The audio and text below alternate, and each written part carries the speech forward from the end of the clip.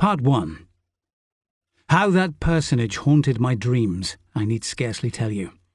On stormy nights when the wind shook the four corners of the house and the surf roared along the cove and up the cliffs, I would see him in 1,000 forms and with 1,000 diabolical expressions. Treasure Island, Robert Louis Stevenson, 1883. It's midnight when the woman begins her steep descent down Tregarthen Hill. Excitement washes through her system as she follows the rocky path, with the breeze warm against her skin, a kit bag slung across her shoulders. She pauses halfway to catch her breath, staring up at the granite cairn that lowers over the bay like a giant silhouette. When she drops down to the beach, she can feel someone's eyes travel across her skin, but the sensation must be imaginary. If she had been followed, she would have heard footsteps pursuing her through the dark. The woman takes a calming breath, remembering why she must take this risk, as moonlight glances off the Atlantic's surface. Her family need her help. There's no other choice, and the tide is drawing closer. If she works fast, there will be time to complete her task before the returning surge floods the cave. She presses sideways through a chink in the granite, the temperature dropping with each step. A sense of awe overtakes her as the cave expands. Her torch traces a line of brightness over sea-scoured walls that soar like a cathedral's nave. The smell of the place intoxicates her, reeking of seaweed, brine, and ancient secrets. When she catches sight of the black water at her feet, the cave's history fills her mind. Pirates were slaughtered here for stealing smugglers' cargo, their ghosts hiding in the shadows. She has to suppress a shiver before retrieving the wetsuit and mask she hooked to the wall of the cave days ago to prevent the tide from carrying them away. The woman checks the oxygen gauge of her aqualung before clamping the regulator between her teeth. She takes the package from her kit bag, then lets herself fall backwards into the water. After diving alone hundreds of times, she knows how to avoid unnecessary risks. Nothing can disturb her now, except the measured rasp of her own breathing and her lamplight distorting the velvety blackness. She lets herself float for a minute, enjoying the solitude. Few other divers have experienced the beauty of this hidden fracture in the Earth's surface, extending far below sea level. The woman understands that losing focus would be dangerous. She stops to check her pressure gauge at 20 meters, the beam from her headlamp catching grains of mica in the granite, glittering like stardust. She locates the familiar opening in the rock, then places the package in the crevice where it would be easy to find, her fingers gliding through clear water. She's about to swim back to the surface when a light shines beneath her, then disappears again. It must have been a reflection. The depths seemed to extend forever, the water a dense, unyielding black. She kicks to the surface fast, relief powering each forceful stroke.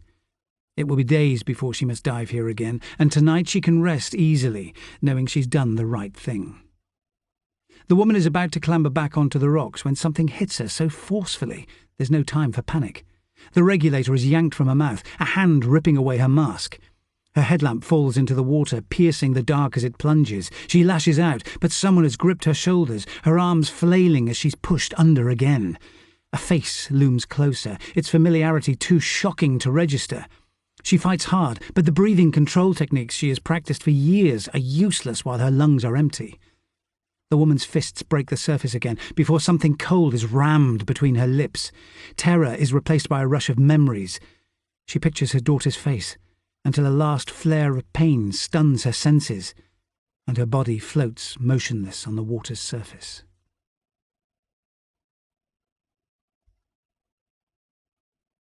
Chapter 1. Monday the 11th of May. My day off begins with a canine wake-up call. Something rough scrapes my cheek at 6 a.m, and when my eyes blink open, Shadow is sprawled across my pillow, his paws heavy on my chest. "Get off me, you hellhound!" I jerk upright to escape his slobber, wondering how he managed to break into my room again. Shadow skulks away to avoid my temper, a sleek grey wolfhound with glacial blue eyes. A stream of curses slips from my mouth as I emerge from bed, my lie-in ruined by an unwelcome pet inherited from my old work partner. Loyalty would never allow me to abandon him at a dog's home, but it crosses my mind occasionally, depending on how many rules he breaks. When I open the front door, it's impossible to stay angry. The dog bowls across the dunes, the cottage filling with the cleanest air on the planet. Briar is at its best in early May, before the beaches are invaded by day trippers keen to photograph every bird, flower and stone. This morning there's not a soul around. Sabine gulls spiral overhead, the Atlantic a calm azure, no sign of the storms that thrash the western coastline all winter long. This is the view that summoned me from home, from my job as a murder investigator in London. I took the quality of light for granted as a kid. It's only now that I appreciate the way it makes the landscape shine. There are no houses to spoil the scenery, except the square outline of the hotel on the far side of Hell Bay, 10 minutes walk away. My own home is much humbler, a one-storey granite box built by my grandfather, with extra rooms added to the sides as his children arrived. The slate roof needs repairs since last month's gales played havoc with the tiles, but my DIY plans will have to wait. I owe my Uncle Ray a day's labour in return for hours of dog-sitting, and an early start will give me time for a swim afterwards. I glance at the letter that lies unopened on my kitchen table before I leave.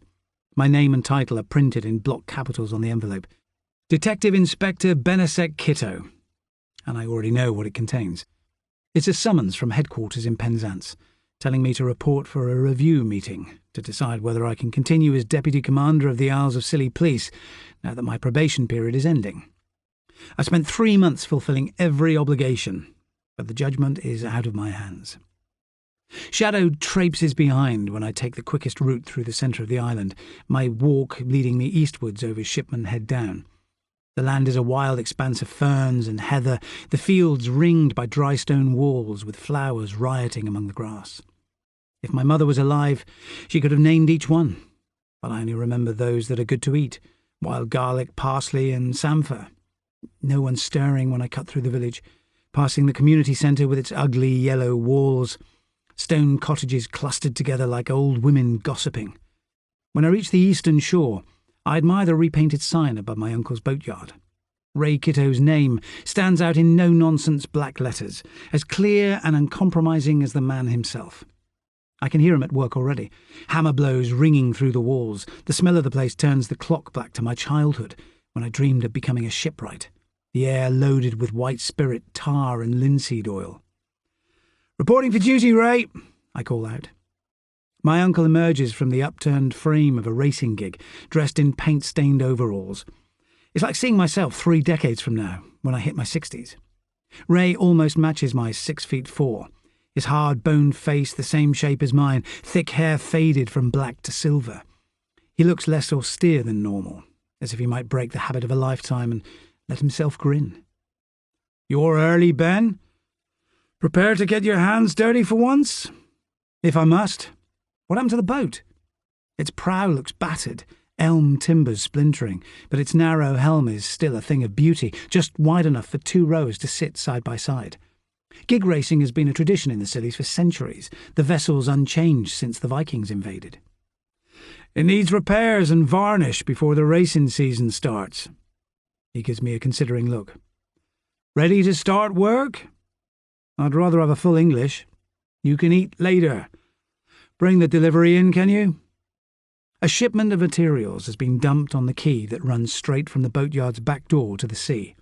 3 crates stand side by side, waiting to be carried into Ray's stockroom. It takes muscle as well as patience to heft tubs of paint and liquid silicone onto a trolley, then shelve them in the storeroom, but the physical labour clears my mind. I stopped clock-watching weeks ago, no longer measuring hours by London time. Days pass at a different pace here, each activity taking as long as it takes, the sun warming my skin as I collect another load. My stomach's grumbling with hunger, but the view is a fine distraction. Fishing boats are returning from their dawn outings, holds loaded with crab pots and lobster creels. Many were built by Ray years ago, when he used to employ shipwrights to help him construct vessels with heavy oak frames and large planking, strong enough to withstand the toughest gales. I shield my eyes to watch them battling the currents that race through New Grimsby Sound, and an odd feeling travels up my spine. One of the fleet is approaching the quay at full speed, black smoke spewing from its engine, while the rest head for St Mary's to sell their catch. The boat is a traditional fishing smack called the Tresco Lass, with red paint peeling from its sides, skippered by Denny Cardew. The island's permanent population is so small I can name almost every inhabitant, despite my decade on the mainland.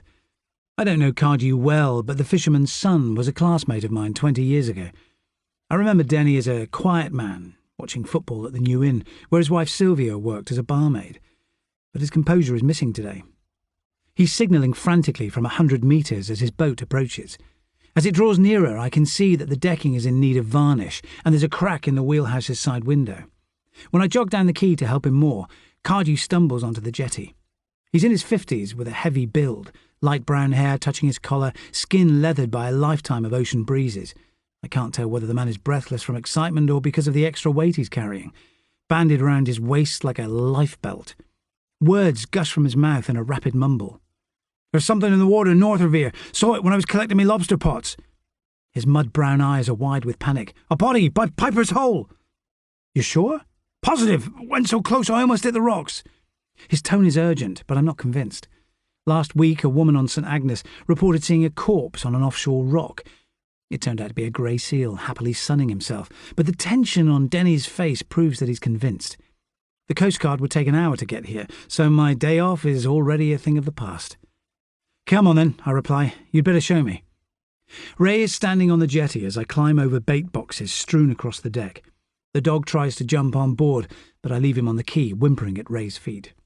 My uncle watches the boat chug away, his expression resigned. He's grown used to our time together being cancelled at short notice, even though I'd like to repay him for his support since I came home. Denny Cardew's skin is pale beneath his year-round tan as he focuses on completing the return journey. The fisherman's silence giving me time to watch the scenery from the wheelhouse as we sail through the narrow passage between Briar and Tresco. Cromwell's castle hangs above us as the boat chases Tresco's western shoreline, its circular stone walls still intact after 4 centuries. The bigger island has a hard-edged beauty. Its fields are full of ripening wheat running down to its shores, but the coastline is roughened by outcrops of granite, Braden steps plunging into the sea like a staircase built for giants. Cardew steers between pillars of rock at the island's northernmost point, waves pummeling the boat as we reach open water, nothing sheltering us now from the Atlantic breeze. A few hundred yards away, Kettle Island rears from the sea. It earned its name from the furious currents that boil around it. I can see a host of gannets and razorbills launching themselves into the sky, then winging back to settle on its rocky surface. "Over there," Cardew says as we approach Piper's Hole. "I'll get as close as I can." The fishing smack edges towards the cliff, with the shadow of Tregarthen Hill blocking out the light. From this distance, the entrance to Piper's Hole is just a fold in the rock. No one would guess that the cave existed without local knowledge. It's only accessible at low tide, when you can scramble down the hillside or land a boat on the shore. Right now, the cavernous space will be flooded to the ceiling, my thoughts shifting back to a local woman who died there last year, stranded by a freak tide.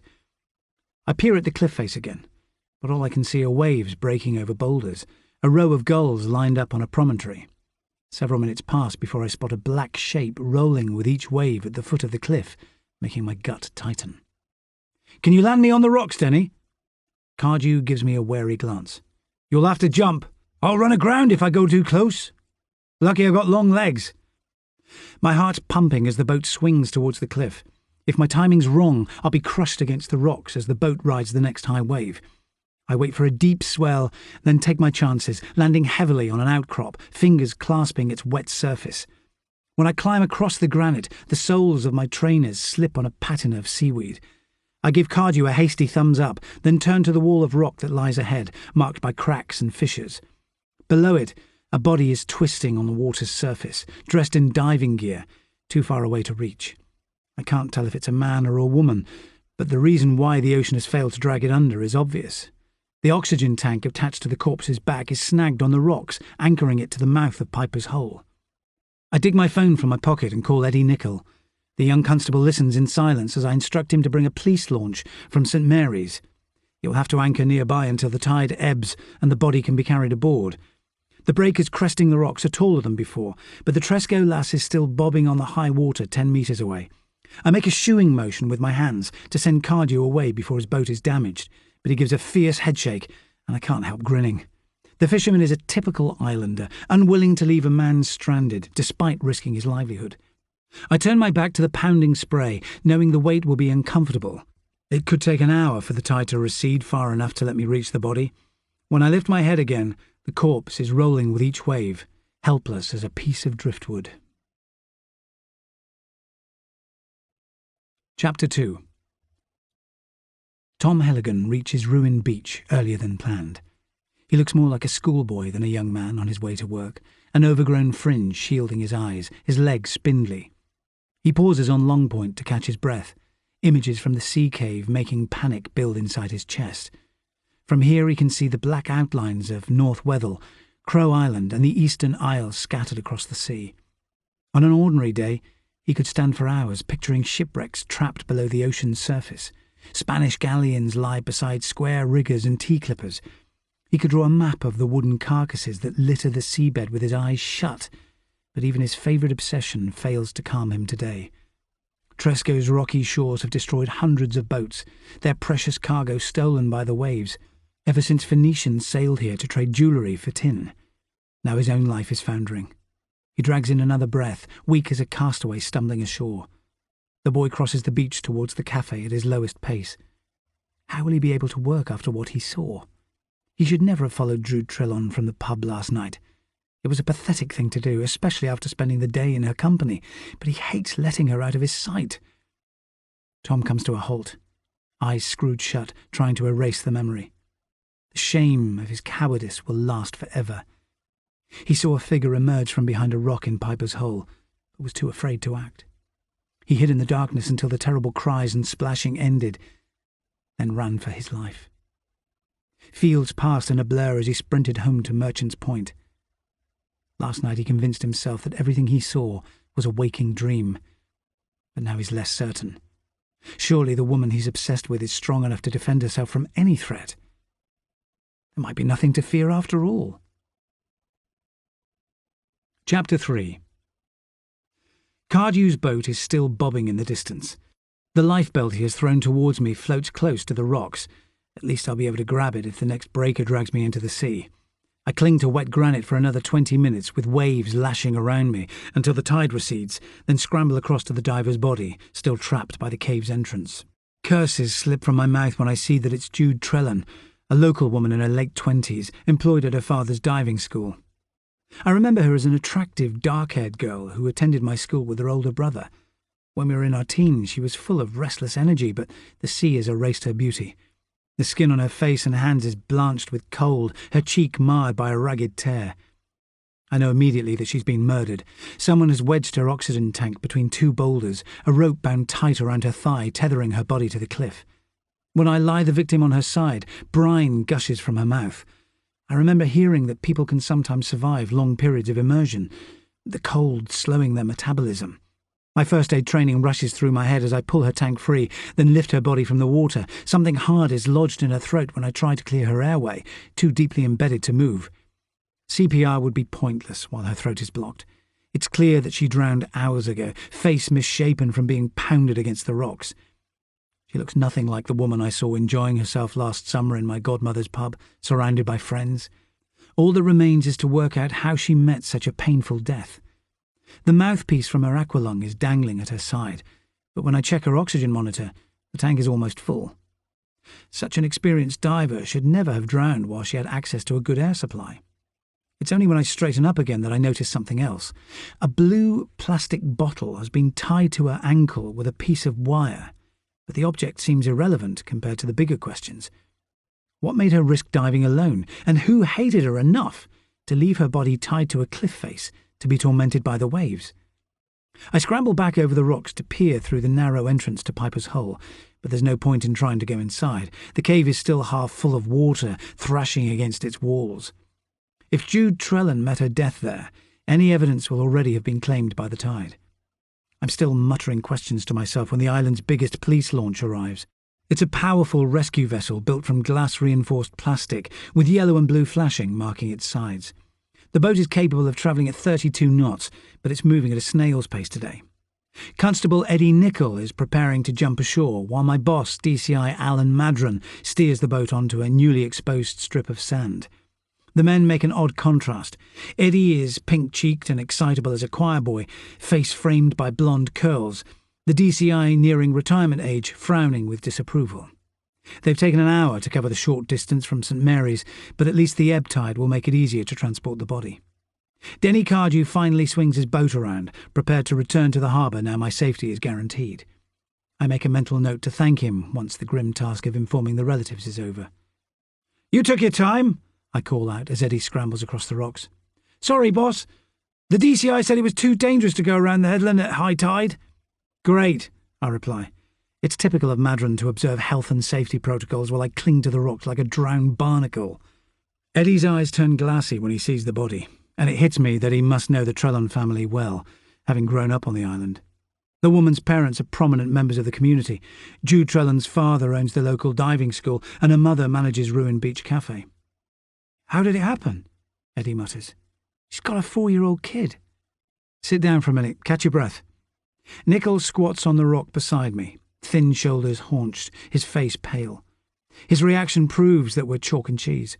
A decade with the murder squad in London, witnessing many fatal stabbings, beatings and gun crimes, has dulled my sense of horror. Eddie is 10 years younger than me, a smart, fresh-faced 24-year-old. His fiancée is expecting their first baby in July, yet it's deceptively easy to view him as a child. I'd like to give him more recovery time, but the DCI is beckoning urgently from the boat's wheelhouse. I remove the plastic bottle from its length of wire and stow it in the pocket of my hooded top. Once Eddie has stumbled to his feet, we carry the victim's slim body over the rocks, the slick material of her wetsuit slipping from our hands. Madron is fuming when we clamber on board. "We haven't got all day," he snaps. "The islanders mustn't get wind of this before the relatives. How the hell did it happen, Kitto?" "She was attacked. Then somebody tied her body to the rocks. I think she died hours ago." "You're certain it wasn't a straightforward drowning?" "Positive, sir. I took photos showing how she was left." "I'll check them later." Madron's face is pinched with fury, as if I'd swum across to Tresco and killed the woman myself. Even at sea he looks immaculate, shielded from the cold by his smart black coat, grey hair cropped short, boots glittering with polish. He's managed the local force for 11 years with ruthless efficiency, but always reacts badly to crises, as if the population's welfare was his sole responsibility. "She can't have been gone long," he insists. "Someone would have reported her missing." I keep my mouth shut to avoid a row. I've only worked under Madron for a few months, but already understand that neither of us likes being contradicted. The ocean breeze sets my teeth chattering, penetrating my wet jeans, the sensation making me wonder what kind of hell the victim experienced before she died. I go below decks to grab a towel from the hold and rub brine from my hair, blotting the worst of it from my clothes. "You should change before you see the relatives," Madron says when I return to the wheelhouse. "There's no time, sir. Cardew will have told people about the body already. You better drop me at Ruin Beach." The DCI gives a curt nod of agreement, then heads the boat into Old Grimsby Sound. On an ordinary day, it would be a scenic trip down Tresco's eastern coast, passing unspoiled bays covered in glittering sand. The sea here is studded with outcrops that make nighttime sailing treacherous.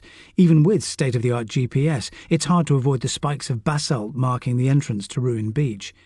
The harbour is a low expanse of shingle, guarded from storms by the long arm of its quay.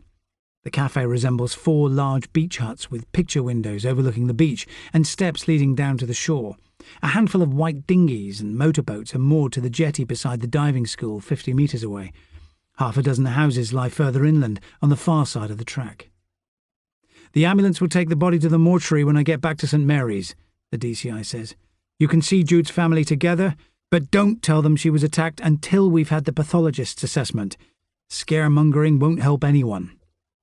Madron's reaction makes my temper rise. He always errs on the side of caution, even when the victims deserve the truth, but I keep my irritation quiet. Eddie observes me closely as we walk up the beach. He seems to believe that the skills of first-class detection can be learned by tracking my every move, but I'm not looking forward to giving the Trellons the worst news imaginable, then repeating the performance for Jude's boyfriend. My breathing grows shallow as we approach the diving school, but judging by the sleek speedboats waiting to be hired, the place has prospered since I took my first diving lesson there as a teenager. An ocean-going cruiser with state-of-the-art satellite antennae bobs on the tide with the name Fair Diane stenciled on its prow. The diving school is a modest 2-storey brick building, its front room operating as a shop. When we step inside, wetsuits are hanging from the walls, shelves are filled with halcyon flares and wrist-bound computers, and a box of underwater cameras is waiting to be unpacked. Mike Trellan emerges from the stockroom as we arrive. He's around 60, medium height, with chiselled features. Mike hasn't changed much since he taught me to dive 2 decades ago. He still carries himself with the authority of a Hollywood film star. It must be life experience that has given him such natural confidence. He's been diving here since he was a child, and no one knows more about the local waters. The lines bracketing his mouth may be deeper, his hair a lighter shade of grey, but his voice is the same baritone grumble when he claps his hand on my arm. "You're soaked, Ben. Did you fall off the quay?" "There's been an accident." I keep my gaze steady when he meets my eye. "Is Shane with you?" Mike shakes his head. "He's taken a party out seal watching. They'll be gone all morning. What on earth's happened?" "We need to talk to you and Diane together." I consider advising him to lock the door to protect thousands of pounds worth of stock, but security here is rarely an issue. Mike Trellan marches away from his shop without a backward glance. Ruin Beach Cafe is only a minute's walk south along the shore. Its tall windows reveal a scrubbed wooden floor and waitresses bustling between tables positioned to enjoy the immaculate view of the Eastern Isles strewn across the sea. Diane Trellan is serving breakfast to some early holidaymakers, her wavy chestnut hair tied back with a green scarf, her top the same rich emerald. She must be 55, but looks years younger, famous for her warm welcome. Diane's grin widens when she catches sight of us, then quickly vanishes. 2 police officers arriving on your doorstep rarely means good news, even when you've known them all your lives. "Can we have a word, Diane?" I ask. I stand beside Eddie in her tiny office. The room should feel comforting, with its wood-lined walls and the soft hiss of waves landing on the beach outside, but it's a tight squeeze for the 4 of us. The couple sit on hard plastic chairs, while Eddie and I stand by the door, like a pair of reluctant sentries. On the other side of the wall, strangers are laughing while they enjoy their breakfasts, the air salty with fried bacon, yet my appetite has deserted me. The couple watch me fumble for the right words, but there's no good way to explain that their daughter has drowned. Mike collapses first, his face dropping forwards into his hands. Diane's green eyes are glassy with disbelief.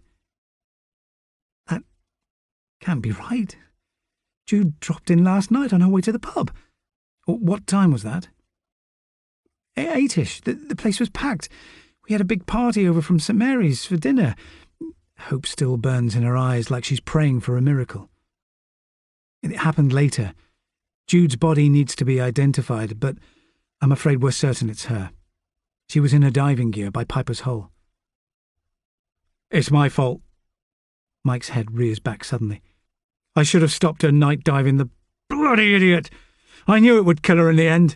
She always has to do everything bigger and better than her brother." The statement strikes me as odd. There's no clear reason why Mike Trellan should blame himself for his daughter's death. "Shut up, for Christ's sake," Diane snaps. "It's too late for talk like that." "Jude always has to break every rule." His fist smacks down on the table, sending a cup and saucer smashing to the floor. His wife ignores the sound and turns to me. "Does Eva know?" "We're seeing him next." "Will he be at home?" "He's looking after Frida. I should be there when he hears." "We'll call you afterwards, or bring them to your house." I want to ask more questions about whether Jude had worked the previous day and how her brother Shane spent the evening, but the couple are in no fit state. When we get up to leave, Mike Trellan's fury has already turned to grief. He's weeping into his cupped hands, Diane's arms circling his shoulders, our visit shattering their peace with the force of a grenade. Eddie is quiet as we leave the cafe, his chatter silenced by the couple's misery. We walk towards the centre of the island at a steady pace. Tresco is dominated by the Abbey and its famous gardens, which attract thousands of tourists every year. Yet the place has kept its tranquility. There are no cars here, but the lane is wide enough to accommodate local traffic, which consists of horse-drawn carts, bicycles and golf buggies for the elderly. Dolphin Town sits in a valley lined with grassy fields, where goats and sheep are grazing. The village would only qualify as a town on an island 2 miles long, with a permanent population of less than 200. It consists of a row of photogenic cottages, the old vicarage beside St. Nicholas's Church, and a 1-room primary school. Jude Trellan's property is a small whitewashed house at the end of the village. I come to a halt 50 metres away to plan my speech to her boyfriend. When did Anna Dawlish drown at Piper's Hole, Eddie? The landlady of the New Inn died sometime last winter, while I was still living in London, but I remember hearing about her funeral. Last November. She wasn't much older than Jude. The tide caught her when she was taking an evening stroll. We'll have to check the details. I study the victim's cottage again, where a child's red tricycle stands beside the front door. We'd better break the bad news. Do you want me to do it, boss? Eddie asks. At least I'm a familiar face. It's my job. The senior officer always draws the short straw. I rattle the door knocker, but there's no answer. So we approach the back entrance, and Eva Larson steps out to greet us. The dead woman's boyfriend has a slim tennis player's build, his blonde hair slicked back to reveal pale blue eyes and high Scandinavian cheekbones. His features are so flawless, they look computer-designed. When I lived in London, I forgot about the lack of diversity here until I came home. Most of Tresco's permanent residents have been rooted in island soil for generations. But the reason why a Swedish academic would choose to live on a piece of granite barely 2 miles long is obvious. I fancied Jude Trellan too, back in the day, the woman's good looks and high spirits making her hard to resist. I remember hearing that Larson came here to do scientific research, but know little more about him. He's dressed in faded jeans and a black T-shirt today, clutching some papers in his hand. The expression on his face is so resolute, I can't imagine him taking orders from anyone. If you're looking for Jude, she'll be at work by now. His voice has a strong Scandinavian inflection, its tone cool. Can we come in, please, Mr. Larson? His daughter is kneeling on the kitchen floor, so focused on completing a wooden jigsaw puzzle, she barely registers our presence. Frida must be around 4 years old, a wave of dark hair obscuring her face, and I feel a pulse of sympathy. Losing my father at 14 was bad enough, but she's far too young to make sense of her mother's death. Eva must have been working while the girl plays. A nautical map is spread across the table, the metre-wide sheet marked with dotted lines and small red crosses. He turns the paper over, concealing his documents. I'd like to know what he's researching, but it's the wrong time for curiosity. I'm in the middle of something. Is this important? Eva's gaze shifts between Eddie's face and mine. I'm afraid so. Is it okay to leave your daughter here for a minute? If we keep the door open. When Larson leads us to his living room, framed photos of his homeland stand on the mantelpiece. Pine-clad mountains are outlined against clear skies, brightly painted cabins studding the foothills.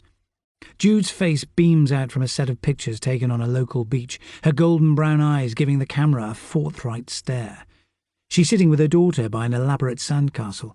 Larson's arm circles his girlfriend's waist, while her dark hair billows in the breeze. Jude looks gorgeous and carefree, but even on a day out with his family, Larson's smile is reserved. When I look at the man again, his posture is rigid with tension. There's no easy way to say this, Mr. Larson. I'm afraid your girlfriend's body was found a few hours ago in the sea. His eyelids flutter rapidly. You're telling me she's drowned? That's right. I'm sorry. Is there someone we can call for you? Eddie murmurs. Jude's parents, maybe? He gives a fierce headshake. I don't need anyone. Just tell me what happened. We think Jude was diving, then ran into difficulties. At Piper's Hole. You knew she was going there? His gaze slips from mine. She was planning to stay at Shane's overnight. We ate dinner together before she went out. How did you spend the evening? Someone had to look after Frida, and Jude likes seeing her brother alone now and then. Eva's hands twist in his lap. Someone killed her, didn't they? We've dived together dozens of times. She knew her limits. We can't be sure what happened yet. Did you leave the house at all last night, Mr. Larson? Of course not. I was looking after Frida. He rises to his feet suddenly, then stands there swaying, his veneer of toughness slipping away. Leave us now, please. I want to be alone with my daughter. I'll send somebody round to help you later today. Shock is seeping through his composure as he retreats into the kitchen. Larson stands with his back to the window, eyes glazed, clearly willing us to go. When I turn round, his daughter has appeared in the doorway, clutching a battered doll. She scurries past me to her father's side, hiding her face against his hip, the man's hand settling on her shoulder. "Finish your puzzle, Frida," he says quietly. "You don't need to worry." Eddie and I step into the living room to give him time on his own. The DCI calls my deputy a few minutes later, already requesting an update, his hectoring tone leaking from the handset. I put through a call to my friend Zoe Morrow, asking her to catch the ferry to Tresco immediately. Any of the islanders would keep Eva company, the community drawing close during crises, but I have a feeling that Zoe's presence will be easier for him to handle. He seems unwilling to face Jude's parents' distress or questions from well-meaning friends. Zoe's around the same age, with a warm, no-nonsense manner. She seems like the right person to penetrate his frozen exterior and coax out details to reveal whether his girlfriend had enemies. I take a quick look around the ground floor of the cottage on our way out. Books on shelves in the hallway provide the only evidence of the victim's passion for diving. There are dozens of trade magazines featuring the latest breathing apparatus, glass-bottom boats and submersibles, beside marine surveys of the Great Barrier Reef. But her possessions can't explain why she took the night dive that led to her death, or her boyfriend's knowledge that she had been found at Piper's Hole before he was told. He could easily have left the house once his daughter was asleep, then walked to the sea cave to kill his girlfriend after a bitter row. Chapter 4. Offers of help flood in once the islanders hear of the fatality. The most useful one comes from Will Dawlish, manner of the New Inn Hotel. He's in his mid-40s, with an unassuming manner, his shirt stretched tight over his paunch, bald head shiny in the overhead light. He looks more like an avuncular geography teacher than the landlord of a thriving inn. Dawlish's voice is quiet as he offers us the hotel's attic as our temporary headquarters. I asked to see it immediately, because public space on Tresco is hard to find, and the new inn stands at the centre of the island, only 5 minutes from Dolphin Town. The place has expanded in recent years from a modest hostelry to a boutique spa with a swimming pool, yet the manager looks embarrassed as he presses the key into my hand. "We're renovating this room next year. Sorry it's such a mess, but it's yours for the taking." "Thanks, Will. If we use it, the room has to be secure. No one can enter without our permission." "You'll be left alone, I promise. I'll get a table and chairs brought up." Dawlish's manner is flustered as he hurries away, and I can understand why. Hearing about another death in the same place as his wife's drowning must have triggered bad memories. Instinct tells me that 2 fatalities in the same location can't be a coincidence, but I'll need to find out more before drawing conclusions. The room he's offered us appears to be falling apart, but it's better than nothing. Bare plaster is shredding from the walls, the floorboards are grimed with dust, and cobwebs shroud every corner, but the bird's-eye view is a fine compensation. Through the smeared glass, I can see the sloping hills of Briar, hazed by purple heather, and the Atlantic glittering for miles. When I take off my hooded top, the blue plastic bottle from the crime scene falls to the floor. It was attached to Jude's ankle by a length of green plasticized twine, of the kind people use to secure plants to frames in their gardens. I pick it up without worrying about leaving fingerprints. DNA evidence will have been scoured from the bottle's exterior by seawater long ago. It's a far cry from the romantic notion of messages in bottles cast into the brine by lovesick mariners. This one would have held half a litre of drinking water originally, but now the plastic is scuffed, its label soaked away. When I hold it up for closer inspection, the slip of white paper inside is neatly folded. I unscrew the cap and shake it out into an evidence bag.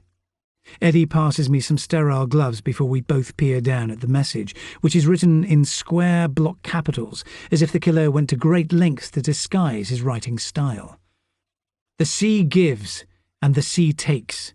Never mind the danger. Never mind the care. The sea gives, and the sea takes, yet treasure awaits for those that dare." Eddie gives a low whistle between his teeth, but makes no comment. The message is as simple and repetitive as a lullaby, and it interests me that the killer has chosen such a practical method of communication. A glass bottle would have been smashed on the rocks by the first tall wave, but he has ensured that his odd statement reaches us intact. I've no idea where the phrases come from, but the message seems to blame Jude Trellan's death on the sea itself, with its elemental ability to give and take life. A quick internet search reveals that the words come from an 18th century sea shanty. Sailors would have bawled the song at the top of their voices while they battled with the elements, the wind lashing their ship, aware that the ocean could wipe out their lives in an instant. But why did the killer attach an ancient rhyme to his victim's ankle in a used water bottle of the type that litters our beaches by the thousand every year? There's no time to discuss the message with Eddie before our next distraction arrives. A group of locals have appeared to inquire about Jude Trellan's death, even though no formal announcement has been made. The people of Tresco have the same outlook as those on Briar, where I grew up, always prepared to abandon petty conflicts in a crisis. Lives here are so tightly connected that weddings and funerals often last for days, the community celebrating and mourning together. The first person to approach me is Justin Bellamy, the vicar of St. Nicholas's Church. He's only lived on Tresco for a year, relocating from Birmingham, but he's adapted well to island life. Apart from his dog collar, he looks like any other man in his late 30s. His lanky figure is dressed in jeans and a short-sleeved shirt, brown hair shorn into an ugly buzz cut that demonstrates his lack of vanity. The priest gives me a concerned look, as if he's longing for opportunities to minister to his flock. His only distinguishing feature is a scar that bisects his cheek, running from his eye socket to his jaw, puckered by a dozen stitch marks. I'd love to know how a man of the cloth received such a savage wound, but have never found reason to ask. Bellamy's expression is earnest as he crosses the room. "I just heard the news, Ben. What can I do to help?" His voice is a soft Midlands drawl. "The family are in shock, and they'll need all your support." "I'll pop around today," he replies. "It's hard to believe. Jode was a force of nature. She'll be missed by all of us." "When's the last time you saw her?" "Friday morning. She was teaching me to dive. It's always been a fantasy of mine. We went out to St. Helens for a few hours." "Can we talk about that when things settle down?" "Any time. You know where I am." Justin peers deeper into my eyes as if he's checking the condition of my soul. "I hear it was you that found her. Are you all right?" "Fine, thanks. I'm trained to deal with it." He taps my arm. "But no amount of practice prepares us for the reality, does it? Call me if you feel like talking." The vicar hurries away once we've said goodbye, leaving me envious of his ability to comfort people. My years undercover with the murder squad taught me to keep my emotions under wraps as effectively as Eva Larson, blunting my ability to show compassion. Eddie fulfills that part of the policing role much more easily. I can see him on the other side of the room, busy comforting Eleanor Jago from the post office. She's been Tresco's postmistress since I was a child, striding round the island delivering letters, cheerful even in winter's storm-force gales. Her appearance is uncompromising, a big woman with grey hair cut into a mannish crop, her sturdy walking boots and jeans designed for practicality. But she's one of the kindest people on the island. Her blunt manner disguises the fact that she's always the first to help when someone is sick or in need. Jude Trellan's death seems to have destroyed her unflappable calmness. She barely acknowledges me when I say goodbye, her face blank with shock as she listens to the few details Eddie can offer. A child is skulking in the porch when I step outside. I recognise the boy's face, but his name escapes me. He's thin as a wraith, eyes half hidden by curtains of chocolate-brown hair, dressed in a grey t-shirt and designer jeans. When his gaze connects with mine, I realise that he's older than he seems, probably late teens. The look in his eyes is much too serious for a child. "Can I help you?" I ask. It's nothing," he stammers. I was just passing." "Did you want to talk about Jude Trellan?" The lad shakes his head. Before I can say another word, he's hurrying away, hidden already by elder trees that line the track to Ruin Beach. "Nice to meet you too," I say under my breath. The boy soon slips from my mind as I take the 5-minute walk to New Grimsby Harbour. Warm air has glued my salt-encrusted clothes to my skin as I wait for the ferry.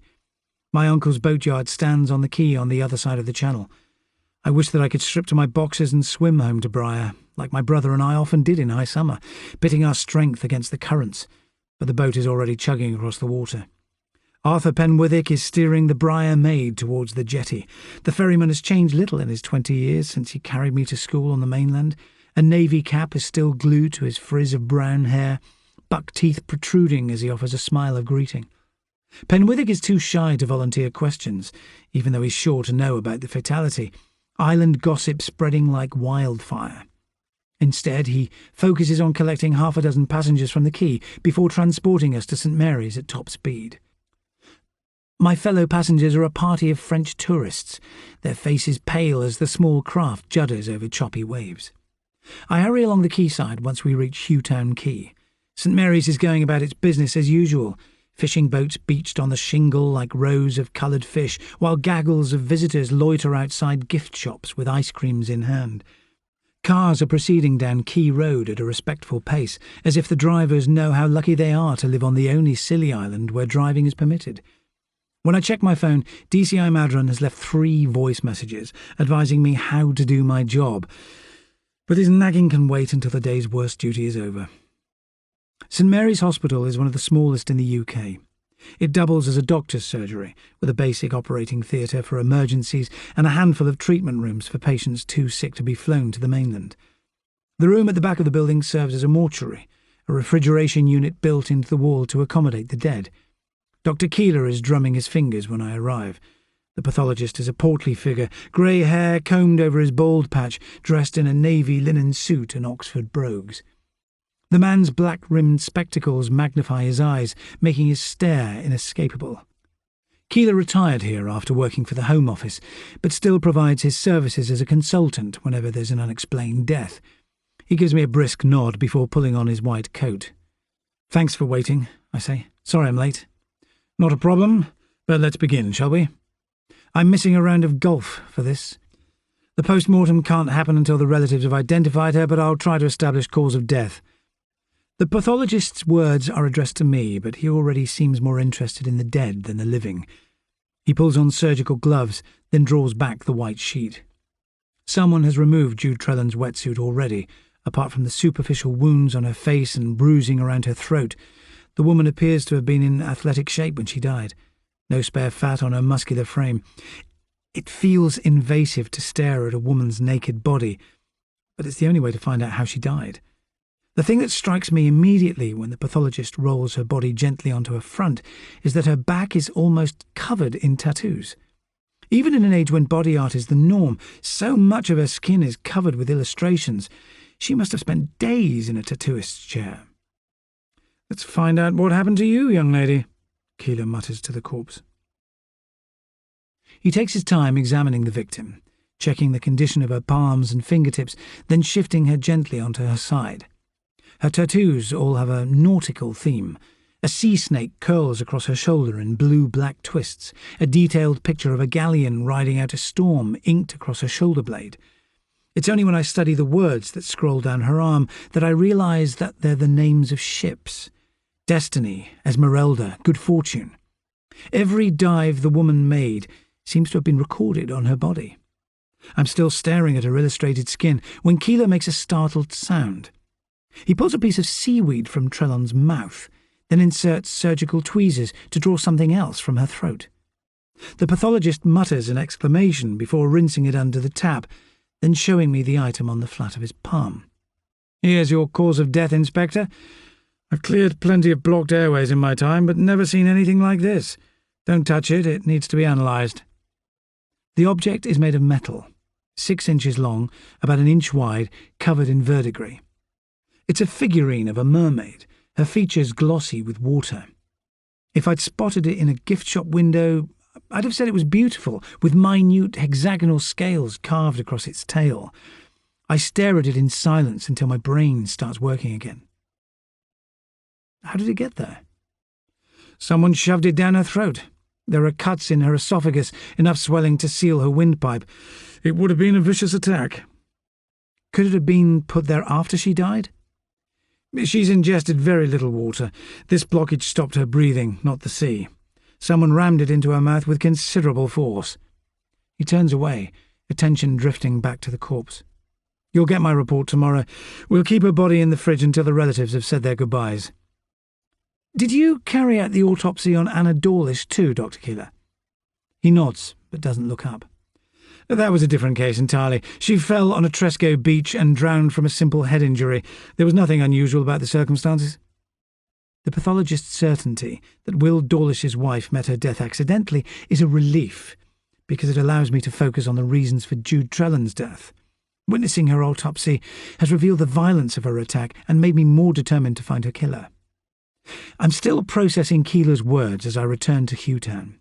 The police station is an unprepossessing grey building, one road back from the quay. Its front door permanently open. Sergeant Lawrence Dean sits behind the reception desk. He's a stout, red-haired man of around 50, inclined to long bouts of sulking. Dean still hasn't accepted my appointment as Madron's deputy. Until I arrived, he was the longest-serving officer on the island force. The man must have believed the job was his by right. "Up to your usual heroics, Ben? I bet the girls are swooning." There's no trace of humour in his voice. "I doubt it. Pulling a corpse from the sea isn't exactly glamorous. The DCI's waiting for you. He's not in the best mood." Dean's attention flicks back to his computer screen. The other officers on the team claim that Laurie has a sense of humour, but at this rate it could take years to make him crack a smile. Madron listens in silence when I pass on Keeler's view that Trellan was murdered by asphyxiation. The only sign that the DCI is displeased by the news is his rigid posture, backbone stiffer than before, his chest puffed out like a sergeant major. "Have you put a stop on people leaving the island, Kitto?" "We've told everyone on Tresco that all journeys have to be authorised." He gives a rapid nod. "Nothing like this has happened there before. The islanders might panic. I don't want the family upset. I'll handle them with care. Remember, you're still on probation. Your final evaluation is next month. My report will decide your outcome. The review meeting's in my diary, sir. You can be too plain-spoken, and I want you to smarten up. An SIO should wear full uniform." "I've worked in plain clothes for 10 years. Everyone here knows who I am. It's a matter of showing respect. I could get a detective from the mainland to lead the investigation. The islanders will clam up if outsiders interfere." The DCI looks exasperated. "I'll keep the press at bay, but they're bound to leap to conclusions and assume it was the boyfriend. What's your impression of him?" His distress seemed genuine when he heard about Jude. "He's a cool customer, but I don't want to prejudge him. I'll wait for more evidence. Right now, all I have is the murder weapon and the written message left at the scene. They'll be sent to the lab for analysis. Don't take any risks. One sign of drama will make me change my mind." "Thank you, sir. I'll want Eddie on Tresco for the investigation. If we need more officers, I'll let you know." I back out the door before he can change his mind. I'm the only member of Madron's team with experience of murder investigation and a glowing reference from the Met, but after so long in charge, the DCI hates ceding control. He's dangled the threat of my last evaluation over me for months. I'm not sure why the desire to find Jude Trellan's killer is building inside my skull, like a headache coming to the boil. There's something obscene about the way she was choked to death with a trinket designed to adorn someone's mantelpiece. The woman was 5 years younger than me, but we grew up in parallel, with just half a mile of water separating us. I heard that she was a talented diver, making a living from the sport for years before returning to Tresco. She used to be a wild child, and must have grown up since then, leaving her daughter motherless. The afternoon light is starting to dull as I reach the quay. A few people from Briar are queuing for the ferry, but I keep my head down, too preoccupied to communicate. My mind is already clicking through pieces of evidence, working on angles to pursue when I get home. Chapter 5. It feels like a miracle that Tom has passed the day without breaking down. Shutters still cover the diving shop's window, but the cafe has remained open, the boy's movements mechanical as he unloads the dishwasher. Steam damps his face when he leans inside, his mind echoing with questions. What will he do now? The person he cared for most is gone, and only he knows why. But there's no one he can tell. The big cop he saw outside the new inn stared at him like he deserved to be in jail. Since then his grief has turned to anger. Through the serving hatch he can see diners gorging themselves. Many of them knew Jude well, yet they're ploughing through fish and chips like nothing has happened. He wants to march over and empty their plates onto their laps, but forces himself to continue polishing wine glasses. At 6 o'clock, Tom hangs up his apron and nods goodbye to the manageress. His home is 10 minutes away, but he walks at a snail's pace. The sun fades as he crosses the sand, avoiding a handful of beachcombers and joggers until he reaches the next bay and finds himself alone. When he drops behind a breakwater, sobs spill from his throat with the raw sound of an animal in pain. It's been years since he let himself cry, but now there's no choice. The rush of grief is overwhelming. Once the outburst passes, he dries his face with the sleeve of his sweatshirt. His guilt feels too heavy to carry when he thinks of all the days he spent with Jude. She taught him to die for no payment, always teasing and encouraging him, treating him like a kid brother. He owes it to her to discover the name of her murderer. Speaking to the police would only get him into trouble. Tom rises slowly, then brushes sand from his jeans. He walks past the high outline of Merchant's Rock to reach his cottage. The boy wishes just for once to find the place empty, but his mother calls out a greeting when he closes the front door. Tom rushes to the bathroom without replying, his reflection confronting him in the mirror. His features are gaunt with misery, skin blotchy from crying. He splashes his face with cold water before returning downstairs. His mother is in her wheelchair, a novel open on her lap. She looks up at him when he appears, her smile artificially bright. "You're late tonight, love. Everything okay?" "Fine, Mum. What do you want for tea?" "Whatever's in the fridge." "Is something wrong? You look pale." "It's nothing." Tom's gaze lingers on his mother's face, taut with pain behind a layer of makeup. He loves her, but the time when he could confide in her passed years ago.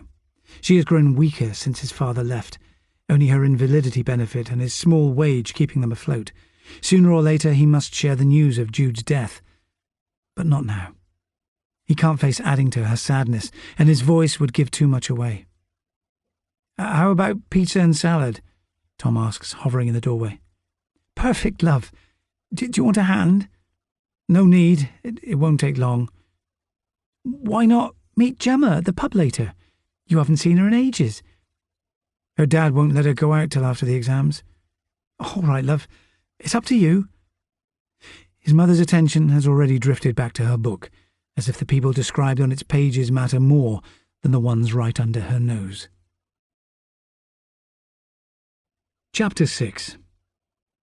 Shadow is sprawled across the doormat when I get home. He gives a bark of disapproval, expressing his opinion of my absence. When I put my hand down to greet him, he bares his teeth. "Remember who feeds you, buddy," I tell him as he slinks inside. His manner warms considerably after he's demolished a bowl full of dog biscuits. He settles in front of the empty hearth, napping while I peel off my clothes.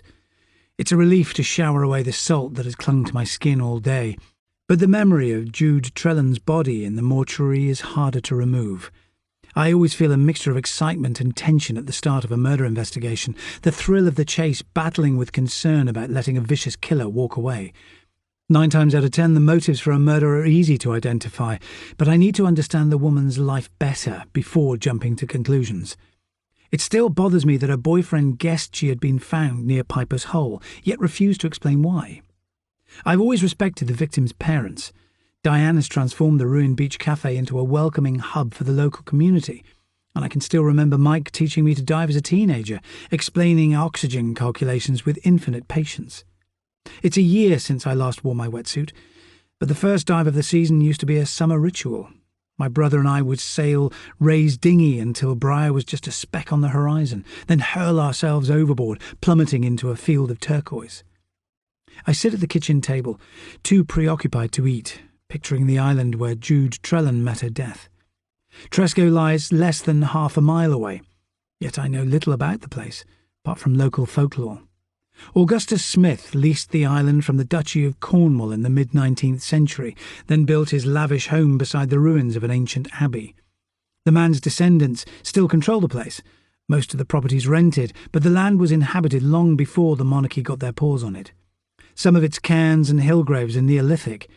I drop my pen on the table and rub my hands across my face, aware that I'm drifting off course. The island's past can't explain why a young mother met such a violent death. The message in the bottle proves little, except the killer's interest in history and his desire to taunt us. The second I rise to my feet, the dog's eyes flick open. "Coming to see Zoe?" Shadow jumps up at the mention of her name, the prospect of visiting his favourite islander, cancelling his bad mood. He sprints ahead as I follow the shingle path down to the beach. The hotel on the far side of Hell Bay is owned by Zoe's parents, who retired to the mainland 5 years ago, leaving her in charge. It looks like a row of clean white boxes strewn across the headland. The place is so popular with tourists, the summer season books up months in advance. Shadow chases my heels when I jog up the steps to the hotel's veranda.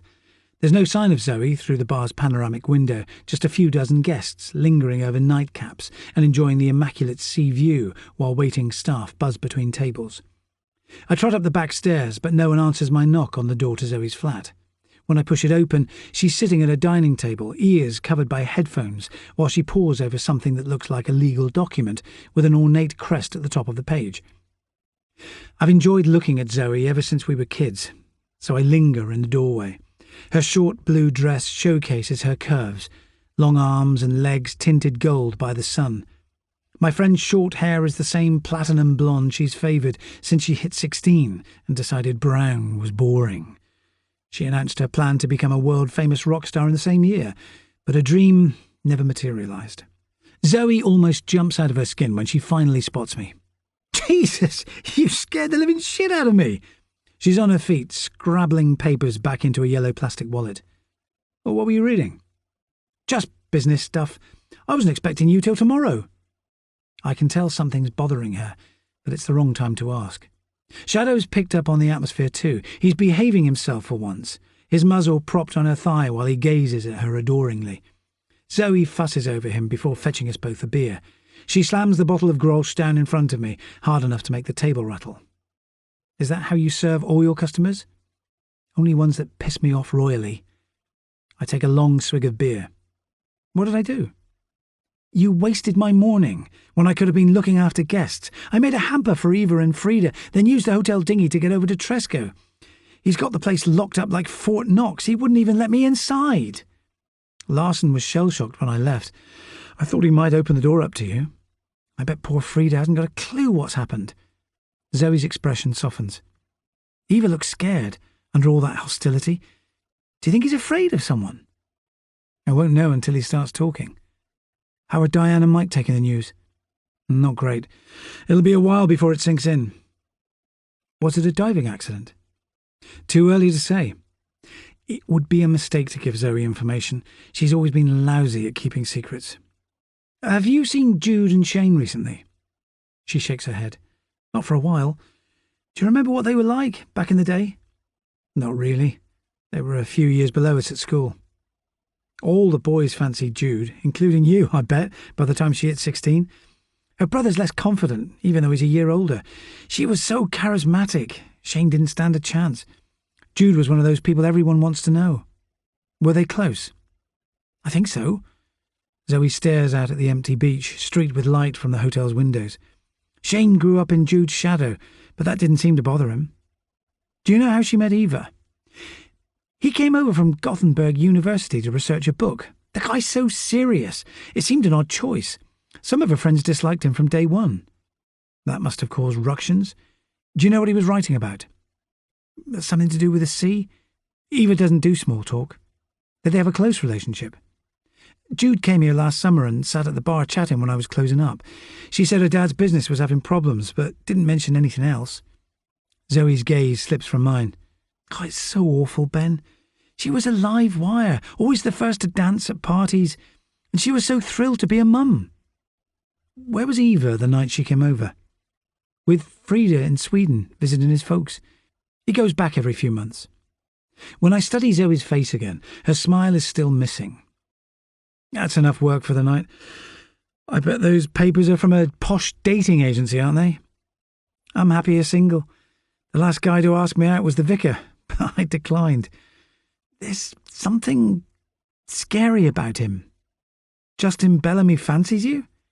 "Don't look so shocked. Men still try to seduce me occasionally." "The only reason I've never made a move is because you made me sign an oath of eternal friendship when we were 12. "I was wise before my time," she says, patting the back of my hand. "What happened to that girl you fancied on St. Mary's, anyway?"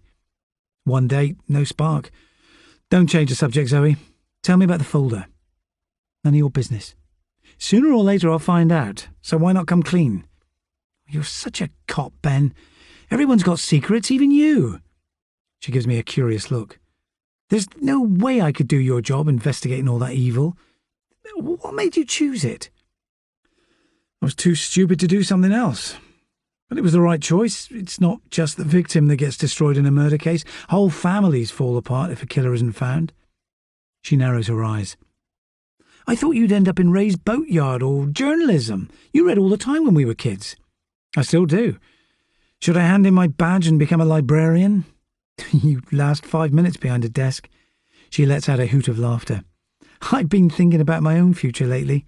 That's all. Our conversation echoes in my head as I walk back across the beach. My job is the one thing I rarely question, because the emotional payoff when a killer is found always justifies the graft, and moving home has given me a clean slate. The tide is coming in as my house looms into view, and the urge to swim overwhelms me. The hiss of waves against the shore is a direct invitation, so I make a quick decision, abandoning my clothes on the beach. I enter the water in my boxer shorts, the chill sharp enough to make me hold my breath. When I swim against the current, my thoughts clear as cold air and exercise work their magic while my dog splashes in the shallows. I left most of my mistakes behind in London, but I'll need to uncover every error Jude Trellan made to find out what caused her death. Talking to Zoe has proved that the victim had more charisma than her older brother. She won prizes for diving in international competitions, yet someone wanted her dead. Jude's adventurous personality is starting to emerge, but the only fact at my disposal is that her killer chose last night to snuff out her life. I swim a few more hard strokes and let the tide carry me back to shore. Chapter 7. Tuesday, 12th of May. The ferry from Briar to Tresco is packed on Tuesday morning, with more than a dozen people heading for work at the Abbey Gardens. Most of them sit on the narrow wooden benches that line the deck, but I stand by the gunwale at the bow, while Arthur Penwithick twists the wheel against currents that are rippling the surface of the Sound. The journey to Tresco only takes 5 minutes, but it gives me time to remember my life in London, when I used to march through streets heaving with pedestrians, the sound of traffic assaulting my senses. There are no disturbances here, except occasional gulls squalling overhead and the drone of the ferry's motor as it battles with the tide. Eddie is waiting for me on New Grimsby Quay, shifting his weight from foot to foot like a kid before his first day at school. Words bubble from his mouth as Shadow leaps onto the jetty. Good news, boss. I found out how Jude spent Sunday. Slow down, Eddie. Leave it till we're indoors. The fact that my deputy would happily blab confidential details in front of passengers leaving the ferry is another reminder that he's inexperienced. At least he doesn't have long to wait before spilling the beans. The bar of the New Inn is empty as we climb the back stairs. Through the open window I can see down to the quay, where Arthur Penwithick is preparing to sail back to Briar, with miles of mid-blue Atlantic unrolling behind him. Eddie starts gabbling immediately as the door closes. Jude was with a couple from London called Stephen and Lorraine Kinver on Sunday. She was working as a diving guide on their boat. Are they still here? He shakes his head. People saw them sailing west from Ruined Beach the afternoon before she died. Jude went home for dinner, then spent the evening in the bar downstairs with her brother until around 11:30. Will Dawlish heard them rowing before Jude stormed out. Shane left around midnight. One of the punters said he was in a foul mood. Eddie's triumphant expression suggests that the case is solved, but I feel less certain. Jude's route to Piper's Hole will be impossible to retrace without witness information. She could have crossed the fields to Tregarthen Hill or followed any of the winding paths that lead north from the village. There was no evidence on the shore where I found her either, the sea destroying any clues to how she died.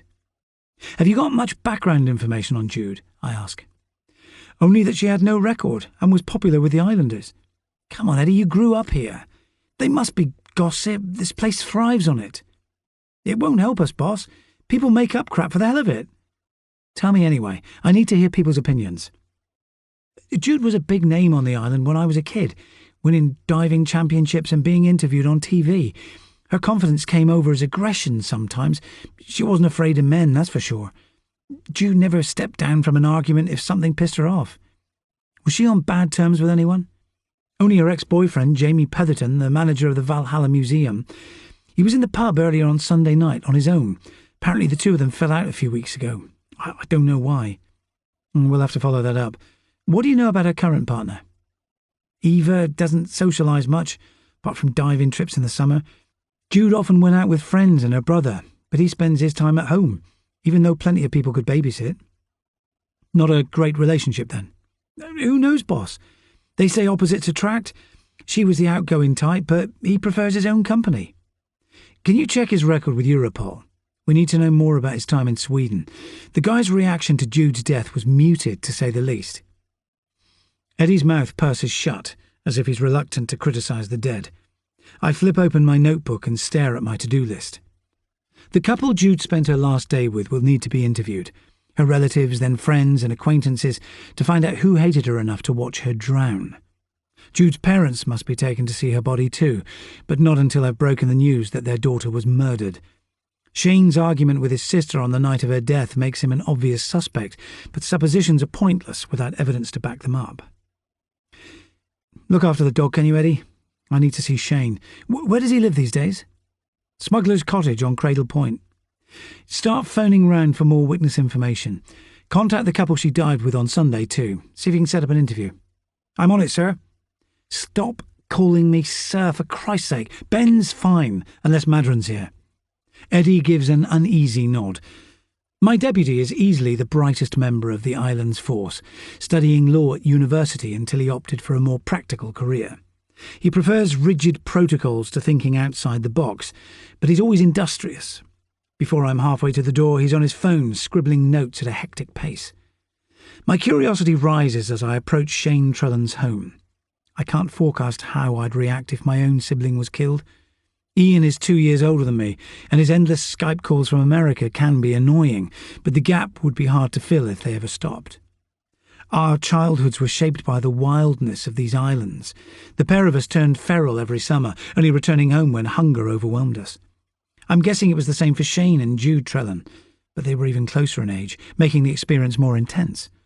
The landscape is a child's paradise, with hundreds of bays, caves and hill graves to explore. When I head south along the coastal path, the sun is obscured by cloud. A freighter on the horizon keeps its distance from the rocks. Lumps of granite that pierce the water's surface are surrounded by hidden outcrops, making the Eastern Isles a ship's graveyard for centuries. Smuggler's Cottage stands alone in a small inlet, above a pebbled beach. It's one of the oldest houses on Tresco, with a commanding view of the Atlantic. Local folklore says that it was a haven for smugglers carrying contraband from Europe, using their navigational skills to escape the excise men, but now it's too pristine for such lawlessness. The cottage looks like an advert for elite holiday homes, with a herringbone brick path snaking through a garden full of lavender and jasmine, its 6 large windows facing the sea. I rattle the door knocker, but no one appears. I'm about to turn away when a pair of bloodshot eyes study me through a window in the door. "Shane? It's D.I. Ben Kitto. Can we talk?" "Not now. Come back tomorrow." His voice is a gruff whisper. "I'm afraid it can't wait. I need information about your sister today." His footsteps drag as he leads me to his kitchen. The place is too well decorated for a bachelor pad, but an empty whiskey bottle stands on the table beside some crushed beer cans. It doesn't take a stellar IQ to realise that Shane Trellan went on a bender after hearing of his sister's death yesterday. But there's no way of knowing whether his splurge was prompted by guilt or grief. His full mouth and dark hair make him resemble Jude, yet the family's good looks have bypassed him by a few inches. His pitted skin and heavy jaw make him average instead of handsome. Shane lowers himself onto a stool, his frown deeper than before. The man has the same athletic build as his sister, dressed now in jogging pants and a white T-shirt with the diving school's logo emblazoned across his chest. When I ask how he's doing, his reply is a shallow groan. "Have you taken some aspirin?" I ask. "It won't make any difference." I hunt for an empty glass in his kitchen cupboards. "Drink some water at least. It'll flush the crap out of your system." Shane swigs down a few mouthfuls, then finally makes eye contact. "Have you got news about Jude?" "I need to get some facts straight first." "Like what?" "Why did she go diving so late at night alone?" "Fuck knows. Jude had been keeping secrets recently." "How do you mean?" His tone is as sour as lemon juice when he finally replies. "She was tense about something. but wouldn't say a word. I knew she was troubled. Why are you so touchy, Shane? Did Jude tell you she was going to Piper's Hole? I thought she'd go home. The bar staff at the New Inn said you two had a row. There's nothing. His gaze drops away. My sister could pick a fight with a brick if she was in the mood. What got her started on Sunday? I asked what was wrong, but she told me to back off. Jude trusted me more than anyone. She'd never locked me out before. Your dad says that she often went on night dives. Is that right? She loved it when we were kids. Jude said it was like entering another universe. Nothing around you except silence and the dark. Shane stares at me like I've missed something obvious. You know about her background, don't you? My sister was a professional free diver, swimming to 150 metres without oxygen. Incredible breath control. Diving alone wouldn't have bothered her. It doesn't make sense that she got into trouble. She clocked up thousands of diving hours. We think she may have been attacked. Can you think of anyone she'd clashed with? Shane closes his eyes, frowning with pain. She wasn't crazy about a couple of clients, but she kept it quiet. The Kinvers? She called them a pair of greedy amateurs. They normally dive with Dad when they visit Tresco. This was the first time she dealt with them. He rubs his hand across his face. June could be a pain in the arse, but we saw eye to eye on the important stuff. You cared about her despite the rows. Always. He sucks in a deep breath. She stayed here every few weeks after the pub. We sit around talking for hours. She pissed me off sometimes, but I'll never be that close to anyone again. If I find out who killed her, I'll finish him. Don't take matters into your own hands, Shane. Leave it to us. Have you got anyone to support you? Like who? A girlfriend or a close mate? The anger returns to his face. I'm not seeing anyone.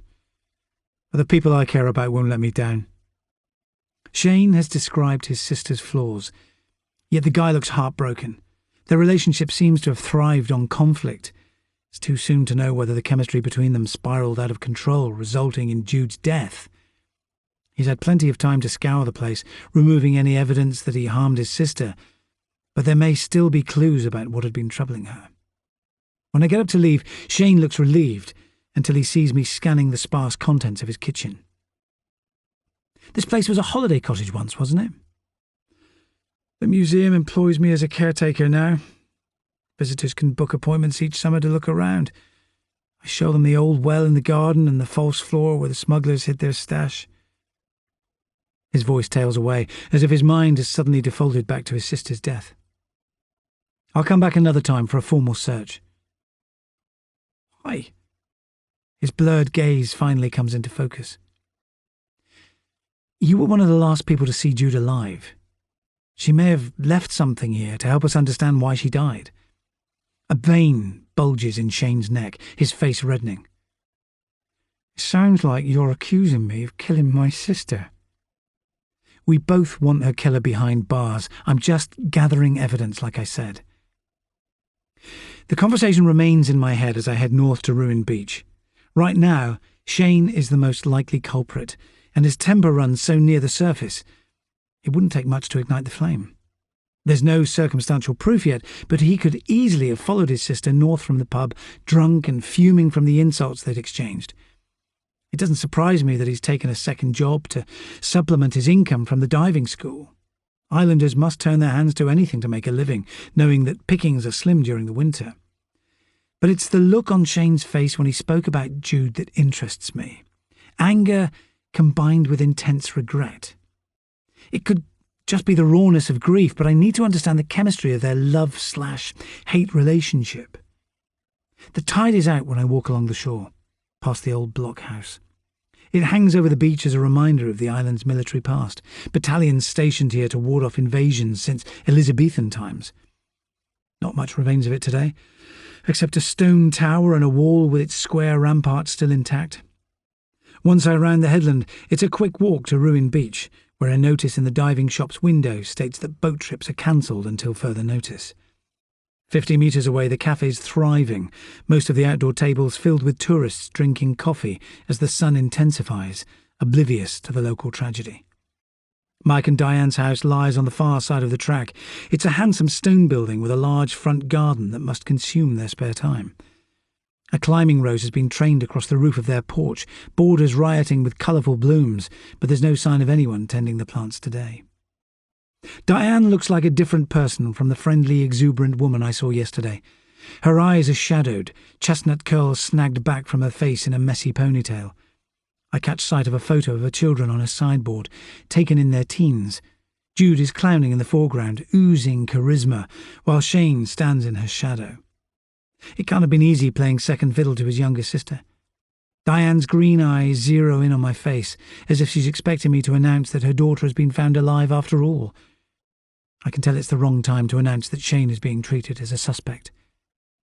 "Is Mike here, Diane? I'd like to see you together." "He's asleep, and I don't want him woken. Neither of us got a wink last night." Her hands jitter in her lap, unable to keep still. "I'm worried about Frida. Eva's kept her locked indoors since we got the news." "Why not ask him to bring her round?" "My granddaughter needs me, but he's not the type to care about anyone else." "What makes you say that?" "He's so aloof. Most of the time he hardly gives us the time of day." "I'm sure Eva will make contact soon. It would help to know a bit more about what happened on Sunday night. Did you and Mike have to work late at the cafe?" "Mike stayed here, but it was past midnight when the cafe emptied. I didn't get back till 2 in the morning." "Were any of the dive boats used that evening?" "I doubt it." She shakes her head blankly. "Mike would know. He keeps records of every trip." "Do you want me to come back later to see you together? I'm using the top floor of the new inn until we find out what happened to Jude." What do you mean? It was a diving accident, wasn't it?" There's no way to shelter her from the pathologist's report. "We think it's more complex, Diane. She may have been attacked. Something was blocking her airway." "Someone killed my daughter." Diane says the words in a quiet monotone. The information snaps the thin band of courage that's been holding her together. Jude Trellan's mother ignores my presence while she weeps, sobs racking her body. Watching women cry always makes me uneasy. It reminds me too strongly of my mother's tears after my father drowned. She cried for weeks, impossible to console. I gaze at my scuffed boots, then fish in my pocket for a tissue to offer Diane.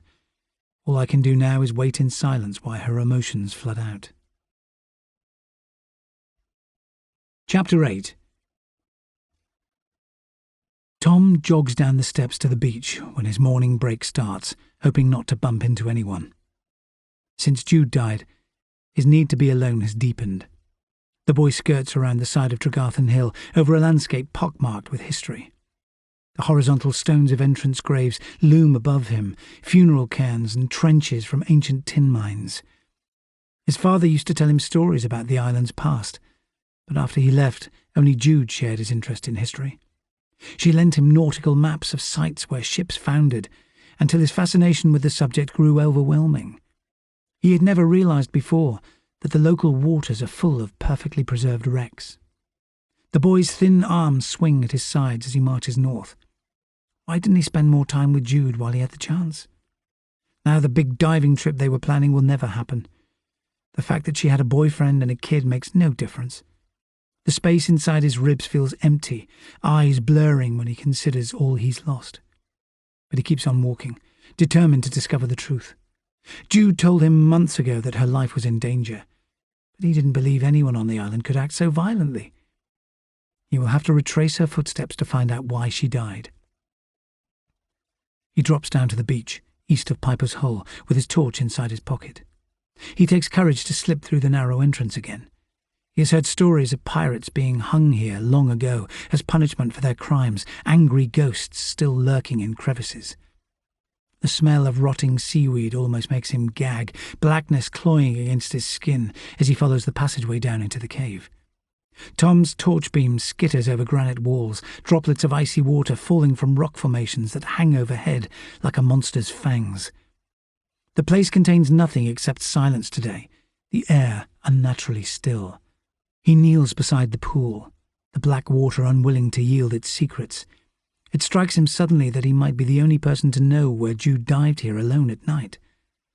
Memories overwhelm him, making him cover his eyes with his hands until he hears a sound. Someone must have followed him. But when he turns round, nothing is moving among the boulders. The boy drags in a deep breath to calm himself. His imagination must be working overtime because he's so spooked by Jude's death. The sound comes again, even nearer than before. In the stillness, he can hear the low rasp of someone's breathing. When he spins round, a figure is coming towards him through the dark. Tom stumbles to his feet and begins to run. As he gathers speed, the torch slips from his fingers, smashing apart on the rocks. Suddenly, the darkness is absolute. He crawls over wet boulders, blind panic forcing him towards a crack of light in the distance. Jude's killer must be meters away, the only illumination coming from a torch beam that flickers behind him. Tom has no idea who's chasing him, but the man must have seen his face. He's too terrified to look back, all of his energy focused on reaching the daylight before it's too late.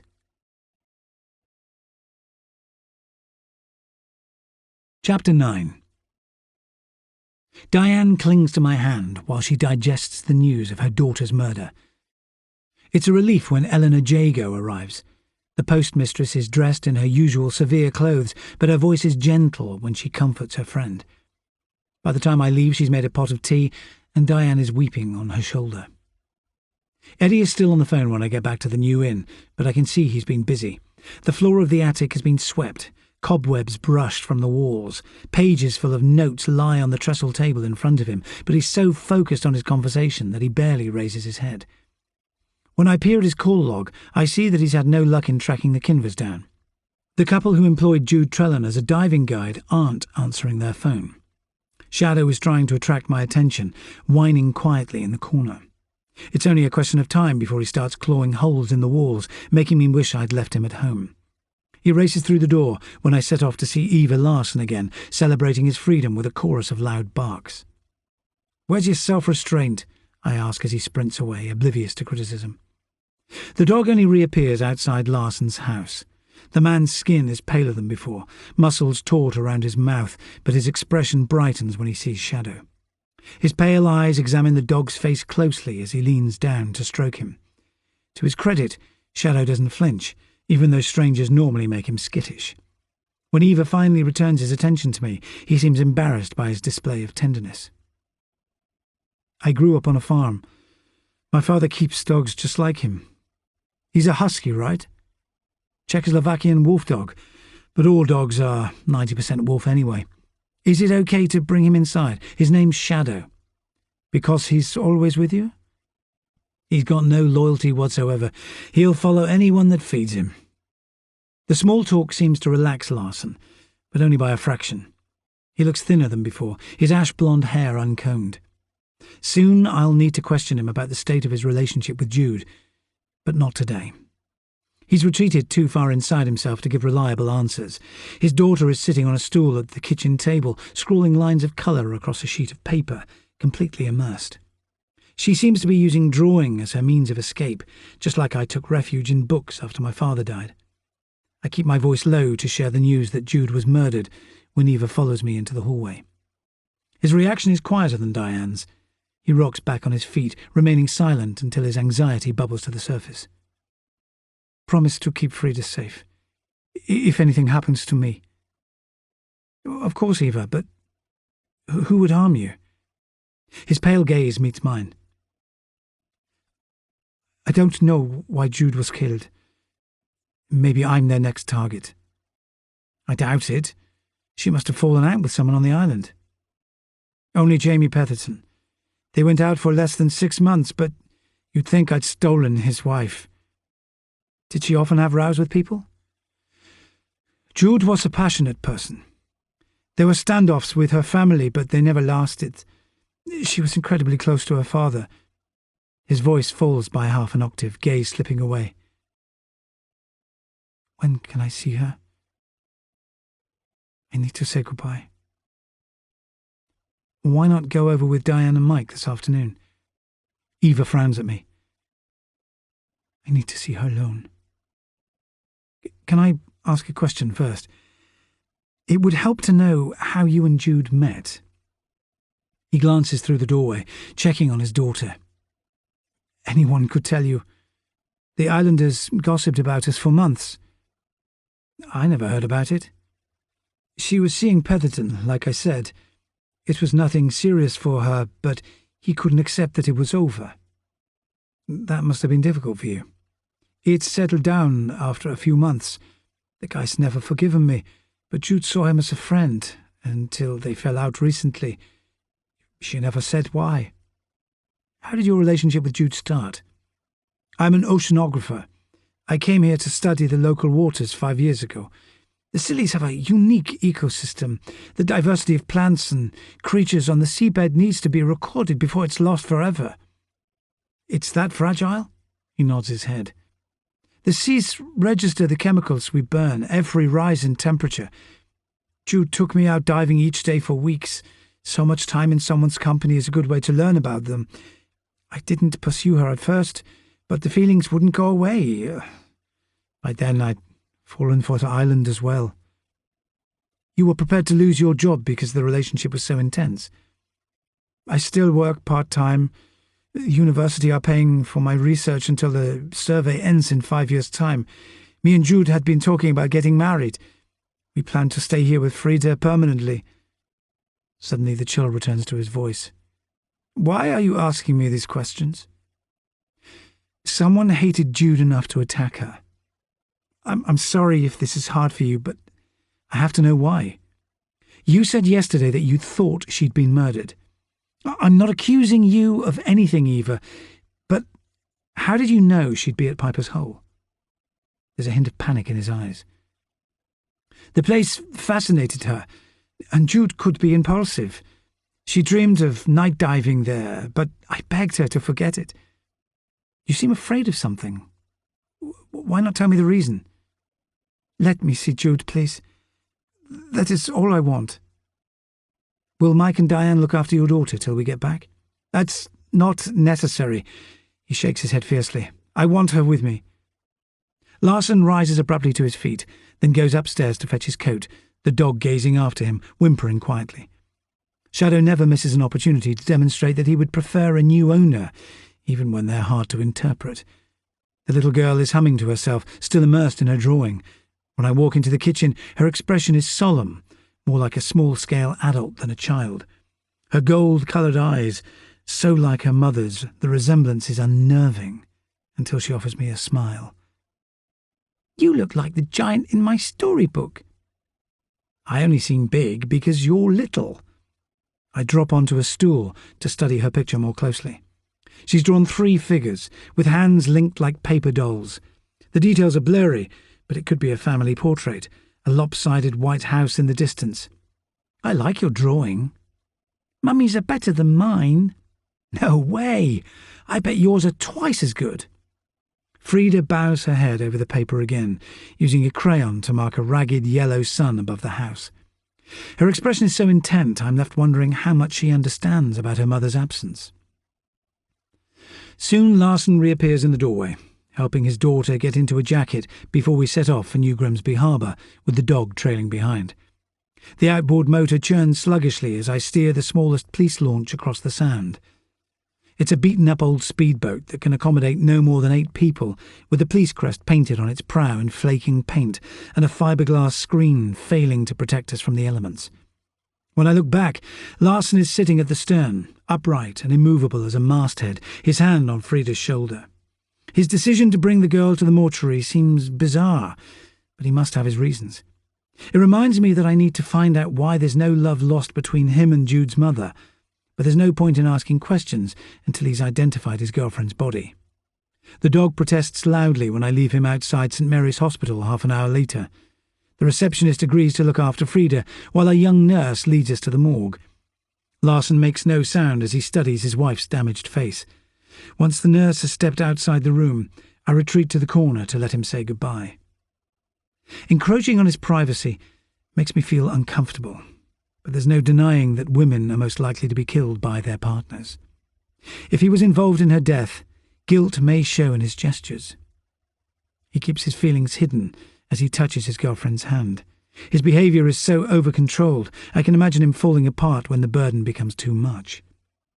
Larson draws the sheet away from his wife's body, letting it drop to the floor. He runs his hands across her form in a way that would be erotic if she was alive, his fingers tracing the tattoos on her shoulders. My own eyes linger on a picture of an ancient longship that I didn't notice when Keeler carried out his examination.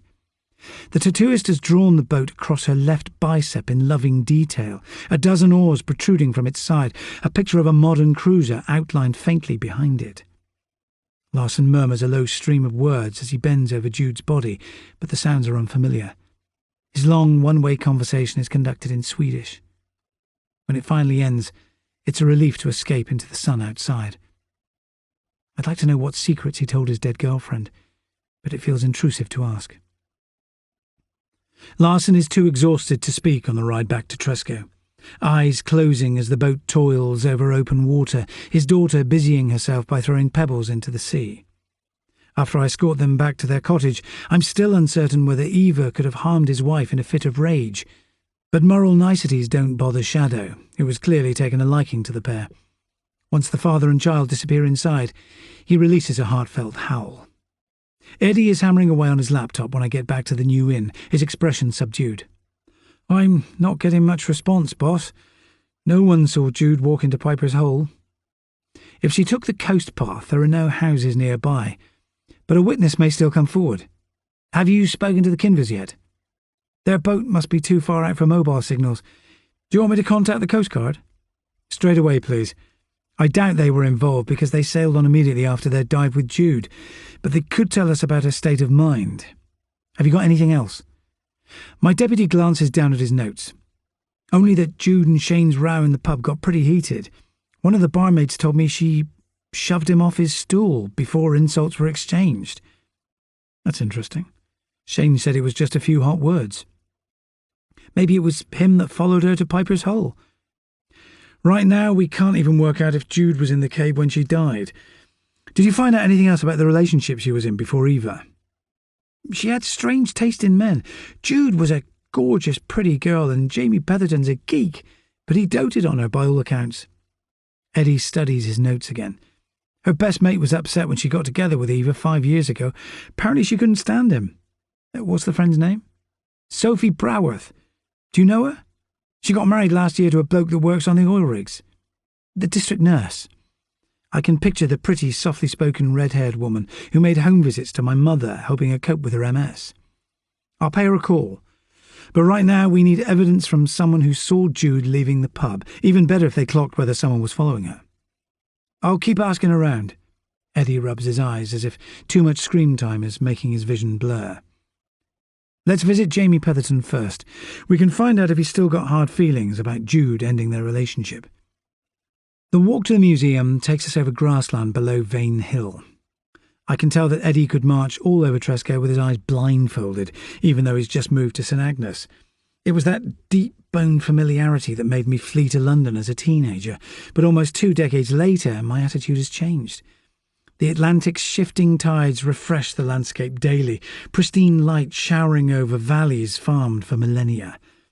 Our route takes us past the birdhide by the great pool, where terns circle over the water's surface. The reservoir is another feature that's constantly changing.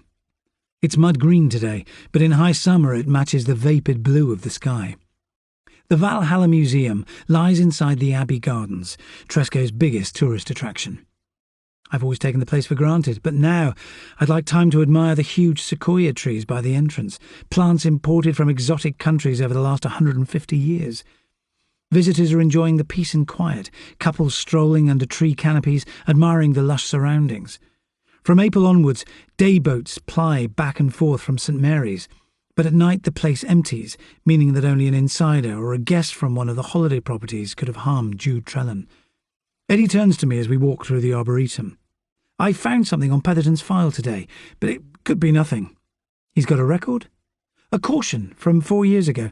He did community service and paid a £200 fine." "For doing what?" "The guy nicked stuff from people's homes. Trinkets and small items left lying around. Nothing valuable. He agreed to get counselling. That's why he escaped a custodial sentence. All the things he stole from friends and neighbours were found in a box in his parents' shed. I didn't know Tresco had its very own kleptomaniac. Petherton's always been weird, boss. The bloke still lives with his mum and dad, and he's more interested in the past than the present. He's so obsessed by the museum he even goes there on his days off. The information slips to the back of my mind as we approach the Valhalla Museum. It's a one-storey wooden-frame building with deep porches sheltering a display of mastheads salvaged from local shipwrecks.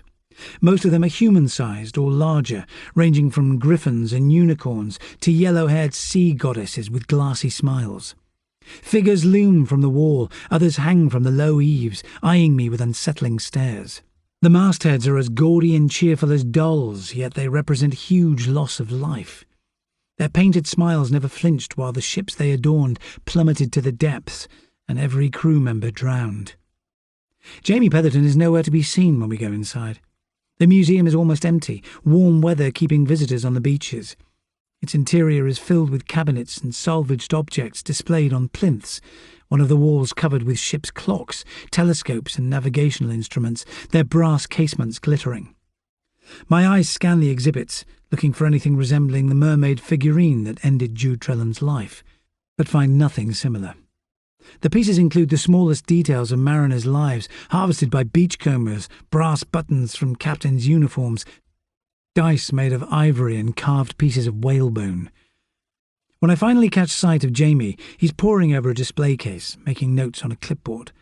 My greeting makes the museum manager turn round slowly, and it's only at close range that I remember why his appearance is so disturbing. One of his eyes is brown, the other sea blue, when he fixes me with a curious stare. We attended the same school on the mainland, but like the Trellans, he was several years below me. He used to stand at the edge of the playground, too odd or solitary to join the fray. Petherton still looks vulnerable, with dark curls falling across his thin, expressive face. No one would ever call me sensitive because of my hulking build, but he must attract that description all the time. He's medium height and fine-boned with a distracted air, as if his mind is fixed on higher things.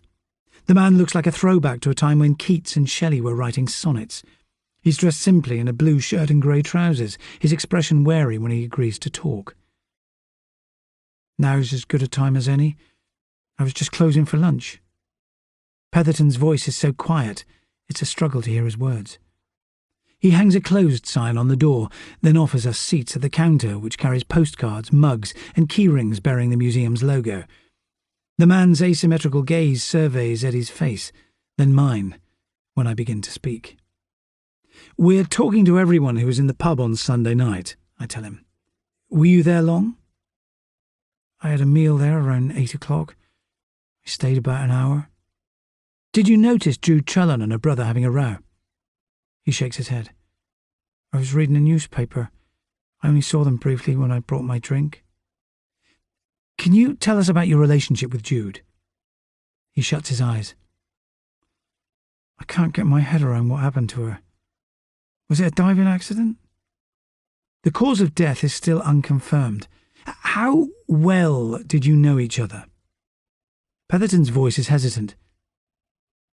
We had a relationship years ago. You could say we were the odd ones out here.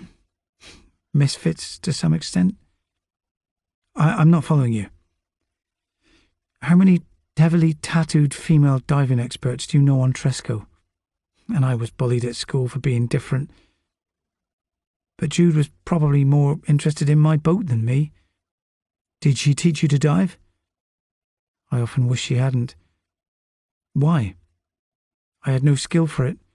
Jude had to drag me to the surface. She thought it was a joke that my family owns a boat, but I hate diving. Maybe it's because I see the oceans as sacred territory. Diving felt like entering a country I had no right to visit. It disgusts me when people throw rubbish into the water.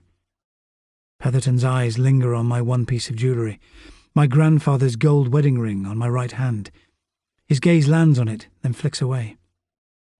How did your relationship end? By text. She said she was in love with Eva, so it was over. That must have been painful.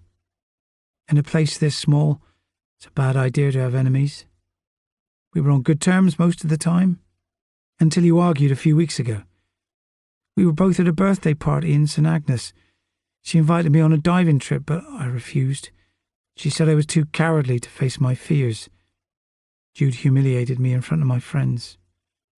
A flash of fury crosses his features, then disappears. Being near her was like flying too close to the sun. Did you see her much after that? Only in passing. I think life on land frustrated her. She had a quick temper, but she wasn't a bad person. Eddie gives me a sideways look after we leave the museum, then whispers the word freak under his breath. I can see where he's coming from. The museum manager's intensity is disturbing, but he doesn't strike me as a murderer. I doubt that anyone could stew over being dumped for 5 years before taking action, or that a single row about a diving trip could drive a man to murder. But Jude's ex gives the impression of being so highly strung, a single word could unravel him, still dwelling on being bullied at school. He seems the kind to nurse grudges long after they should have been resolved. Petherton has found the right place to work, given his magpie instincts. He must be in his element, surrounded by hundreds of glittering curiosities dredged from the sea. Chapter 10. The rest of the afternoon is spent investigating where the islanders were on the night of Jude Trellan's death. It's so early in the season that most of the holiday cottages are empty, just a few rented out to tourists who will need to be interviewed before leaving Tresco. But something about the attack convinces me that Jude was killed by someone familiar. The modus operandi was horrifyingly intimate. To force an object into a woman's mouth, then casually watch her choke, would require rage as well as murderous instinct. Most victims are killed by family members or people known to them, but no one I've interviewed so far seems an ideal fit, except Shane, who may have hated his sister for a lifetime of stealing his glory. Mike and Diane had no reason to harm their much-loved daughter, and although Eva is mysterious, his manner seems too restrained for savagery. Jamie Petherton's an oddball, but that doesn't make him a cold-blooded killer.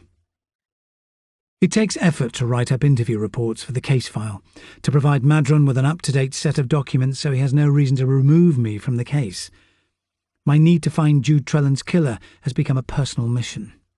The image that sticks in my head is of her daughter, hunched over her drawings, trying to swap the adult world for a simpler place, full of colour and sunshine. It's 5 o'clock when I leave Eddie behind and head for New Grimsby Harbour, with Shadow at my heels. I stop at the island store to buy a gift for Denny Cardew and discover that the shop has expanded to cater for the tastes of rich holidaymakers. Its shelves are loaded with exotic cheeses, olive oil, sourdough bread and packets of locally grown herbs. There are plenty of sugary treats too, an array of biscuits and cakes, as if the hardship of island life could be softened by indulging your sweet tooth. I select a bottle of Rioja, then go on my way. The quayside looks much as it did in photos from 100 years ago. A narrow concrete slipway runs down to the sea, and a line of ramshackle wooden huts face the sound, the air still salty with last night's catch. Denny is sitting on a crate outside his hut, mending a lobster reel. The fisherman's powerful build and quiet manner remind me of my father, as well as his shabby clothes, but Dad would have been a decade older if he'd survived the storm that capsized his trawler on the Atlantic Strait. Cardew gestures for me to join him when I arrive. "Recovered from your dousing, Ben?" "More or less. Still got brine in my ears." The fisherman looks shocked when I hand him the bottle. "There's no need for any fuss. You took a risk sailing so close to the rocks." He seems determined to ignore my gratitude. "How's your wife doing these days? I haven't seen her at the inn." I remember being told that Sylvia Cardew was unwell, but not the nature of her illness. "She's been poorly since she lost her job there. She's not one to complain. The news about Jude upset her, though. Sylvia's been worse since she heard." "Will she be at the meeting later?" "I doubt it." A look of concern crosses his face. "Tell her I'll drop by if she's got any questions." The fisherman is keeping his hands busy, patching the krill with strands of willow. "How's the fishing these days?" "Most days half my crab pots come back empty. You're not here to talk about my job, are you?" "Did you know Jude Trellan well, Denny?" "I'm friendly with her dad. Last year wasn't great for either of us. Mike had to raise the capital to replace his diving boat, and my wife fell ill. We kept each other sane through the worst days. Losing Jude must be terrible for his family. The fisherman shifts uneasily on his crate. You've heard something about them, haven't you? Only that Mike wanted to retire from the diving business, but his kids argued over who should take charge. Mike was afraid his business would go down the drain. Did that cause tension between Jude and Shane? No more than usual, Denny replies. They often fought when they were small, strong characters, the pair of them. Jude threw her fists around, just like a boy. She was the fearless one. I saw her dive off Pendle Rock once. No one's had the guts to do it since. Just as well, the drop must be 15 metres. Diving there at low tide could break your neck. That didn't bother her. If something was off limits, she wanted it, whatever the cost. You're talking in riddles, Denny. Was Jude taking some kind of risk? He rises to his feet. Sylvie Broworth would know. Those two were thick as thieves. She lives out at Pendle Beach. I wanted to ask more questions, but the fisherman has retreated into the hut to stow away his nets and bait pots, my presence already forgotten.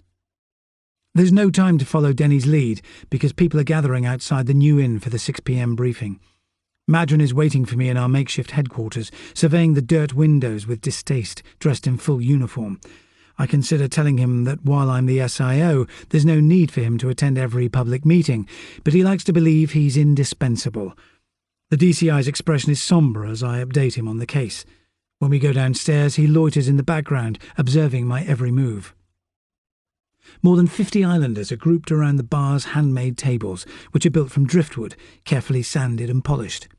I can see familiar faces from the hotel, shop and Abbey Gardens, most of the island families represented. Justin Bellamy is standing with Diane Trellan, the priest shepherding her to a front row seat. She looks frailer than before, but my admiration increases. It takes guts to attend a public meeting so soon after identifying your daughter in a morgue. Every instinct must be telling her to hide at home. There's no sign of her husband, but her son trails in her wake, giving me a hostile stare. It's getting easier all the time to imagine Shane's resentment towards Jude turning violent.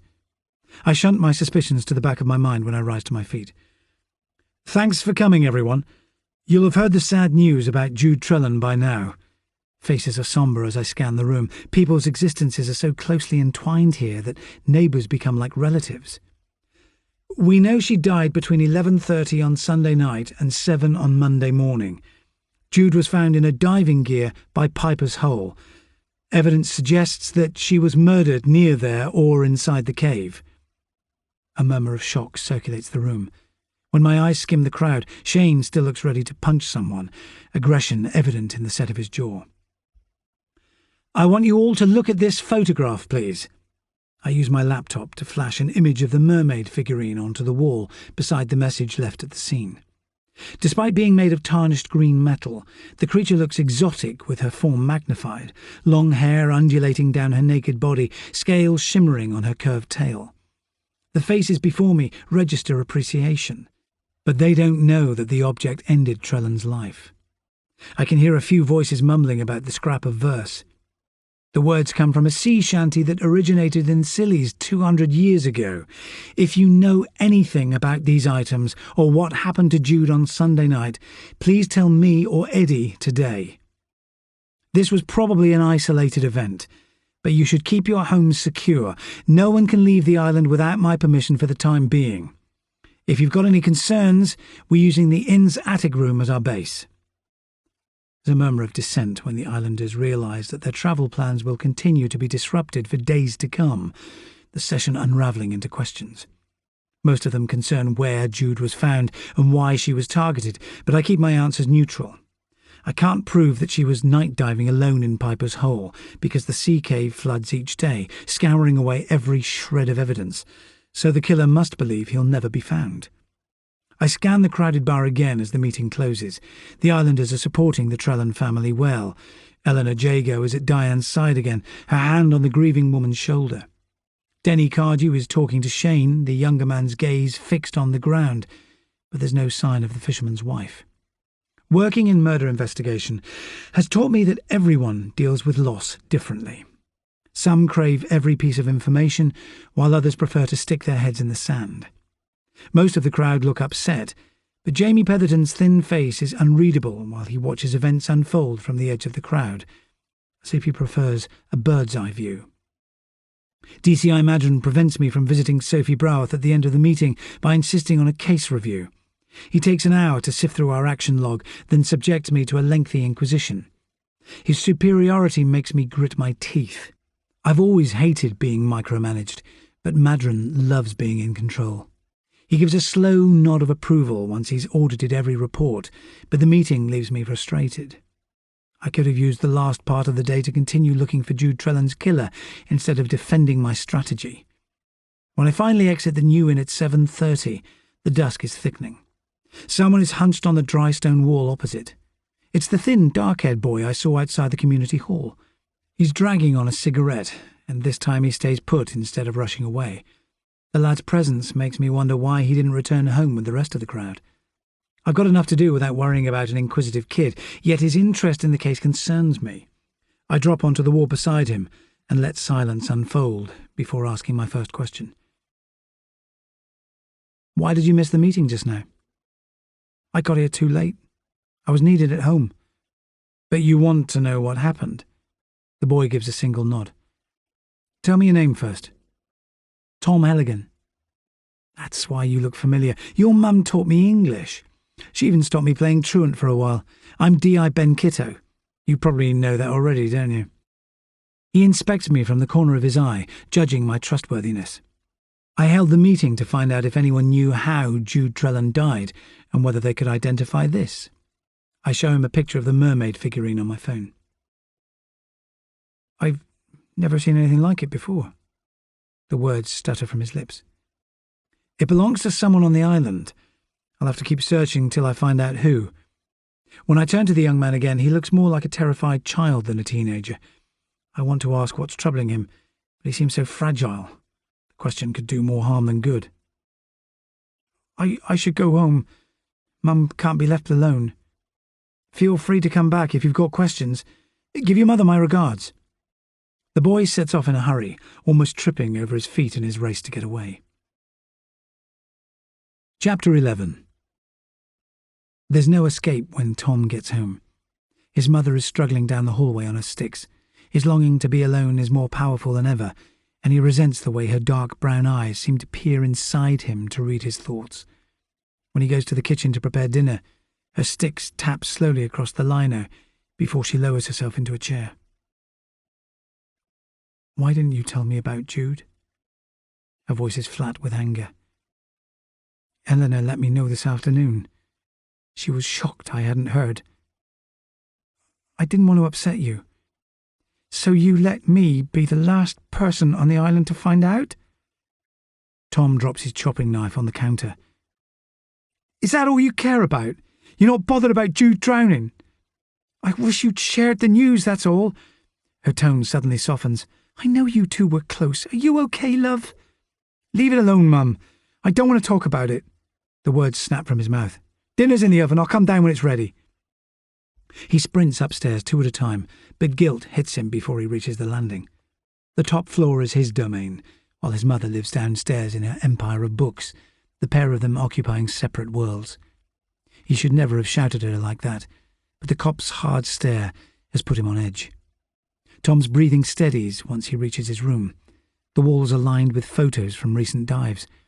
A huge seal grazing on kelp near Gimble Point, the rusting snout of a 17th century cannon poking up from the seabed, and a broken plate that has spent 200 years under fathoms of brine. He listens to waves scouring the rocks outside. It feels like the sea is his best companion now his dreams have fallen apart. His room is filled with telescopes, sextants, and books about celestial navigation. He wishes he knew the local waters as well as the pilots who once guided ships through dangerous channels between the islands, but the ocean's secrets are lost to him now. Jude had promised to take him on another night dive soon, the depths even more beautiful by moonlight, full of luminous creatures rising to the surface like ghosts. Tom stands on a chair to reach a package from the top of his wardrobe. 2 weeks ago, Jude asked him to keep it safe, making him promise not to open it. She wanted her father to have it if anything bad happened, but that will have to wait. The narrow parcel is less than a foot long, wrapped in brown paper. He must deliver it to Mike once life on the island gets back to normal, but until then it needs a better hiding place. He climbs the ladder to the loft to conceal the package in a safer location, his breathing calmer as he climbs back down. The boy catches sight of a figure from the landing window, perched on the granite outcrop that runs down to the sea, and when he hurries outside, the air is cooler than before. The girl is wearing a thin summer dress, her long blonde hair ruffled by the breeze. He can see how pretty she is, yet it was Jude that caught his attention, even though she was out of reach. "I thought you had to stay indoors, Gemma." She gives a quick smile. "I was worried about you. I wanted to check if you were okay." "It's good to see you." He sinks onto the rock beside her. "But it's best you stay away for a while. It might not be safe here." "What do you mean?" "Someone's watching me." He'd like to say more, but the words choke him. "Jude had been going to Piper's Hole, leaving stuff for people to collect. Something bad's going on there. I got chased out of it today." "Tell the police if you're scared." "I'd only get into trouble." He shakes his head, urging her to drop the subject. "How are things at home?" "Dad keeps going on about my retakes. I don't even want to do psychology. I'd rather study garden design." She checks her watch. "I'd better head home before they notice I've gone." "You'll be off to uni like all the rest when your exams finish." "Not if I can help it. I love it here. They can't make me leave." Her head drops onto his shoulder just for a second. "Answer my text, Tom, so I don't have to worry." He waits until the girl vanishes across the bay, then his eyes fix on the flickering lights of merchant ships heading for the Atlantic Strait. He would rather cross rough seas than remain here forever, yet leaving his mother isn't an option. He's trapped, but no longer safe. A pulse of fear travels along his spine. Jude's killer was waiting in Piper's Hole. The man must have seen him running away on the night of the murder. He may already be planning how to silence him. Chapter 12. My uncle is sitting on the bench outside the boatyard when I walk up the quay, smoking a roll-up. Ray's habits are unchanged since I was a kid. He still allows himself 2 needle-thin cigarettes each evening, the smell of old Holborn lingering on his clothes. "There's food if you want some," he says. "I already owe you 6 meals. Who's counting? Come and eat, or it'll get wasted." Ray's flat above the yard is furnished with some items he's built himself. The kitchen table is fashioned from cedar deck boards, stools made from leftover squares of oak, everything stowed away neatly, as if his old naval commander might return to criticize his quarters. He passes me a plate of fried halibut, mayonnaise and a hunk of bread, then sets down a bowl for Shadow. My uncle often receives gifts from the local fishing fleet for services rendered if they take a good catch. Ray lets me eat in silence. Sitting in his armchair, facing the sound, his flat fascinated me as a boy. The nautical maps on the walls, marked by routes he's travelled, picked out in red. Years of designing boats for fishermen have taught Ray everything there is to know about the local waters, but little about communication. We could spend the rest of the evening in companionable silence unless I ask the question that's been bothering me all day. Jude Trellan left the pub around 11:30 on Sunday night. Then we found her body tied to the cliff face by Piper's Hole yesterday morning. Do you think the killer approached the cave by land or sea? My uncle rises to his feet to peer at a tide table that's pinned to the wall, then spends a few minutes studying one of his maps. The tide would have cut the cave off from the beach by 1 a.m. He couldn't have climbed back up the hill after that. He'd have needed a fast boat, good sailing skills, and a strong set of nerves. How do you mean? The tide races in quickly north of the island, and the eddies round Kettle Point have strong circular currents. It would take a powerful engine to escape them, or the boat would be thrown back onto the cliffs. I scrub my hands across my face. Why would anyone dive in a sea cave at night, for God's sake? To prove they're invincible? Maybe she had a death wish.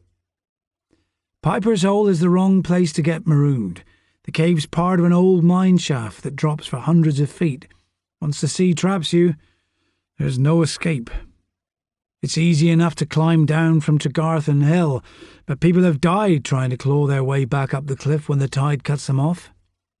It sounds like that's what happened to Anna Dawlish. I look at him again. You're certain the killer used a boat?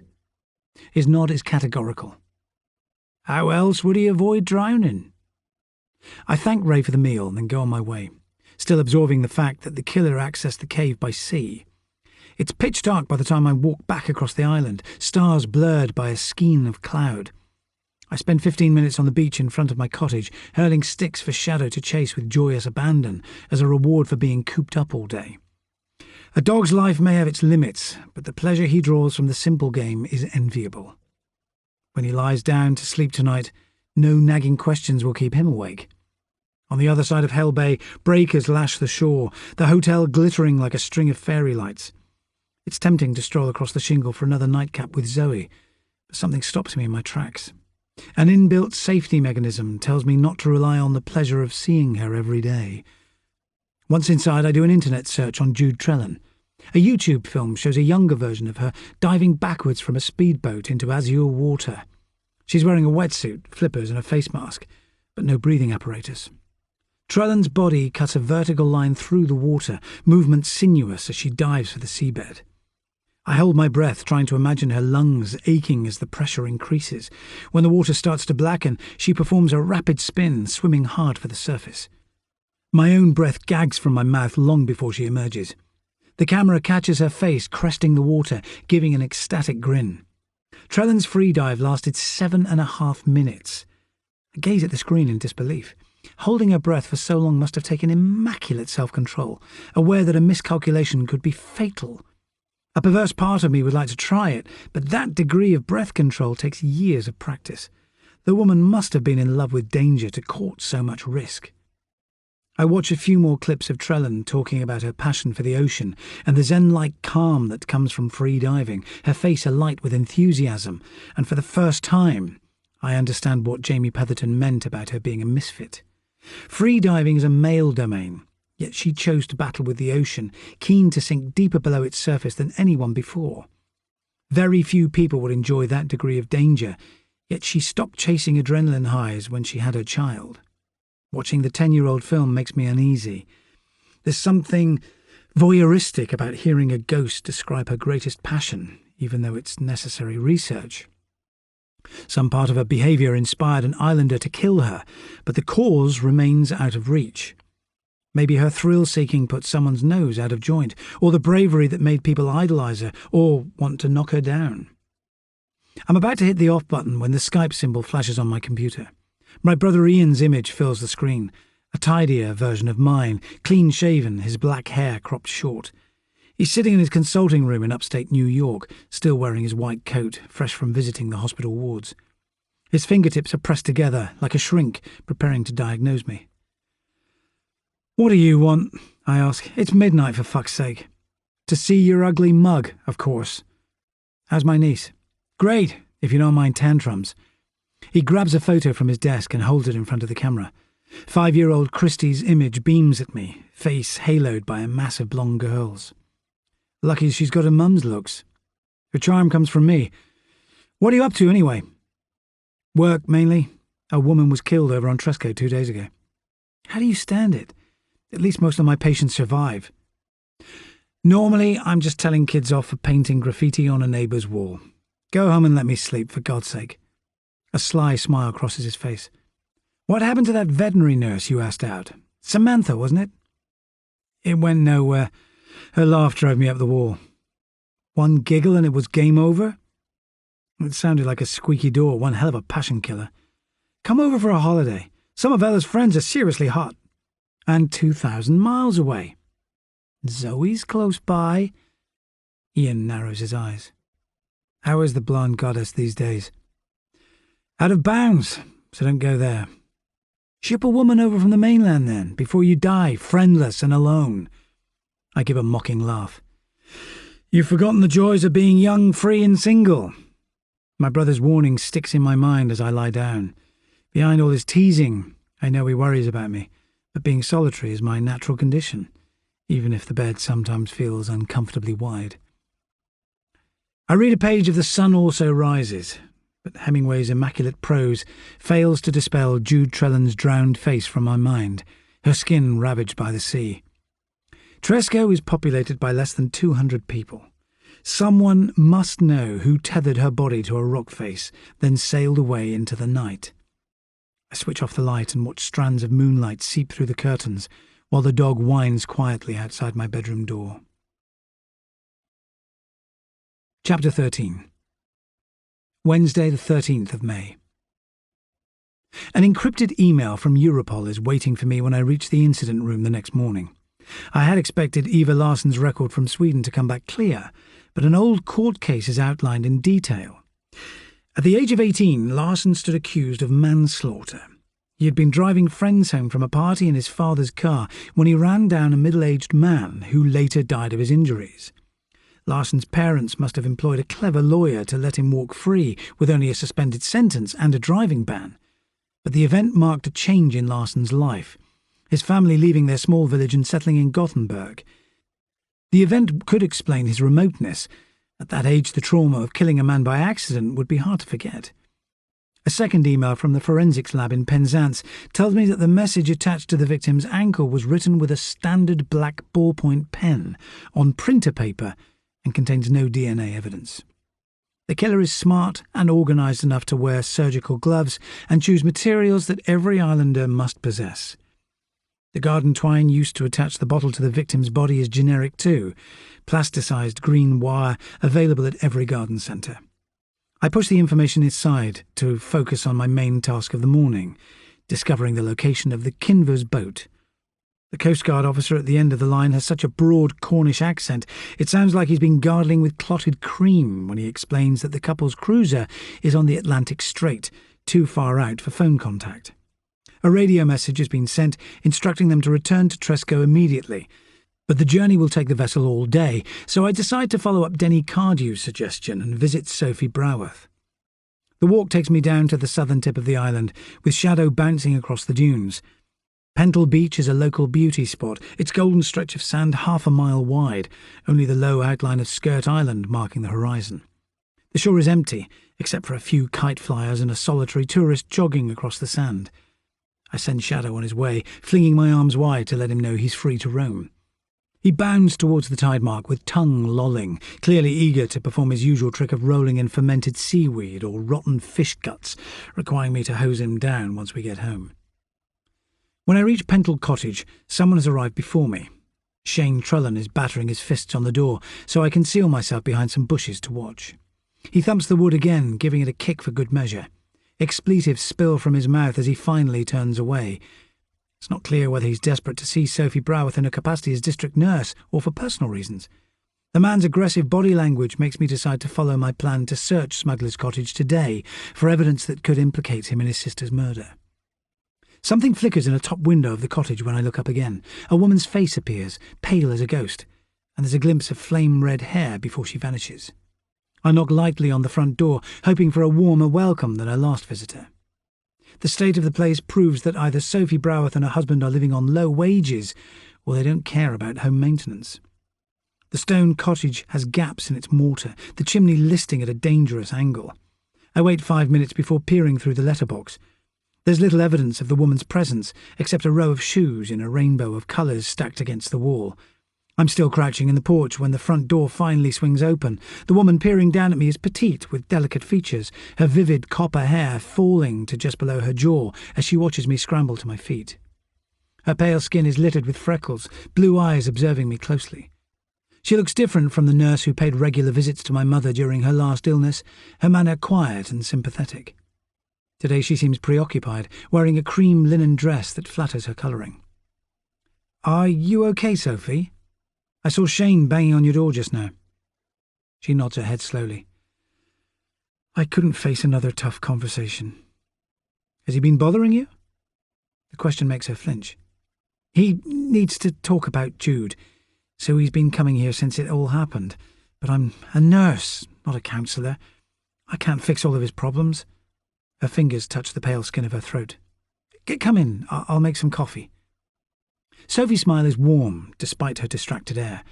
Her hallway is decorated with brightly coloured paintings of seascapes, a reminder that most islanders are passionate about the ocean. "I like your pictures. You've got enough to open a gallery." "My husband Phil collects local art." She turns to face me when we reach the end of the hallway. Sorry, the place is a mess. It's my day off. I've been doing chores. The kitchen smells of detergent and bleach. A pile of fresh linen is stacked in a laundry basket. The surface is gleaming. Her table is crowded with folders labelled with islanders' names, the nurse's commitment to her job dominating her home. Her work requires her to travel between the islands each day, visiting the sick and elderly, carrying their treatment plans with her. Sophie sits down opposite, assessing me with a level gaze. I haven't seen you since you lost your mum, Ben, she says. How have you been? Okay, thanks. The question wrong-foots me. In my last role, everyone I interviewed was a stranger, but there's no escaping your history here. I could use some leisure time. The case is keeping me busy. Can you tell me how you first met Jude? A smile illuminates her face, suddenly turning her into a beauty. We were friends all our lives. You know how intense friendships can be out here. She was more like a sister. It would help me to hear more about your friendship.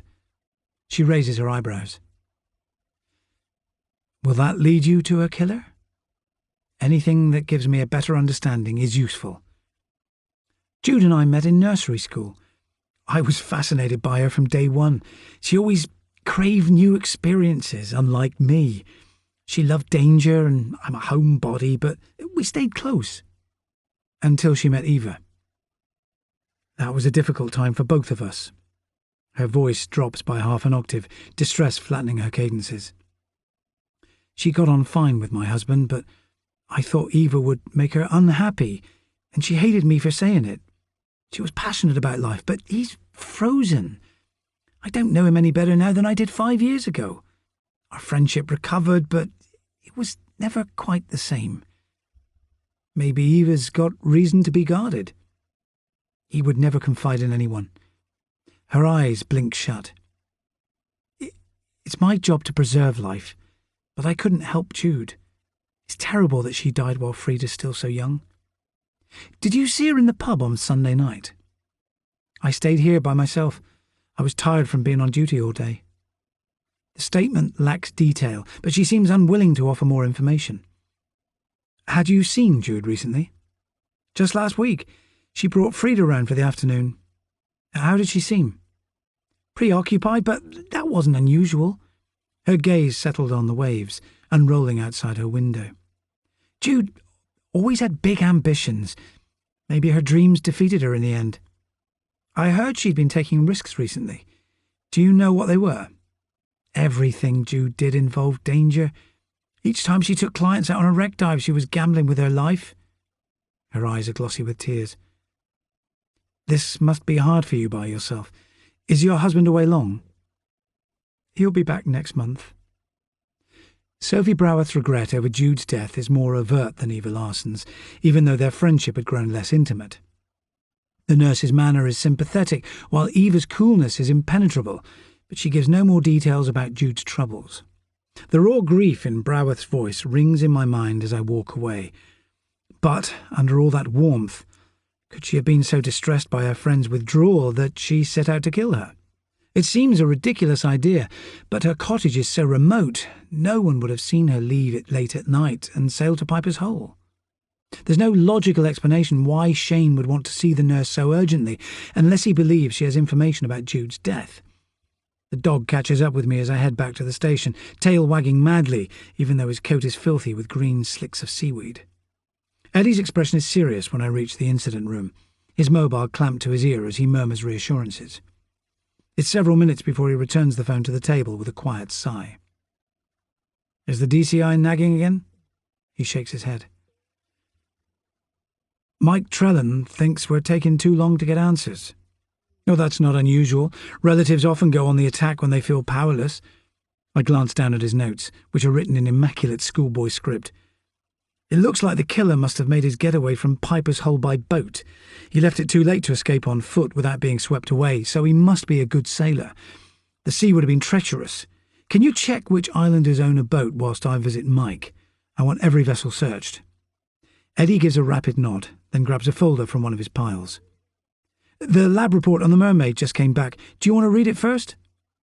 According to the forensics team on the mainland, the sea has helped the killer to conceal his identity.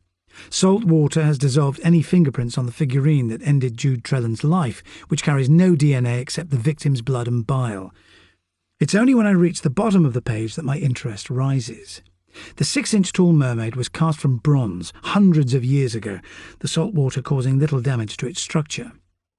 I drop the report back on the desk, considering its meaning. Who would take an antique figurine and ram it down a woman's throat? The item must hold a symbolic meaning for the murderer, and it could have a high monetary value too, yet no one on the island can identify it. Shadow is curled up asleep in the corner of the incident room when I head for the door, exhausted from dashing across the sand, yet he shakes himself awake to follow me outside. When I walk through Dolphin Town, the curtains in Eva Larson's house are tightly drawn. Food parcels wrapped in tinfoil are stacked inside his porch. After my father died, people gave us an endless supply of pies, cakes and casseroles, most of which got thrown away. I need to interview him again, but another visit so soon after the last might make him clam up even further. The man's tendency to shut people out must be making his situation harder to bear. His character seems so over-controlled. It's possible that something flicked a switch, bringing his violence to the surface. When I reach Ruin Beach, it's clear that the victim's parents are dealing with their sorrow differently. The front door is ajar, windows gazing down like startled eyes. Mike Trellan appears in the porch before I raise my hand to knock. It's the first time we've met one-to-one since he heard that Jude had died 2 days ago. Weight has slipped from him since then, accentuating his bone structure, making him look even more like a veteran actor auditioning for a serious role. I expected better from you, Ben. We've heard nothing since yesterday morning. Can I come in, please? He allows me across his threshold, but keeps his back turned in the kitchen as he makes coffee. Diane's gone to Eva's. He's not making it easy for us to see our granddaughter. He dumps sugar into my cup, then shoves the mug in front of me. The look on his face reveals the origin of his children's hot temper, his unblinking stare searing my face with the force of a laser. I stayed away to give you both time to recover, Mike. That won't happen until we know who killed our girl. We're making progress, but I need more information. Have you got records of Jude's boat trips and the people she taught to dive? He nods vigorously. The insurers make us keep them for every boat trip, with passengers' names as well as crew. It's all in our logbook. Jude must have upset someone on the island, Mike. There were just over 100 people here the night she died. Who hated her enough to do this? God knows. Mike rubs his hand across the back of his neck. I can't sleep trying to figure it out. Jude couldn't hide her feelings like Eva. She was hot-headed. If something bothered her, she yelled it to the rafters. But most people respected her honesty. I hear you and Jude were very close. Diving brought us together. She was a natural in the water from day one. Now I wish I'd never taught her to swim. Jude always had to push the boundaries. There's a mixture of shame and admiration on his face. When I told you about her death, you said it was your fault, Mike. Can you explain why?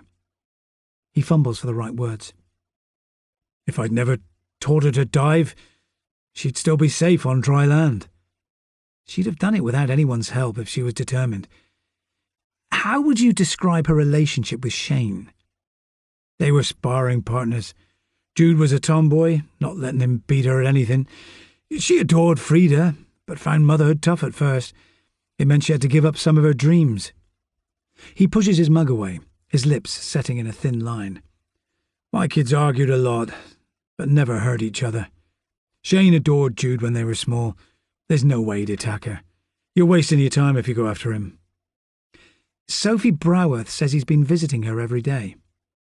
He must have his reasons. His gaze slips out of focus. Sophie never took to Eva. He kept Jude all to himself when they got together, which upset her friends. He looked out of the window, as if he's longing to escape. Jude was angry with me when she died. That's what hurts most. She wanted the fair dame for a private trip, but I refused. Diesel costs a fortune these days. If a boat goes out, it must cover its costs. Has business been hard? The recession's hit us, but we're managing. There's no way I'll let everything I've worked for go to waste. Why did Jude want the boat? He pauses before replying, his arms braced across his chest as if he's holding himself together. She never said. Frustration's the hardest part of all this. It feels like there's bugger all I can do to find out who hurt her. I'm on my way to Piper's Hole. The first high tide will have washed away any evidence, but I want to check again just in case. Would you like to come? Mike nods vigorously. The walk should focus his energies and have the side benefit of making him talk more openly about his daughter. He remains silent as he collects a torch, then follows me outside, the dog appearing again as we cut a diagonal path inland. Mike's silence continues as we pass a wheat field, the crop vivid green and barely a foot high, our conversation slipping back 20 years as Mike describes Jude's childhood. Sounds like she loved to defy people's expectations, swimming before she could walk, a competitive diver by the age of 12, beating adults for top prizes while she was still a child. It's only when we reach the summit of Tregarthen Hill that his monologue expires. Mike gazes down at the beach, wide-eyed, like it's finally registering that he's about to enter the place where his daughter died. Go home if you prefer, Mike. I can climb down easily enough. I need to see where it happened. Only if you feel ready. The shore below is covered in fist-sized pebbles, a wilderness of granite rock strewn across the beach. Far in the distance the sea is an empty strip of blue, with Kettle Island punctuating the open water. America, the next landmass, 2,000 miles away. I wouldn't want to stand here in winter with no protection from the wind that howls in from the Atlantic. The dog bounds down the steep hillside, far more sure-footed than his human companions, while I take my time descending, with Mike stumbling behind. The path narrows as it winds between boulders. Then there's a sheer 15-foot drop to the shore. I find a foothold, then help him down, clinging to the rocky surface, until we both land on the beach. It could be foreknowledge that makes the place look desolate, man-sized boulders sprinkled along the tide line, as if giants had been playing marbles on the sand. The first time I entered Piper's Hole was with a gang of schoolmates, spending a summer afternoon yelling at the top of our voices, laughing at echoes that bounced back from walls dripping with condensation. The entrance seems to have narrowed since then, and for once Shadow refuses to follow. He whimpers loudly as I head through the slit in the rock face, my feet unsteady on slime-covered rocks, the air reeking of salt and decay. I have to walk sideways as the passage thins, Mike's conversation suddenly falling silent. Black air presses in on us with each step, no light except from our torch beams. We follow the path down for 20 metres until the cave splits open, shards of rock jutting from the ceiling like blackened teeth. The place unsettles me, even though I've never suffered from claustrophobia. Anyone superstitious would say that bad spirits lurked here. It could just be sea mist trapped from the night before. When I look round, my companion is crouching between two boulders, head low over his knees. I should never have let her come here, he murmurs. Are you all right, Mike? His face is ashen in the light from my torch. Keep your head down and take some deep breaths. He seemed strong enough to stand, but it was a mistake to let him accompany me. There's a difference between wanting to help an investigation and being robust enough to visit the site where your child was murdered. When I scan the cave again, an expanse of mirror-smooth water is circled by rocks. I walk to the pool's edge, but can't see past my own reflection, a messy-looking giant, black hair in need of a cut, eyes straining for information. When I straighten up again, I climb deeper into the cave. The ceiling drops suddenly, and I see a fissure in the wall ahead, just wide enough to squeeze through. When my torch beam scans the narrow chamber, something's snagged on a piece of rock. It's an old rubber kit bag with a drawstring top. The item must have been forced into the cave's furthest recess by the tide. One more sweep of the rocks reveals nothing else, so I return to the main cave to help Mike back along the passage. I'm so busy making sure he doesn't fall, I don't notice a figure blocking my way until he almost topples me. Will Dawlish from the New Inn stands by the entrance to the cave, wearing a shocked look that must mirror my own. It seems bizarre that both of the men who have lost loved ones would arrive here in unison. The hotelier is clutching 2 white roses wrapped in cellophane. I visit this place each month, he says quietly. It's normally empty. Watch out for the tide, Will. It's coming in fast. Dawlish gives an absent nod. I won't take long. I just want to leave these here where I found my wife. Mike is leaning against the sheer wall of the cliff, colour still missing from his face. The innkeeper lays a hand on his shoulder before offering a few words of sympathy, then disappears inside the cave. When I look up at the cliff, the rock face is so sheer and uncompromising, it's easy to see why 2 islanders lost their lives here. The path we took down the hillside is already cut off by the rising tide.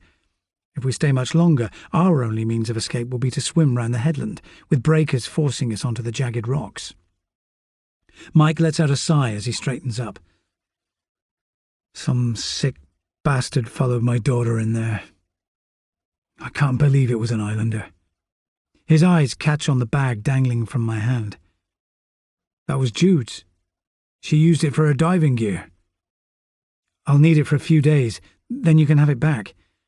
Let's wait for Will, then we can walk round the headland together. It takes 5 minutes for Dawlish to lay his memorial flowers. He seems surprised that we've waited for him, but I want to make sure that both men return home safely. The cave can't be allowed to claim another life. Shadow still seems spooked as we leave, muzzle pressed against my thigh as the 3 of us turn away. We walk in silence. Both men appear drained by visiting Piper's Hole, scarcely looking each other in the eye. I lead them back to safety at a rapid pace to escape the encroaching tide, with the cave's saline breath still clinging to my clothes. Chapter 14. Tom takes a 15-minute break mid-morning to escape the cloying smells of coffee and fried food. Waitresses are talking about Jude's death like it's no more than a piece of gossip. 2 of them stand by the hatch, speculating about why she was killed, sharing their stupid theories.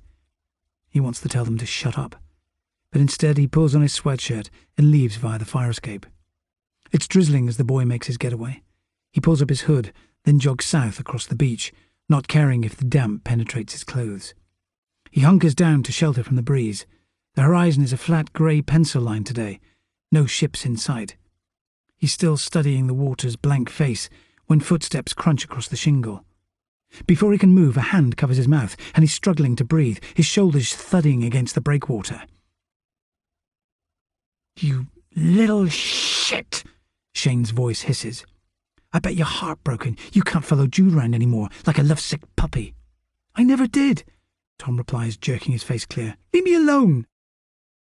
"My sister confided in you, didn't she?"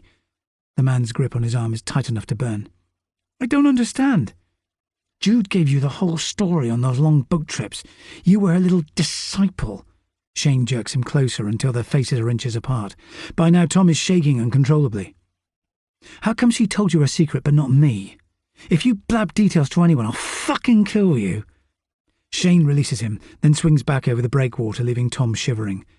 The drizzle is thicker now, rainwater running down his neck, his shoulder blades aching from being pounded against the groin.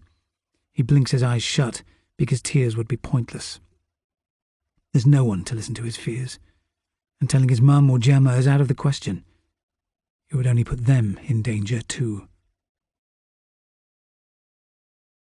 Chapter 15. There's no sign of Eddie when I get back to the incident room at noon. I assume that he's still out, gathering witness statements from islanders who were in the pub on the night of Jude's death. A voice drifts up the stairs soon after I return, the sound bringing a smile to my face. It belongs to my godmother, Maggie Nancarrow, light as birdsong with a strong Cornish accent. She bounces in without invitation, her small figure clad in jeans and a red T-shirt, face framed by a cloud of grey ringlets. The carrier bag at her side bears the Rocks logo, the pub she's run on Briar since I was a kid. Her face lights up as she bustles over to kiss my cheek. When she goes back to close the door, I feel certain she's here to pump me for information. "I've brought you some supplies, pasta, garlic bread and some really great coffee cake for afters." "This place feeds us fine, Maggie. You're just touting for gossip." "What a nasty, suspicious mind you have. Why not let me help you?" "How, exactly?" "I'm a fountain of local knowledge." "Tell me about the history of Piper's Hole, then." "Well, the place is cursed by all accounts." My godmother's eyes are brimming with excitement. "There are hundreds of myths about that place from its tin mining days. People say the tunnel runs under the sea all the way back to St. Mary's. When I was a girl, my grandmother said mermaids lured sailors to their deaths there. Old wives' tales can't explain why Jude Trellan drowned." Maggie continues undeterred. "Smugglers hid contraband from the customs men in the pool. They slaughtered pirates who stole from them there. The place is haunted." I roll my eyes. "Are you still putting your faith in spirits and seances?" Cynicism's so unattractive, Ben. Maggie prods my ribs. You can't prove I'm wrong. Well, what about recent history? Has anyone else been hurt there? Only poor Anna Dawlish last November. Keep your voice down, Maggie. This is Will's place, remember? You never know who's lurking in the corridors. She replies in a dramatic stage whisper. Anna's death was one of the worst tragedies we've seen on the islands.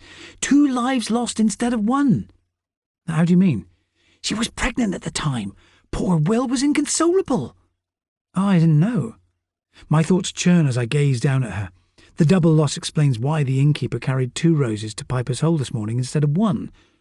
It's amazing he's kept going. It's lucky he's got a business to run. It must keep his mind occupied. Thanks for the grub, Maggie. I should get back to work. Dismissing me, are you? She wags her finger at me. Come and have dinner soon, before I forget your name. I promise. Famous last words. Maggie gives me a wave, then vanishes in a blaze of energy. It still amazes me that so much vigour can be locked inside a 65-year-old woman's bird-like frame. My godmother has planted a seed in my brain that will keep on growing until I find the answer. I call Eddie's mobile to let him know that lunch has arrived, but there's no reply. So I use my spare time to request Anna Dawlish's post-mortem report from the coroner's office. 6 months ago, the pathologist was confident she met her death in a tragic accident. But I need to reassure myself that there's no link between the 2 deaths at Piper's Hole. Curiosity has spoiled my appetite, so I investigate Jude Trellan's kit bag instead of tucking into lunch. I empty its contents into a piece of newspaper, but find only a spare diving mask, a snorkel and a handful of sand. When I shake the bag more vigorously, a metal disc drops onto the table, covered in the same dark green verdigris as the mermaid figurine. It looks like a coin, with a pattern scratched on it. I'm just dropping the piece of metal into an evidence bag when my phone buzzes in my pocket. It's Eleanor Jago, but the line keeps breaking up. She must be outside, the wind seizing every other word, but the gist of her message is clear. She says Eddie's name, then summons me to Lizard Point, her tone of voice so urgent that I leave in a hurry, chasing the edges of fields at a rapid jog with the dog running behind. When I break through the stand of pine trees that separates the beach from solid land, Eddie is lying on the sand with waves breaking over his feet. My deputy looks smaller than I remembered, his face raw white while blood drips from his temple. Eleanor Jago is crouching at his side. The contents of the woman's postbag lie scattered across the sand as I drop to my knees, beside a debris of letters and envelopes. I touch Eddie's neck, feeling for a pulse. Relief surges through me when the steady beat drums under my fingertips. How did you find him? I had to pull him out. I was on my round when I saw his body in the water. Thank God you were nearby. Have you called the nurse? She's on her way. The next few minutes are a flurry of activity. I give Eddie's shoulders a shake, trying to bring him round, and it's a relief to hear him groan. By the time Sophie Broworth runs across the beach, he's blinking at the sunlight, already trying to speak. I stand back to let the nurse examine him, concerned that my deputy still looks far too pale. Sophie shines a light into Eddie's eyes, checking his breathing, then helps him to sit upright. Her manner is so gentle, I feel a pulse of guilt for believing that she could have hurt her best friend. But it's my job to be suspicious. You'll need an ice pack on that head wound straight away, she tells Eddie. If you start feeling sick, your fiancé should call emergency services. It's only when he finally stands up that I notice the plastic bottle dangling from his wrist, and my heartbeat quickens. Do you remember what happened, Eddie? His gaze is unfocused when he looks back at me. I went to Rosefield Cottage to interview the couple renting it. I don't remember much else. You had a lucky escape. Eddie's jaw drops open when I point at the bottle hanging from his wrist. I remove the garden twine and stow the thin wire in my pocket. What does the message say? He asks. It's reassuring that his usual excitement comes over in his voice, even though it's weaker than before. Don't worry about it now. We need to get you home. I can give him a ride to St Agnes, Eleanor volunteers. My boat's just across the bay. Eddie leans on me heavily as I help him across 200 metres of sand and shingle to the postmistress's old-fashioned white cabin cruiser, with an outboard motor hanging from the bow at a precarious angle, deep scrapes along its fiberglass side. The small boat reminds me of one my father gave me and my brother to mess around in, with just 2 portholes admitting light to the galley. Eleanor's boat has the same windows just above the waterline, but I'm too busy helping Eddie aboard to look inside. My mouth is still dry with panic as the small craft recedes into the distance. It would have been tough living with myself if my deputy had been killed while his fiancée is heavily pregnant with their first child. I stare down at the bottle the killer attached to his wrist. It's made of clear plastic, revealing phrases written on the paper inside. "We therefore commit his body to the deep, to be turned into corruption, looking for the resurrection of the body, when the sea shall give up her dead." The message is scrawled more loosely than before, and this time I don't need the internet to understand its meaning. It's a prayer used for burials at sea, when a corpse is cast into the ocean because the distance to land is too great for a conventional ceremony. The killer may be indulging a private joke about religion, but his attempts to end Eddie's life almost succeeded. If Eleanor hadn't spotted his body floating out to sea while doing a postal round, he would have been the second victim in less than a week. Eddie's attacker has established a firm MO. He seems to like a degree of order that conflicts with his violence. Which islander would have enough physical strength to level a man with a single blow, then drag his body across the beach and into the sea? They must be physically fit and strong, unless two people are working together. They would have to be fearless too, although this remote beach is often deserted. A passing dog walker could have seen Eddie's body being cast into the sea. The message in the bottle proves that the assault was more than opportunism. He followed the young sergeant during his house calls, waiting for the best moment to launch his attack. While I'm mulling over possibilities, Shadow appears with a stick clamped between his teeth, expecting a game of catch. I shake my head at him, but the creature ignores my disapproval, laying the stick at my feet like a peace offering. I brush the sand from my jeans, then walk north across the beach as the breeze cools. Changes in the weather are a fact of life here. Even as spring edges into summer, the Atlantic delivering constant shifts in temperature. By the time I reach Smuggler's Cottage, the drizzle has turned to rain, and I'm wondering whether Shane Trellan could have ambushed Eddie and left him to float out to sea. His cottage on Cradle Point is only a 10-minute walk from where my deputy was found. Shane gives a monosyllabic greeting when I arrive to search his place, explaining that I've got a warrant. "What have you been doing today, Shane?" "Paperwork." He delivers the word with a frown, then stomps upstairs. He vanishes before I can ask another question about how he's entertained himself since his abortive visit to Sophie Broworth's house earlier this morning. When I glance around the living room, my curiosity surfaces. The place could reveal the reason for Jude Trellan's death. The decor almost as basic as it would have been in the smuggler's day, with bare wooden floorboards, oak beams and a stone fireplace. 3 paintings on the wall show the sea mounting a vicious attack on Cradle Point during a winter storm. I pull sterile gloves from my pocket and set to work. Shane seems to lead a Spartan lifestyle, with few ornaments clogging his shelves. His DVD collection shows a taste for action movies, with a smattering of travel documentaries about Australia and New Zealand, the man clearly dreaming of bigger landscapes. The cupboards in his kitchen give little insight into his life, apart from proving that he's no bon viveur. There's a limited supply of crockery, a few battered pots and pans, and a coffee percolator that's seen better days. His computer monitor is flickering on the kitchen table, an open document appearing when I press the touchpad. Either Shane forgot to lock it, or he wanted me to find the financial report. It's an audit of business at the diving school, showing that it's losing money hand over fist, despite the new boat Mike acquired last year. The Fair Diane cost £200,000, leaving the company's finances with a sizable black hole. If Shane killed his sister to become sole heir to the family business, it was hardly worth his time. I do a final scan of the kitchen, looking for used plastic bottles and a roll of garden twine, but find nothing. Shane appears on the landing when I go upstairs. He snarls something under his breath, then pushes past me, feet thundering on the stairway. The wardrobe in his bedroom contains jeans, t-shirts and one smart suit, the pockets of his jackets empty. It looks like he's taken care to hide any habits that put him in conflict with his sister. I flick through photograph albums, old correspondence and a box of diving certificates, but there's no clear evidence of Jude's presence. It's only when I discover a book under the bed in the spare room that my interest rises again. Its cover shows a shipwreck lying on the seabed, its wooden structure resembling a whale's skeleton, with sunlight filtering through a wall of turquoise sea. The book's title is A Diver's Guide to Shipwrecks of the Isles of Scilly, and the author's name is David Polrue. The man has lived on Tresco with his family for years. He worked as a historian at Plymouth University until retiring recently. The volume is dog-eared with use, scribbled notes in the margins.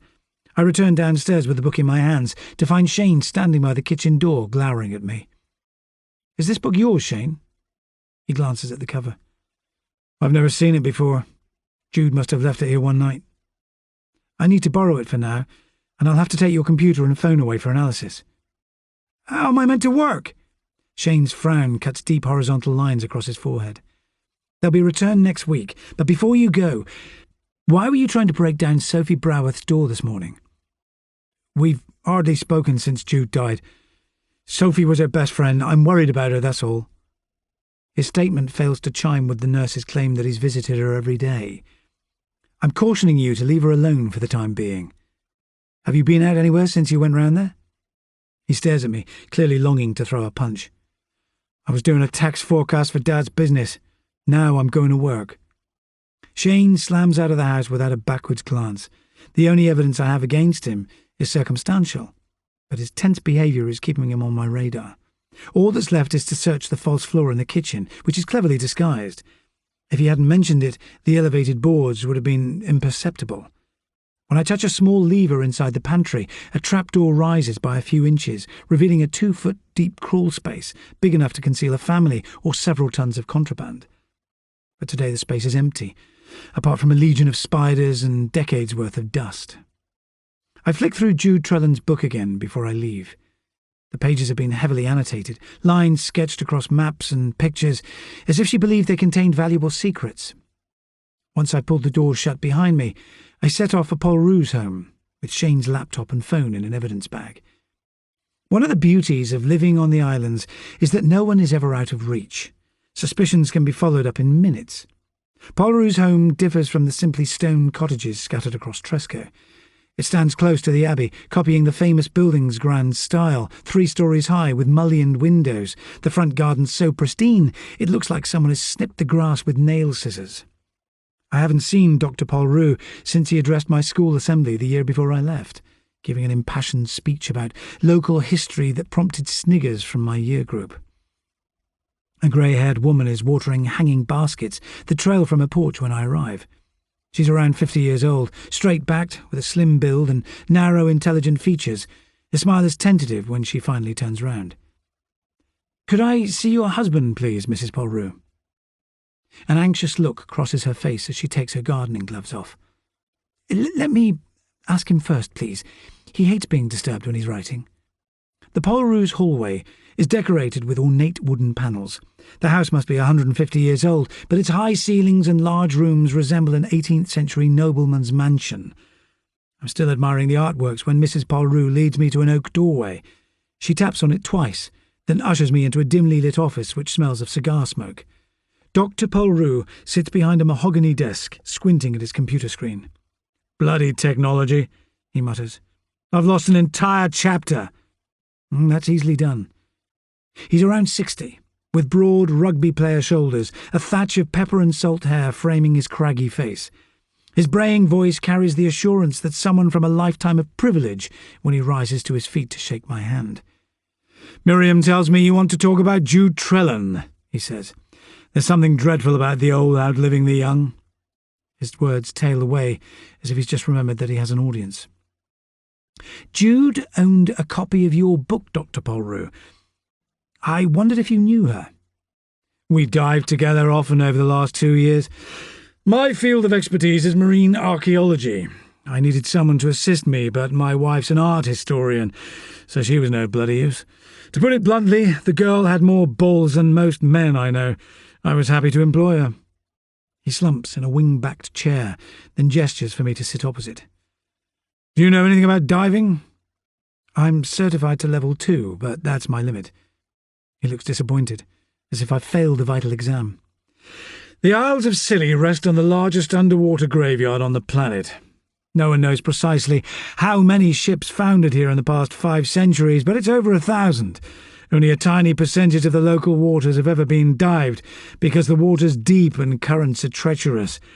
Until Jude came along, no one was brave or foolish enough to join me." "You chartered one of the Trellan's boats?" "Oh, we used mine. I keep it in St. Mary's Harbour. It's equipped with echolocation and a decent GPS system." He rubs his hands across the back of his neck. "I want to map the local seabed before I die. You could say it's my grand obsession. That sounds like a dangerous hobby. Polru's eyes are almost black when he stares back at me. If I succeed, the whole community will benefit. No one can say that I wasted my time. Did you ever dive with Shane Trellan? He shakes his head. Jude had more experience. I needed someone with local expertise. The waters plummet for hundreds of metres between most of the islands. The Scilly Isles used to be a single landmass until sea levels rose. Then only the highest peaks were habitable, and the archipelago was formed. Each island is the summit of a mountain, which explains why they're studded with graves. Ancient civilizations buried their dead close to their sky-dwelling gods. Have you found any undiscovered wrecks? He shifts backwards in his chair. My interest is purely academic. I'm not hunting for pirates' gold. I want to create a comprehensive record for future generations, pinpointing the location of every vessel. There was a problem a few years back, wasn't there? Divers were stealing from wrecks when the item should have been passed on to the Maritime and Coast Guard Agency. I know the law, Inspector. Historic shipwrecks are the property of the state, Polru replies in a clipped tone. I would never harm a wreck site. Most of them are reefs with delicate ecosystems. I take photos, then leave them intact. Jude felt the same? I wouldn't employ anyone who indulged in looting. Thanks for your time, Mr. Polru. If I have questions about your research, can I come back? His face softens into a rare smile. Feel free to consult me. I hope my book kindles your interest. I leave the room with the dog-eared volume tucked under my arm. Polru's arrogance didn't stop Jude Trellan diving with him frequently, despite the maniacal glint in his eye. The historian's fascination with undiscovered wrecks is easy to interpret, but his touchiness, when asked about taking items from the seabed, may be more relevant to the case. Chapter 16. Tom walks to Dolphin Town once he finishes work. His heart sinks when he approaches Eva Larson's cottage, yet he can't turn back. Jude would expect him to pay his respects. No one locks their doors on the island, but he hears the metallic click of a key twisting before Eva appears in the porch. He's only met him on a few occasions. The man looks fiercer than he remembered, his mouth set too rigidly to smile. I wanted to say how sorry I am about Jude, he mumbles, even though he wishes he'd gone straight home. Come in for a minute, Tom. Frida is asleep on the sofa in the living room. The girl's features so like Jude's, his guts twist into a knot. Once they reach the kitchen, Tom's distress increases. He can picture her sitting on the same seat, enjoying meals with her boyfriend and child. When he looks at Eva again, the man seems lost in his own world. When I wake up, everything feels normal until I remember she's gone. I have to go through it all again. Eva's voice resonates with loneliness, making Tom feel ashamed. His own grief can't compare, yet it keeps threatening to smother him, making it difficult to breathe. We're both in danger, aren't we? Eva stares at him again. How do you mean? We know what Jude did. The man's pale gaze refuses to release him. Someone wants what she found. It's their obsession. They won't rest until they have every piece. The desperation on his face makes Tom panic. When Eva leaves the room to check on Frida, he rushes from the cottage without saying goodbye. Chapter 17. I check on Eddie's condition once I get back to the incident room. His fiancée, Michelle, sounds shaken, but informs me that he's showing no signs of serious concussion, which fills me with relief. My previous work partner's death was one of the reasons why I left the murder squad. Losing another colleague would be difficult to handle. It's late afternoon by the time I finally speak to Stephen Kinver. His voice has a hard-edged London twang when he explains that his boat is moored a kilometre off the northeast coast of Tresco. We agree that I will use the police launch to visit him and his wife, so I leave Shadow tied up in the yard behind the new inn. The black outline of St. Helens expands on the horizon as I steer the speedboat across open water. On any other day, I'd take time to admire the sun dropping behind the furthest islands, but I want to get back to harbour soon. Light is already fading by the time I near the Kimver's 40-foot yacht, which bears the name Golden Diver, stencilled in bright yellow paint on its prow. Even from a distance, it's obvious that the sleek grey vessel is equipped with plenty of expensive kit, from the lights studding its waterline to the jet ski and speedboat suspended from the bow. The boat is kitted out for sea fishing as well as diving and must be worth the price of a substantial house in the home counties. The couple are standing on deck as my launch bumps over shallow waves. Stephen Kinver reaches down to tie my rope to the helm rail of his vessel. He looks like an ageing surfer, dressed in baggy shorts, a Hawaiian shirt and mirrored sunglasses, some bleached curls skimming his shoulders. His wife is an attractive black woman with braided hair and a cautious smile. Apart from a few items of expensive jewellery, her casual clothes are almost identical to her husband's. The couple could be anywhere between late 30s and 50, empty nesters enjoying the trip of a lifetime.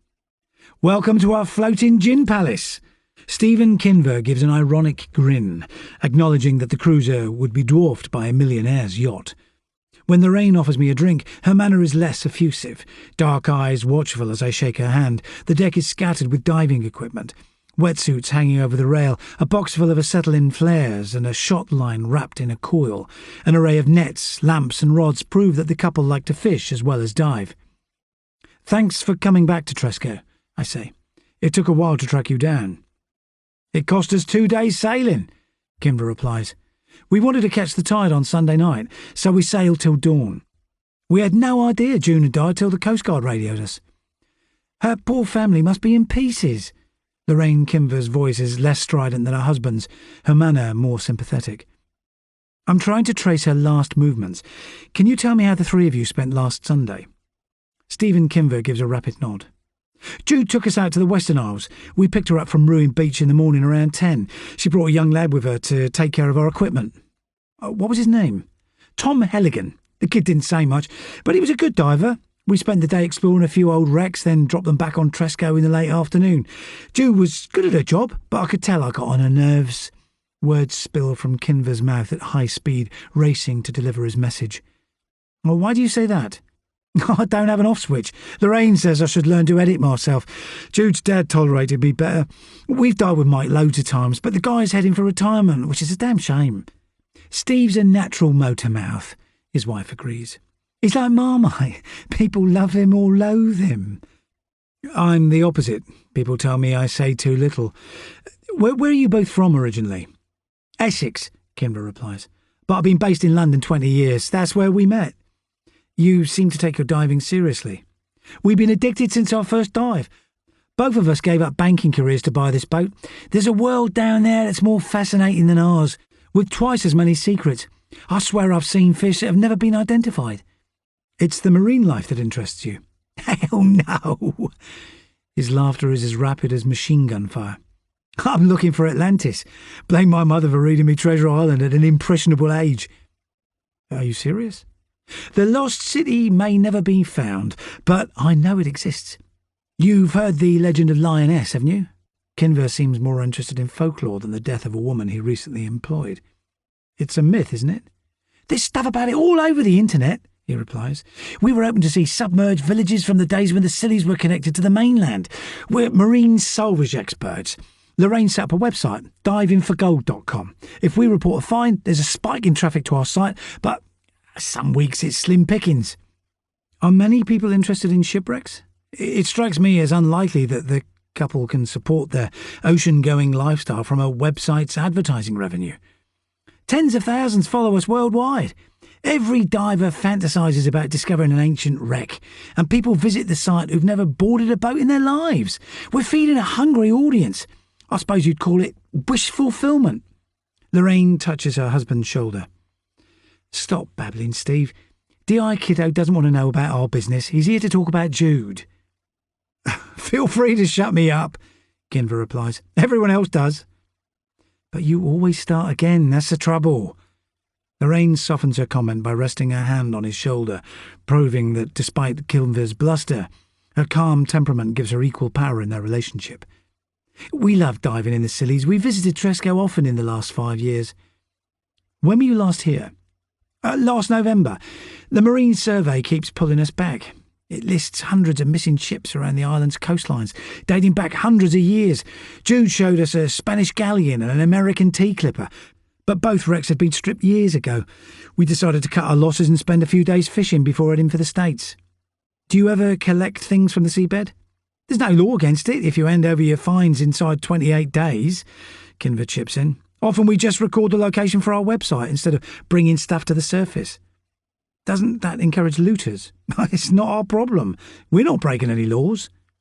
Would you mind showing me below deck? His smile vanishes. Surely you don't think we hurt Jude? People must have seen us sailing away after we left Ruin Beach. I'm just interested. I've always been keen on boats. We're citizens of the world, Inspector. We like our freedom. Satisfy your curiosity when you've got a warrant. He releases a long breath, as if he's blowing out candles on a birthday cake. I'd like to know more about Jude Trellan's behaviour the day before she died, but Stephen Kinver seems keen for me to leave, and his wife's manner is cooling. Their defensiveness makes me believe the couple could be hiding stolen items in their hold, but the crime of looting is separate from the murder investigation. When it becomes clear that they have nothing more to say about Jude, I instruct them to stay within a 3-mile radius of Tresco until they get clearance to leave. Dusk is thickening as I carry my frustration back to shore. It interests me that Tom Helligan went along for the ride, but Stephen Kinver's attitude could be more relevant. He's got the kind of ego that has to score points in every situation. Maybe Jude's greater expertise grated on him, but it's hard to believe the man could have persuaded his wife to circle back to Piper's Hole to kill a woman they barely knew. He could easily have attacked Eddie this morning by mooring their boat in one of Tresco's coves, then rowing ashore to follow him around the island. Kinver's abrupt manner has set my alarm bells ringing, but there's no obvious reason why he would attack 2 islanders in quick succession, unless the guy's a psychopath. I moor the launch by the quay at Ruin Beach, then take a final walk south with stars overhead already piercing the sky, the sun dipping below the horizon. I want a last look at the stretch of beach where Eleanor Jago found Eddie floating lifelessly in the water. She was delivering post to the cottages on Rosefield Lane when she caught sight of him. The killer would have to be organised and physically fit to carry out the attack. But which islander is warped enough to leave a sailor's prayer attached to a cop's body before condemning him to drown? The lights are on in Pentle Cottage when I reach the far end of the bay. Sophie Broworth must have returned from her home visits, but when I look through her living room window, a new piece of information falls into place. She's standing in the middle of her lounge with her arms locked around Shane Trellan's neck, kissing him like he's her new source of oxygen. The scene I witnessed this morning must have been part of a lover's tiff while her husband's away. I'm surprised by their carelessness. Even though the cottage is remote, anyone could spot them while the curtains hang open. Their kiss lasts for another minute and shows no sign of ending. Adultery isn't a crime, but I'd like to know whether Shane Trellan's affair with his sister's best friend has any bearing on her death. Darkness has dropped over the beach like a blackout curtain when I finally get home to Briar. Shadow curls up on the sofa once he's fed, but my own appetite is harder to satisfy. Eddie is alive due to a piece of good luck. If circumstances had been different, the vicar would be writing another eulogy to deliver at his funeral. Going to the pub while my mind is so preoccupied doesn't appeal, so I toast a bagel, then use the entire contents of my fridge to construct a cheese omelette. Once my makeshift meal is eaten, I sift through notes on my laptop.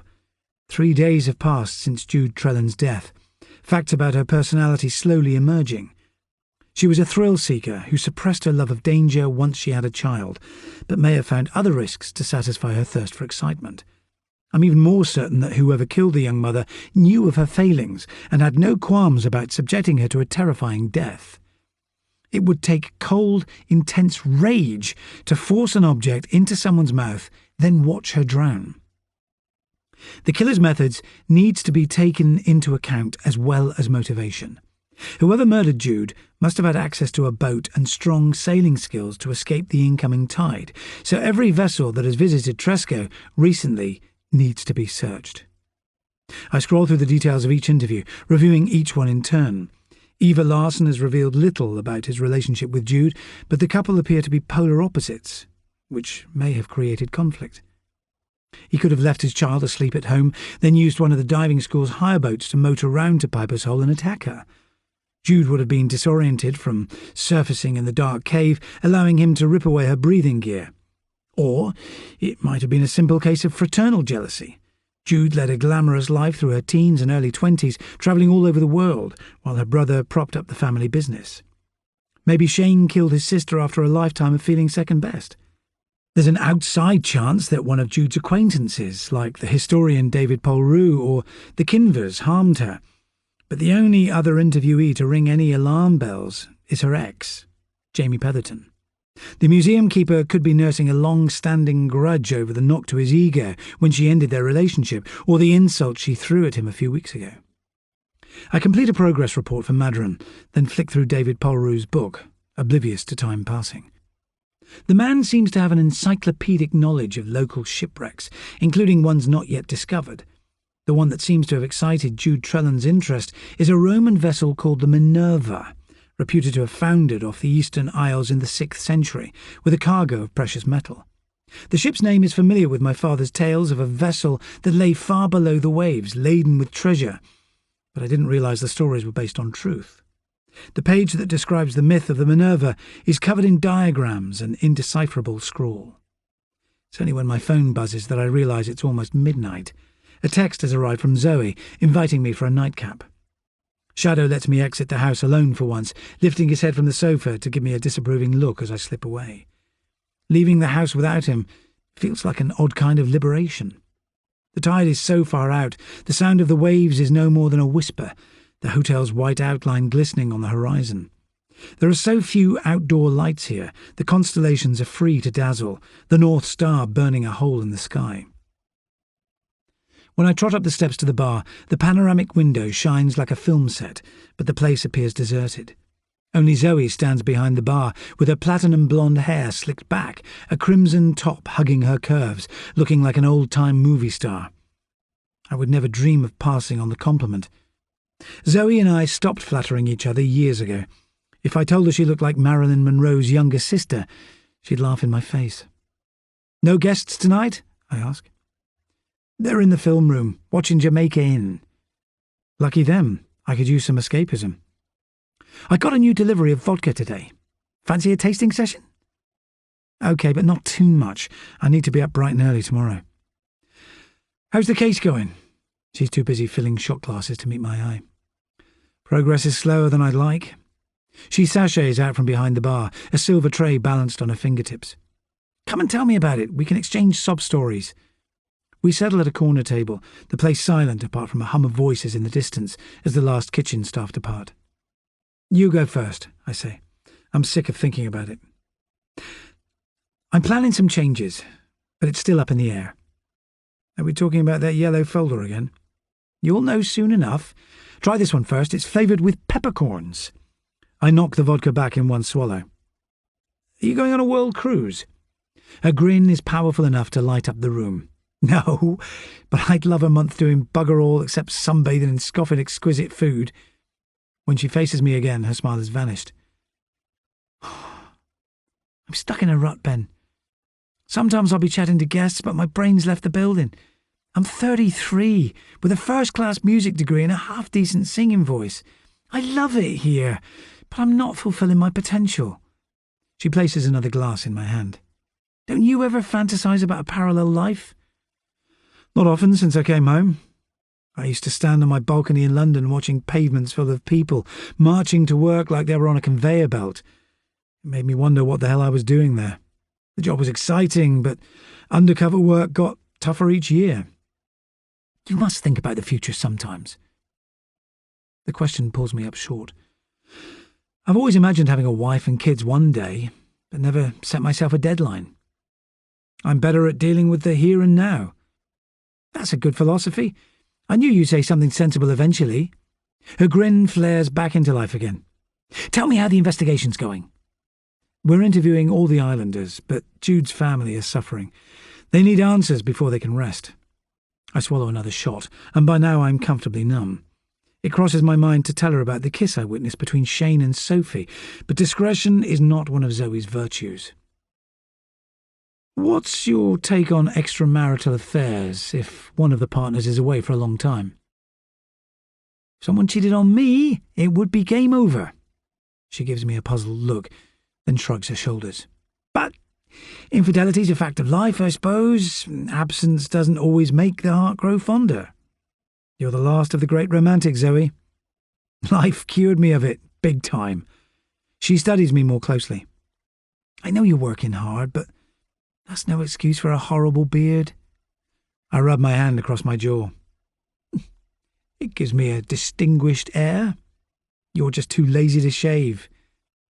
I need to find the bastard who drowned June Trellan and tacked Eddie. My appearance is the last thing on my mind. Promise to let me drag you round the shops in Penzance when the case closes. You're worse than my boss. I knock back a shot of cranberry-flavoured vodka that tastes like cough mixture, the alcohol making my vision blur.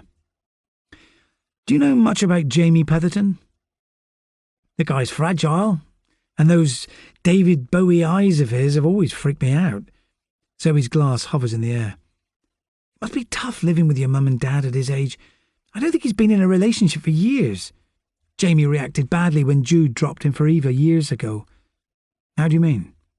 It all got a bit fatal attraction. Jamie kept going round to her house, even when Eva had moved in. But he got over it. Well, he must have done. It was years ago. She offers me another shot.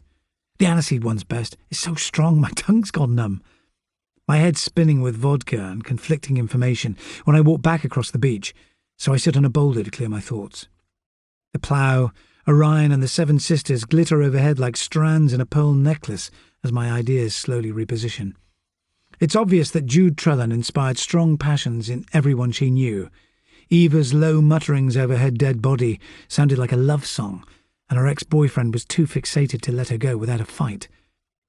But the question I still need to answer is which islander held such deep feelings that they were driven to take her life. Chapter 18. It's after midnight when Tom slips downstairs for his final cigarette. His mother is asleep already, lights out in her small room beside the kitchen. He tiptoes down the hallway, closing the door gently behind him to avoid waking her. When he glances at the houses nearby, only their outlines are visible in the dark. His resentment builds with each mouthful of smoke. Maybe he'll waste years like this, while his mates party the night away at university. He shuts his eyes and tries not to imagine years slipping past while he scrubs tables at the cafe. Now that Jude's gone, there will be no more trips on the dive boat when the summer days lengthen. Tom grinds the embers of his cigarette into dust with the heel of his trainer. He wants to yell curses at the night sky, but doesn't make a sound. Jude would tell him to forget his self-pity and find a solution, but the answer lies beyond his reach. He carries on staring out to sea. The immensity of the flat plain of water is a reminder that his worries are insignificant. One day things will improve, and he'll forget about being trapped here like a castaway with no means of escape. Something flickers in the corner of his eye as he turns back to the house. There's a cracking sound before shock overwhelms him, then a sharp burst of pain between his shoulder blades. He tries to cry out, but his tongue refuses to move. Someone pushes him to the ground, his cheek scraping over raw granite. Now the pain in his back is so blinding, he loses consciousness. When his eyes open again, footsteps crunch on the shingle as he's dragged across the shore, the taste of salt water filling his mouth. The boy's arms twitch feebly at his sides until pain sends him under again. Part 2. Still unresistingly heaved the black sea, as if its vast tides were a conscience, and the great mundane soul were in anguish and remorse for the long sin and suffering it had bred. Moby Dick, Herman Melville, 1851.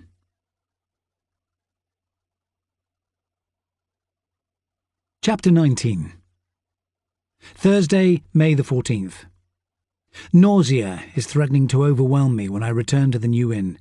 Booze doesn't normally affect me so badly, but a combination of neat alcohol, too little food, and concern about the case has kept me awake into the small hours.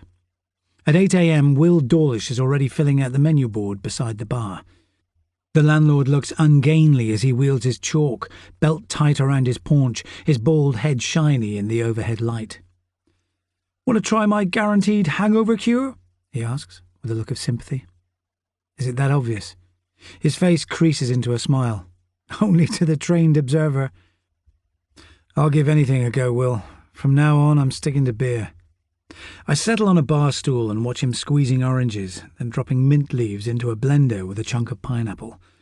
The result tastes surprisingly pleasant, the ice-cold liquid settling my stomach. That should clear your head. It's doing the trick already. Can I ask you about Jude while I'm here? I wondered if you'd remembered anything else about Sunday night. Why? Was I one of the last people to speak to her? It looks that way. Will frowns down at his hands, splayed across the bar's marble surface. Jude sat where you are now with her brother. They seemed fine until the row kicked off. I was collecting glasses when I heard them yelling. She was out here in a blink, slamming the door behind her. Do you know what started it? I was getting ready to close, but earlier on I heard them talking about money problems. She said something about how she was going to sort it by herself, and then he called her an arrogant bitch. Did you see anyone leave straight after Jude? Dawlish frowns. One of the younger lads went a few minutes later, but he was probably just going home. He'd been playing darts with some regulars. Who was that? Tom Elligan. Nice lad from Merchant's Point. Wouldn't say boo to a goose. He was first to leave. Then people drifted away. I locked the doors soon after midnight. That's helpful, Will. And thanks again for lending us the attic. You're doing us a big favour. That's the second time that the Helligan boy has been mentioned. First as Jude's diving assistant, and now because he could have followed her to Piper's Hole. I'll have to interview him again as soon as possible. When I look at Dawlish again, he's observing me more closely than before. I never told you how sorry I was about Anna. I would have come to her funeral if I'd heard in time. Don't apologise. You were working away. I still can't believe it happened.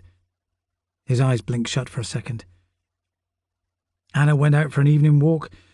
She must have slipped on the rocks and knocked herself out.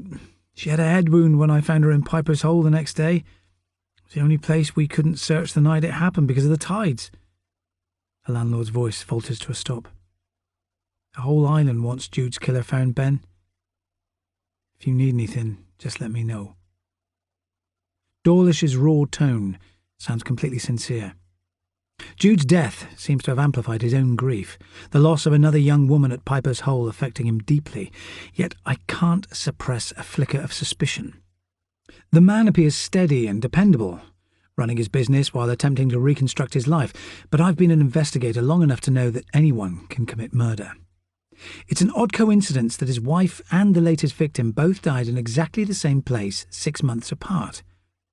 We talk for another few minutes before I thank Dawlish again, then head upstairs to the incident room, with the dog already whimpering at the prospect of being cooped up indoors. I expect to find the hotel's shabby attic empty, but Eddie is gazing owlishly at his computer. A white bandage is taped to his forehead, midnight blue bruises circling one of his eyes.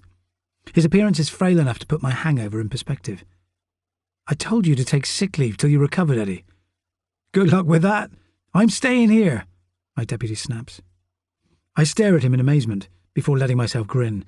His choir-boy face may be pale, but it's fierce with determination. The attack he suffered yesterday seems to have cured his politeness once and for all. If you keel over, don't blame me. I want to find that vicious bastard before he hurts someone else, he mutters. I let him complete his work in silence, his features stony with concentration.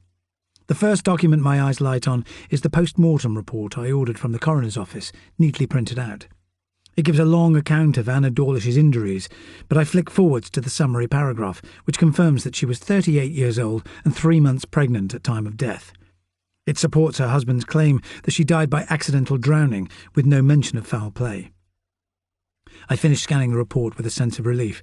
Will Dawlish strikes me as a decent guy, unlikely to harm anyone. My phone buzzes in my pocket just as I'm sliding the report back into its wallet, the answering service delivering a short voice message. Linda Helligan is requesting an urgent home visit. The rest of her speech too garbled to make out. The visit should give me the chance to learn more about her son and why he accompanied Jude Trellan on her last diving trip. I set off for Merchant's Point at a rapid march, the dog following a scent trail in the opposite direction, muzzle glued to the ground as he tracks imaginary prey. I think about Linda Helligan as I cut north across the island, the path winding over the rocky headland. She was younger than the other teachers, pretty and bubbling with enthusiasm. Her English lessons were all that interested me at school, apart from rugby. I found myself going to the library each lunch break to read the American novels she recommended, much to my mate's amusement. Under ordinary circumstances, it would be a pleasure to see her again, but the tension in her voice indicates that she's in difficulty. Merchant's Point is beautiful but bleak. The shore a raw waste of granite, with shards of stone rising from the sea like ancient swords. The Helligans' cottage is the only property in sight, a small 2-story property that's seen better days. From a distance it looks like a piece of flotsam brought in by the tide, with no garden separating it from the shore. A woman gazes up at me from a wheelchair when I approach the house. I do a double take before recognising my old teacher. Pain has turned her into an old woman. Even though she can't be much past 40, her thin form is hunched over, shoulder-length dark hair streaked with grey. She has lost so much weight since she kept my class entertained. There are hollows under her cheekbones, her eyes set too deeply into their sockets. Don't look so shocked, Ben. Didn't you hear I'd broken my back? I can walk a few steps, but that's my limit. I'm sorry to hear it, Linda. It's not important now. My son's been missing all night. I have to find him. Her voice is a low murmur. Why don't we talk inside?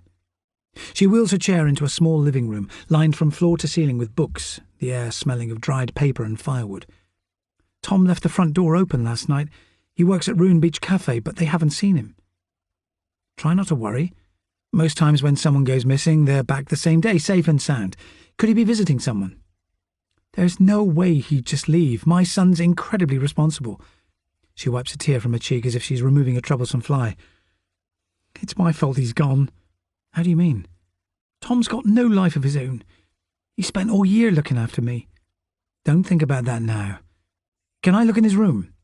Go ahead, if it helps. Mrs. Halligan wheels her chair back into the hallway, waiting expectantly while I jog upstairs. The boy's room is the opposite of his mother's bookish lounge.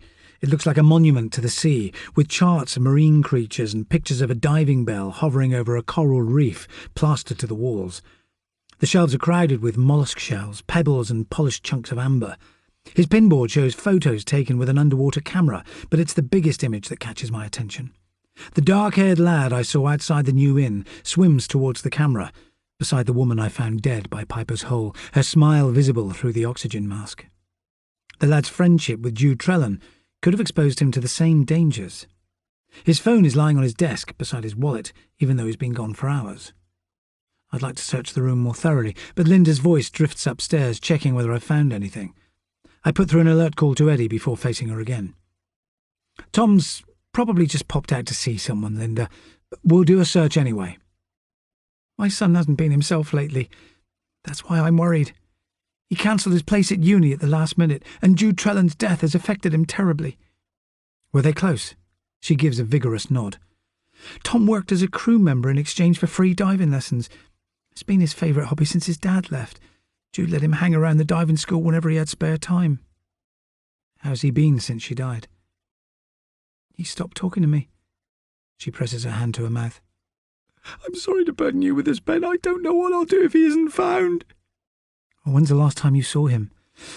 I heard him go outside around midnight, but I thought he'd come back. We'll find him. I touch her arm. Is there anyone to help you until Tom gets home? Plenty of people. That's the irony. My friends here will give me a hand. Diane Trellan, Eleanor Jago, Sylvia Cardew. I'd have managed if he'd gone away to uni, but his sense of duty kept him here. You sure he isn't with a friend? They all left the island last autumn, except Gemma Polrue. She's his girlfriend? Linda releases a broken laugh. My son's in love with the sea, nothing else. I check the shingle in front of the house before I leave.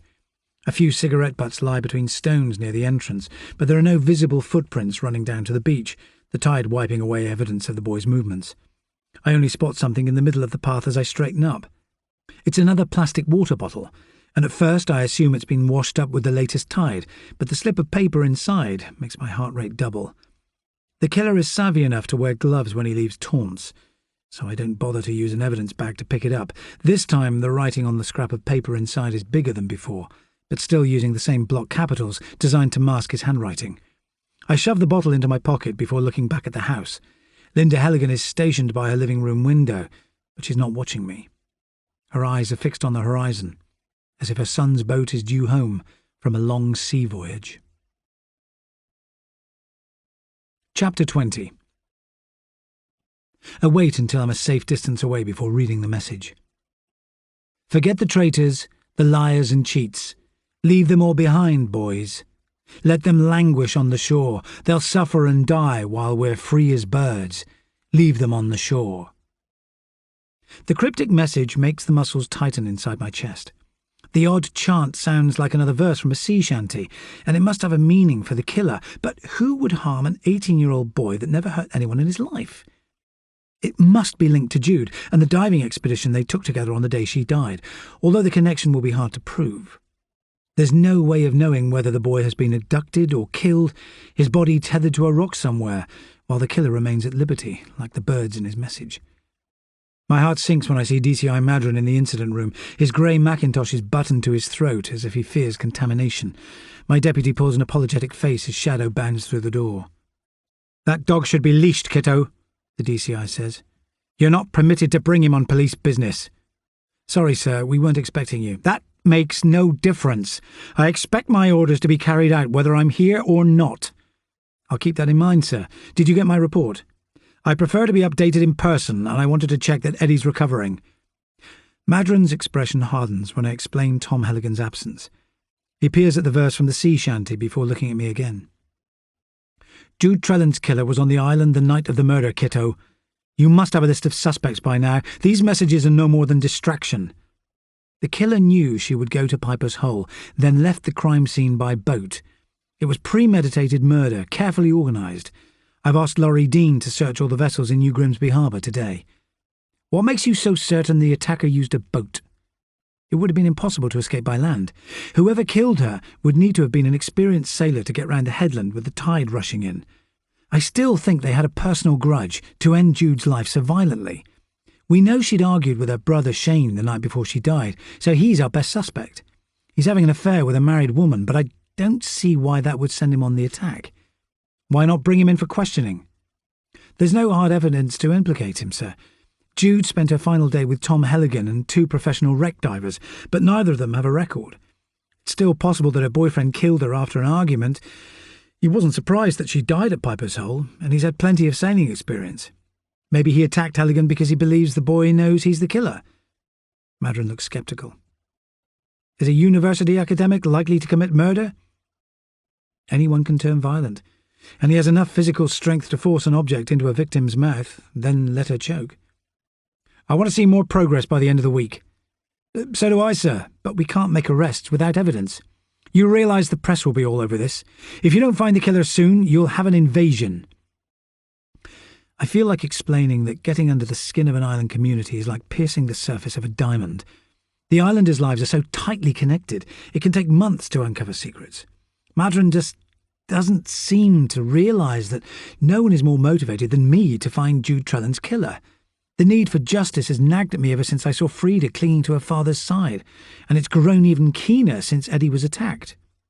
Get this place cleaned up, Madron snaps. Those windows are a public disgrace, and why not smarten your appearance while you're at it, Kitto? You look like a castaway. The DCI marches away at a rapid pace while I grit my teeth. Eddie merely rolls his eyes, then continues to phone around for sightings of Tom Helligan, but my irritation lingers. Madron has grated on me from the start. His long spell as Chief of Police of the Island Force has been uneventful, apart from one murder case and the usual round of petty crimes. Fatalities make him panic, yet he's wary of handing over the reins. He'll carry on criticising everything I do until the case closes, making me even keener to find the killer fast. I put the mermaid figurine from Jude's attack in my pocket, then leave the dog with Eddie. Shadow gives a howl of disapproval, but David Polru's Persian rugs and antique furniture wouldn't stand a prayer if he broke loose. I have no idea whether the historian's daughter will be at home, but Tom Helligan's one remaining friend on the island might know where he's hiding. This time Dr. Polru answers the door himself. Dressed in old-fashioned corduroy trousers, his checked shirt open at the neck. The academic's expression is animated, as if he's looking forward to discussing his book. Could I speak to your daughter, please, Dr. Polru? His smile is replaced by disapproval. I don't allow Gemma to have visitors during the day. It disrupts her study program. This is a police matter. It won't take long. The historian chunters under his breath before climbing the stairs, leaving me to study the decor again. The grandfather clock, parquet floor, and subdued oil paintings suit the age of the house, but make its atmosphere oppressive. Beeswax lingers on the air, cloying and oversweet. When David Polrue returns, a slim teenaged girl follows in his wake, face veiled by a sweep of blonde hair. Despite the warm weather, she's dressed in jeans, boots, and a baggy jumper. I smile in her direction, but she doesn't meet my eye. "I'll stay if you don't mind," Polrue says. "Gemma doesn't like meeting strangers on her own." The Polrue's living room combines grandeur with ostentation, a chandelier hanging above the inglenook fire. The historian stands sentry by the door, while the girl perches on the settee, hands clasped in her lap. She's got a pretty, heart-shaped face, but her expression is wary. "Have you heard from Tom Helligan recently, Gemma?" I ask. "Not lately. I've been busy revising." "But you're friends, aren't you?" "We went to school together, that's all." Her gaze shifts towards her father. "Your friends didn't help you much last year, did they?" Polrue snaps. "Tell the inspector why you're still at home." The girl's voice drops to a mumble. "Dad wants me to retake my A-levels to get better grades." "She wasted her time socialising. We're having to pay a tutor to coach her 2 days a week online," says Polrue. "Her brother Kieran never caused us this kind of trouble. He's at Oxford reading chemistry." I return my attention to the girl. "I need you to check whether Tom texted or called you in the last few days, please." "I'll get my phone." Gemma is already on her feet, skirting past her father to retrieve her mobile. "My daughter fights me every step of the way," Polrue mutters. "She's got the concentration span of a goldfish." All teenagers are the same. She needs 3 A's to study psychology at Bristol, but missed the target thanks to her hectic social life. She's only got herself to blame. Polrue sounds sublimely certain that he's correct, but I have my doubts. His bullying manner leads me to believe that the girl could have been trapped indoors for weeks, the dark paint on the walls making the room feel as oppressive as a prison cell. "Tom sent a few texts, but nothing unusual," Gemma says when she returns, her phone clutched in her hand. "Could I see his messages, please?" She looks awkward as she hands over the mobile, and the texts between her and Tom Helligan explain why. Hers are a litany of despair about being trapped indoors, haranguing her parents, the boy's answers reassuring her that she'll soon be free again. "Thanks, Gemma, that's fine." I pass the phone back. "How did Tom act last time you spoke?" "He seemed worried about something, but we didn't talk for long." Polrue glares at his daughter, as if a brief chat with a boy is a hanging offence. It's clear she won't open up in his presence, her expression tense with anxiety. So I give her my card instead of asking another question. "If you remember anything, please call me straight away." The girl vanishes from the room, her father still wearing an irritable frown. "Could you identify an item for me while I'm here, Dr. Polrue?" I produce the mermaid figurine and the coin from Jude Trellan's kit bag, wrapped in separate evidence bags. Polrue carries them over to the window to inspect them in clear light.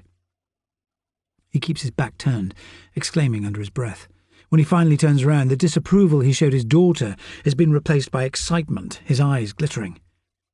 "Jamie Petherton can verify my opinion, but I believe the figure dates from the Roman era, 5th or 6th century. It's an amulet, cast from silver. High-ranking sailors carried them on long voyages for good luck. Well, where did you find it?" "At the scene of Jude Trellan's murder." His stare intensifies. "A cache of Roman items was found in a field near here years ago, but none this well preserved." He examines the figurine again, poring over every detail. "Historical records talk about a Roman vessel foundering on its way to Tresco. It was called the Minerva, loaded with artifacts made from precious metals. Have you heard of it?" "I read about it in your book. Do you think the amulet's from the Minerva?" "It's the right age, but I've been scouring the seabed for 10 years. I doubt a casual amateur would find it before me." The anger on Polrue's face proves that his passion for undiscovered wrecks is more than academic. I'm almost certain that he employed Jude Trellan to help him search for a ship that's featured in local folklore for generations. Or what about the coin? He shakes his head dismissively. "They're not my speciality, but Petherton will know. He's a self-taught expert on all things Roman. Now, if you'll excuse me, I have a chapter to complete." The historian's tone is sour as he hurries me along the corridor, then barks out a hasty goodbye. Chapter 21. Pain throbs at the base of Tom's spine when he comes round. Someone has placed him on his side, the taste of salt lingering on his tongue, panic making his breathing ragged. All he can see is blackness, a blindfold obscuring his vision. He could be trapped in a nightmare, but the ache between his shoulders is too sharp to be imaginary. It's impossible to move. His hands have been bound tightly behind his back, ankles lashed together with rope. He cries out at the top of his voice, his body squirming against its constraints like a fish on a line. When his strength finally fails, the silence deepens. The room must be tiny. If he swings his legs, he can touch walls on either side, the air thick with condensation. Tom gulps in a long breath, but it's impossible to calm down. He can taste the reek of fish guts and the smell he recognizes from the diving shop, the synthetic odor of wetsuits and diving gear. At first there are no sounds at all, till he hears the murmur of waves hitting a hard surface. When the floor beneath him shifts in a rolling motion, the truth hits home. Someone has sealed him in the hold of a boat, a piece of human cargo with no value, and before long his oxygen supply will run out. He releases another yell, but no reply comes back, not even an echo. Chapter 22. Eddie looks surprised by the idea that David Polrue is as keen to locate the Roman cargo ship as the Kinvers. Unlike the professional wreck divers, his motive is likely to be academic claim, not money, but the prospect still appears to have gripped his imagination. A few checks on the internet confirm the historians claimed about the area's maritime history. The islands were an important Roman trading post. Ships carrying valuable goods often foundered on the rocks until pilots were paid to guide them through the danger zone to St. Mary's Harbour. Reading about maritime history makes me follow my suspicions about the Kinvers to see how they've spent the last year. There's nothing to incriminate the couple in either Jude's murder or Tom's disappearance, apart from the fact that they both spent the day of Jude's death on the Kinvers' yacht. When I run searches through the police national computer, neither of them have records, but they've been travelling at a frantic pace, flitting from Indonesia to the West Indies, then back to the Mediterranean. I'm certain they're involved in illegal trade, but following my instinct about the couple's activities would only distract me from finding the missing boy. When I call Linda Helligan at 3 p.m, anxiety has sharpened her tone of voice. No one on the island will admit to seeing her son since yesterday. The message left outside her house making me concerned that Tom may have met the same fate as Jude Trellan. Our best chance of finding him alive lies in understanding the link between them. We need to interview Jude's parents again, I tell Eddie. Shallow can come with us. The DCI will go mad if he hears. He'll chew up the floorboards if we leave him behind. The dog launches himself outside in a wild bid for freedom, leaving us free to walk to Ruin Beach alone. Clouds gather as we head north, shadows rolling across Vane Hill, while sheep cluster under elm trees. Do you know how Ruin Beach got its name? I ask.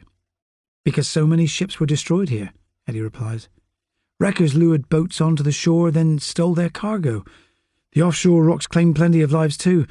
By the way, Laurie didn't find anything on the boats in harbour today. I can give you a list of the ones he searched. Bloody marvellous. Now that the sun has disappeared, the view is ominous. A vast expanse of grey ocean lies under a pallid sky, with spikes of granite piercing the waters at the mouth of the inlet, ready to capsize all but the most experienced mariners. It's perfectly possible that Jude Trellan's attacker used a boat moored in a marina on one of the other inhabited islands, and hunting for him is starting to feel like searching for a single fragment of amber on a mile-long beach. Diane and Mike are alone when we reach their house, the kitchen littered with sympathy cards. The couple look worse than last time, as if the reality of their daughter's death has finally registered. They listen in silence to the news that Tom Helligan has been missing since dawn. The hope on Diane's face has been replaced by grim determination to keep going, while Mike glowers at me, his arms folded. "What's that got to do with Jude?" He gives me a bloodshot stare. It was the same attacker. We need to understand the connection. Tom's a sweet kid. Jude taught him to dive when he was about 12, and he's hung around the boats ever since, Diane says. He's had a tough time since his dad left last year. The bastard scarpered a few months after Linda fell on the rocks outside their house. Mike shifts forwards in his chair. I told Jude he had a crush on her, but she didn't listen. He's keen on all the same things, boats, wrecks and diving. The lad followed her around every day last summer. Can I check your logbook again, Mike? I need to see how often Tom crewed for her recently. I'll get it from the shop. He hurries away with Eddie in tow, clearly glad to be given a task. That boy would have done anything for Jude, says Diane. You don't think he's been hurt, do you? With luck, he'll be home soon, I reply, with a calm smile. Have you ever heard about a Roman shipwreck off the Eastern Isles called the Minerva? It's a myth, isn't it? Her eyes blink rapidly. People have talked about it for generations, saying it's packed with silver and gold. No one really believes it exists. Not even Jude? Oh, she would have told us if she'd seen anything. I lower my cup onto the table. Has Eva come round much over the last few days? Her expression sours. Not once. It wouldn't surprise me if he took Frida back to Sweden. We've seen more of Jude's ex since we lost her. Jamie Petherton. He called round the day after we heard. He seems more upset than Eva. How's Shane coping? It's easier for him to get angry than grieve. He stores it all inside, like Mike. She stares down at her hands. You will find the bastard that killed Jude, won't you? I couldn't bear it if he walked away. We'll do everything we can. It crosses my mind to ask if she knows about her son's affair with Sophie Broworth, but it's not likely to be connected with the case. Her green eyes pin me to the chair until Mike and Eddie return, carrying the ledger that holds details of recent diving trips. Then we say our goodbyes. When we return to the incident room, the logbook proves that Tom Helligan crewed for Jude on almost every trip last summer, cutting down to once a week when he started work at the cafe. The pair must have talked for hours during those long voyages. For a kid obsessed by the sea, Jude's job would have seemed the ideal occupation. It's impossible to know whether he volunteered on board for free diving lessons or because he was gripped by infatuation. When I scan the pages of the record again, it looks like the diving business survives by offering a range of services: seal watching trips, scuba diving lessons, and wreck dives for groups of holidaymakers. Business dwindles when the season ends, but Jude found work from yachtsmen that visit the islands all year round, taking over her father's role as a personal diving guide, with customers like the Kinvers employing her for days at a time. She spent most of the autumn taking groups out to the wrecks that lie beyond St Agnes. I feel more certain than ever that the answer to her death and Helligan's disappearance lies under the sea, not on dry land. Let me see the list of islanders who own boats again, Eddie. He shunts the paper across the table, but the names fail to narrow the field. Laurie Dean has only searched the boats that were in the main harbour today, and the killer has had plenty of time to hide any signs that his vessel is being used to carry out attacks. Most families own a dinghy for travelling between the islands, and more than half have cabin cruises. Boats are like taxis here, kids learning to row as soon as they're big enough to hold an oar. The ocean is everywhere you look, tempting people to swim, dive and sail all year round. But I can't forget the certainty on my uncle's face when he claimed that the killer used a boat with a powerful engine to escape from Piper's Hole. When I look out of the window again, clouds are blocking the late afternoon light as Arthur Penwithick's ferry cuts across the Sound. The fact that Tom Helligan has been missing all day nags at me on a personal level as I reach for my jacket. His mother relies on him for company and help around the house. No one has reported seeing a body, which must be a good sign. And my spirits lift further when I see more than 40 people gathering outside, ready to scour the island for signs of the boy. Most of the search party are locals, but a few have made the short journey from Briar, including Maggie and Ray, with Zoe giving a thumbs up from the back of the crowd.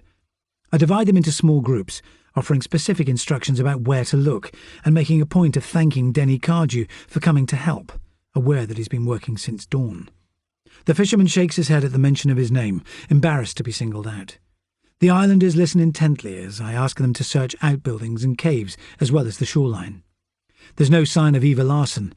It concerns me that he has shunned social contact since Jude died, the rest of the islanders banding together to help find her killer. My search group includes members of staff from the New Inn, including Will Dawlish and the postmistress Eleanor Jago. But when I glance around, several families are missing, including the Polroos. It doesn't surprise me that the historian is keeping his daughter closeted away instead of letting her join the search. I catch sight of Shane Trullen in the distance talking to Justin Bellamy, whose scruffy jeans and summer shirt look out of kilter with his dog collar. Mike and Diane are nowhere to be seen. Zoe falls into step beside me once we set off. "Where are you taking us?" "North along the shore to Piper's Hole." "Do you expect to find him alive?" she asks in a whisper. "He hasn't been missing long, so his chances are good." I keep my voice level in case anyone hears. I learned long ago that an investigation soon fragments if the lead officer shows signs of uncertainty. The tide is out as we follow the eastern shore. On any other day, I'd enjoy strolling with Zoe while my dog sprints ahead. The landscape is at its best today. Waves cresting against the granite slabs of Braden Steps and yachts bobbing past Frenchman's Point like a shoal of minnows. Yet my thoughts refuse to settle. Tom Helligan could already have met with the same violence that ended Jude Trellan's life, but the message the killer left behind must have a meaning. I'm struggling to understand the symbolism of leaving lines from old sea shanties and sailors' prayers at each scene. The only suspects with a clear interest in history are Jamie Petherton and David Polrue, but no hard evidence links either of them to the crimes. The group walks in silence at first. Eleanor Jago is to my left, stopping regularly to inspect thickets of brambles and peer through the windows of outhouses. The woman tackles the search with the same thoroughness she brings to her role as the island's postmistress, completing every task with brisk efficiency. But when I try to make conversation, she replies in monosyllables, all of her attention focused on finding the missing boy. Justin Bellamy appears more relaxed while he chats to Zoe. The priest seems to relish the opportunity to rub shoulders with a stunning blonde, his expression animated as they talk. David Polrue's words return to me when we climb Tregarthen Hill. The incline looks ghost-ridden today. The grass strewn with rocks that look like they've lain there for thousands of years, the terrain studded with entry tombs. But there's no sign of their original purpose. The graves appear to be empty, apart from a few sweet packets and Coke cans left by local kids. The vicar approaches me outside the deepest cave. "Weird to think that Neolithic families held funerals here." He stops to peer up at the sky. "I can see why they chose the highest land for their burial sites. It must have felt like God was close enough to touch." The rocky walls are grooved by the flint tools used to widen the entrance several thousand years ago. The island's kids might be less keen to eat their picnics here if they knew it had once been a resting place for the dead. Eleanor Jago is standing outside when I emerge, her expression pensive. "I remembered something about Jude," she says. "I saw her and Denny Cardew talking about a week before she died. They were outside the diving shop when I delivered some letters. It sounded pretty heated." "Did you hear what it was about?" "I was too far away. Jude was giving Denny a hard time about something, but he kept his cool." "How did it end?" "I didn't stay to watch." She looks awkward. "It was none of my business, and it didn't seem important at the time." "But it does now." "Jude could be hot-headed, but I've never seen Denny argue with anyone." "Thanks. I'll keep it in mind." "I never thanked you properly for rescuing Eddie. You deserve a medal." "I'm just glad he's safe." Eleanor seems flustered as she gives a quick smile, then backs away. I'm still wondering why the fisherman failed to mention his argument with Jude when we reach the island's northern tip. There's no chance of climbing down to Piper's Hole today. The sea is at high tide, waves battering the base of the cliffs, the wind coming off the Atlantic cooler than before. Someone could have marched Tom Helligan up here, then cast him onto the rocks below, the sea claiming him before anyone noticed he was gone. The idea soon fades. Instinct tells me he's still alive, even though I prefer not to rely on hunches. The killer left Jude Trellan's body tethered to the rocks to make sure it was found. The messages in bottles part of a symbolic conversation that I need to decode. If he's using the same MO, he'll preserve the boy's life until he's ready to return the body. My best chance of finding the boy alive is to act fast, before the killer is finished with him. Shane Trellan is by himself when the search party heads back inland, so I fall into step beside him. My presence makes him bristle, but the reason for his dislike remains unclear. I can tell from his scowl that there's no point in making small talk, so I ask the question that's bothered me since Eddie's attack. "How long have you and Sophie Broworth been involved, Shane?" Shock makes his shoulders jerk before he checks anyone's heard. "What do you mean?" "I saw you together last night." "Shut the curtains if you want it kept secret." His frown deepens. "She hasn't told her husband yet. It's been a difficult time for both of us. I went round there to comfort her. That sounds like more than a casual fling. I'd appreciate it if you'd keep it quiet. Why would I tell anyone? I've got an investigation to run. He gives a curt nod, then strides away at a furious pace, like a soldier on a route march. Chapter 23. Dusk is falling when I call off the search. The crowd look tired as we return to the new inn after searching woodland, fields and the Abbey gardens. Every shed, fish hut and barn has been checked, yet I haven't abandoned hope of finding Tom Halligan alive.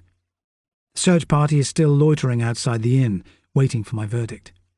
Thanks, everyone. I appreciate you giving up your time, I tell them. Please let us know if you remember anything that could help us find Tom. They drift away, leaving Eddie and I to our own devices.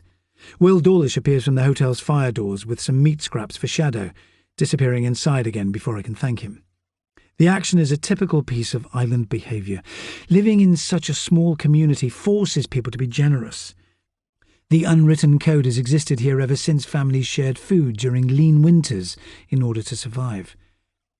I'm still preoccupied when we climb back to the attic, trying to second-guess the killer's next move, until I notice a slight stagger in my deputy's walk, the bruising around his eye darker than before. Get yourself home now, Eddie. Are you okay? I just want him found, boss. The tension in his voice has sharpened since yesterday's attack. That won't happen if you wear yourself out. Go and get some rest. Eddie has thrown himself into the day's tasks with so much energy, it's easy to forget that he narrowly missed becoming the killer's second victim. I stand by the window after he leaves, trying to imagine where Tom Halligan could be. The killer has increased his pace, delivering 2 attacks in 48 hours, increasingly desperate to ram his message home. Our search has revealed that Halligan is no longer on the island. The boy must be at sea, whether he's alive or dead. If he's lost his battle already, it seems a cruel fate for a kid who has made big sacrifices to care for his mother. The channel between Tresco and Briar is turning to graphite as the sun drops behind Shipman Head. My gaze skims the boats floating in the harbour. Dinghies, cabin cruisers and fishing smacks jostle together, as colourful as children's toys. Denny Cardew is loading lobster creels back onto the deck of his boat, ready for morning. No one else in sight. It doesn't take me long to walk to Merchant's Point, a dim light glowing from Linda Halligan's living room.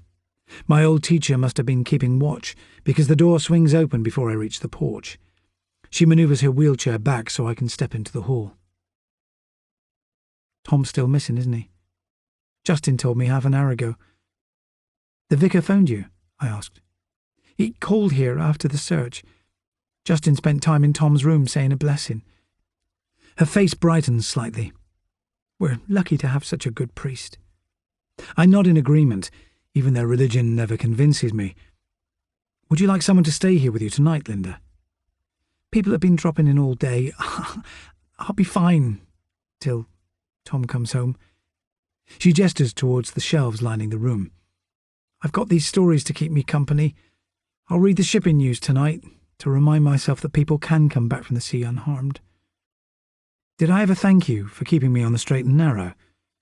Without you, I'd probably be in jail. I doubt it, Ben. You were your own man even then. But I bet you never finished the Canterbury Tales. Guilty as charged. When she manages a smile, I see a trace of the young woman who ignited my passion for books. We'll carry on looking tomorrow. I need to go up and search Tom's things properly this time. Is that okay? Be careful, won't you? Some of his stuff is fragile. He'd hate it if anything got damaged. Don't worry, I'm less clumsy than I look. Sorry, I'm being paranoid. Take as long as you need. I spend an hour in Tom Halligan's room, the search giving me an insight into the boy's personality.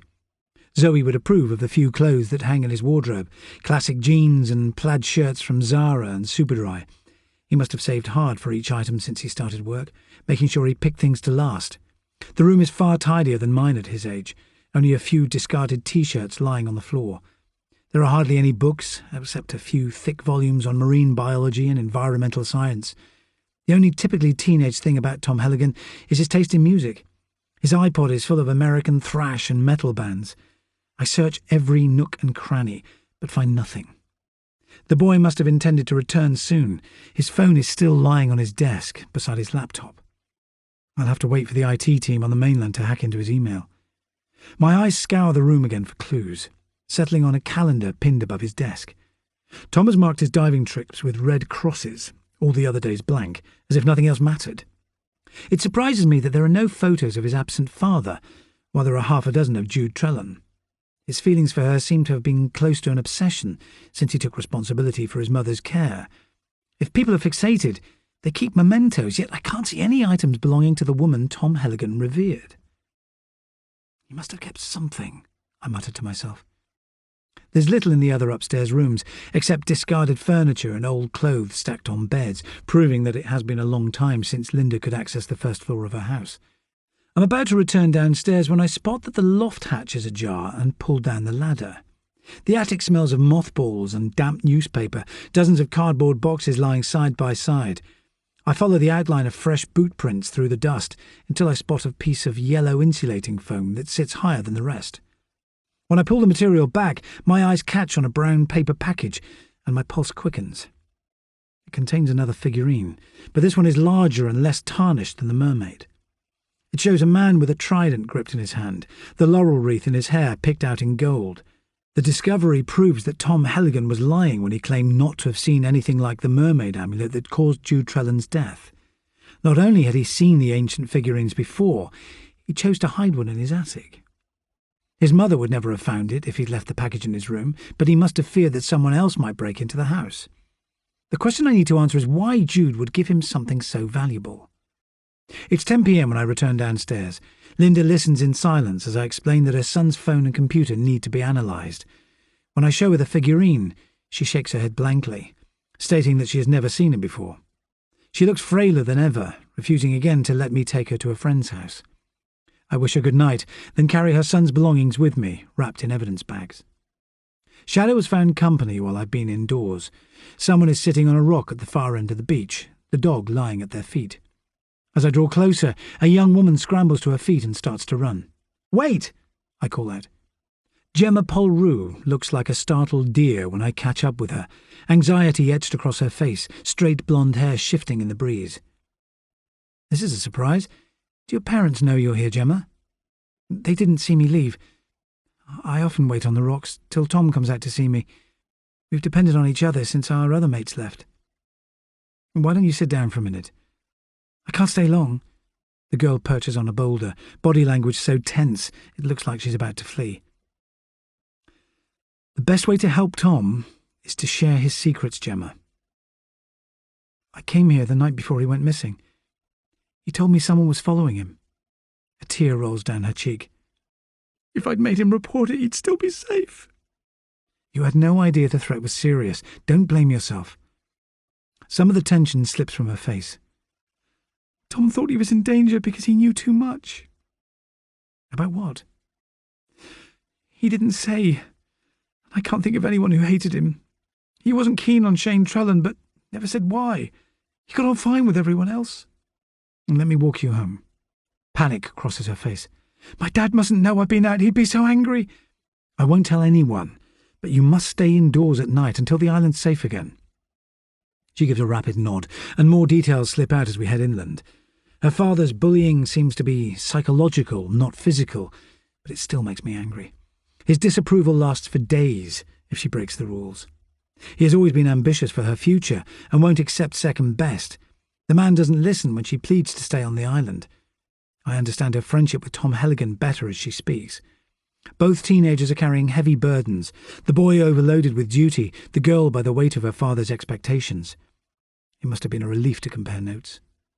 I tell her to call me with any concerns when we come to a halt near her house, then watch her slim silhouette vanish through the gate, her bedroom light flicking on when she gets upstairs.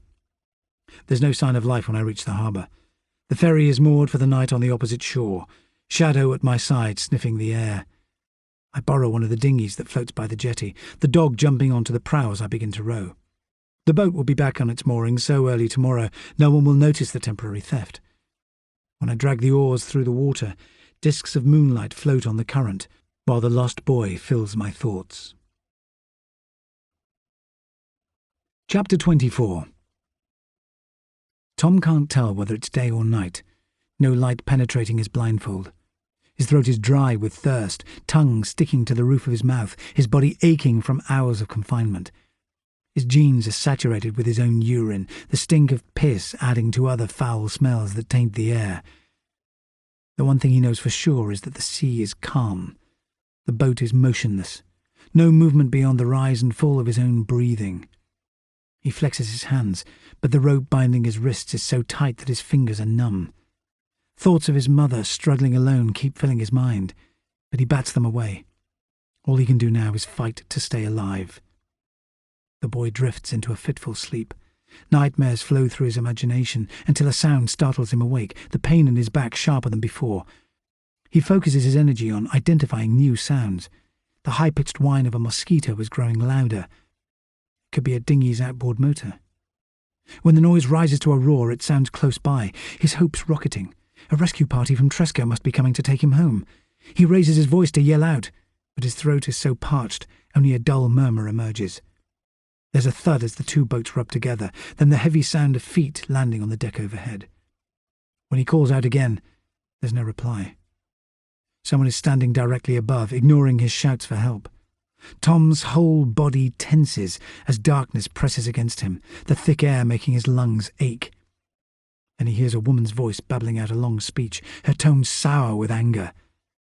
When he hears footsteps pounding towards him, he can only wait in silence for his next punishment. Chapter 25. Friday the 15th of May. I should have realised that my crime would be discovered. Living in a tiny community means that someone always has your back in times of need, but there's no hiding when you break the rules. Eleanor Jago is standing on the quay when I row across the Sound just after 7 a.m. The postmistress watches me moor the borrowed dinghy with a hawk-like gaze. Her expression suggests that she would give me a tongue-lashing if I were a teenager, only my status as a deputy chief of police protecting me from her wrath. It's a surprise when her face breaks into a smile. "Feel free to use my dinghy at any time, Ben. I was wondering where it had gone. Fancy a coffee before I open up?" "You're a lifesaver. I never refuse caffeine." It's only a short walk up the quay to the post office, following Eleanor's brisk stride. She's dressed in her usual androgynous clothes, chinos, boat shoes, and a crisp white shirt, her grey hair cropped shorter than mine. If the woman has had any romances recently, it's a well-kept secret. I remember her living with a girlfriend when I was in my teens, and the woman leaving Tresco a few years later. Yet Eleanor doesn't seem bitter about her solitude. She doesn't say a word as she unlocks the post office. The space is tiny but well organised, from a display of special edition stamps to miniature scales for weighing parcels. She flicks on the kettle and measures instant coffee into mugs so clean they glitter, all of her movements precise. Even though her distress is obvious, I know from experience that it would be pointless to press an islander to talk until she's ready. My only option is to wait for her to open up. "How's the investigation going, Ben?" Tom Helligan's disappearance has thrown us off track, but we're making progress. "Diane and Mike are two of my oldest friends. It's hard watching them suffer. I'm sure they appreciate your support. At least they've got each other. It's Eva I'm worried about. I keep popping round, but he never invites me in. Everyone deals with loss differently. He's just focused on his daughter." She shakes her head. "It's wrong to keep Frida away from everyone. She must be missing her grandparents terribly. Can you remind Eva that I'm keen to help? You're one of the few people he's spoken to since Jude died, apart from the vicar." "I'm going there later today. I'll talk to him then." Eleanor gives a grateful nod. Knowing that she's a repository for local knowledge makes me throw out a question that's been playing on my mind. "What do you know about the Minerva?" She looks startled. "I dreamed of finding it on swimming expeditions when I was a girl. A film crew scoured the seabed years ago, but if it exists, it must be very deep. Still comes into my head sometimes when I'm out on my boat. Do you think Jude Trellan could have found it on a diving trip?" "Her dad's the one to ask. Mike's been deep water swimming for 40 years. If anyone knows the local wrecks, it's him." "That's good advice."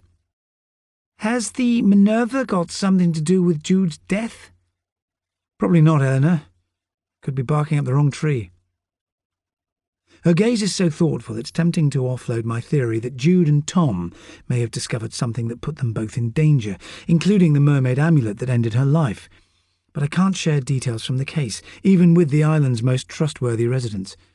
I'm about to leave when I spot some books on a shelf above the door. I scan the titles rapidly and see that she has a taste for tales and poems with a maritime twist. Moby Dick, The Old Man and the Sea, The Rime of the Ancient Mariner. When I spot a hardback entitled Sea Shanties from the Isles of Scilly. I pluck it from the shelf, then thumb through it rapidly, but fail to find either of the verses left at the crime scenes. "That was my father's," Eleanor says quietly. "Men used to sing shanties in the pub after a few pints when I was young. I haven't looked at it for years. I like a good novel on a winter evening, but I normally read on my tablet these days. It may be imaginary, but the postmistress seems to blush as she says goodbye, embarrassed that her intellectual pursuits have been exposed when she prides herself on practicality. It interests me that the killer shares her passion for old literature, but Eleanor's innocence has been proved by saving Eddie's life. I doubt that she's strong enough to have overpowered him, and it's unlikely that a killer would haul a man into the sea only to pluck him out again and call the police. Anyone could have downloaded the verses of local sea shanties from the internet. There's no sign of Eddie when I drag Shadow over the threshold of the New Inn's attic. I scan the list of boat owners again, already aware that David Polrue owns a small yacht fully equipped for diving trips. Sophie Broworth uses a restored fishing smack to travel between the islands to visit her patients, instead of relying on ferries, and the museum manager Jamie Petherton co-owns a converted lifeboat with his parents. When I scan the rest of the list, my frustration increases. The killer could have changed his modus operandi, abandoning Tom Helligan's body to the waves without a second thought.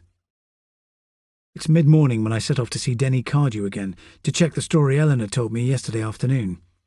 It's only a short walk to the fisherman's home in Dolphin Town, at the opposite end of the hamlet from Eva's house, but his cottage is in better condition. The window frames gleam with fresh white paint, brass letterbox shining as I walk through the front garden. Denny's smile takes time to unfold when he finally appears. His big frame is dressed in ancient jeans and an oil-stained shirt, as if he's just returned from today's fishing trip. His ancient black Labrador sniffs at my shoes before waddling back to his basket. "Coming in for a cuppa, Ben?" "That would be great, thanks." I could explain that Eleanor has already given me coffee, but island hospitality dictates that every visitor must accept food and drink, even if they've just finished a 3-course meal. Denny's home is far tidier than his appearance as I follow him down the hall. The wooden floor is polished to a high shine, doilies protecting the hall table from stains, the chemical sweetness of air freshener lingering on the air. The fisherman hums quietly as he makes our drinks. Through the open doorway I can see into his lounge, which is shabby but pristine, dominated by a widescreen TV beside his wood-burning stove. He sets down mugs filled with tea that look strong enough to strip the enamel from my teeth. "This place is spotless, Denny. Been having a spring clean?"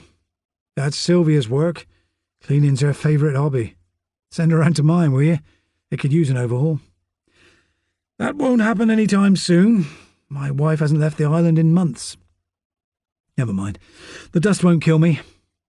My first gulp of tea sears the back of my throat. "Did Sylvia's illness stop her working at the inn?" "She fell sick with stress after losing her job last autumn." His face clouds over. "There was a misunderstanding with Will Dawlish about some missing money. We should have taken legal advice, but in the end she preferred to walk away. She's still bothered by the upset." "I don't want to pry, Denny. I just need to ask about Jude Trellan. I hear you had some heated words on Ruin Beach before she died." The fisherman's gaze falters. "I was walking the dog and we got talking. Jude apologised for mouthing off at me the next day. I wasn't bothered. Takes more than a few swear words to get me riled." "What triggered it?" "She asked to borrow my boat, but it's not insured for third-party use, so I refused. Jude said she'd only need it for a few hours and went on about some wreck dive she wanted to make. In the end, I walked away." "Why didn't you tell me the other day?" Denny's face grows sober. "Jude was a complicated girl. She didn't mean any harm. I'd almost forgotten about it. I got bigger worries, to be honest. It's getting harder each year to make a living from the sea." "I'm sorry to hear that." We'll get through it, me and Sylvia.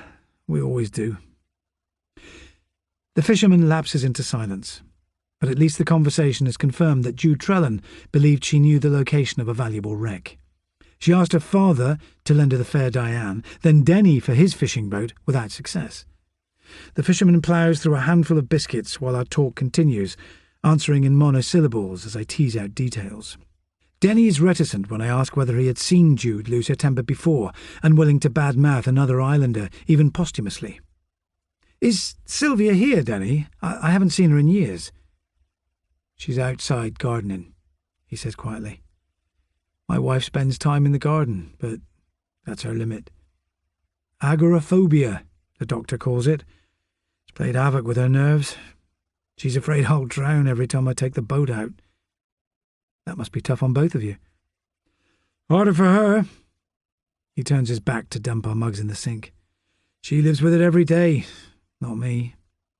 Go and say hello if you want. It might cheer her up." It's easy to spot his wife when I walk through the French doors. She still looks like the outgoing barmaid I remember from the New Inn. Sylvia's short hair is bleached to a brassy blonde, her electric blue top standing out against the muted shades of her garden. She's kneeling beside a border, digging weeds from between tidy rows of geraniums with a trowel. The panic that crosses her face when she finally spots me is unexpected. She rises to her feet and backs away, as if she would prefer to bolt back inside the house. It takes time for her to gather enough confidence to muster a smile. "Ben Kitto, I heard you were back." She plants a quick kiss on my cheek. Her round face is calm again, but her hand trembles when she touches my arm. "I've been here nearly 6 months, Sylvia. It's good to see you again." "Hey, you too.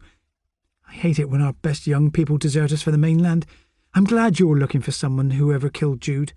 It still doesn't feel real that she's gone." She studies me again. Her watery blue eyes assessing my face. "You're so like your dad. It's uncanny." "So they say. But not a fisherman, thank God. Keep your feet on dry land, won't you?" "Don't worry.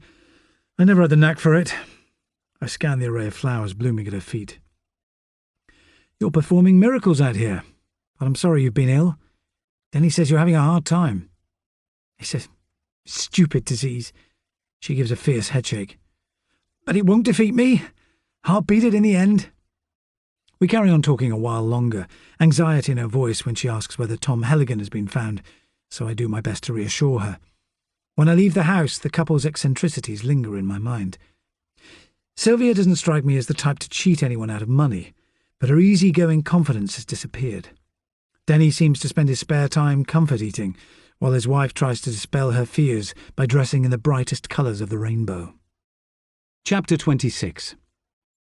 Shadow races ahead when we get back to the New Inn. He's barking at full volume as I round the corner, jaws snapping at someone carrying against the wall. Even from this distance, I can identify Stephen Kinver's bulky figure. The boat owner looks like a different man on dry land. There's no sign of his brash confidence as he flattens himself against the bricks. "Come here, Shadow," I call out. The dog slinks towards me, teeth still bared. "Sorry about that, he's got no manners." Kinver glowers at me, his eyes hidden by opaque sunglasses. "That dog's a menace. It should be muzzled." "He's never bitten anyone yet, Mr. Kinver. How can I help you?" "I want to discuss your investigation." "Come inside, we can talk more easily there." Shadow is still agitated, so I tie him up in the hotel's yard, his barks pursuing us upstairs. Kinver appears tenser when we enter the incident room. His rigid body language seems at odds with his relaxed clothes. The hemline of his denim shorts drop past his knees, coupled with a bright green T-shirt, his sun-bleached curls in need of a comb. "Is this the best accommodation you can find, Inspector? Your headquarters needs an upgrade." "The inn's just a temporary base. Would you like to sit down?" "I just want to know when we can leave." "Not yet, I'm afraid." His mouth sets in an ugly sneer. "Our website depends on us doing new dives. We have to keep moving. The Florida Keys are our next destination. The case is ongoing, so I can't—" Before my sentence ends, Kinver rounds on me. "Jude's death is nothing to do with us. We'd be halfway to Key West by now if you hadn't hauled us back." The words hiss from his mouth, dark eyes snapping with anger. "This is a murder investigation, Mr. Kinver. Everyone who spent time with Jude Trellan recently must stay here until her killer's found. And now that Tom Helligan's missing too, the case is even more urgent. My stern tone has an immediate effect, his voice softening. Look, Inspector, if me and Lorraine waste any more time, our finances are screwed. Why not just search our boat, then let us go? We've got nothing to hide. I may do, Mr. Kimber. In the meantime, stay within a 3-mile radius. How come you're taking so long to catch the killer? Murderers are good at covering their tracks. It may surprise you to know that they don't enjoy being caught. His hard gaze levels with mine. What was Jude's bloke doing the night she died? Sorry? She seemed uptight about something. In cop shows it's always a boyfriend, isn't it? I suggest you go back to your boat, Mr. Kimber. I'll call you if another interview is required. He marches out, slamming the door for good measure. When I watch from the window, Shadow barks furiously as he passes, straining at his leash. The dog's behaviour proves he's smarter than he looks, able to spot an idiot from 50 metres. Kinver's thin veneer of charm evaporated during our conversation, angry statements spilling from his mouth. His reaction makes me wonder if some grievance could have made him sail his boat back to Piper's Hole after parting company with Jude, forcing his wife to cover for his violence. The only statement that rang true during his tirade was his claim that she seemed unhappy. Whether Kinver is guilty or innocent, finding out who killed Jude will lead me to the truth about Tom Helligan. I remember the vicar telling me that he dived with Jude 2 days before she died. He might be able to cast more light on her state of mind, but there's no sign of Justin Bellamy when I reach the vicarage, so I walk to the church next door, even though the place carries too many memories. I've attended dozens of weddings and christenings there, but the service that stands out most clearly is my father's funeral when I was 14. It resonates in my mind as I enter the chancel. There was no coffin to mourn over after my father drowned, my mother's grief unending. The memory fuels my determination to find out what's happening to the Helligan boy, to give Linda peace of mind. Mahogany pews filled the nave, a commemorative list of lost mariners on the wall, my father's name inscribed halfway down. Looking for me? The priest emerges from the vestry, stepping into a shaft of sunlight. He's wearing formal black vestments for once, the light settling on the puckered skin of his scar. Can I ask some questions about Jude? Fire away. I'm glad to help. He settles his lanky form on one of the pews. You were with her not long before she died. How would you describe her mental state? Bellamy replies slowly, as if he's hunting for details. She seemed a bit stressed, but soon relaxed out on the water. The dive seemed to lift her spirits. Did June mention what was bothering her? Only that her parents were having difficulties. I tried to draw her out, but she never said if their problems were financial or emotional. His face clouds. Jude wanted more time with Eva and Frida, but she had to work long hours most weeks. She seemed frustrated more than anything. The priest's maimed face carries so much understanding. I doubt whether any human act could shock him. Did she mention anything about a shipwreck called the Minerva? To be honest, I've forgotten most of our discussion. I was focused on our dive. I still struggle to get death timings right. But you'd remember if she'd talked about underwater treasure. Who wouldn't? I loved watching Jacques Cousteau when I was a boy. He glances down at his hands. We chatted about everyday stuff, places we'd travelled, jobs we'd done. We even shared details about our body art. I can't imagine you in a tattoo parlour, Justin. Don't judge a book by its cover. I spent 5 years in the army. Is that where you got your scar? I'll tell you about it sometime over a pint. But now I should get the church ready for Jude's memorial. Forgive me for being a bit keyed up. It's easy to say the wrong thing when the family is so vulnerable. You always strike the right note. I'll see you at the service. Justin Bellamy gives a thoughtful smile as he rises to his feet. I leave him placing leaflets in each pew, preparing for the ceremony in a few hours' time. My next port of call is Eva Larson's home at the end of the village, where Shadow is waiting on the doorstep. I swear the creature is clairvoyant, always certain where I'm going before I've decided, but his company will be useful today. Larson is more likely to welcome me once he sees the dog. The man only opens the door by a fraction, his eyes round with suspicion, until he leans down to stroke Shadow's fur. I'd rather be alone until after Jude's service. I'm just checking you're both okay, Eva. By the way, Eleanor Jago says she's happy to help if you need anything. I hardly know her. I don't know why she keeps snooping around here. She's just being supportive. When I look at him again, his mouth is set in a rigid line. I'll walk with you to the church if that's okay. He doesn't reply, his expression non-committal. Eva seems to be coping with his loss by pulling up the drawbridge, reluctant to accept support from anyone. The state of his kitchen shows that he's struggling, an overflowing rubbish bin waiting to be emptied, the air tainted by sour milk, stains darkening the tiled floor. A new set of photos has appeared beside his fridge. They show the mother of his child in a low-backed top, expression relaxed as she tosses Frida into the air. My eyes linger on the blue-black illustrations that scroll down from the nape of her neck. I'm still trying to get a clear understanding of Jude. The dog edges closer to Larson, pressing his muzzle against his hand. Have you thought of anyone who behaved aggressively towards her since you met? He shakes his head. The threats were aimed at me, not Jude. How do you mean? Jamie Petherton hated my guts when we first got together. He made phone calls, then paid us late-night visits. It got worse after he found out she was pregnant. It felt like a hate campaign. What did he do? He waited till Jude went out to work, then put a brick through our window. The guy screamed abuse at me. His voice falls to a murmur. Jude begged me not to report it, saying it was our fault he was suffering. It's hard to believe that the museum manager is capable of direct confrontation, but everyone has a snapping point. That was years ago, Eva. Petherton's not the reason why you hate opening your front door. He lifts his chin in defiance. No one can make me leave this place before my work here finishes. What did Jude tell you about Tom Helligan? She liked having someone who shared her passion. Jude was happiest on the water or under it. It thrilled her to find like-minded people. Something about the way his gaze evades mine makes me certain he's hiding the truth. Did you know he had a crush on her? A narrow smile appears on his face. A lot of men felt that way about Jude. It doesn't surprise me. Tom went missing from his home on Wednesday night. A wave of shock crosses his face. No one told me. You want the boy found, don't you? If I knew where he was, I'd say. My gaze lands on the photos of his girlfriend, the images printed on her body too small to interpret. What did Jude's tattoos mean? Eva touches one of the photos with his fingertip. Every time she found a new wreck, she had it drawn on her body. It was one of the first things that attracted me to her when I saw her changing for a diving trip. He rises to his feet suddenly. I need to get Frida ready for the memorial.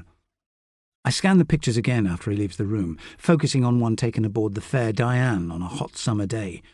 Jude Trellan is at the helm, her skin baked golden brown, standing beside Tom Helligan, her long hair draped over one shoulder. The image has caught the young mother and her teenage friend in relaxed mood, grinning at the camera like nothing could ever go wrong. Chapter 27. The sounds have fallen silent again. Tom can no longer hear the outboard motor or the woman's voice. Maybe she doesn't realise that he's trapped below decks, unable to move. The oxygen is dwindling, the air tasting of boat diesel and his own stink. The pain in his back is impossible to ignore. When his mind clears again, footsteps tap across the floor above his head. Tom's thoughts veer between panic and relief. His body stiffens at the sound of someone clattering down a ladder. Then a door clicks open and shreds of light filter through his blindfold. It's too dark to make out where he's being held, but he can see a shadow rushing closer. Who's there? Help me, please. His words emerge as a dull croak. A hand pulls his head backwards, and liquid floods his mouth too fast to swallow. He manages to gulp down some water before dry bread is crammed between his lips. Tom can hear laboured breathing as someone stands over him, tightening the ropes around his ankles. Why are you keeping me here? I'm not meant to do this, but I can't let you starve. The woman's voice is a dull monotone, as if she's trying to disguise it. He's angry that Jude stole from him. If you tell the truth, he'll let you go. If you don't, he'll kill you tomorrow or the day after. Shadows cross Tom's blindfold, followed by a searing flash of light. Then the door clicks shut, and silence settles over his world again. Moments later, he hears the outboard motor roar into the distance. The woman that came to feed him is leaving in a hurry. His body tenses with the knowledge that she may not return. He might be left to rot in this filthy place without ever seeing daylight again. Chapter 28. Half an hour passes before Eva and Frida are ready for the memorial service. Eva's suit is a sombre grey, but Frida wears a scarlet party dress. The child's eyes are huge and unfocused when she gazes up at me, as if she's unable to fathom so much adult confusion. It strikes me as cruel that the Trelawney family have left the pair to walk to the memorial service alone. Eva doesn't speak as we cover the short distance from his house to the church. The man's hand is clutching his daughter's so tightly, his knuckles are turning white. I can tell it's more than a normal grief reaction. The man is afraid of something, but he's unwilling to share his secrets. The only way to make him open up will be to spend more time in his company until he lowers his guard. Justin Bellamy is waiting by the door of the church. The priest welcomes Eva warmly before crouching down to speak to Frida, then ushering us inside. The air smells different since I came here a few hours ago. Incense and the sickly sweetness of cut flowers catching the back of my throat. The nave is packed with families from Tresco, Briar and St Mary's, keen to support Jude Trelawney's family, even though her body can't be buried until the case is closed. People's faces contain judgment as well as sympathy when they see Eva arrive. Some still seem to view him as an outsider who has failed to adapt to island ways. My suspicions are confirmed when we reach the front of the church. Mike, Diane and Shane are huddled together, the last seat on their pew occupied by Jamie Petherton. An outsider would assume that he was the grieving boyfriend, his face blank with misery, dressed in an elegant black suit. We sit across the aisle from Jude's family as the service starts. The vicar's face is pale as he welcomes us all to the service, his voice cracking with distress. The strain of losing a young, charismatic member of this tiny community seems to be affecting everyone deeply. When I glance across at the Trelawneys, Mike's eyes are fixed on the stained glass window above the altar, and Diane's face is buried in a tissue, while her son clasps her hand. The highlight of the ceremony is when Zoe walks to the front of the church. Her great singing voice is a blessing and a curse in such a small place, with islanders begging her to perform at every wedding, anniversary party and funeral. She looks stunning as usual, a gorgeous Amazonian blonde, showing no sign of stage fright. When she begins to sing Beyond the Sea, her unaccompanied voice soars to the rafters. Zoe's version of the old tune is so loaded with emotion, people are dabbing their eyes before the first verse finishes. My old friend is a grown woman now, not the skinny kid I once chased across the sand, and she has a gift that deserves to be shared more widely. Back then I could second-guess her moods, but now she leaves me baffled. I'm still reeling from the power of her rendition as the song ends, a murmur of appreciation rippling through the congregation. Diane stands up to deliver her eulogy once the last note fades. She's swaying on her feet, as if a hard wind is blowing through the aisles. My daughter wasn't the easiest woman in the world, but easiness is overrated. Jude loved challenges, and she was never afraid. She was built for the sea, not the land. A genuine free spirit. She didn't deserve to die at 29. Diane's expression changes in an instant, from grief to accusation, as she surveys the crowd. One of you must know who killed Jude. I'm begging you to tell someone or send a letter. We can't move on until we all know. She manages to sit down again before lapsing back into tears. The rest of the ceremony passes without incident. The vicar's speech reminds me that Jude packed a lot into her 3 decades. Competing internationally in free-diving competitions before settling down. I glance at Eva while the details of his partner's life unfold. Only a skilled observer could tell that he's suffering as badly as Diane, even though his face is impassive. His hands are braced in his lap, like a mountaineer clutching a guide rope. Frida seems oblivious to her father's sadness, bouncing a painted wooden boat on her knee, as if it's battling a fierce storm. I stand in the churchyard when the service ends. The cemetery is packed with gravestones, dating back 200 years, names erased long ago by the hard rain that falls each winter. I know from years of undercover work that the best way to avoid attracting attention is to blend into the background, so I lean against the dry stone wall that encloses the churchyard. The killer is likely to be among the 100 people who have spent the last hour cooped up inside. Murderers love returning to the scene of their crime, to remember the power of sacrificing someone's life and see the relatives' devastation, but no one is behaving suspiciously today. Diane and Eva are making awkward conversation, while Frida plays with 2 other kids among the gravestones, clearly thrilled to be outdoors. 10 metres away, Mike Trellan is comforting his daughter's best friend, Sophie Broworth, the nurse's face pressed against his shoulder.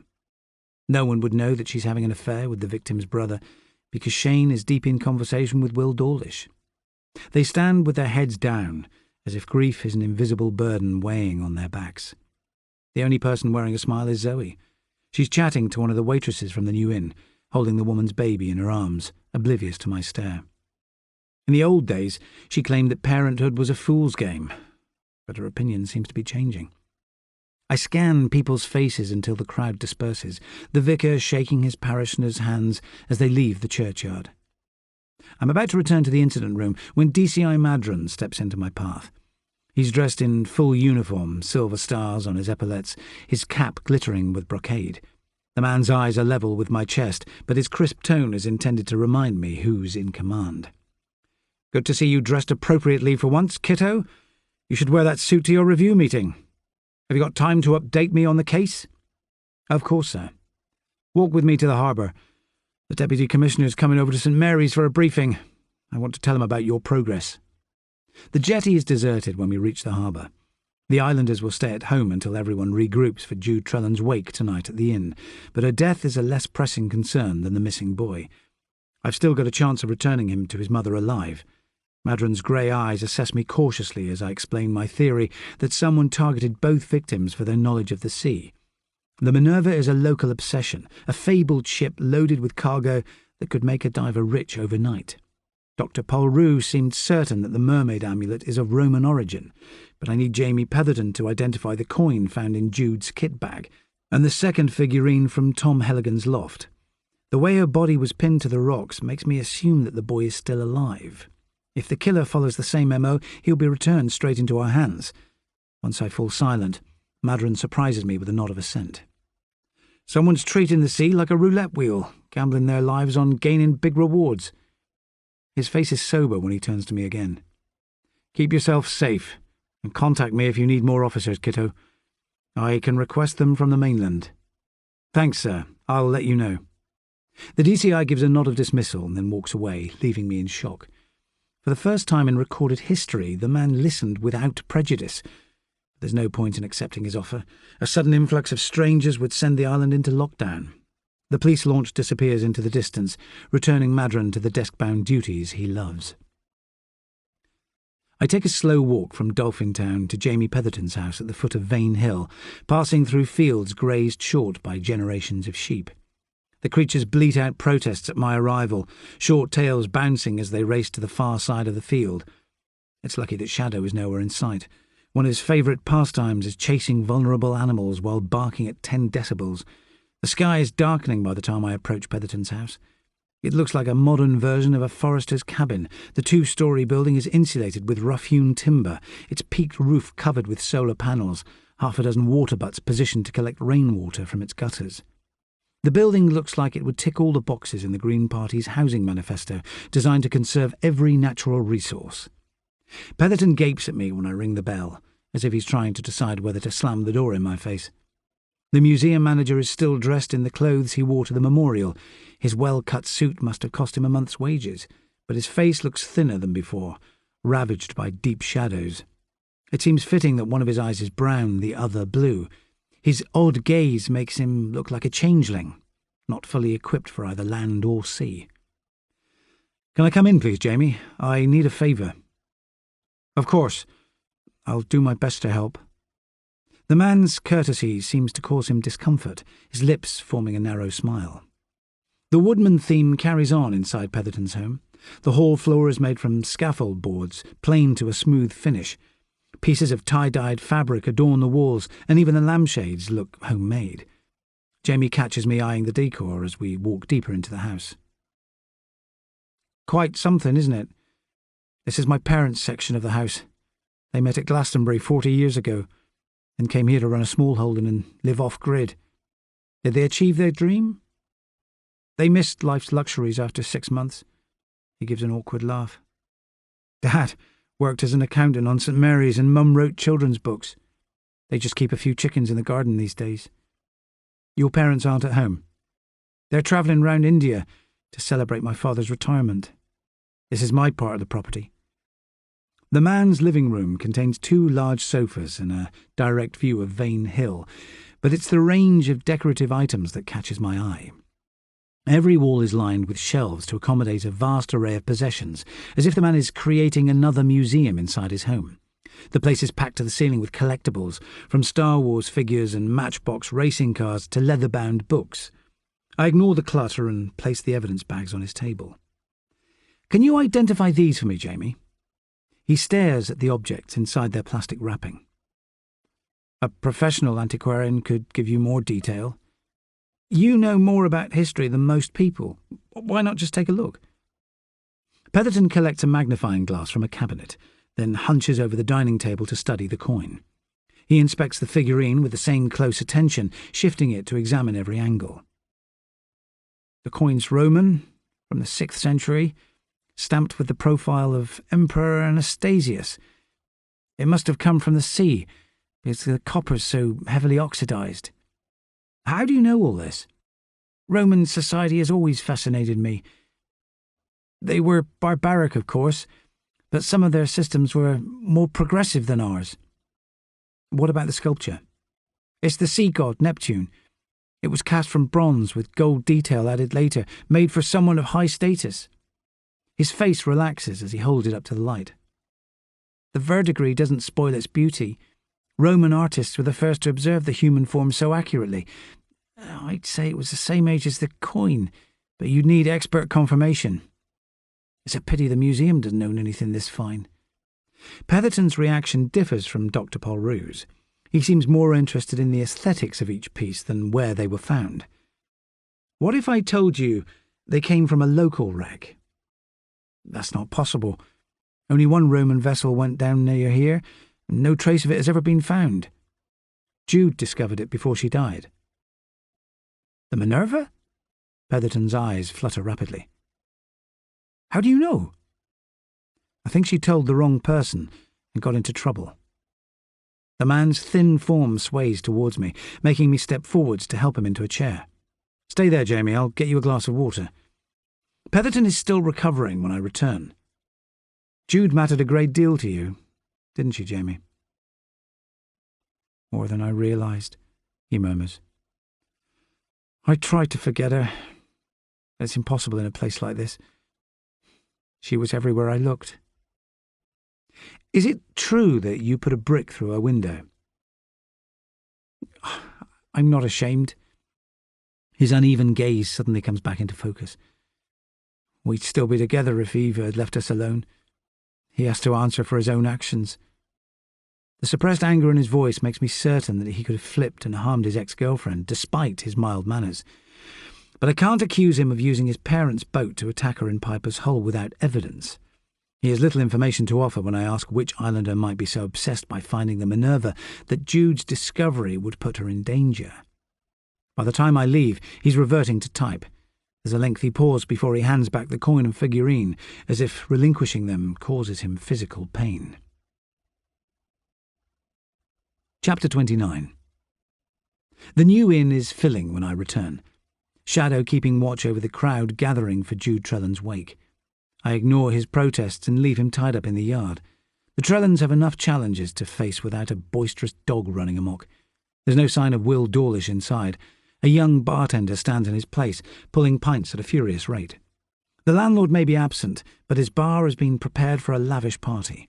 The victim's attractive face grins down from a poster-sized photo on the wall, her golden eyes observing the mourners through a cloud of balloons suspended from the ceiling.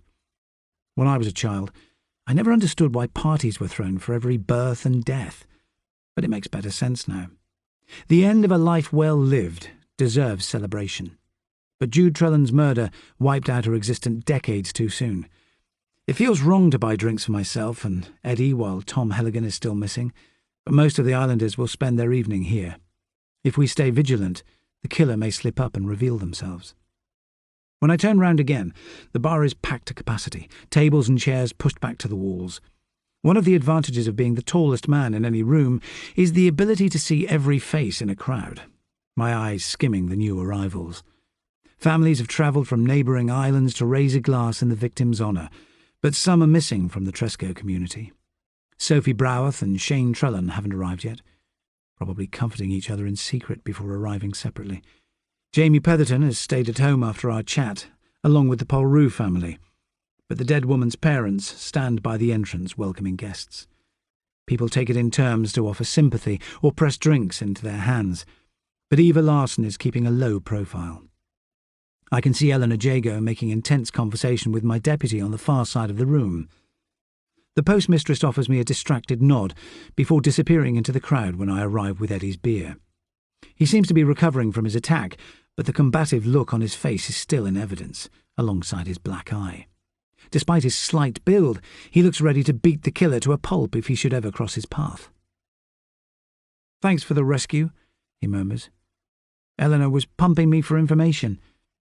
People are concerned, that's all." I couldn't give her much reassurance. Frustration sours his tone of voice. "The forensics lab called earlier to say it could be days before we get results back on Shane's computer and Tom Helligan's phone.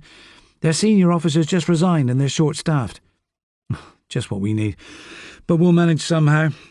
Finish your drink, then go home to Michelle." He ignores my instructions. "What will Linda Helligan do if we can't find her son?" "I don't normally have to tell you to stay positive, Eddie. Sorry, boss, the attack's left me jangled.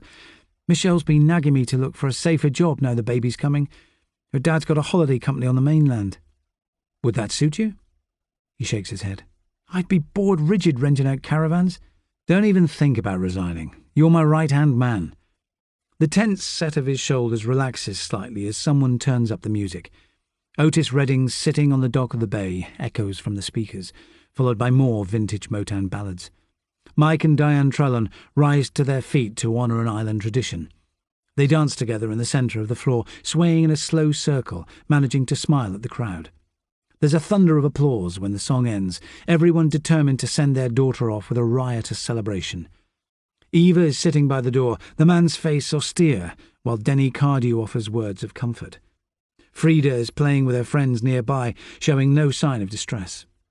I get the sense that she may need a counsellor to help her understand that her mother won't return, but for now Frida's innocence is shielding her from the pain of losing Jude.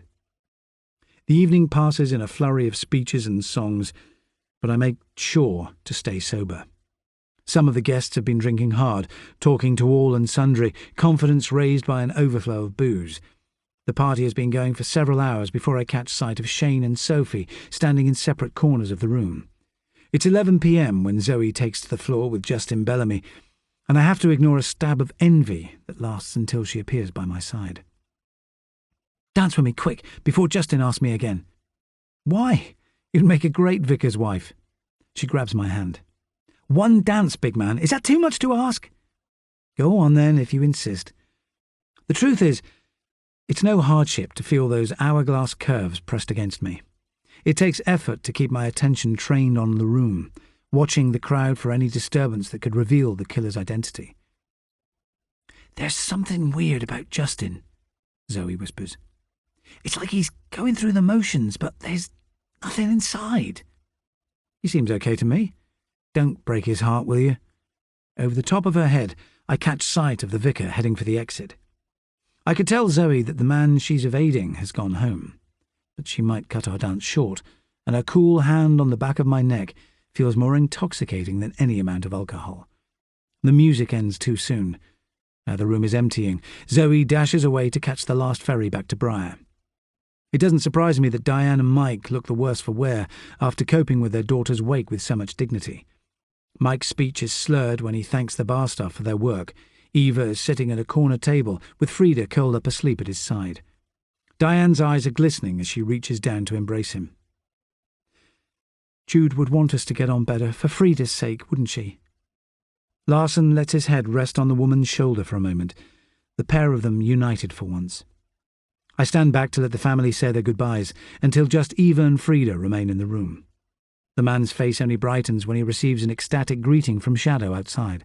Frida hums quietly to herself as I accompany them through Dolphin Town, but Eva says little on the short journey, as if the effort of receiving so much sympathy has drained him of conversation. His relief is obvious when his cottage appears at the end of the hamlet, his footsteps quickening. But when we approach, it's clear that something's wrong. The front door is hanging open. Eva runs towards his home before I can stop him. "Stay back!" I call out. "Look after Frida while I check it's safe." He releases a stream of Swedish curses, but waits by the gate as I approach the building, with Shadow's loud bark echoing down the path. The kitchen window has been smashed, shattered glass pooling on the ground outside. When I return to the front door, the lights don't work, so I grab a torch from the hall table to assess the damage. The laptop computer that usually sits on Eva's kitchen table is missing. A china cup shattered on the floor, coffee splashed across the tiles. It looks like someone has taken a strategic approach, only breaking things in their haste to escape. Drawers hang open, papers littered across the floor, but there appears to be no structural damage. Someone knew what they wanted, and disabling the lights was a clever touch.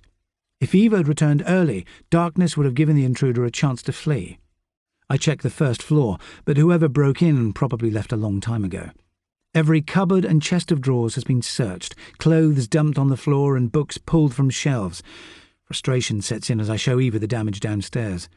Most of the islanders attended the party, but several arrived late or left early, giving them time to break into the place while everyone else was busy.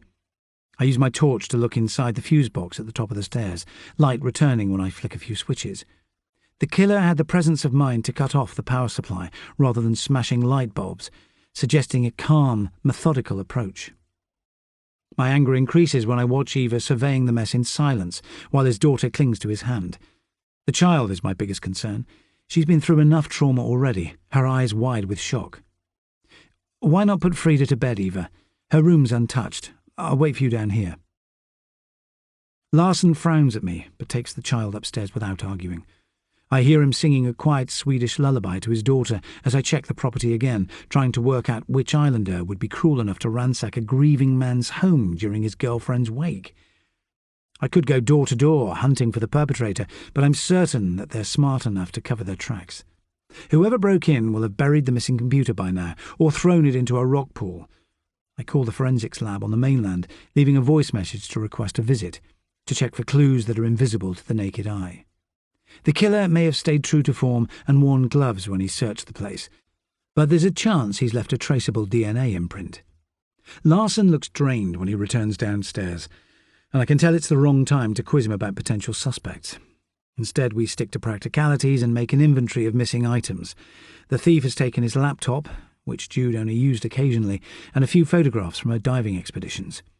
The intruder probably came here looking for information about the Minerva, but couldn't resist pocketing some mementos. Eva answers my questions in slow monosyllables, and I sense that he's still guarding a vital piece of information, but he's immune to questions.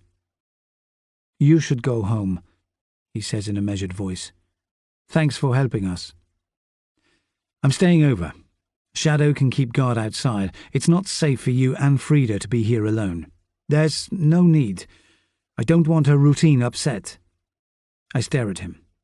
"Are you too proud to accept help from anyone?" There's an edge of fury in his voice when he replies. "It's so easy for you, isn't it? You were born here and people trust you. I've had nothing but suspicion since I arrived.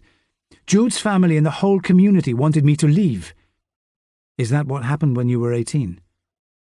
You know about my car accident, do you?" His pale eyes lose focus as he drops into a chair. "If I'd gone to prison for dangerous driving, people might have forgiven me, but my parents fought to keep me out of jail. Villagers scrawled graffiti on our door and sent us hate mail. It taught me that the only person you can rely on is yourself. The people here are no different to the ones I left behind. If you meet the islanders halfway, they'll accept you." But there's a grain of truth in what he says. The slow pace of life here makes some people reluctant to adapt. "I'll go early tomorrow, but for now I'm staying. It's my job to keep you both safe." There's a pause before he replies. "As you wish."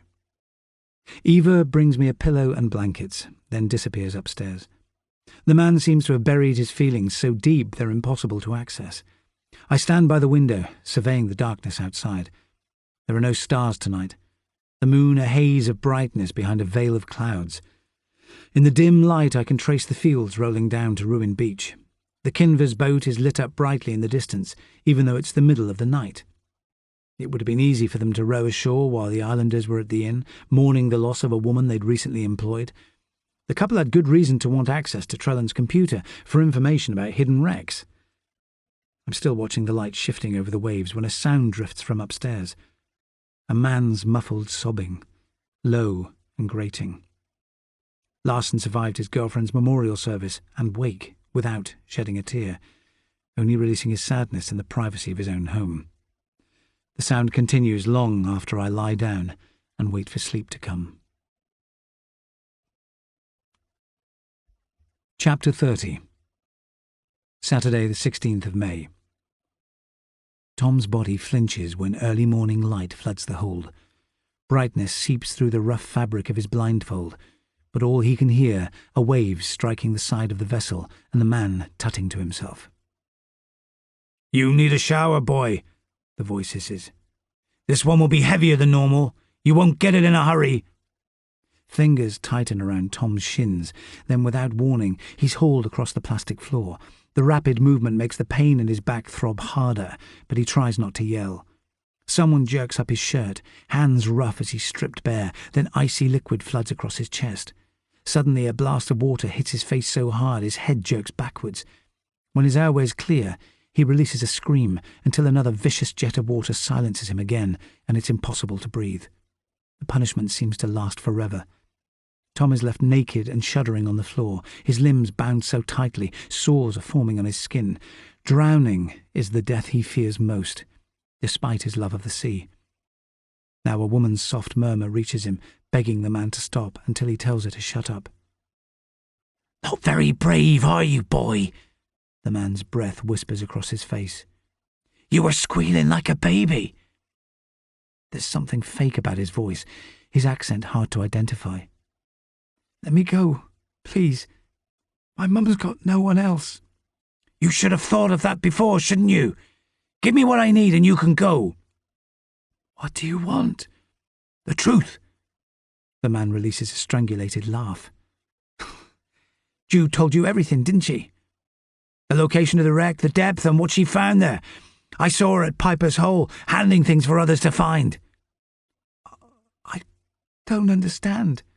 The hard jet of liquid strikes Tom's face again, filling his nostrils and mouth until he almost blacks out. When the hose is finally switched off, water spews from his lips as he chokes for breath. "Stop! Please! I'm begging you!" "Don't treat me like a fool, then."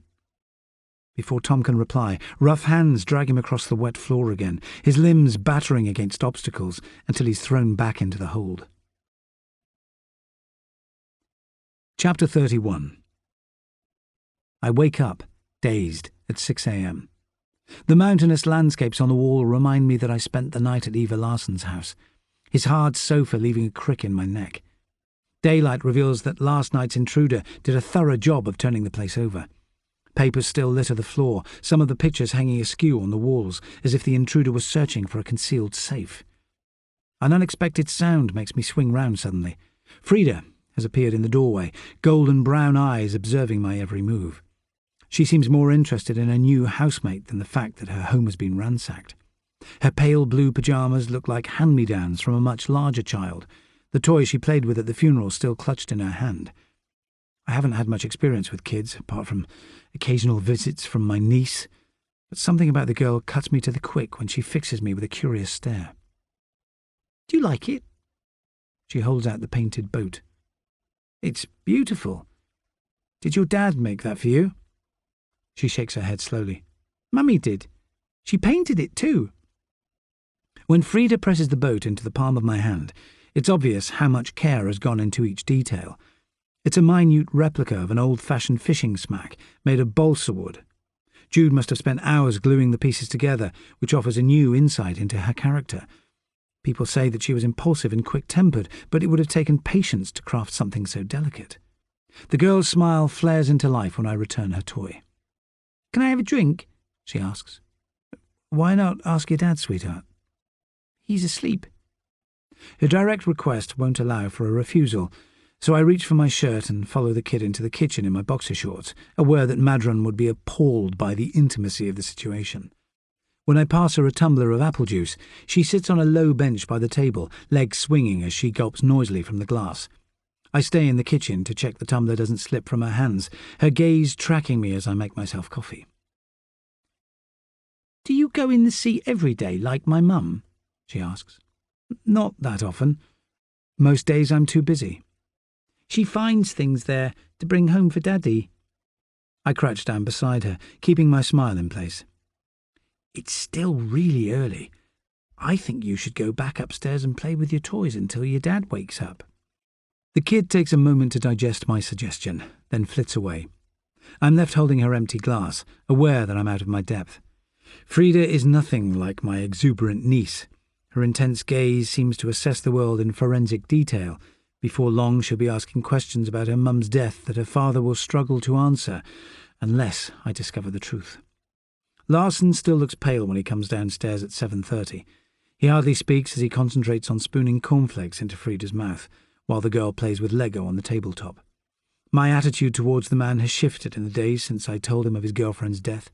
It's growing harder to believe that he could have killed Jude in a fit of passion, when his entire focus seems to be trained on protecting his daughter.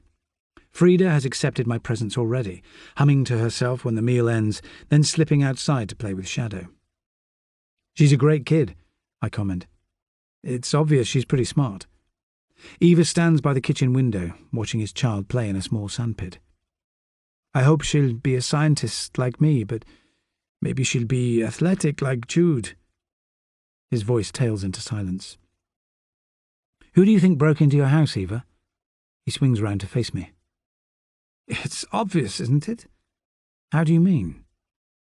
"Petherton, of course. He's still bitter after all this time.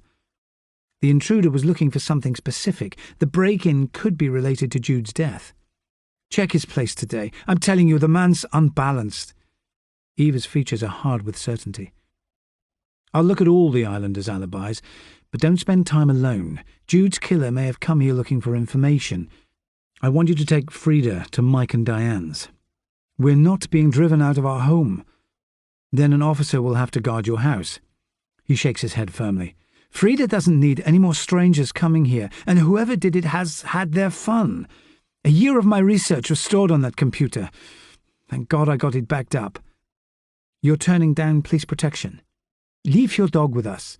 He'll guard the place well enough. Call me later this morning when you've checked every room. Let me know if anything else is missing." Larson gives a grudging nod. His manner is tense as a steel trap. My plan to win his trust by spending more time in his company seems to be having little effect, which makes me wonder if his secret is more sinister than I thought. He might be concealing something that could land him in jail.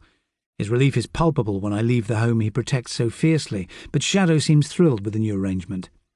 The creature doesn't even blink when I tell him to stay, tongue lolling, not a care in the world as he fetches a tennis ball Frida has thrown for him. I call Eddie on my way to see Jamie Petherton again, informing him of last night's break-in. His voice is disbelieving when he hears that another crime has been committed in a place that has been law-abiding for decades. I ask him to follow up my call to forensics, then walk towards Vane Hill. At 9 a.m, the island is going about its business as normal, tourists strolling along inland paths towards the Abbey Gardens, and a few locals waiting for the ferry to transport them to St Mary's. The rest of the island's permanent population will be at work already, at the inn or the Abbey Gardens. The sun is warming the back of my neck when I return to Jamie Petherton's eco house, and I'm sweltering in yesterday's charcoal grey suit. When I rap on his door again, he doesn't answer, and I assume that he's at the museum already. I can see evidence that he spent last night alone through his lounge window, a single wine glass sitting on his coffee table, waiting to be washed up. It's only when I approach the back door that the smell of burned plastic reaches me. The odour is emanating from a black bin bag, half concealed by a rose bush. My eyes blink wider when I look inside, a reek of chemicals rushing out as the bag spills open. It contains the burned-out remains of a laptop, the keyboard melted to a congealed lump of plastic, and it doesn't take a genius to see that Larson may have been right about the museum manager break into his home, but the reason for his vandalism is harder to understand. The break-in must have been planned carefully. Setting light to the computer would have destroyed fingerprint evidence, but what information was he so desperate to find? And how would he have known the password? I sealed the bag shut again, suppressing my disappointment. If Petherton's act was a bid to destroy Eva's research, as vengeance for a romance that ended years ago, it may have no connection with Jude's death. Chapter 32. I place the remains of Larson's computer on the table at the incident room. We need a formal interview with Jamie Petherton today, I tell Eddie. My deputy screws up his face at the chemical stink rising from the bag. Or one of the barmaids downstairs told me something about him last night. Apparently he made another girl's life a misery before Jude. The relationship ended badly, but he wouldn't let go. After months of phone calls and accusations, she moved to the mainland. To escape him? Most people would, if some nutter kept hassling them, he replies. He doesn't seem that unstable now, but it could be an act. We need to know his exact movements. It takes time to track Petherton down. The museum's answer machine informs me that the place is closed. When he finally answers his mobile, the man claims to be at a meeting in St. Mary's, his voice bemused when I ask him to report to the police station. Eddie and I use the force's smallest launch to travel there, the powerboat scudding across shallow waves until we enter Hughtown Harbour, where kids are learning to crew lug-sail dinghies, the fair weather tempting people outdoors. One of the boats clips past at a hectic pace, almost causing a collision as we steer towards the jetty, the kids on board hooting with laughter. It's a reminder that most of the population are enjoying a relaxed Saturday, while Eddie and I drive ourselves mad hunting for clues. The boats make an appealing picture as I step onto dry land, dozens of pastel-coloured sails catching the breeze as they drift on the tide. Laurie Dean looks relaxed for once when we reach police headquarters. His grievances about my senior position seem to have been forgotten while he completes admin tasks on his computer. The sergeant's expression grows taciturn again when he advises me that Madron's office is available for the interview. The DCI's room is as orderly as the man's uniform, his old-fashioned desk polished to a high shine, ranks of colour-coded folders lining his walls in alphabetical sequence. Jamie Petherton doesn't seem perturbed when he arrives a few minutes later. His funereal suit has been replaced by a grey T-shirt, jeans and trainers, but his expression is sombre when his mismatched eyes meet mine. The man looks surprised when I describe the break-in at Larson's house last night. "I'm just checking details at this stage, Jamie," I explain. "Can you tell us how you spent last night?" "I had a quiet evening, watching a DVD and drinking a few glasses of wine." "Why didn't you attend the wake?" "Eva's not my biggest fan. I didn't want to make Jude's family uncomfortable. His gaze is so calm. Either he's completely innocent or an accomplished actor. Why would I go to his house while he was out?" "You admitted to having strong feelings for Jude, and you broke in once before, didn't you?" He looks at me in disbelief. "That was years ago, for a specific reason." "If you could do it then, why not now?" "Jude and I had just split up. I was at breaking point. Plenty of people would react the same." "You harassed another ex-girlfriend for months, didn't you?" "Are you accusing me because I made mistakes in the past? I never harmed anyone in my life." The man's tone is incredulous, not angry. "The remains of a laptop computer were found outside your house earlier this morning." "Anyone could have left it there." Petherton's body language is tense while he struggles to remain polite. "It was nothing to do with me. Now I need to get back to the museum. I'm running late for a meeting with the governors." He rises to his feet, but I advise him to stay until the interview ends. The man retreats into a resentful silence as his fingerprints are taken. Once the formalities are over, Petherton exits the building at a rapid pace. He didn't deny the tension between him and Eva Larson, but no one will be able to confirm that he remained at home last night because his neighbours were at the wake. Even if he did break into Larson's property, it could have been a simple act of spite. Sergeant Dean gives me a scathing look when we finally leave the station, as if I make a habit of pursuing innocent citizens for my own enjoyment. The sky is a pallid blue when Eddie and I return to Tresco, a crisp breeze coming off the water, but my thoughts refuse to clear. I'm certain that someone's playing me. One of the islanders knows about the ill feeling between the two men, and they're capitalising on it to buy themselves time. I'm still tense when I get back to the new inn alone by mid-morning. After sending Eddie off on house-to-house inquiries about the break-in, it feels like the investigation is veering from one false lead to the next, and I'm powerless to get it back on track. Will Dawlish is in his usual position behind the bar, polishing wine glasses. The innkeeper raises his hand in greeting, but the look on his face is subdued. "Is something wrong, Will?" "Not really. I'll be fine once the lunchtime crowd arrives. You were missed at the party last night. It's not like you to take a night off." I pull up a stool at the bar. "I couldn't face another wake, to be honest. You'd laugh if you knew how I spent the day. Try me." His gaze fixes on the window. "Anna and I bought a boat last summer. She loved to swim and dive. Being on the water is a passion for her. I've hardly used it since I lost her, but yesterday I went for a sail." "You didn't capsize?" "I didn't even have to call the Coast Guard. It felt good to turn the engine off and drift." When he looks at me again, his eyes are out of focus. "Sometimes life feels like we're heading in the wrong direction, doesn't it? It's hard to justify our actions. You'll feel more confident next time you sail." "Let's hope so." His smile slowly revives. "I might do it again this afternoon just for the hell of it. Lucky you. I'd tag along if I was less busy. Another time, I hope." I leave Dawlish whistling in a minor key as I climb the stairs. The view from the attic window is distracting, the channel between Tresco and Briar glittering like quicksilver, half a dozen boats at anchor being chivied by the tide.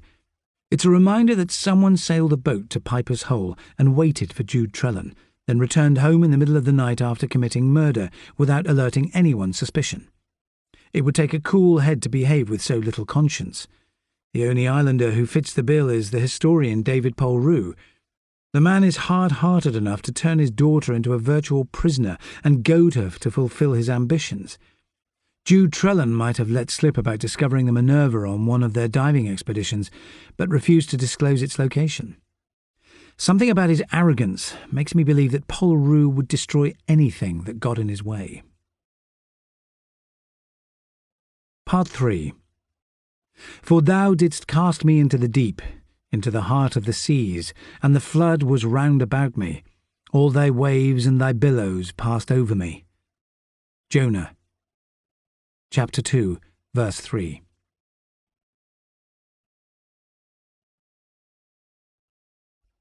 Chapter 33. Tom's senses are working overtime. His clothes have been stripped away, apart from his jeans, the damp air making him shiver. The boat's endless rocking increases his nausea, waves slapping against the hull as the sea nudges it from side to side. He can hear seagulls screeching, and hours ago the low-pitched drone of a helicopter that planted dreams of rescue in his mind, only to fall silent again. The boy shakes uncontrollably when someone walks overhead. This time the tread is lighter than before, one person climbing aboard instead of two. When the door clicks open, a woman's voice addresses him. Her tone is familiar, light and breathless, yet he can't place it. "Can you stand up if I help you?" "I'll try," Tom croaks, his throat raw with thirst. Her touch is gentle as she loosens the rope around his ankles. He feels as weak as an old man when he finally stands upright, his feet shuffling as the woman guides him along, streaks of sunlight filtering through his blindfold. "Sit here," she says. "That cut on your back's infected. I'll clean it for you." Tom sinks onto a padded seat, wincing as the smell of antiseptic fills his airways, the pain sharpening when the woman smears it across his wound. Her touch is brisk and efficient as she seals a bandage to his skin. Afterwards she gives him a water bottle.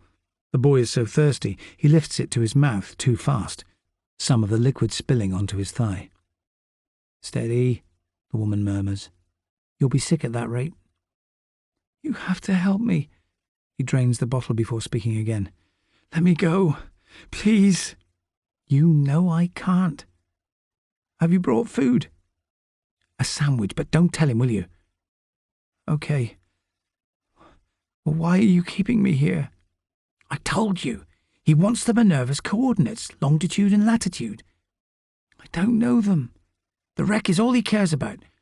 There's a tinge of sadness in the woman's voice. "Tell me, then he'll stop hurting you." "It's somewhere past White Island, but that's all I know."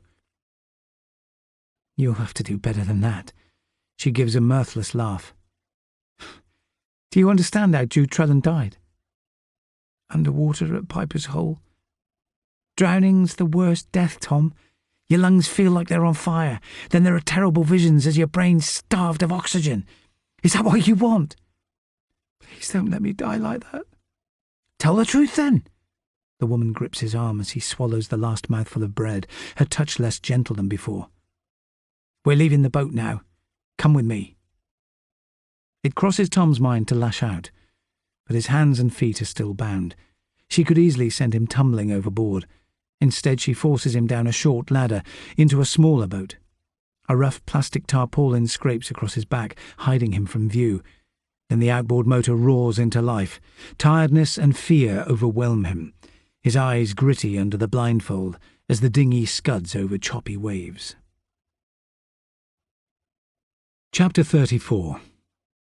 I've spent hours considering every suspect, but the pieces refuse to add up. The violence of the killer's MO and items found at each crime scene make me certain he's obsessed by the Minerva. His message is intended to taunt us. I can understand why the prospect of finding the ship could drive someone to madness. If it was loaded with precious artifacts, it could make someone's fortune overnight and turn the finder into a household name. The discovery of such an ancient wreck would create worldwide media interest. The killer may have found items of cargo hidden by Jude Trellan, his anger growing when she refused to disclose the wreck's location. Tom Helligan has probably been targeted simply because the killer believes he knew her secrets. Despite Shane's aggressive behaviour, there's nothing linking him with either crime. Plenty of people remain on my suspect list, including the Kinvers and David Polrue, but the lack of hard evidence leaves me powerless. My only arrest so far has been Jamie Petherton, who has been freed pending investigation for the crime of breaking and entering, not murder. I switch off the computer and head outside. All I can hope is that Shadow is keeping Eva and Frida safe, while I set off for Merchant's Point to give Linda Helligan an update. I opt for the long walk round the coast, rather than the shortcut inland, hoping some exercise will clarify my thoughts. When I follow the track through Dolphin Town, Justin Bellamy stares out from his office window at the vicarage, scrutinising me before he raises his hand in greeting. When I was a boy, it felt like the walls had eyes. The smallest misdemeanour reported back to my parents, and nothing has changed. People are still observing my every move, waiting to see whether I'm capable of finding the killer. I pause on Ruined Beach to watch the Kinvers' boat. When I pull my binoculars from my pocket, it's anchored further offshore than yesterday. Stephen Kinver is standing on deck, no doubt brooding about being confined to local waters, reminding me that the warrant to search his boat is tucked in my pocket. I'm about to continue my journey when a large wooden-framed dinghy cruises past, with its lugsail folded against its mast. The slim, grey-haired woman at the tiller is unfamiliar until the binoculars bring her features into focus. Miriam Polrue, the historian's long-suffering wife, wears a rapturous look on her face as her boat powers along, its outboard motor whining, clearly enjoying her moment of freedom, even though the open vessel gives no protection from the elements. She sails past the bay at speed, cutting a shallow line in the water as I reach Merchant's Point. Linda Helligan's house looks bleak, even on a sunny day. Alone on a wide plain of granite, no other houses in sight. The beach below is rarely used by tourists because it's too exposed for sunbathing, even though the view is majestic. On a clear day, the vista seems limitless. You can trace the Atlantic back to the horizon for 100 miles. I expect to see Linda in her wheelchair when I ring the bell, but Eleanor Jago opens the door. The postmistress looks awkward, but soon recovers her composure. "Good to see you, Ben. Linda's having a nap. Shall I wake her for you?" "I wanted to give her an update, but I can come back later. Is she okay?" Eleanor's smile fades. "It's a hellish time for her. I popped in each day after work to keep her company." "Linda's lucky to have your support." My eyes scan the living room, catching on a sideboard with its doors hanging open, papers and envelopes stacked in piles on the floor, reminding me of the chaos at Larson's house. "We've been having a clear-out. Linda needs to keep her mind occupied." My eyes skim the piles of brown envelopes and old notebooks. "If you come across any letters to Tom, can you keep them for me?" Eleanor looks puzzled, but nods her head. There's an outside chance that the boy may have received a note from Jude, sharing information about the Minerva that I'm struggling to access. When I return to Ruined Beach, the Kinvers have saved me the trouble of using the police launch. Their boat, Golden Diver, is moored to the jetty, and Stephen Kinver is mopping the deck. He's dressed more conservatively than on previous occasions, in black shorts and a white T-shirt. It's only when I come to a halt 3 meters down on the quay that he finally abandons his mop. "Are you giving us permission to leave, Inspector?" "I'll come on board and take a look round first." "Get that search warrant, did you?" The man lounges against the rail, working hard to look nonchalant. I pull the document from my pocket. "This gives me the right to seize any item that could be linked to Jude Trellan's death. Feel free to read the small print." Kinver snatches the document from my outstretched hand. He scans the details thoroughly before speaking again. "If you break anything, I'll call my lawyer." "Your valuables are safe with me," I reply pleasantly. "Where's your wife today?" "At the shop. The rain likes being on dry land occasionally." "But you'd rather stay at sea?" "Of course. Shit like this never happens on open water." He gives me another fierce glare before allowing me on board, but once I begin to search, he lets me work in peace. The guy may hate external intervention, but he's smart enough to know that the faster I work, the sooner I'll leave. Kinver and his wife have done a comprehensive job of cleaning the boat since my last visit. Ropes and equipment are stowed in storage boxes under seats at the helm, and their living quarters are spotless. I take my time searching cupboards and drawers, peering into the recess behind their bed. My interest rises when I pull up the trap door and stare into the hold. The space is confining for a broad man of 6'4", forcing me to bow my head to complete the search. Most sailors fill their holds with junk, but a single storage box in the corner contains fishing rods, nets and twine. A large oxygen tank propped beside it. The smell of fish lingers behind a tang of fresh bleach. "Something's missing," I mutter, scanning the hold for a final time, but there's no reason to prevent the Kinvers from continuing their ocean journey. I found no proof that the couple used their boat to attack Jude Trellan at Piper's Hole, or that they are responsible for Tom Helligan's disappearance, yet discomfort lingers like a bad smell when I grant Kinver permission to leave. "About bloody time," he grumbles. "We've been waiting for days." "I apologise if Jude Trellan's murder has slowed you down." Kinver ends the conversation by throwing his bucket of water overboard, filthy liquid splashing the jetty. I'd have preferred to be doused from head to toe, then I could lock him up for assaulting an officer. It requires effort to force my dislike of the man back into its box before turning inland. I've only been walking for a few minutes when my phone buzzes in my pocket. "Can you go to the Polruse house, sir? Sophie Proworth's not answering her phone. It's an emergency, their daughter's ill." Eddie's voice sounds panicked, so I set off at a rapid jog. Fields pass in a blur of green, a few locals pausing to watch my progress. The spectacle of a big, ungainly man dressed in funeral clothes sprinting through a meadow is what passes for entertainment in a place this quiet. No doubt my haste will prompt a fresh round of gossip about the case before the day ends. When I reach the historian's home, the front door hangs open. David Polrue drops his mobile onto the hall table when he sees me. There's no sign of his usual arrogance. The man's face is as pale as candle wax today. "Thank God," he mutters. "Gemma's sick. I can't bring her round." "Where is she?" Polrue paces up the stairs ahead of me. When the girl's bedroom door swings open, I see her sprawled across her desk, long hair obscuring her face. I make her father stand back to let me check on her condition. A thin pulse is beating in her wrist, but when I pull back one of her eyelids, her pupil is too wide, a line of saliva running from her mouth. There's only one obvious reason why a healthy young girl would slip into a dead faint, so I haul her to the bathroom. She releases a moan as I force her to vomit, producing a froth of white liquid, a few tablets floating on the surface. I push my fingers down her throat again until her stomach's empty. "Call emergency services again," I yell at her father. "She's taken an overdose." Polrue shakes his head in disbelief before striding away. By now his daughter is coming round, still limp as a rag doll as I lay her on the bed.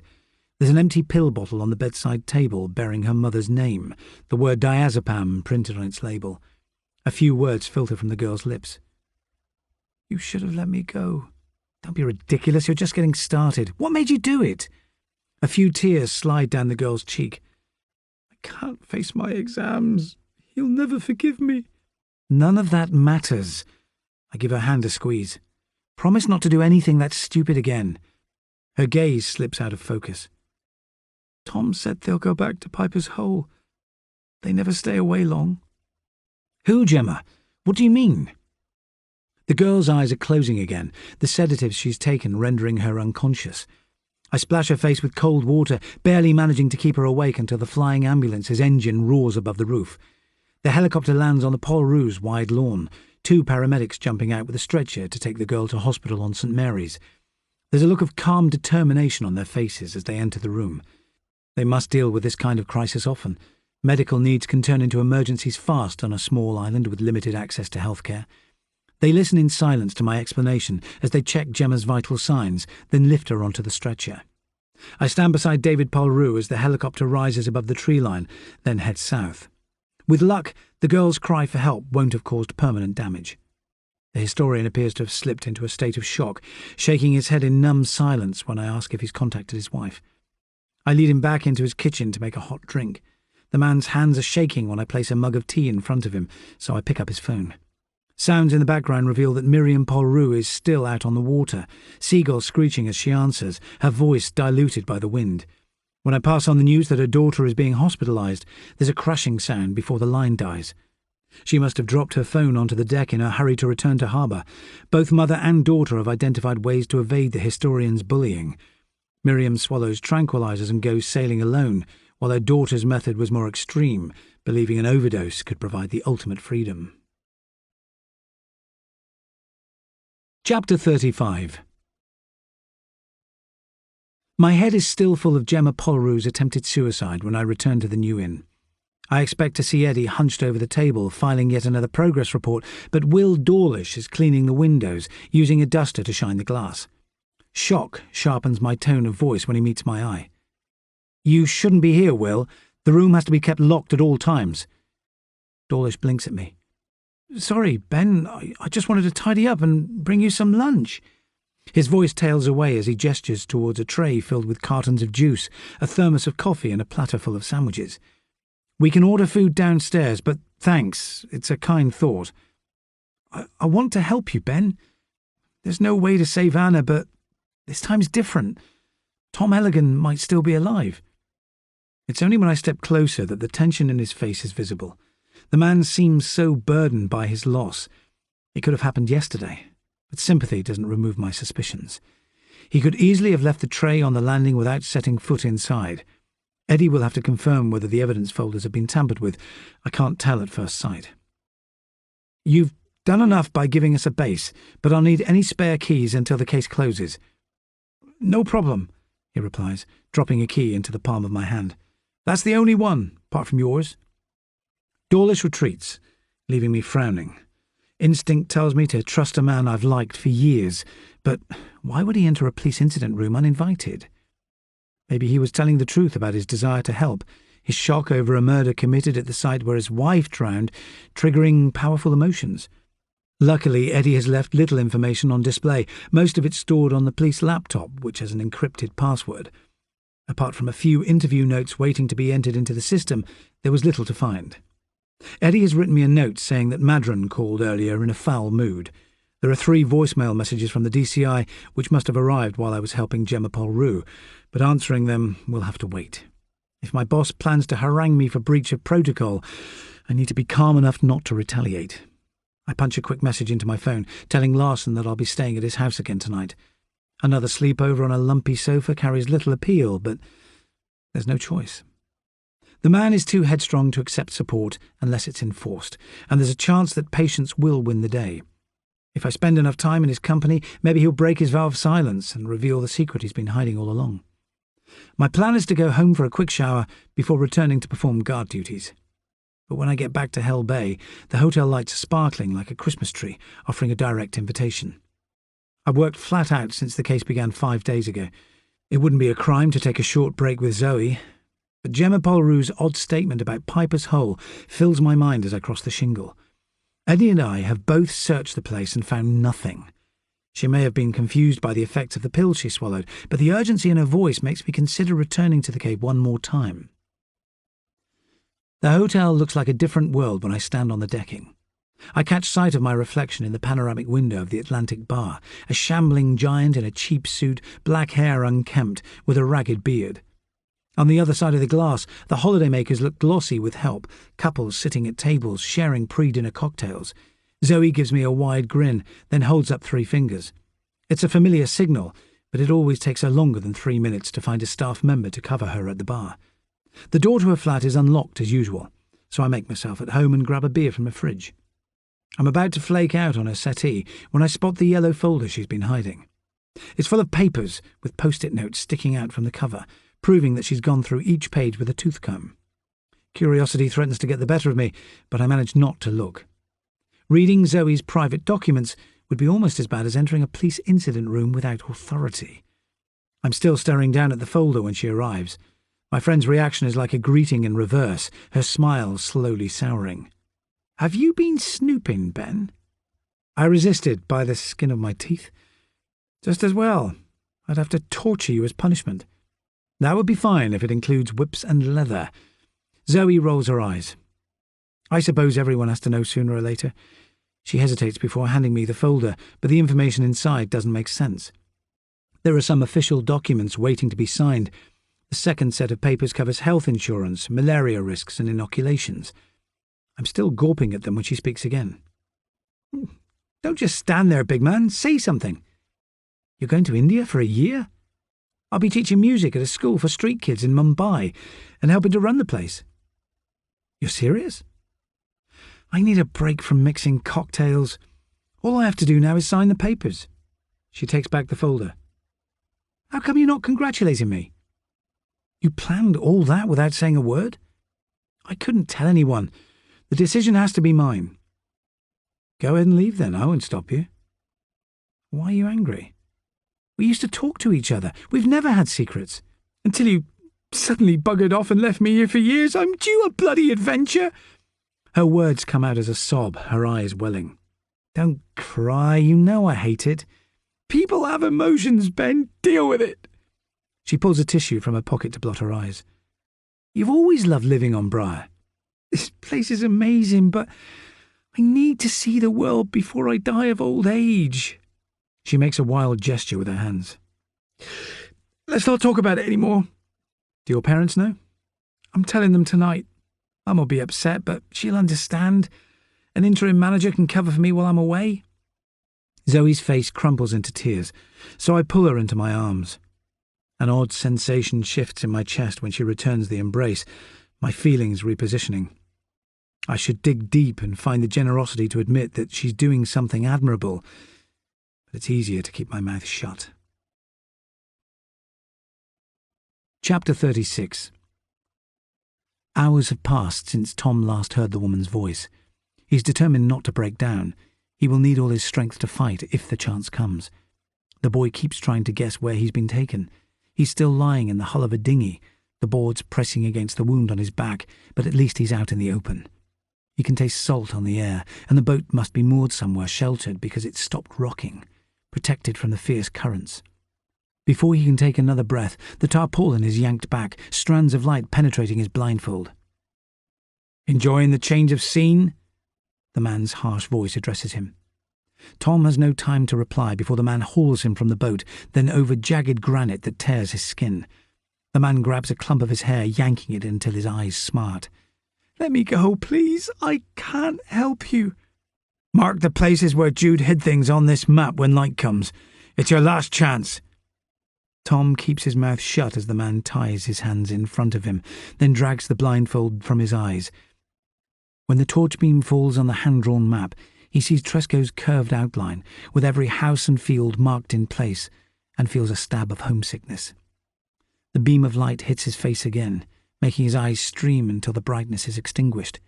He can hear the man's footsteps battering across the rock, producing a dull echo as the shadowy figure disappears. Chapter 37. It's 7 p.m. when I use the launch to return to Tresco, dressed in fresh clothes. The walk to Larson's house gives me time to digest Zoe's revelation. I can see that an exotic adventure is more appealing than serving drinks in a hotel at the edge of the world. But it still hurts that she's prepared to abandon everything here, including me. It's a relief to arrive at Dolphin Town, where Larson's house is so brightly lit he seems to be using electricity to ward off bad spirits. His face wears its usual fierce expression when he opens the door. It's clear he'd like me to sling my hook, but concern for his daughter's safety wins the day. Shadow's warm welcome offers a direct contrast, the dog's paws landing on my chest as he makes a desperate attempt to lick my face. Has he been behaving himself? Larson gives a crisp nod. It's Frida who's breaking the rules. She's refusing to go to bed. Maybe you can persuade her it's time to sleep." The girl is sitting on the living room floor, dressed in bright red pajamas, hunched over a sheet of paper. She continues her frantic scribbling when I drop down beside her, but all I can see are random black lines floating on a swirl of turquoise. "I'm drawing a boat for Mummy," the kid announces, without looking up. "That's pretty good. I can tell the sea's at high tide." The comment draws a quick smile. Then Frida carries on scratching her pen across the page so hard, pressure marks score the paper. I watch until the sheet is almost covered before speaking again. "You look tired, kiddo. Want me to carry you up to bed?" The girl shakes her head vehemently, but exhaustion soon topples her. The expression on Larson's face combines relief with irritation that his unwelcome guest has persuaded his daughter to behave. I feel a stab of pity as I cart the kid upstairs. She smells of soap, lavender shampoo and innocence, but any day now her world will crack apart. The least I can do is find out how her mother died, to protect her from unanswered questions. I wait until she snuggles under the duvet, her eyes closing before I switch off the bedside light. Larson is tight-lipped when I return to the kitchen, but keeps his displeasure private. "We may as well eat," he says. "People keep leaving emergency supplies on my doorstep." He ladles chicken soup into bowls, then places them on the table with wedges of granary bread. The room has been put to rights since last night. Surfaces have been cleaned and the papers that were strewn across the floor filed away. He listens intently when I explain that I found the burned shell of his laptop this morning. "At Jamie's house?" I haven't mentioned Petherton's name, but news travels fast here, whether it's good or bad. "Keep an open mind, Eva. Someone else could have broken in, then dumped it there." "No one else is crazy enough. I don't want that freak anywhere near my daughter." The anger on his face reminds me that I intended to get under his defences by establishing common ground, not to upset him further. "Why not tell me about your research? There's nothing we can do tonight. It might be a good distraction." He frowns at me. "My work's pretty straightforward. I came here to map changes in the marine ecosystem, and the easiest way is to look at wreck sites. Each one's unique, but the seaweeds, plankton and crustaceans are all suffering. Each year I check to see which species are dying out." "How do you record all that information?" "On computerized sketches." Eva shows me a wreck site on his phone. The ship's remains are illustrated so accurately, every broken timber is shown in a 3D diagram. His software could draw the seabed far more clearly than David Polru's old-fashioned maps. If you touch the screen, it brings up lists of species inhabiting that section. Must take hours underwater to collect so much evidence. The job needs doing before the ecosystem reaches a tipping point. His face hardens again. Huge strands of sea kale grew here for thousands of years, but it's almost gone. Acidification's killing it. His mournful tone confirms that it's easier to grieve for the polluted sea than for his girlfriend, righteous anger keeping his sadness at bay. "Does anyone help you with the survey?" "Jude dived with me sometimes to take photos, and Anna helped me last year." My eyes blink open. "Anna Dawlish?" "She was a biology teacher before she met Will, so she knew how to record data and identify species. She came diving with me and Jude every week last summer. She was a good friend of ours. It was a terrible shock when she died." When I look at Eva's face again, he seems on the verge of tears, but pulls it together at the last minute. I still don't fully understand the man's reluctance to show emotion, but a raft of feelings swirl across his face, anger and despair, with fear rising to the surface. I know it would be pointless to ask why he's afraid, but at least he's shared some fresh information. Will Dawlish's wife went on diving expeditions to help his research. Despite the coroner's verdict of accidental death, it seems even more likely that Anna was murdered by the same person who killed Jude Trellan. Chapter 38. Sunday, the 17th of May. Madron is waiting for me outside the incident room this morning. It's lucky that Shadow is still guarding Larson's house, because the dog's presence would only increase his bad temper. The DCI must have serious concerns about the case to leave his home on St. Mary's so early on a Sunday. His grey eyes are cold as liquid nitrogen when we cross the threshold. "I thought you had begun acting more professionally, Kitto, but I was wrong. I've a good mind to remove you from the case." "Why, sir?" You've been staying at the victim's house.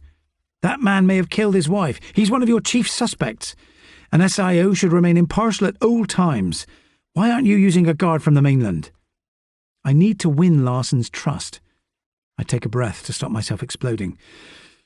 He's in a fragile state, and so's his daughter. He wouldn't stay with Jude's family after the house was burgled, so I slept on his sofa. I spent last night there too. I thought as much. Madron gives a loud sigh. Eva could be next on the killer's list. If you remove me from the case, he'll need round-the-clock protection. What makes you think he's vulnerable? The killer's guarding his patch, stopping other divers from finding the Minerva so he can claim its cargo. He thought Jude Trellan knew the wreck's location, so he's bound to believe Larson knows it too. Who else is on your suspect list? I've got a warrant to search David Polru's house. He ticks all the boxes, and he's a manipulative bully. You got my report on his daughter's suicide attempt, didn't you? Polru's never committed a crime in his life. Plenty of murderers have clean records, sir. I thought Shane Trellan was your top suspect. Nothing implicates him except sibling rivalry. We finally got the lab results on his computer and phone, which came back clean. The only thing his emails and texts prove is that he's having an affair with a married woman. I let the Kimvers go due to lack of evidence, too. Forensics are taking days to give us results. I'd be grateful if you could remind them that the murder case should be their top priority. Don't blame them for your mistakes. They've only got 5 officers to cover all of Cornwall. Madron fixes me with his icy stare. You're impossible to supervise, Kitto. Don't you realise you're risking your future? If Larson or his daughter had been hurt, it would have been my responsibility. I keep my gaze steady. Why not put some faith in me, sir? It would make both our lives easier. Faith has to be earned, Kitto. It's time you started following orders.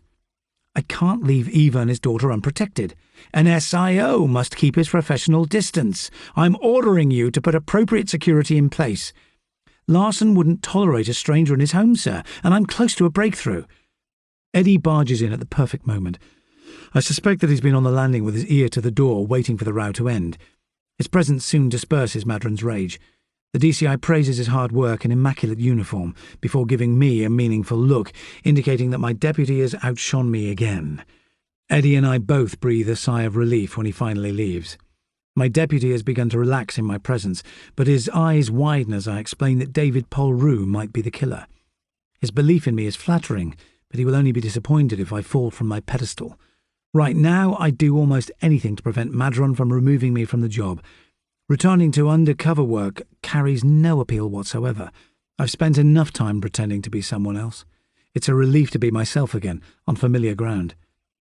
I push my concerns aside to study the coroner's report into Anna Dawlish's death in more detail. The account confirms that her husband discovered her body in the far reaches of Piper's Hole.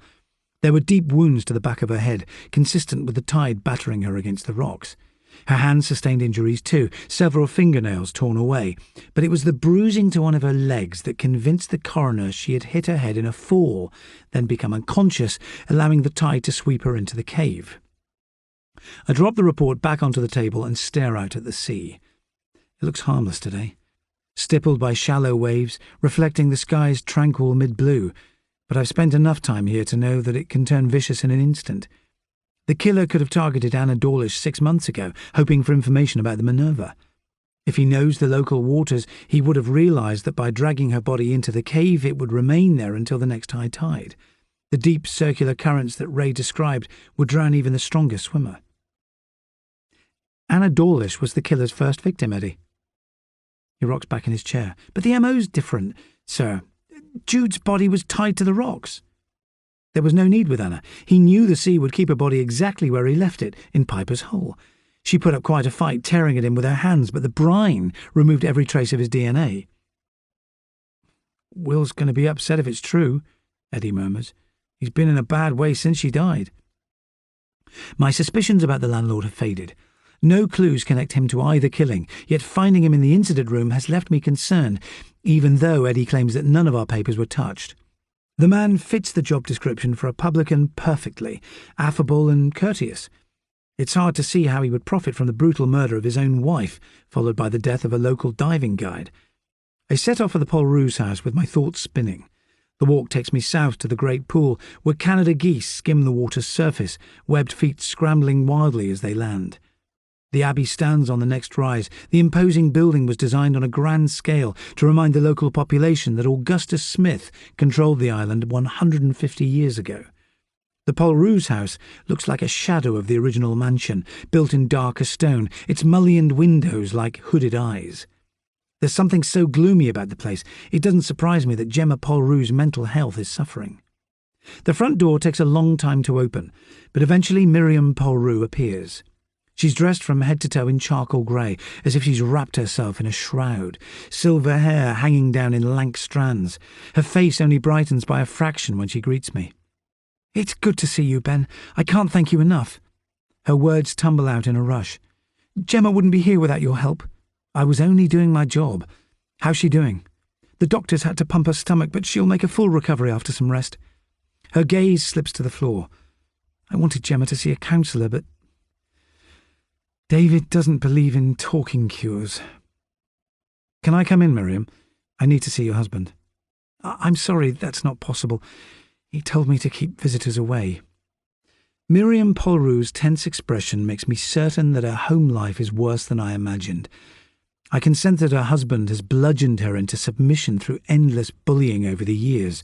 Her trembling is visible from 10 paces, as if she knows that she'll be punished for holding a conversation without his permission. Chapter 39. Little light filters into the cave, but it's better than the absolute dark of the boat's hold. Tom's body feels weak after another night without sleep, the hard stretch of rock allowing only a few hours of rest, his hands chafed raw by the rope around his wrists. The man has left the map of Tresco behind, protected from the damp air by a plastic wallet, but he hasn't touched it. Despite longing to go home, he's not prepared to put another life in danger. Tom leans forwards, trying to peer past a huge wall of rock. It's impossible to guess where he's being held, but he can no longer be on Tresco. This place is unfamiliar, and he knows every inch of his native island. He tries to imagine what Jude would do in his position. She always knew how to act. Even underwater, her movements were quick and decisive. The boy stares at the chain tethering his ankle to the rock. If he could free his hands, escape might be possible, and trying will keep him occupied. He drags his wrist across the rough stone, hoping to work the rope loose. The motion scrapes his palms until they're covered with blisters, but Tom keeps going. He thinks of his mother waiting at home and Gemma waving up at him from the shore as the pain in his wrists sharpens. Chapter 40. "I've got a warrant to search your property. I'm afraid you have to let me in, Miriam." Mrs. Polru steps back slowly. "You'd better tell David. I can't get involved." When I'm finally permitted to enter, it strikes me again that only a historian would live in a house that favours darkness over light, the walnut panelling and heavy rugs on the floor too oppressive for my taste. If the property was mine, I'd paint the walls white to accentuate the soaring ceilings and allow the place to breathe. Miriam Polru scurries upstairs to check on her daughter, leaving me outside her husband's office. I can hear the man's booming voice giving someone a piece of his mind, but when I knock on the door, the only reply is an outraged grunt. Dr. Polru keeps his back turned, his phone still pressed to his ear. He does a double take when our eyes finally meet, ending the call with a curt goodbye. His arrogant sneer is missing for once. It no longer feels like he's preparing to give me a lecture on marine archaeology. "Have you come to check on Gemma's recovery, Inspector?" "Among other things, yes." "The psychiatrist claims she's got emotional issues, but the girl only wanted our attention. She thinks she can avoid her exams with a foolish gesture. My daughter's always had a taste for drama." "Her attempt was serious, Dr. Polru. It's recorded in my incident report. Gemma waited until her mother left before taking the pills. It was pure luck that you found her, because Miriam normally checks on her during the day, doesn't she?" "Meaning what exactly?" "I lost a colleague to suicide. Your daughter will need professional support to recover." "How dare you advise me on her welfare?" Polru emerges from behind his desk like a veteran boxer lumbering into the ring, but the sight of a taller, heavier man stops him in his tracks. He deflates suddenly, as if someone's pricked his balloon. "Gemma needs to pull herself together, that's all." I'm not here to discuss her future. I need to search your office in connection with Jude Trellan's death. His mouth gapes open. You think I was involved? It has to be ruled out. You dived together plenty of times. I can't believe you're singling me out. This is routine, Dr. Polru. Other properties on Tresco have been searched. Like all bullies, he backs away when he's cut down to size. Polru's presence lingers in the empty room, with an odour of stale cigar smoke, the air still crackling with his bad mood. I put on sterile gloves to sift through the folders stacked on his shelves, pulling down one with the word Minerva scrawled on its spine. It's fatter than the others, proving that his interest in it trumps every other shipwreck. The folder contains photos from dives near the Eastern Isles over the past 3 years, as well as a ship's log. My eyes blink wider when I see the number of additional crew members scribbled beside the dates of each voyage. Until now, Polru has claimed that only Jude Trellan accompanied him, but sometimes 2 or 3 other islanders were on board, yet none of their names are recorded. I spend an hour combing through Polru's office, learning more about his passion for maritime history. Photographs on the wall include one of an ancient wreck being winched from the seabed, the wooden outline resembling a whale's skeleton. My irritation builds as I complete the search. I'm sure the office once held items from his dives with Jude Trellan, which he's moved somewhere harder to access. My hunt may have revealed nothing, but I can't give up until Tom Helligan is found. When I finally emerge, Polru is waiting in the corridor, arms folded tightly across his chest. I need the names of everyone that accompanied you when you looked for the Minerva, Dr. Polru. Several people joined me over the years. My wife, Eva Larson, Anna Dawlish, and Jamie Petherton, but there may have been others. My expeditions tend to blur into one these days.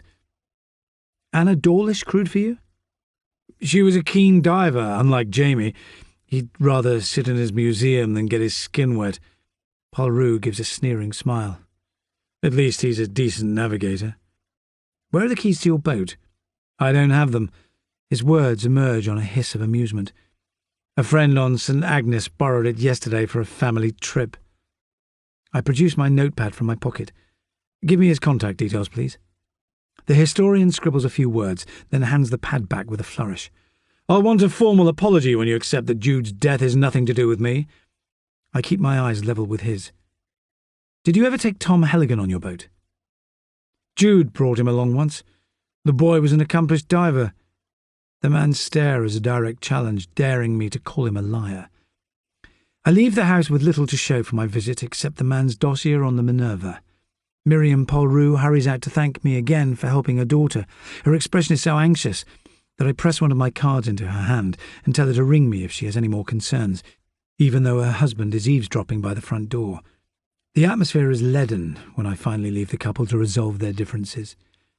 I've only been walking for a few minutes when I bump into Justin Bellamy, dressed in jeans and a light green shirt, his dog collar hidden beneath his jacket. His usual smile of greeting is missing when he hurries along the path. I thought I'd call on Gemma. I was hoping to speak with you too, Ben. Now? If you've got time. There are benches by the lake. Why don't we go there? Our 5-minute walk to the great pool reveals that the priest is troubled. His good humour has vanished, and he keeps his hands buried in his pockets, eyes trained on the ground. Justin stays silent as we settle on a bench, giving me time to admire the Sabine gulls hovering over the stretch of water, which reflects the clouded sky with photographic accuracy. The scene looks so tranquil, it's hard to believe that a local woman has been brutally murdered and a teenage boy abducted in the last 6 days. I haven't been completely honest with you. I've been wrestling with my conscience since Jude died. The priest's face is tense when he turns towards me. She came to the vicarage soon after our last dive together, in an agitated state. She gave me a package to look after. Jude made me swear to hand the box to her father if anything bad happened.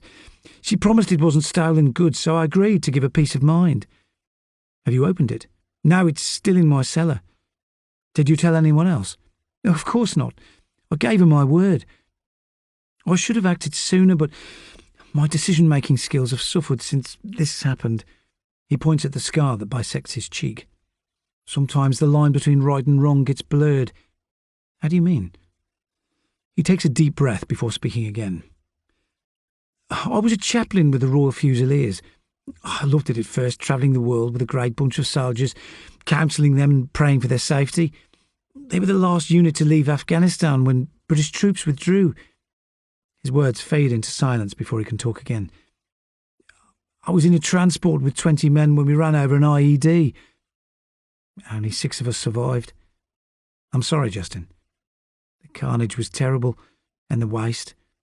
All I could do was give them last rites as they died. He shifts awkwardly in his seat. I've thought about resigning. A priest needs empathy to do his job. You seem to have plenty. A little more comes back each year, but it's a slow process. He pauses, lost in thought for a moment. If you come to the vicarage now, I'll give you the box. A couple of minutes' walk brings us to Bellamy's home, and I glance around as he describes his time in the army. The vicarage is far more orderly than my cottage. Justin Bellamy's front garden proves that he likes a high degree of control over his environment. The grass newly cut, a line of rose bushes trimmed to a uniform height. The interior is equally tidy, proving that his time in the forces taught him to travel light. There are few personal items on display, except a wooden crucifix above the fireplace. Justin smiles when he catches me scanning the room. The Church of England doesn't do luxury. I'll have to leave this place just as I found it if they move me to another diocese. Is that likely? No, I hope not. The islanders will decide. The parish council report to the synod next year. He's standing with his fingertips pressed together like he's offering up a prayer. I'll get the box for you, Ben. The man's loneliness resonates from the walls. He probably didn't even get to choose the furniture in this temporary home. The room awash with beige, a sofa in the corner that's crying out to be replaced. Bellamy has lived through enough violence to turn most people insane, yet he's still ministering to his parishioners. Despite my sympathy for him, it crosses my mind that he could have stolen someone's boat and attacked Jude Trellan in a fit of madness, triggered by post-traumatic stress disorder. The priest is breathless when he returns, as if he's eager to rid himself of guilt. The package looks innocent enough, a small cardboard box held together with parcel tape. It feels light in my arms, probably no more than a couple of kilos. Sorry I took so long to tell you about this, Justin says. Don't worry, whatever's inside may not even be relevant. I'm about to return to the incident room when he touches my arm. I hope you know how lucky you are, Ben. Sorry? It took me weeks to find enough courage to ask Zoe out. His smile fades. I saw the way she danced with you at Jude's wake. I hope it works out for you. She's a lovely woman. We're just friends. It's not a romantic thing. He releases an astonished laugh. Situations change, Ben. Use your eyes. The man's comment leaves me lost for words, so I raise my hand in a goodbye salute, then head for the new inn, with a murder victim's last gift tucked under my arm. Chapter 41. I've only been walking for a minute when a familiar sensation crosses the back of my neck. I learned to sense when I'm being observed during my time undercover. The feeling never leaves you, and medics even have a name for it: hyper-awareness.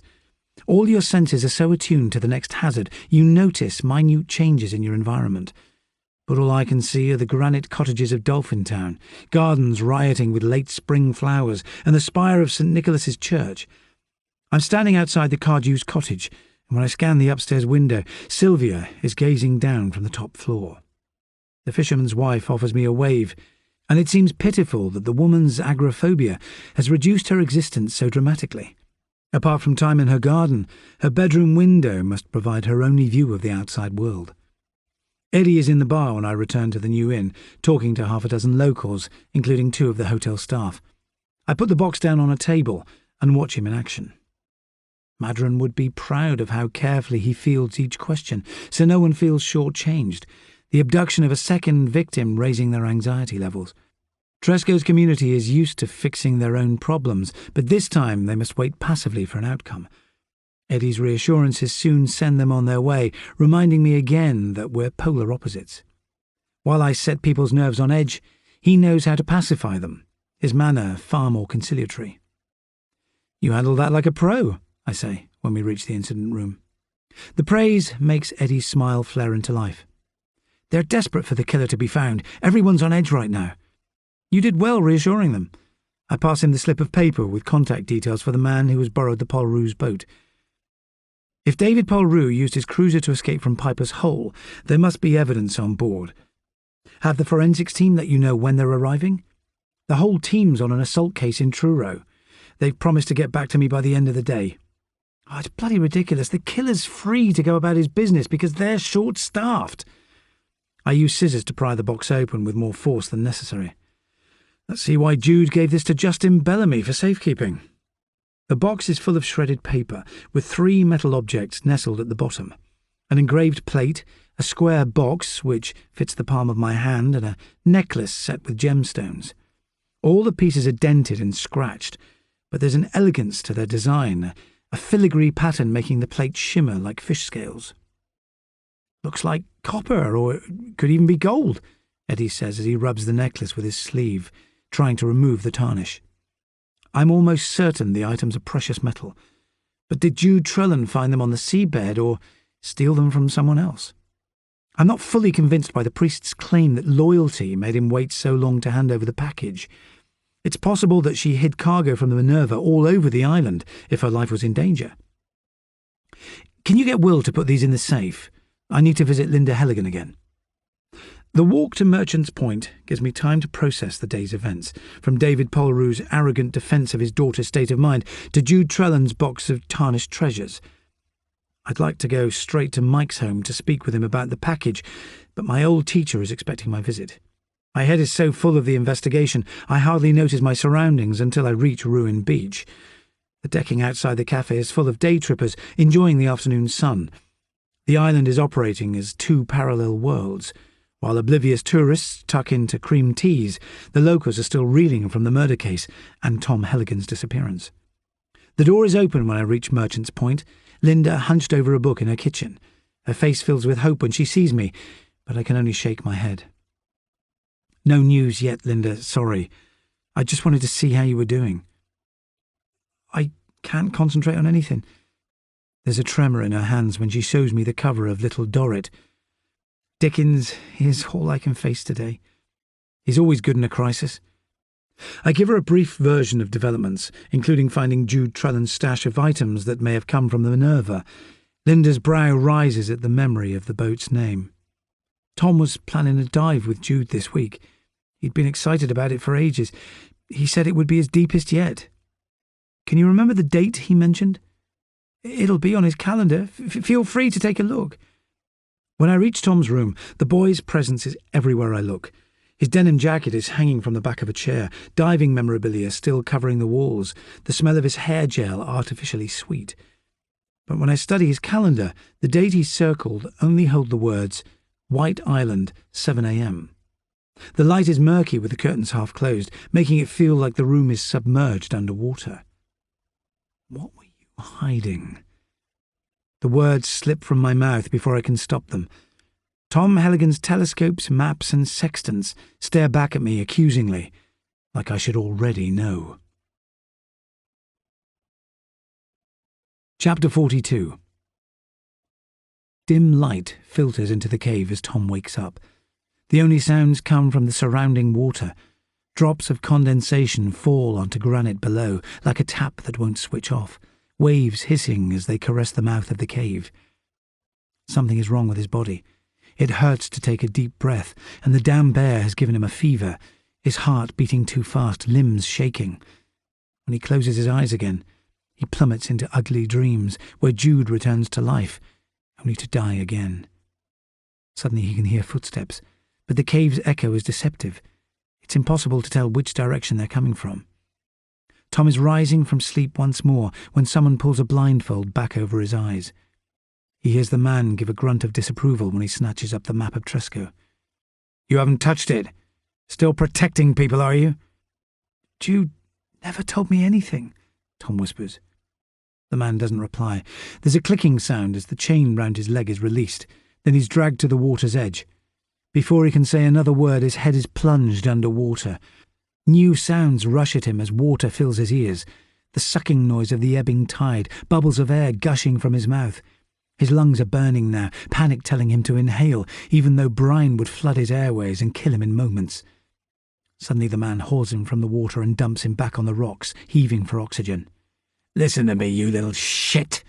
Everything Jude took belongs to me. Next time, I'll let you drown." "How can I tell you if I don't know?" Tom splutters. Still playing the fucking hero. When the blindfold is ripped away, a harsh light shines into Tom's eyes, his retinas burning. "It's the stuff she found at your mum's house?" "She never left anything there." "Eva's got it then?" "Jude wouldn't put her family in danger." "You're lying. I can see it on your face." "I'll ask him myself." The chain tightens round Tom's ankle again, but this time he's closer to the water's edge. "If the next tide's high, you'll drown. Better start praying it stays at low ebb." Chapter 43. It's 7 p.m. by the time I call Gemma Polru to check how she's coping. The girl's voice still sounds shaky, and there's silence at the end of the line when I remind her to call me if her father's behaviour ever becomes threatening. Once the call's over, I head for Eva Larson's house. Nothing about the case feels straightforward, except my certainty that he and his daughter need protection. Going against Madron's orders is putting my job in danger, but Larson is reluctant to admit anyone else into his house. Shadow seems to be enjoying his role as guard dog when I arrive. He's lying across the threshold by the back door, rising to his feet with a snarl until he recognises me. "Impressive," I tell him. "I thought you might take me down." The dog licks my hand before returning to his sentry duties. Eva and his daughter are sitting at the kitchen table, the child absorbed in another drawing, while her father sorts through correspondence. Larson barely raises his head, but Frida offers a wide smile, as if she's been waiting for my return. When her father's mobile rings, he snatches it up immediately, a rush of Swedish words flowing from his lips as he carries the phone into the living room. "Do you like my picture?" Frida asks. A woman stands by herself at the centre of the page, brown hair flaring like a hedgehog's quills, her feet encased in lopsided red shoes. "It's really good. Who is she?" The kid looks surprised. "Mummy, of course. Can't you see her tattoos?" "Of course I can. You're doing a good job." I sit back to let her continue drawing. The girl is concentrating so hard, her fist bunches tight around her felt-tip pen, as if she's conjuring her mother back to life. I'm so far out of my comfort zone that the right response is out of reach. I've never witnessed the collateral damage from a murder case at such close range before. Normally I'm several steps removed from the victim's family, but this time there's no hiding. At least the kid seems calm while she completes her picture, humming quietly as she scrawls lines of blue sea across the background. "Come and have your bath now, Frida," Larson says when he reappears in the doorway. "Not yet, Daddy, please." "You've already had an extra half hour." Frida gazes up at me, eyes beseeching. "I want to stay here." "Your dad's in charge, kiddo," I say. "I'll still be around when you get out." The girl abandons her drawing reluctantly, but I soon hear her laughing in the bathroom, her emotions still flexible enough to change direction in an instant. My attitude towards her father has shifted since we first met. Spending time in the house has shown me the depth of his affection for his daughter. The islanders who view him as cold and unfeeling would be amazed by his parenting skills, even in an advanced state of grief. It's becoming harder each day to believe that the man could have killed his girlfriend in a crime of passion. I take the opportunity to flick through the papers on the table while they're gone. Jude's credit card bills and subscriptions lie in a messy pile. I've already seen her bank statement, but it must have been an earlier version. The balance is far higher than I remembered. £5,000 was paid into her account the day after she died, as donor's name unfamiliar. Why would someone pay her a large lump sum when her family had been struggling for money? I'm keen to find out what Larson knows, but my questions will have to wait until his daughter is in bed. Frida seems more relaxed when she returns from her bath, dressed again in her scarlet pyjamas. The girl settles on the bench beside me while her father warms milk in a pan, but when he puts a cup in front of her, she pushes it away. "Mummy put cinnamon on top. Will she be home tomorrow?" She directs the question to her father. "No, Frida. Do you remember what I said? She went into the sea and can't come back to us. Ever?" Larson shakes his head. "She wanted to, but it's not possible. She'll be peaceful now. Nothing can hurt her." The child studies her father's face, then mine, before picking up her milk, humming quietly between each sip. My adoration for Larson rises by several notches. He's managed to explain Jude's death to his daughter in the simplest terms, but the exchange still unsettles me. The kid's shoulder presses against my side, as if she's seeking an extra layer of comfort while her world adjusts. The milk works its magic fast, Frida's eyes closing as her father carries her upstairs. I take the opportunity to look around the room again. Something here must explain Jude Trellan's death and the reason why Tom Halligan is missing, but all I see is a chaos of dirty dishes and laundry waiting to go into the tumble dryer. Larson is more likely to open up if I make myself useful, so I fill the washing up bowl and set to work. I'm putting the last glass away when he returns downstairs, looking drained. "You don't have to do my chores," he says. I like to keep busy. When I turn to him again, he's sitting at the table, head in hands. "Do you want a drink?" "More than oxygen." There's a bottle of Merlot on the counter, so I pour him a large glass. He holds it between both hands as if the liquid is warming them, then knocks the wine back in a couple of swallows. "Frida keeps asking about Jude," he says. "It seems like she's understood, and she rejects the idea, and the questions start all over again.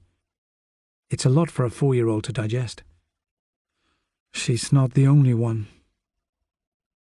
This could explain what happened. I point at the bank statement. "Do you know why someone paid Jude $5,000 just after she died? It's from a foreign bank account." His tone sharpens. "You went through her papers without my permission? We're on the same side, remember? If you tell me everything, you could save Tom Halligan's life. Jude was leaving valuable objects with people she trusted. She must have had a reason. If I knew, I'd say. Tell me what's scaring you, Eva." He hesitates before replying. "Jude had been getting death threats. They were left on the boat in plastic bottles with her name on them. She thought someone was playing a stupid joke at first. Why didn't you tell me? The messages said all 3 of us would be killed if the police found out. Did you keep them?" "Jude burned them. They were these odd sea rhymes, full of threatening words about the sea. Then she got a note telling her to put everything she'd found on her dives in the highest grave on Tregarthen Hill. She refused, of course. Jude never backed down. She said the less I knew, the safer we'd all be. The highest peak on Tresco would be an ideal place to collect a package in secrecy at night. The killer could check for onlookers in every direction while hiding in one of the graves below. Whoever killed Jude must think you know the location of the Minerva. I want you to take Frida to the mainland or back to Sweden for a while. I told you before, this place is all my daughter knows. I'm not uprooting her." He drains a second glass of wine, then goes upstairs in silence, dismissing my efforts to keep them safe. I breathe out a string of expletives, but at least I know more than before. Jude understood that her family's lives were under threat, yet still dived in Piper's Hole late at night, despite the risks. She must have had a good reason to court that kind of danger. It's only 9 p.m, so I spend the next hour checking Jude's papers. Her credit card statements are a reminder that she spent every penny she earned, with the mortgage, bills, and a few treats for Frida consuming her monthly wage. No wonder she clung so tightly to the dream of a pot of gold at the end of the rainbow. I'm still studying the documents when the priest's face appears at the window, his skin white with panic. When I open the door, he stumbles across the threshold. "Oh, what's wrong, Justin? You look like you've seen a ghost." Are Eva and Frida safe?" The man's breathing hard, as if he's run a race. "They're upstairs in bed. Try to calm down, then tell me what's wrong." Bellamy takes a long time to relax. He rubs his hands across his face, then sits opposite me, doing his best to look composed. "You'll think I'm mad if I explain." "Try me anyway." "I fell asleep after evensong. I had a dream that blood was running down the walls of this place, body parts on the wall. I couldn't do anything." His voice ebbs away. "That sounds more like a memory than a dream. I can ask Eva to come down if you want reassurance." His eyes blink shut. "My nightmares are sometimes so vivid it's hard to tell where reality starts and finishes. I made a mistake coming here." He reaches for his jacket. "I apologise for wasting your time, Ben. I'd better get back." "Don't rush off. Why not stay for a glass of wine?" "I should sleep. A good night's rest will sort me out." The man hurries away before I can explain that he's not interrupting anything except my attempts to unpick Jude Trellan's past. His odd speech is a reminder that plenty of people seek emotional stability on the islands, but peace is a rare form of treasure. Past troubles are often too deeply ingrained to shake off, like the priest's PTSD. I carry on sifting records of Jude's life. Old passports, letters and final demands. It's late by the time I lie down on the rock-hard sofa, searching my brains for images to lull me to sleep. Oddly enough, it's Zoe that springs to mind, standing behind the hotel bar, laughing at me. I wipe my hand across my face to erase the picture, but it stays there, even when I shut my eyes. Chapter 44. Monday the 18th of May. Shadow whines loudly when I leave him at Larson's house early next morning. I can tell he'd rather be chasing seagulls across Pentle Beach than performing guard duties again. "I'll take you for a run later," I promise, but he whines in disgust. Eddie is waiting when I reach the new inn. Our makeshift incident room looks tidier than before, as if he's spent hours wiping grime from the walls, but his expression is tense. "This was hanging from the door when I arrived," he says. A bottle stands on the table. It's smaller than the last one, probably used originally for vinegar or cooking oil and made of glass. I curse under my breath as I hunt for sterile gloves, then shake the slip of paper onto the table. The message is written in black ink, in crude block capitals. "Since Roman days we've sailed these seas, full of pirates, rogues and slaves. Men that rob from us will die in caves, with the old graves looking down. When the tide's high, we'll finish them, and they will sail no more." The killer must have been in a rush this time, taking less care to disguise his handwriting, and his message is more overt. I could be clutching at straws, but for the first time he seems to be giving a direct clue to where Tom Helligan is being held. In a cave near ancient graves, due to drown with the next high tide. "Ask Will for a tide table, can you, Eddie?" My deputy sets off at a sprint. Even though the message could be leading us in the wrong direction, I'm prepared to scour every beach while there's a chance that Tom Helligan's alive, but it's clear that we'll need help.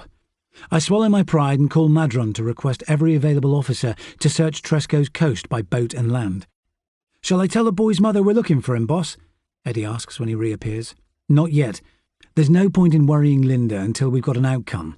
The next high tide is at midday. I want all the caves searched on foot. We'll use boats to check the shoreline."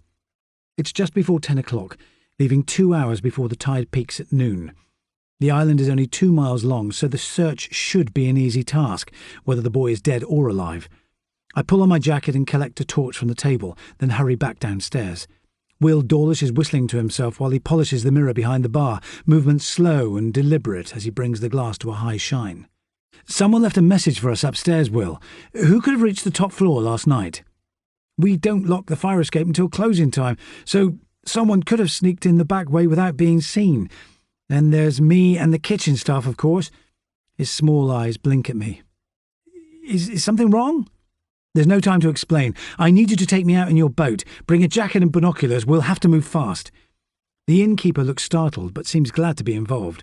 We'll need plenty of boats to scour the island's inlets and caves, even though more officers are coming from St. Mary's to search on foot. Setting off early will give me a head start. Dawlish is panting hard as we jog to the harbour, bald head gleaming with perspiration by the time we reach New Grimsby Sound. His boat is a modest 30-foot cabin cruiser made of white fiberglass, with curtains obscuring its small portholes, the name Anna May printed on its side. When I ask him to head round the coast, staying close to the shore, he runs the motor hard to clear brine from its system before setting off. Dawlish is surprisingly adept for a man who claims to spend little time on the water. He eases his boat between vessels that pack the small harbour, then lets the tide carry it into the Sound. We don't speak much as he picks up speed to chase the coastline south. It infuriates me that some bastard is using this idyllic place to commit terrible acts. Sunlight glints from the sea's face as we pass the sandbanks of Saffron Cove, with Abbey Hill rising in the background, seamed with narrow pathways. The landscape looks incorruptible, yet the killer is staining it with his deeds. There's nothing unusual on Appletree Bay's long stretch of sand when I peer through the binoculars, except some middle-aged holidaymakers rekindling their childhoods by flying a massive kite. Our journey becomes more treacherous as we reach a notorious shipping hazard. The chinks are needle-fine spikes of granite that are invisible at high tide, but this morning their tips stand proud of the water as we reach the island's southernmost point. Oliver's battery looms over the headland, even though its glory days of firing cannons during the English Civil War ended centuries ago. The rock-strewn beach below is littered with masonry from the ruined building, but no signs of the missing boy. I keep hoping to see a figure bobbing on the waves, but all I can make out is a cluster of dinghies rising and falling with the currents. An old man fishing from one of the boats gives us a jaunty salute, as if we're day trippers enjoying a pleasure cruise. By the time we reach Pentle Bay, my eyes are throbbing from scrutinising every detail. Will remains focused on steering his boat near to the shore, without running it aground. He's an unlikely skipper, portly in his smart trousers and Oxford brogues, wind-cheater zipped high to protect himself from the elements, but his expression is determined. We skim the eastern coast of Tresco at speed, with the Helligan's house rising from its rocky foundation on Merchant's Point. When we reach the northern tip of the island, conditions worsen. The breeze rolling in from the Atlantic is producing ragged waves that threaten to push the boat off course. I ignore its hectic rocking, keeping my spyglasses glued to the coast, where the beach is being consumed by the tide. Eddie is no bigger than a toy soldier when he emerges from Piper's Hole to give me the thumbs down, his search party following behind. I don't know whether to be angry or relieved that the killer hasn't left Tom Helligan's body in the same cave as the last two victims. My heart sinks as we pass Kettle Island, where currents boil across the rocks. It feels like a rerun of events from exactly a week ago, when Denny Cardew took me to Jude Trellan's body. The boy could be anywhere, but all I can do is scour each beach in turn. Chapter 45. Water is lapping over Tom's feet. The temperature feels colder than before, his skin icy. His system is shutting down, fever and thirst conquering him at last.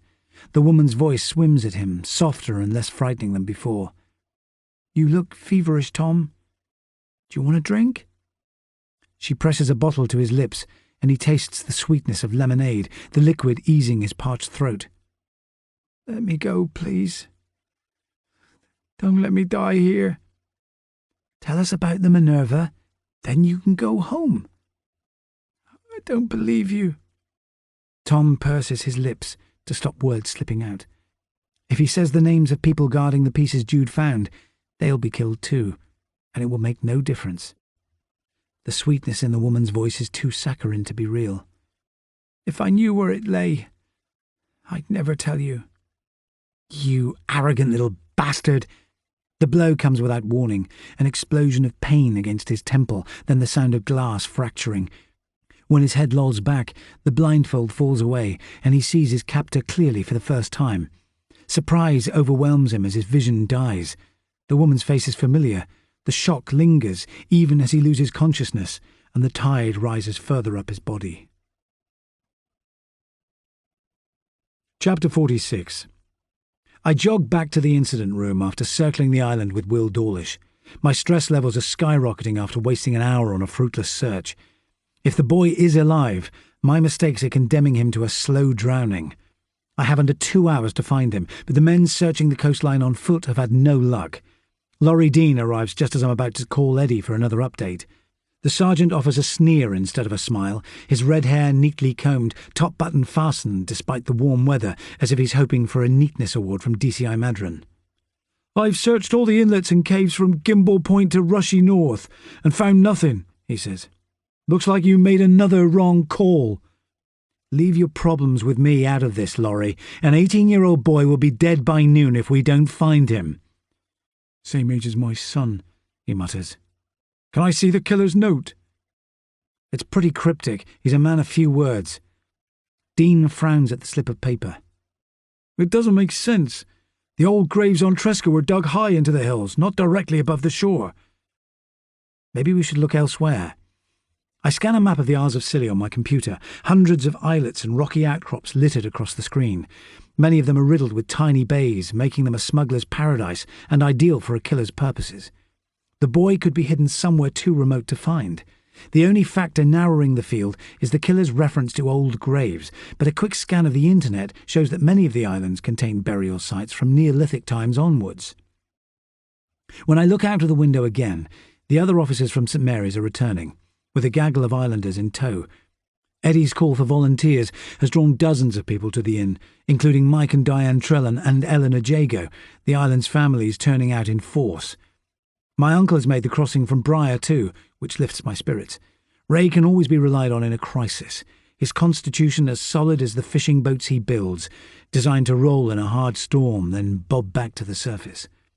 I jog downstairs to speak to the search party, with Dean keeping pace. For the time being, the sergeant seems prepared to shelve our differences and focus on the missing boy. The small crowd looks expectant when I reach the hotel's yard, which often happens whether or not I'm in uniform. Being the biggest man in a crowd always makes people turn to me for leadership, even when I'm grasping for solutions. I conjure a calm smile to address them. Thanks for helping us again. We still think Tom Helligan's being held near an ancient gravesite, but I need you to search the other 4 inhabited islands. Look in every cave as well as on the beaches. Call me, please, once you've finished. It takes Eddie and I moments to sort the group into teams that know each island intimately. I watch them set off in an assortment of dinghies and sloops, like the rescue boats of Dunkirk, each with a mission to fulfill. The only person left on the quay is my Uncle Ray, and the cedar lapstrake boat he built himself is still moored on the jetty. His vessel is a thing of beauty, but it has no cabin to protect him from the elements, so I'm reluctant to send him too far from Tresco. Where would you hide someone near an old burial ground? I ask. Ray's reply arrives faster than his usual drawl, as if the pressure of time is affecting him too. The Eastern Isles all have them. He could be on Round Island, North Wethel, Tean or St. Helens. Can you check North Wethel? I'll take the rest. Ray gives a brisk nod before stepping into his boat and casting off. I can feel the minutes passing as I fire up the motor on the small police launch, then set off at maximum speed. I wish I had a more powerful boat at my disposal, but we'll have to make do with an ancient speedboat, its white polymer sides turning yellow with age, only the police crest on its prow distinguishing it from the boats kids mess around in at St. Mary's Harbour all summer long. Its low plastic screen fails to protect me from the surf, leaving me soaked by the time Round Island rises on the horizon. The origin of its name is easy to understand as my boat scuds closer. A lighthouse stands at the centre of its domed outline, like a candle on a birthday cake. I use my binoculars to study its rocky coast, then steer the boat ashore, beaching it on the sand. The island has just one deep cave, with an entrance wide enough to admit a dinghy. Like Piper's Hole, its floor drops downwards as it narrows, the fissure extending for 10 metres. But all it contains this morning is an assortment of torn plastic bags, piles of seaweed and flotsam delivered by the last tide. My next destination is Tean. The island's craggy outline looks stark as it juts from the water. I know little about its history except that a religious order lived there centuries ago, the remains of St. Theona's chapel still visible at the centre of the island. When I pull out my binoculars again, I can see the decaying walls of ancient farmhouses and barns. All the island contains now is overgrown brambles that choke its fields. I test the boat's motor to its limits as I sail closer, until something catches my eye. A boat is moored in a cove, bobbing on the water. When I draw closer, it's the Kinvers yacht, but there's no sign of them on board. The couple's dinghy is missing from the bow, and my suspicions are rising. Why did they lie about their plans to cross the Atlantic? They must have been hiding here ever since I gave them permission to leave. The Kinvers have left their boat at anchor, protected from the rising tide. When I climb on board, it seems they've been enjoying themselves, empty beer cans stacked in a bin, this morning's breakfast plates left on their table. But when I try to go below decks, the door is locked. It can't be a coincidence that they've returned the day after the killer made contact again. The couple could easily have sailed to Tresco at night, then come ashore unnoticed to leave their message. I scan the water for a sign of their dinghy, but see only the mouth of the cove, enclosing the sea in a perfect horseshoe, its surface glittering. The scene looks tranquil enough to adorn a postcard, but my frustration is reaching boiling point. Chapter 47. Tom is alone when his eyes blink open again. Pain throbs above his temple, a line of blood dripping down his cheek, the cold weakening him. The woman hasn't bothered to retie his blindfold, and he can see the cave slowly filling, water lapping at his waist. A huge surge of panic hits him as he scans the surface. Soon it will pass his chest, and he will have to strain his neck to keep his head above water. "I can't die like that," he mutters. His hands are still tied behind his back, the rope saturated. He tries to loosen the knots by rubbing his wrists against the stone, with no success. Frustration makes the boy take a deep breath, then yank one of his fists upward. The pain is bad enough to make his vision blur. He makes repeated attempts to free his hand, not caring about the pain as his knuckles are bruised to the bone. Waves are rising higher when he finally drags his right hand clear, muscles aching from being bound for so long, but his relief is temporary. A chain still binds his ankle to the rock, and the sea is inching nearer all the time. Tom looks around for anything that could help, but finds only a fist-sized rock. After days without movement, his fingers are too stiff to flex effectively. Once he can grasp the stone, he smashes it against the links of the chain. He carries on using the rock as a hammer, the action producing a tinny sound that echoes back from the roof of the cave. Chapter 48. There's no time to look for the Kinvers, but I drag my phone from my pocket and alert the Coast Guard, asking them to impound the couple's boat. I need to ensure they don't escape before being questioned again. I've just circled Teen's rocky coastline when a dilapidated fishing boat chugs across the water, a telltale plume of black smoke spewing from its engine. It's a relief to catch sight of Denny Cardew, who wears a tense expression when he pulls up beside my launch, 2 waiters from the new inn peering at me from the bow. Cardew squints into the sun, his tar-stained fishing overalls full of holes. "Eddie asked me to pick up some helpers from the quay. What can we do?" "Check Ganley in the islands east of there, please, Denny. The boy could be at the mouth of a cave, like Jude Trellan." A spasm of anxiety crosses his weather-beaten face. "But he's still alive?" "I hope so. We've got less than an hour to find him." The fisherman gives an abrupt nod before spinning his boat east, cutting a broad line of wash across the waves. It's reassuring to know that men like Denny, Mike and Ray are all involved in the search. The old-timers have spent their lives on local waters, giving the boy his best chance of survival. St. Helens is less than half a mile to the west, but its atmosphere is darker than Teen's. The island was once a quarantine. Sailors with infectious diseases languished in its pest house 300 years ago to keep the inhabited islands free from contagion.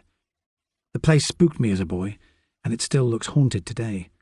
St. Helens is the bleakest island on the archipelago, shores strewn with huge boulders, hardly any trees or vegetation to disguise the barren rock. The ruins of the pest house are still visible as I approach the southern shore, stones blackened by time and the elements. Ray told me once that the Romans used the island as a cemetery. It's easy to see why the place has often accommodated the sick and dying.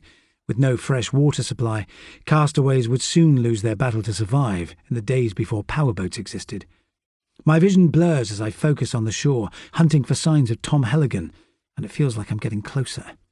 The island is riddled with historic graves. Its dark past would appeal to the type of vicious killer who could choke a woman to death or leave a teenage boy to drown. But it's home only to rats and shearwaters now, the birds cawing louder at my approach.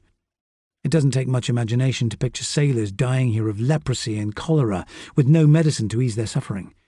The birds' cries grow shriller as my boat hugs the shore, a few turns dive-bombing the deck, intent on scaring me away. There's no sign of Tom Helligan as I circle the island. The tide will soon reach its peak, and none of the search parties have found a trace of him yet.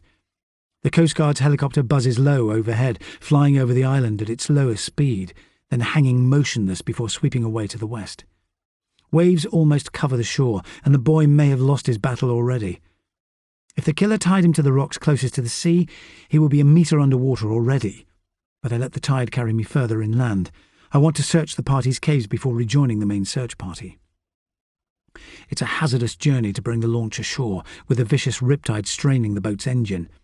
My father brought my brother and me to these caves as children, thrilling us with their murkiness and slime-covered walls, but they're a tough proposition at high tide. I steer the launch between 2 high outcrops until a wall of granite shelters me from the worst currents. The entrance to the widest cave is already flooded as the passage recedes underground, the temperature dropping to a subterranean chill once the light fades. I'm about to admit defeat when my torch beam catches a piece of rope resting on a ledge.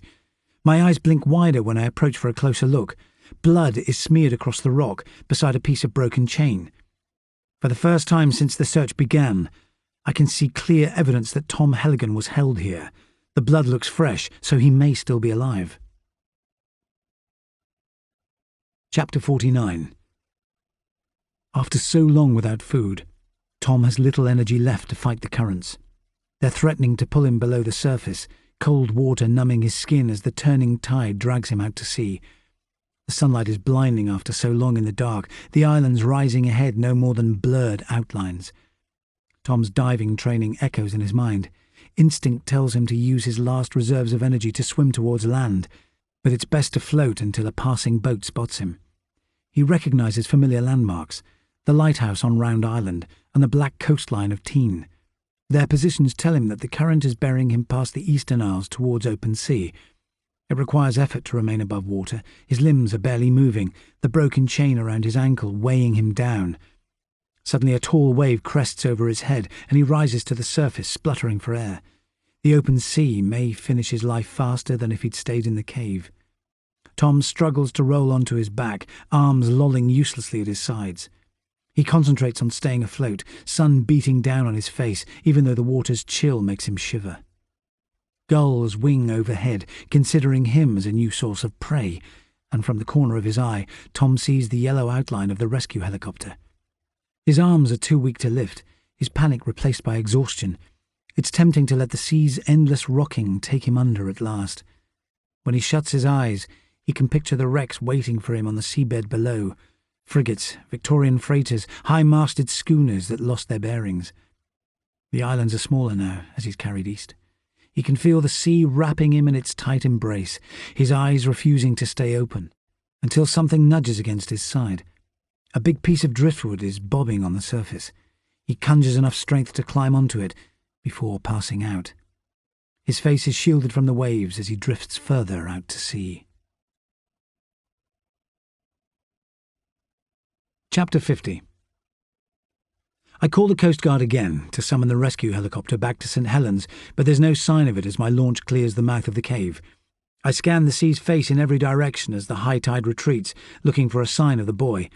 The only way he could have escaped the flooded cave is by swimming, and there's no sign of him on the beach, so the riptide may already have ended his life. I turn off the engine and let the boat drift, hoping the sea will have dragged the boy in the same direction, even though there's little hope of finding him alive. The undercurrent is so powerful it would be impossible to swim back to shore. The boat is being carried past Round Island towards the edge of the archipelago.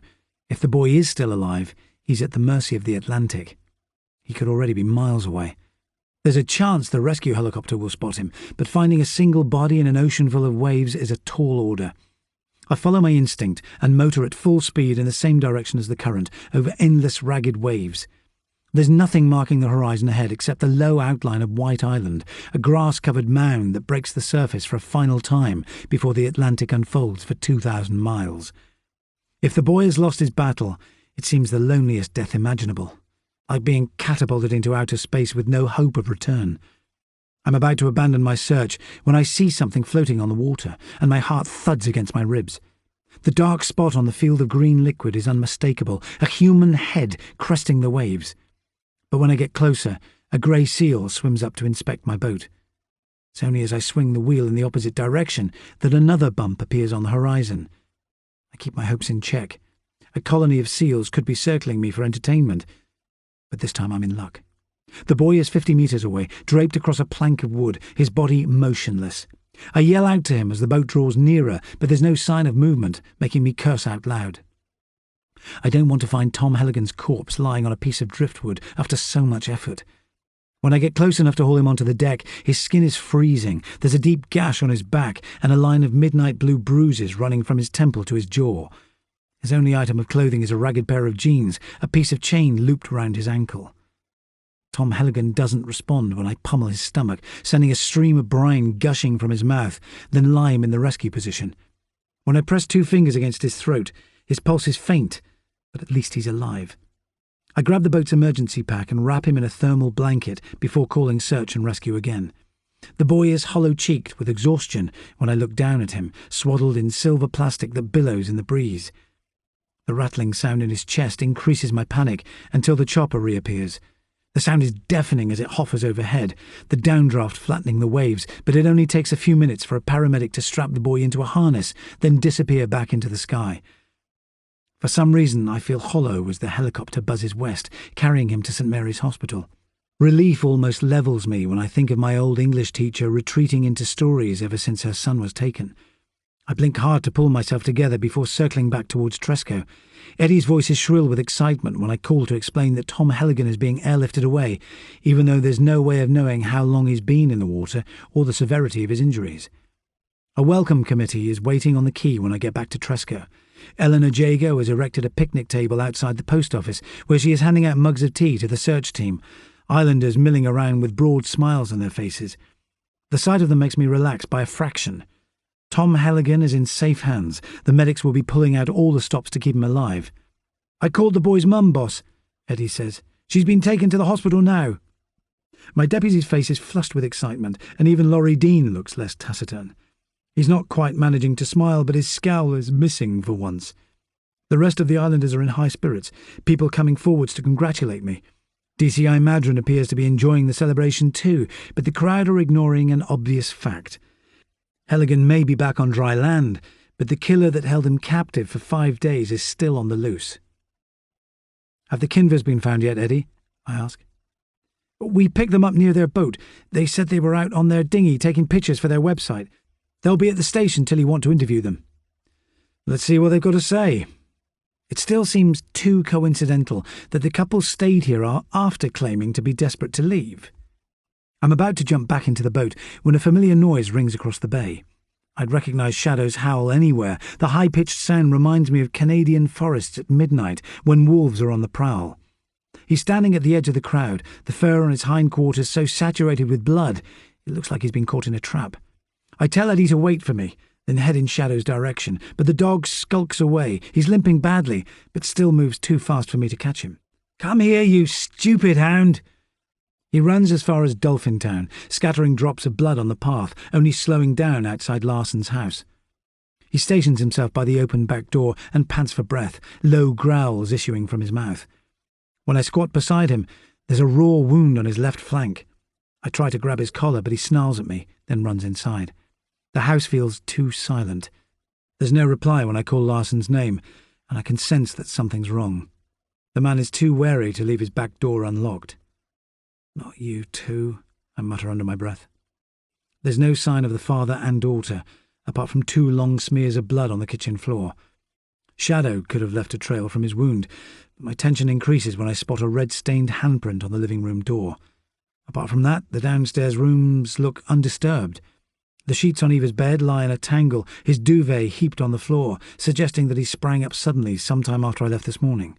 There are dried smears of blood on the bathroom sink, as if the attacker stopped to rinse away evidence. I call Frida's name when I enter her room, but my only reply is silence. The bastard must have taken both of them. I slump onto the edge of the child's bed and let my head drop into my hands. The killer can have no conscience at all. He struck again during the rescue mission, while many of the islanders were hunting for the lost boy. I'm still sitting motionless when I hear a noise that sounds like mice scrabbling under the floorboards. I keep my voice as calm as possible when I address the empty room. "It's safe to come out now, Frida." There's a soft click. Then a section of the floor rises, and the child steps into the open. Her pyjamas are covered in dust, her face tear-stained.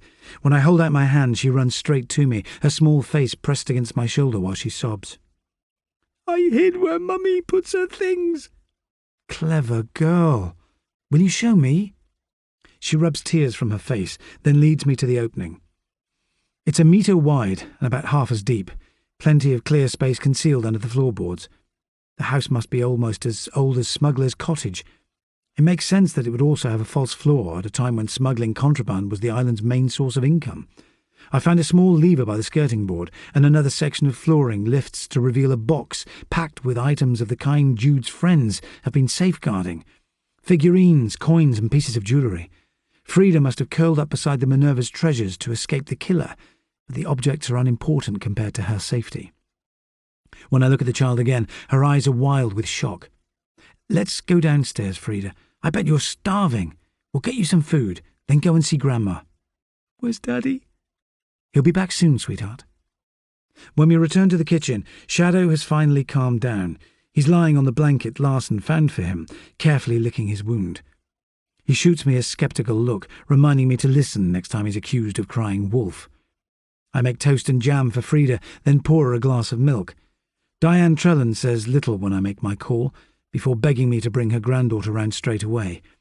My next call is to Eddie, who appears a few minutes later. He looks amazed when he sees the box concealed under the bedroom floorboards, before carting it back to the incident room. There's no way of knowing how many hours Frida spent hiding under the floorboards, too terrified to lift the hatch. When I sit down at the kitchen table again, the kid has abandoned her snack. "What's wrong, Frida?" "Can I take my crayons to Granny's house?" "Of course. I bet she'd love one of your drawings." She manages a smile before taking another bite of toast. "Did you see who came here this morning?" She shakes her head. "A man was yelling at Daddy, so I ran away."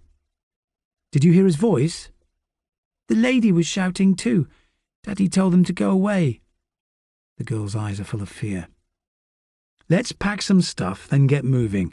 Granny's going to spoil you rotten."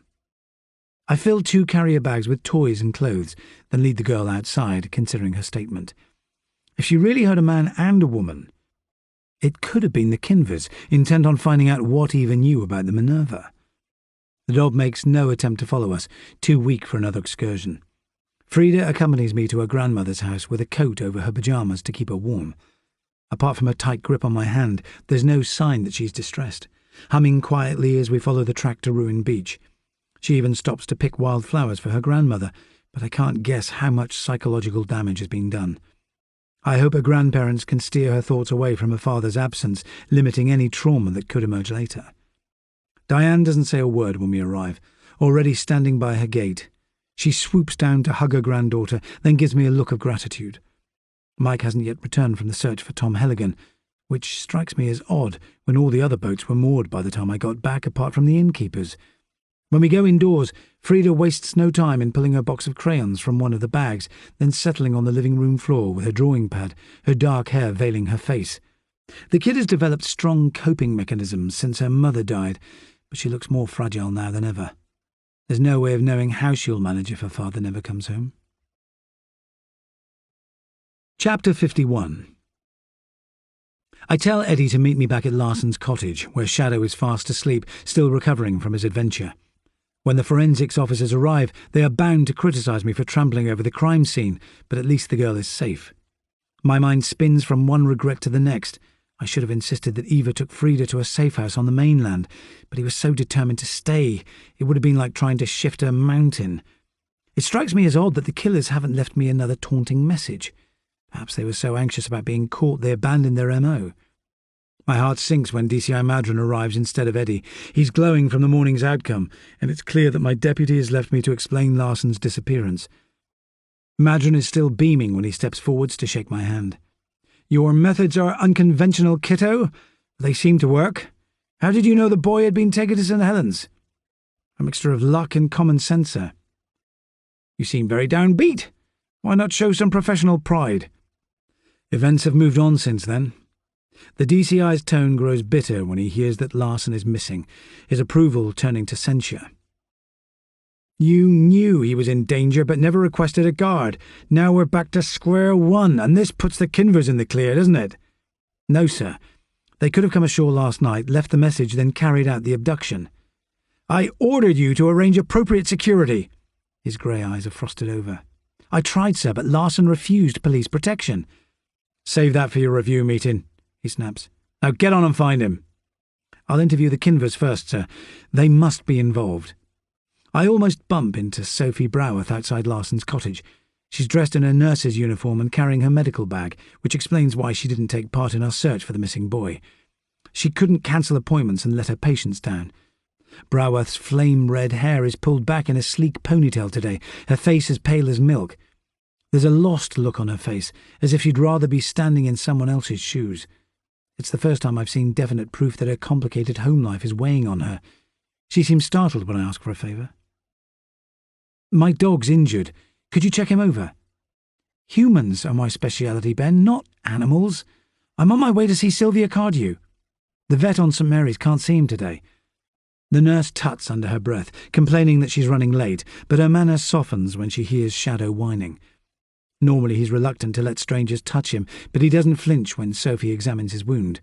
Her voice is matter-of-fact when she explains that his wound needed stitches. "The painkiller in my bag may not be suitable for humans," she says. "He'll risk it."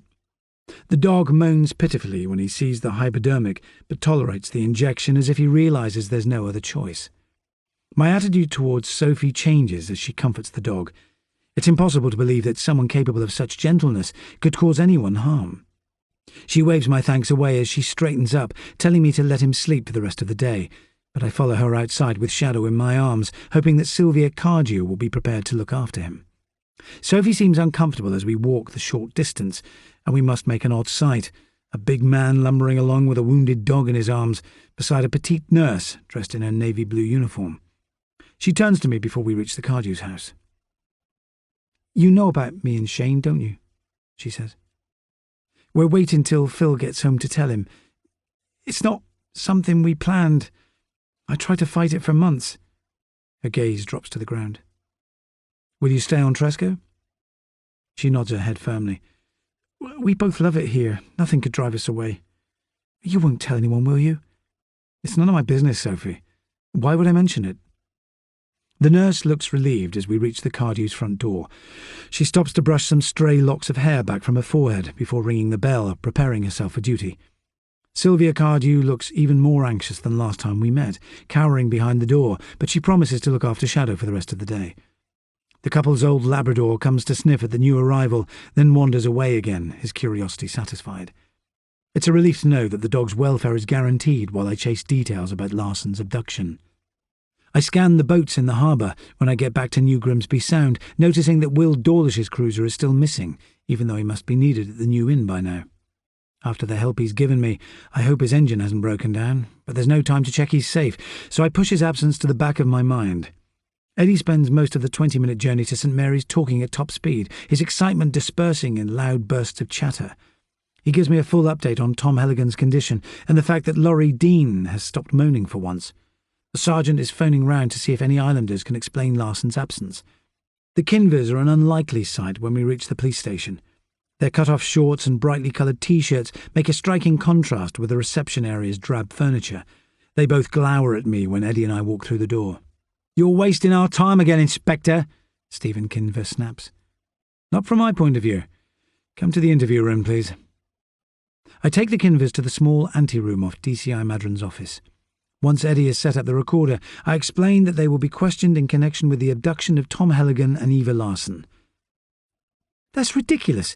We've never hurt anyone in our lives," Lorraine interjects before I can finish. "Can you explain why you stayed here after getting permission to leave?" "The weather was against us, so we decided to give the Scillys a few more days before leaving for the summer," she replies in a sullen voice. "Our website shows what we've been doing. We've dived near a different island every day, and we haven't been secretive about it. We ate at the pub on Briar last night, and before that we moored in St Mary's Harbour. Loads of people must have seen us." "I've had your website checked out. There's no way you're making enough money to finance your lifestyle, so how are you managing it?"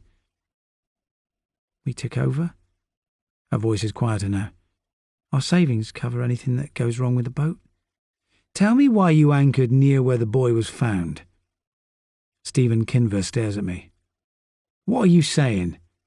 "We'll be checking whether you kept Tom Helligan on board." "Jude brought the lad out to dive with us. That's the only time we ever saw him," he says. "We've never even met Eva Larson." "Where have you hidden him? In another cave?" "You're not making sense," Kinver replies. Lorraine leans forward in her chair. "Why not ask the boy? Tom Helligan will tell you the truth about us." "I shall once he's stronger. You both had reason to carry out the attacks. June wouldn't tell you about the Minerva, and the boy didn't know. That's why you took Eva Larson last night, hoping for more information. You could have made a fortune if you claimed to be the discoverers. And you were here last November. Maybe you attacked Anna Dawlish too." "If Jude had found the Minerva, she wouldn't have kept it to herself," Kinver replies. "I bet her whole family knows." "I'm arresting you on suspicion of Jude Trellan's murder and Tom Helligan and Eva Larson's abductions. We'll be checking your backgrounds carefully, so tell us now if you've ever been convicted of any crimes.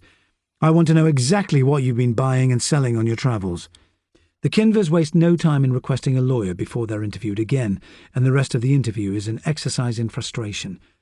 Their story about remaining in the Scillies because of poor weather on the Atlantic Strait seems unlikely, but it will have to be verified. The couple complain bitterly when I explain that they must spend the night in custody. Lorraine gives a squeal of protest when she sees that her holding cell is the size of a broom cupboard, with a narrow bed and a toilet tucked in the corner. Her husband remains silent until his cell door is locked, but curses at high volume as we walk away. I leave Eddie to guard them. On such a small island, the police force doubles as jailers, with 3 small holding cells at our disposal. I take a brisk walk along the harbour, with locals stopping me several times to ask questions. The news of Tom Helligan's rescue has already spread between the islands like wildfire. I keep my answers brief, then complete the short journey to the island's hospital. The boy's room is closed to visitors when I arrive, but I can see him through the window and the door. His mother's wheelchair is pressed against the bed so she can hold his hand. I stare at Helligan's thin form outlined under a blue blanket, his face gaunt as he sleeps. Watching the boy reminds me that I should call his closest friend on Tresco to let her know he's safe. Gemma Polru's voice lifts as she hears the news. There's relief in every syllable, even though I warn her that he's dangerously ill. Her tone is full of quiet determination when she explains that she won't be retaking her A-levels. She plans to stay on the island to pursue a career in garden design, and will soon have to give her father the bad news. I'm still peering through the window of Helligan's room when a doctor comes to a halt at my side. She must be close to retirement age, with grey hair cropped close to her skull.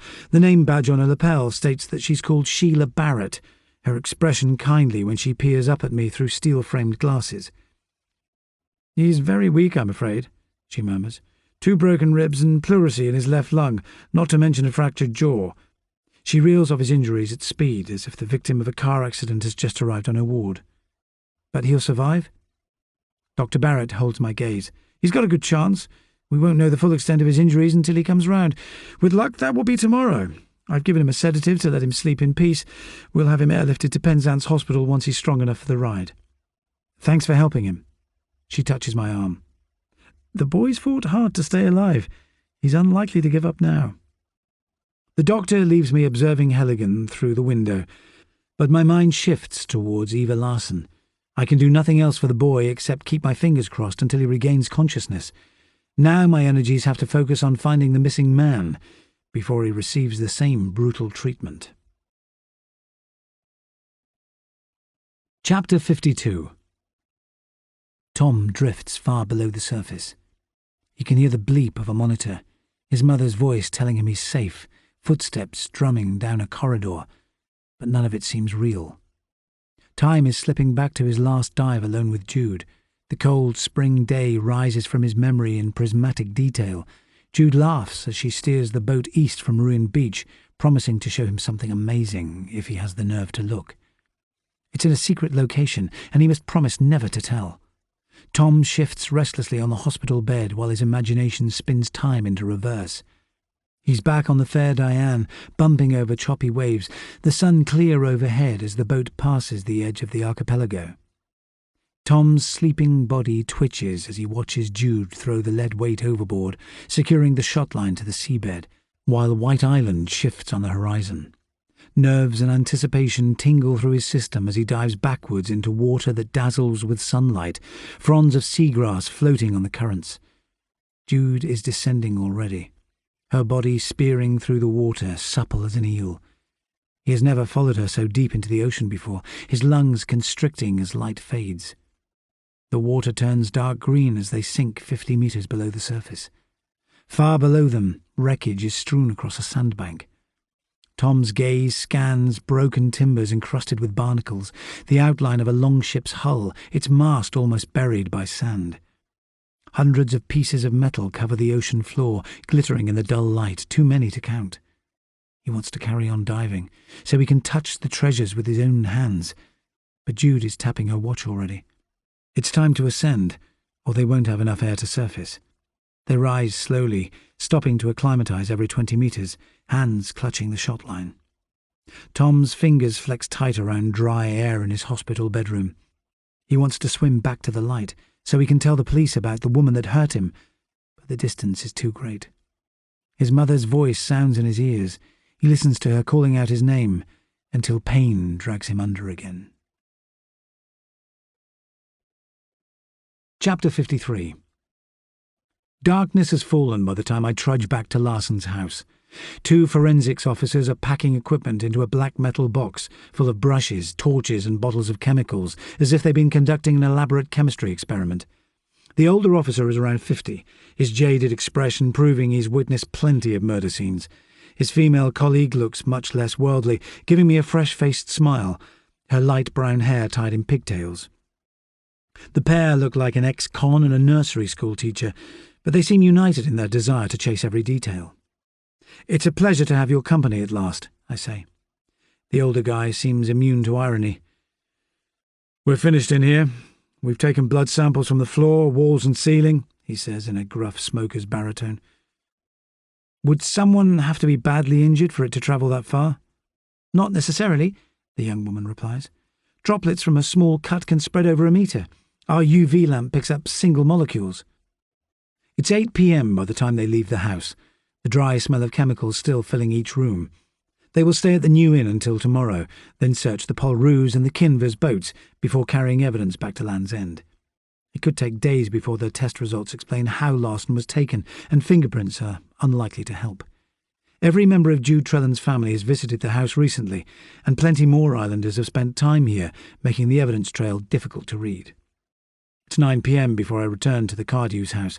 Denny and his wife both greet me when I arrive. The fisherman looks exhausted from his day's work, but it's obvious that Shadow has been receiving excellent care. Toys are strewn across his blanket, and there's a bowl full of dog biscuits at his side. I thank them for giving him so much attention, but Sylvia looks embarrassed. She makes no attempt to cross the threshold when I say goodbye, as if the outside world might damage her if she breathes fresh air. Shadow tries to wriggle out of my arms, but I refuse to put him down. "You're not walking, buddy. That leg needs to heal before you go running across the fields." He whimpers in protest, but lets me carry him back to Larson's house and make him comfortable on a pile of towels.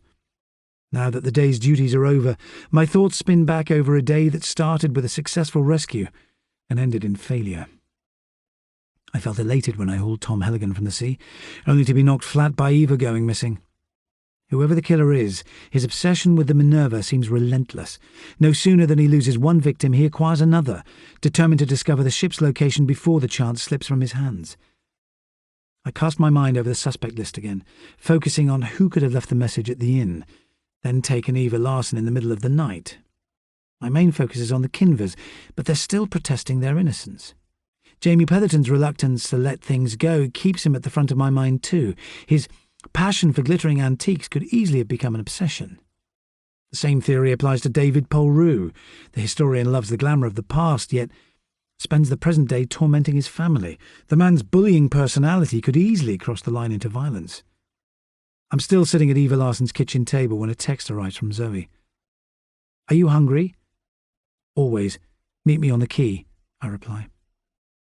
My mind is still chasing in circles, aware that Larson could be tied to a rock with the sea level rising, but there's nothing I can do until morning, so I walk down to the harbour.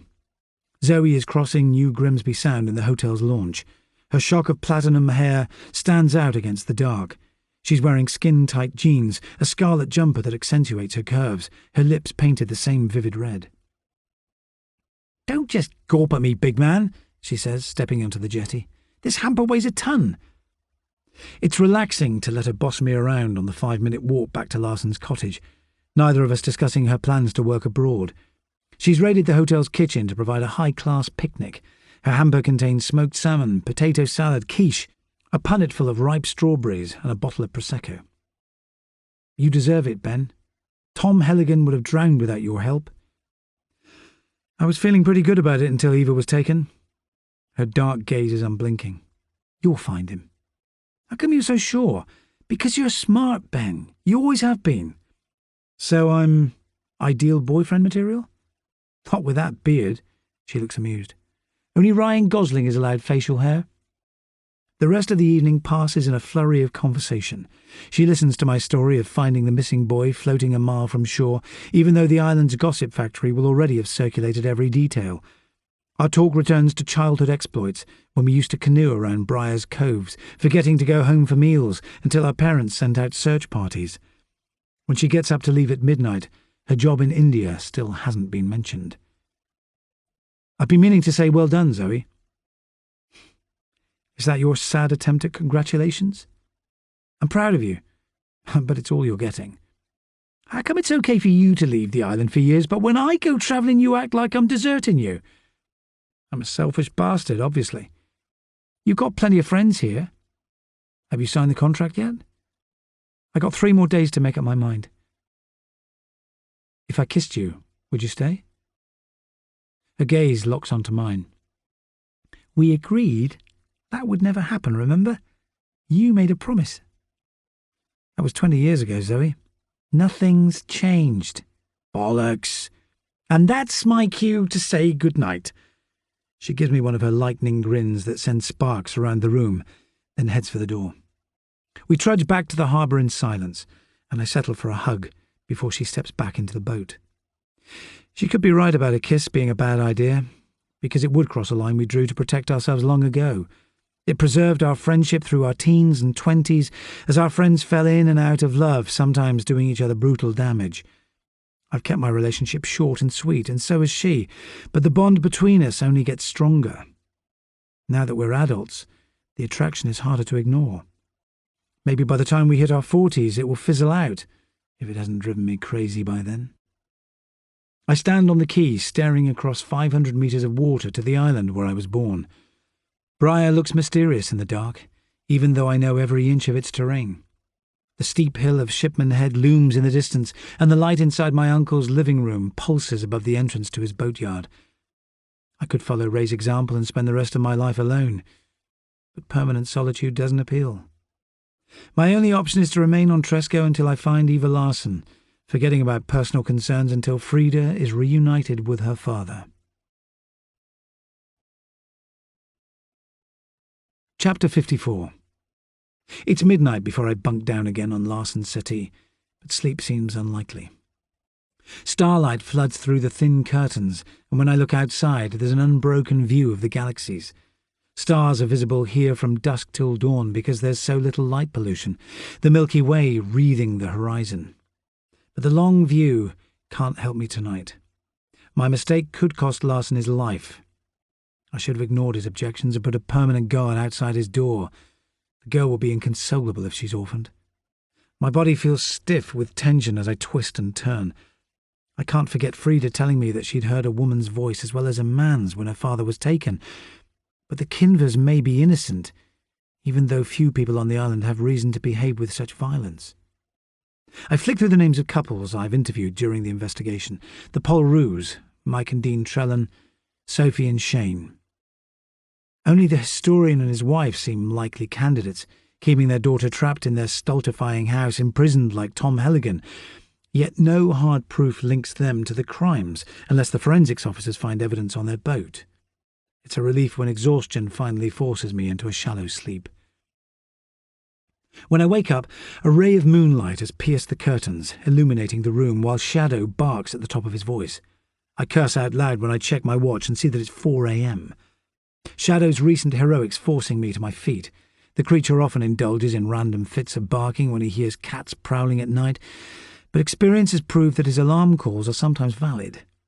Shadow is scratching the back door when I go into the kitchen dressed in boxer shorts and a t-shirt, my arrival silencing him. I peer through the window, but Dolphin Town seems to be sleeping peacefully, the lane empty. The vicarage and neighbouring houses are all in darkness. You're imagining things, I say, but the dog refuses to lie down. It's only when I open the back door that the reason for his alarm call becomes clear. A plastic bottle is suspended from the porch beam by garden twine at eye level, fresh sand still crusting its surface. The killer probably collected it from the rubbish that washes ashore with every high tide, using gloves to keep it free of fingerprints. I carry the bottle inside, desperate for information about Larson. It dawns on me that the killer's latest taunts put the Kinvers in the clear. They may be smuggling goods between countries, but whoever left the latest message is still wandering the island at liberty, having the time of his life. Anger rises in my throat when I read the words printed on the usual slip of white paper. Where the wind carries us, you will not know. Across oceans wide, where breezes blow. We are free as the gulls in the heavens above. Where the wind carries us, you will not know. I screw the paper up, then hurl the bottle at the wall. The killer is literally free as a bird while I flounder in mistakes, and it's clear that he's a risk-taker. He was prepared to rise before dawn to leave his message, despite the danger of being caught. The gesture echoes the recklessness of his other attacks. But which islander is fearless or angry enough to assault a police officer and drag his lifeless body into the sea, or abduct a grieving father from his home? He must be physically strong to carry out such violence. Shane Trellan seems the most likely suspect. The man's temper and physical strength make him the right type to perform the attacks. But why would he and Sophie want to hurt Jude, when they both claim to love her? It's still dark outside, but sleep is impossible now the killer has paid his visit. There's no point in chasing across the island looking for the culprit. He'll be back in his home by now, reliving his latest exploits. I make a pot of coffee, then sit at Larson's kitchen table going through evidence files on my laptop until my eyes blur. I open David Polru's book and stare at an illustration of a Roman longship built in the same era as the Minerva. It was a navis honoraria, a merchant ship with a square mainsail. There's something familiar about its curved prow and high mast rising from the centre of the deck, with dozens of long oars protruding from its sides. I have to concentrate hard before remembering where the image comes from. When I open the encrypted photographs from Jude Trellan's autopsy, the same boat is inked on her upper arm. The tattooist must have used the illustration as a template, but it's the vessel jostling beside it that catches my attention. Jude chose to have the Minerva drawn on her skin beside her father's boat, the Fair Diane, and there must be a reason. Mike has spent his life diving in the local waters, so passionate about his hobby that he set up his own school, teaching his kids to scuba while they were small. Jude had the image of the Minerva etched on her body alongside his father's boat, because it was him that found the wreck, not her. The theory would explain his guilt on the day of Jude's death, when he claimed that he could have prevented it without saying why. Chapter 55. Tuesday, the 19th of May. It's still early when I set off for Ruin Beach, with Shadow limping behind. Despite my best efforts to lock the creature indoors, he managed to sneak past me, and I don't have time to drag him back to the house. Mike Trellan looks like he's dressed in a hurry when he appears at the door, his shirt unbuttoned, eyes bleary. "Why didn't you tell me you'd found the Minerva?" Tension makes me fire the question at him. His face is sober as he leads me inside. There's no sign of Diane in the kitchen when Mike settles on a stool, keeping his back as straight as a soldier on parade, his expression defiant. "It's been a curse, not a blessing," he says quietly. "Some marine biologist booked a deep-sea dive last autumn. I took them past the Eastern Isles and we went down to 40 metres. I saw an outline on the seabed, but it was too deep to reach without specialist equipment." "You didn't tell anyone?" "The other divers didn't notice, and I wasn't even sure it was a wreck, but I took photos on my next visit. When I enlarged them on the computer, I knew it was a Roman longship straight away." "How could you tell?" "From the width of the deck and curved prow. It's incredibly well preserved. Once I figured it out, I was frozen in the headlights. The discovery might change our lives, but my hands were full, raising capital to keep the business going. It was November before I told Diane, Shane and Jude. They agreed we should keep it quiet. By then it was too late in the season to dive again. We decided to wait until spring." "Who else knew?" "No one. It was our secret. The Minerva's part of diving folklore, and there's serious money attached to marine salvage. 2 guys got killed in Greece last year when a gang thought they knew the location of a valuable wreck." "Could the Kinverts have guessed?" "Jude was too smart to tell anyone." "Did you know she'd been getting death threats?" He gives a slow headshake. "She never said." "Anna Dawlish and Jude both lost their lives because of the Minerva. We can't let Eva die as well. Tell me exactly what happened." He grimaces. "I planned to do it all legally. I was going to call the Maritime and Coast Guard Agency, then go down with a salvage team in a hired submersible. I didn't tell my family the exact location, but Jude found it on one of my notebooks. I warned her not to tell anyone, not even Shane." "That's why they argued in the pub." Mike screws his eyes shut. "She was afraid someone would beat us to it. Jude knew my business was in trouble and thought the wreck could save it. She believed the profits were ours by right, because divers like us take all the risk. I refused to let her use the boat, but that didn't stop her. How did she get down there? I don't know. It drove a wedge between us. I hated her diving there and selling what she found. She gave Diane money for the business because she knew I wouldn't accept it. How much did Jude give her? A couple of grand in cash to buy stock for the shop. Some of the things she found were hidden in her house, the rest given to friends for safekeeping. Jude even left pieces at the vicarage. She told Justin to take them to you if anything bad happened. His hands rise to cover his face. I wish I'd never seen the bloody wreck. How would she have made such a deep dive? By breaking all the rules. The sea's 150 metres deep at the wreck site. She couldn't have done it alone. She'd have needed a rebreather and circular bailout equipment to avoid narcosis. Tell me what that means in layman's terms, Mike. If you dive below 30 metres, nitrogen builds up in your bloodstream. You have to stop regularly on your way back to acclimatise. Hundreds of divers die each year by surfacing too fast. The rebreather gives you a mix of compressed gases that helps the pressure in your body stabilise. You need someone on the dive boat monitoring you every step of the way. A friend would have been above water giving her technical backup. She should have had a diving buddy too, but Jude didn't care about safety. His voice contains a mix of bitterness and regret. Whose boat could she have borrowed, Mike? Whoever lent it to her knew what she'd found. I think we're looking for a couple. I refused, and so did Denny. No one in their right mind would let someone take that much risk. What if they didn't fully understand the dangers? Mike stares back at me, and for the first time since Jude's death, his gaze is animated. The prospect of finding his daughter's killer is bringing him back to life. Chapter 56.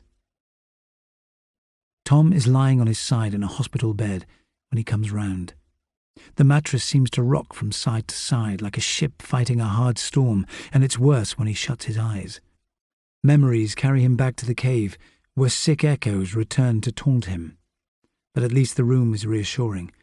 It smells of medicine and detergent, the electronic beep of his heartbeat echoing through a monitor.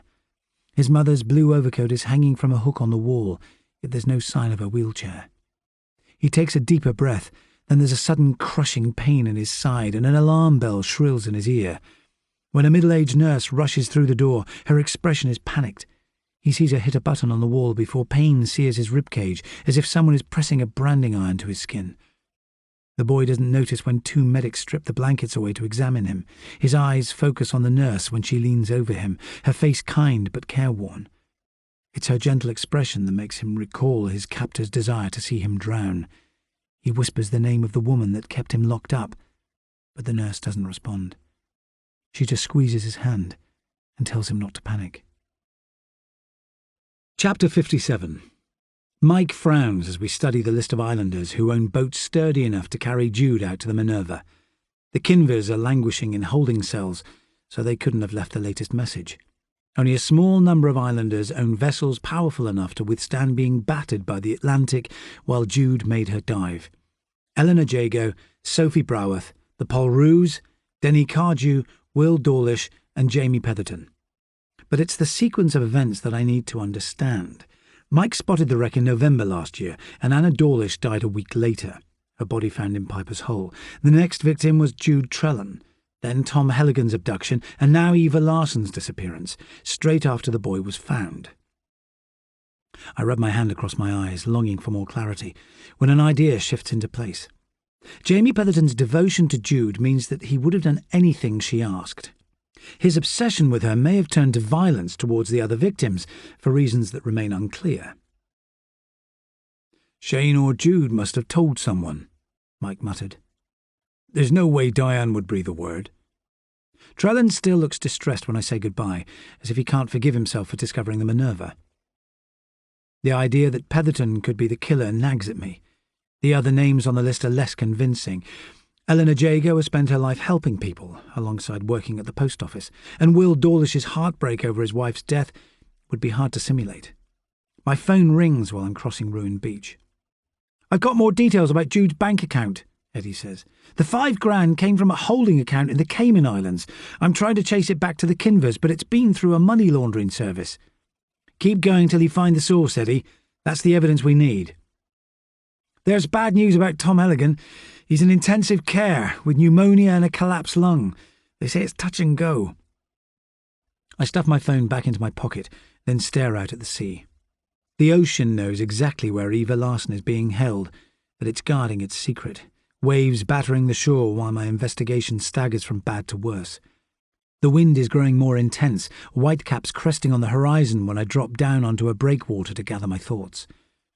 I've believed all along that whoever killed Jude Trellan was motivated by powerful emotions. Now that Larson is missing, the only other islander she had been romantically involved with is Jamie Petherton, who hated her current boyfriend for ending his relationship with Jude. It's worth confronting the museum manager one more time for the truth about what happened. Morning light is strengthening as I head for Abbey Gardens, and the island looks incongruously peaceful. There's no sign of Shadow. It's likely that he's found a quiet spot to sleep in, rather than being confined indoors.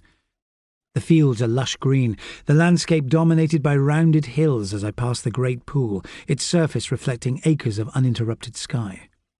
The museum's grounds are empty when I arrive, apart from ranks of figureheads offering me ghostly stares.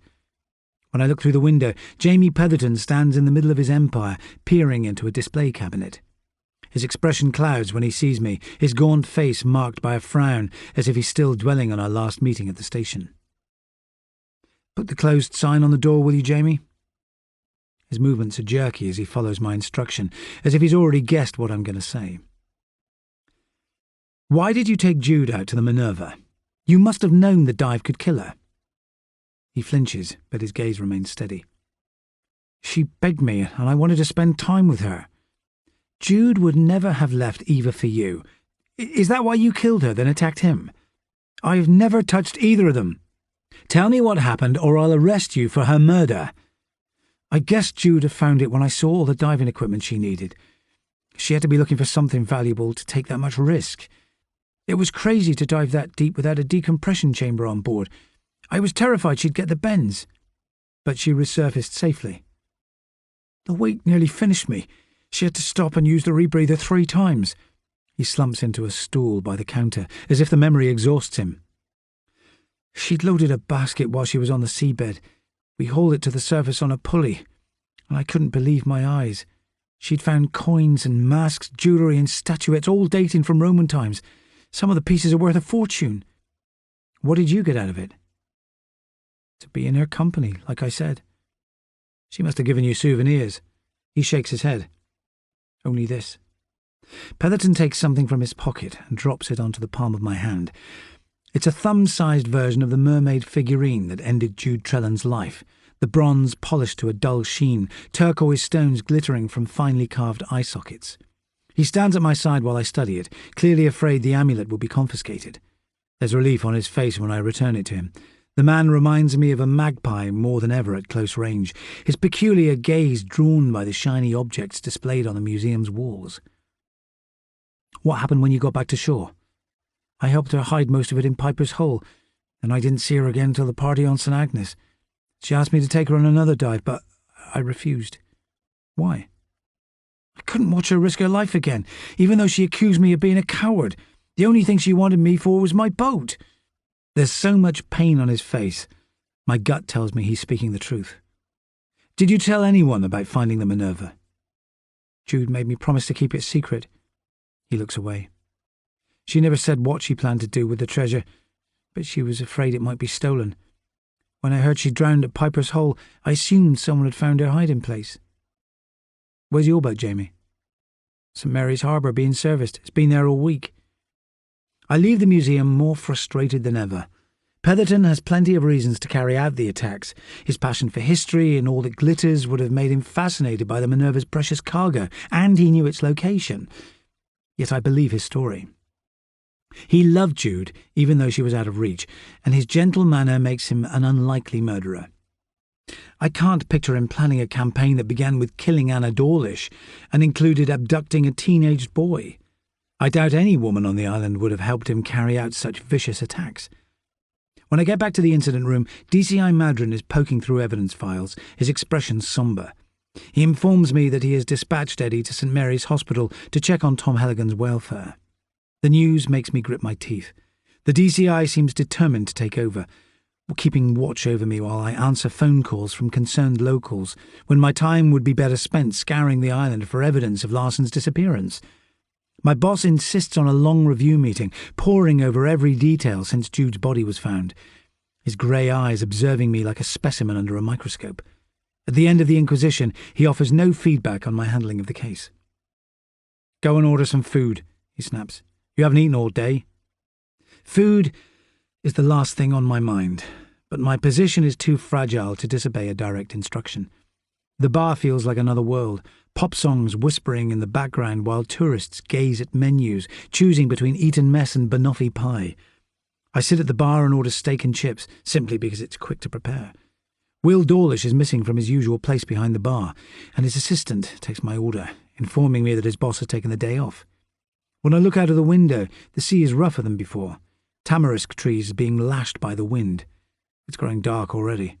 The lights on Bry are starting to shine, and I wish that time would wind back to before Jude's death, when Eddie's duties involved circulating the islands on one of the country's quietest beats, instead of watching a young boy fight for his life. When the food arrives, I swallow mouthfuls too fast to register their flavour, knocking back orange juice to keep my head clear. The DCI looks calmer when I go back upstairs. He's labelled our evidence files, paperclips stored in a jam jar, reports neatly filed away. It's 8 p.m, and I'm about to suggest he goes home when the landline jangles on the table and he snatches the receiver from my hand. His posture changes as he listens, answering in terse monosyllables before hanging up. "Someone's reported a man's body on White Island." I'm already pulling on my coat. "Is it Larson?" "They don't know. The woman says it's out in the water tied to a rock." He rises to his feet. "Stay here, kiddo. Call the Coast Guard while I deal with it." I'm about to argue, but the look on his face makes me bite my tongue. It will take an hour to reach White Island, and someone must stay here to deal with local concerns. It's clear that my boss has lost faith in me, unwilling to let the investigation take another wrong turn. I put through a call to the Coast Guard agency, then stand by the window and watch Madron hurrying down to the quay to take the biggest launch out to White Island. I stay put until it heads south through the Sound, then spend a fruitless half-hour going back over the investigation, trying to piece together a new strategy. I'm still immersed in reports when one of the waiters from downstairs taps on the door. He leaves a small cardboard box on the table, explaining that it was left on the doorstep earlier today. My name is written in block capitals on the packaging, and my heart sinks as I discover that it contains a clear glass wine bottle, stoppered with a cork. I curse under my breath when the slip of paper fails to drop into my hand, then smash the bottle into a waste bin to retrieve the message. This time the killer has abandoned subtlety. I'm expecting a sea shanty or a sailor's prayer, but find just 2 words. Piper's Hole. For the first time I realise that the killer must be insane. His writing has changed since the first messages. Then it was tight and over-controlled, but now it's like a child's first attempts. The letters scrawled across the slip. I grab my phone and a torch, casting my eyes around for anything suitable as a weapon, but all I can see is a screwdriver lying on the windowsill. I drop it into my pocket, then run downstairs, the wind battering my face as I wrench open the fire escape. I've studied the tide table so often this week, I know the sea will be racing in by now. If Larson really is at Piper's Hole, there's little time before the cave floods. I take the most direct route possible, chasing across Castle Down. Tregarthen Hill is in sight when I hear Shadow barking in the distance, but I carry on running. The last thing I need to worry about is a wounded dog demanding my attention. I lose my footing on my way downhill, skidding onto the beach with a few pounds of shale raining down on me. When I stare back at the steep incline, Shadow is picking his way between rocks, still limping heavily, and there's no time to yell at him to get back to safety. The wind is scouring my face, the sea knee-deep as I cross to Piper's Hole. I make a hurried call to Madron, but get his answering service, so I call Eddie to request support before shoving the phone back into my pocket. Larson may already be dead, but the killer has played a good hand. The body on White Island was no more than a decoy. My torch beam is weak as I press through the cave's narrow entrance, its batteries failing. My system is on high alert while the water deepens, the floor of the cave dropping away. I'm already thigh-deep as the passageway widens. Then there's a vivid flash of brightness. Someone has set up arc lights inside the cave, designed to blind anyone stumbling in from the dark. My torch is fading when the light dies again, leaving me groping along the cave's wall. The sounds change as the passage widens, echoes increasing as water laps against the rock. The stink of rotting seaweed is suddenly so putrid, my breath emerges in ragged gasps, and the sense that I'm being watched makes my skin crawl. Someone arrived long before me, their eyes accustomed to the darkness. When the light flicks on again, the cave's soaring ceiling is illuminated, and I catch sight of something that makes me stumble to a halt. A man's body is hanging above the pool. He's suspended by his ankles, his form so tightly bound it looks like a chrysalis. Eva Larson's eyes are closed. There's no knowing whether he's dead or alive before the light cuts out again, and I'm alone in the flooding cave with water lapping at my chest. "Cowards!" I yell out. "Show yourselves, for fuck's sake!" When another flare of white light comes, it's as if I'm caught in a thunderstorm. I can hear the whine of a generator mixed with the waves slapping against stone like riotous applause, but there's no time to question how the killer rigged an electrical system here.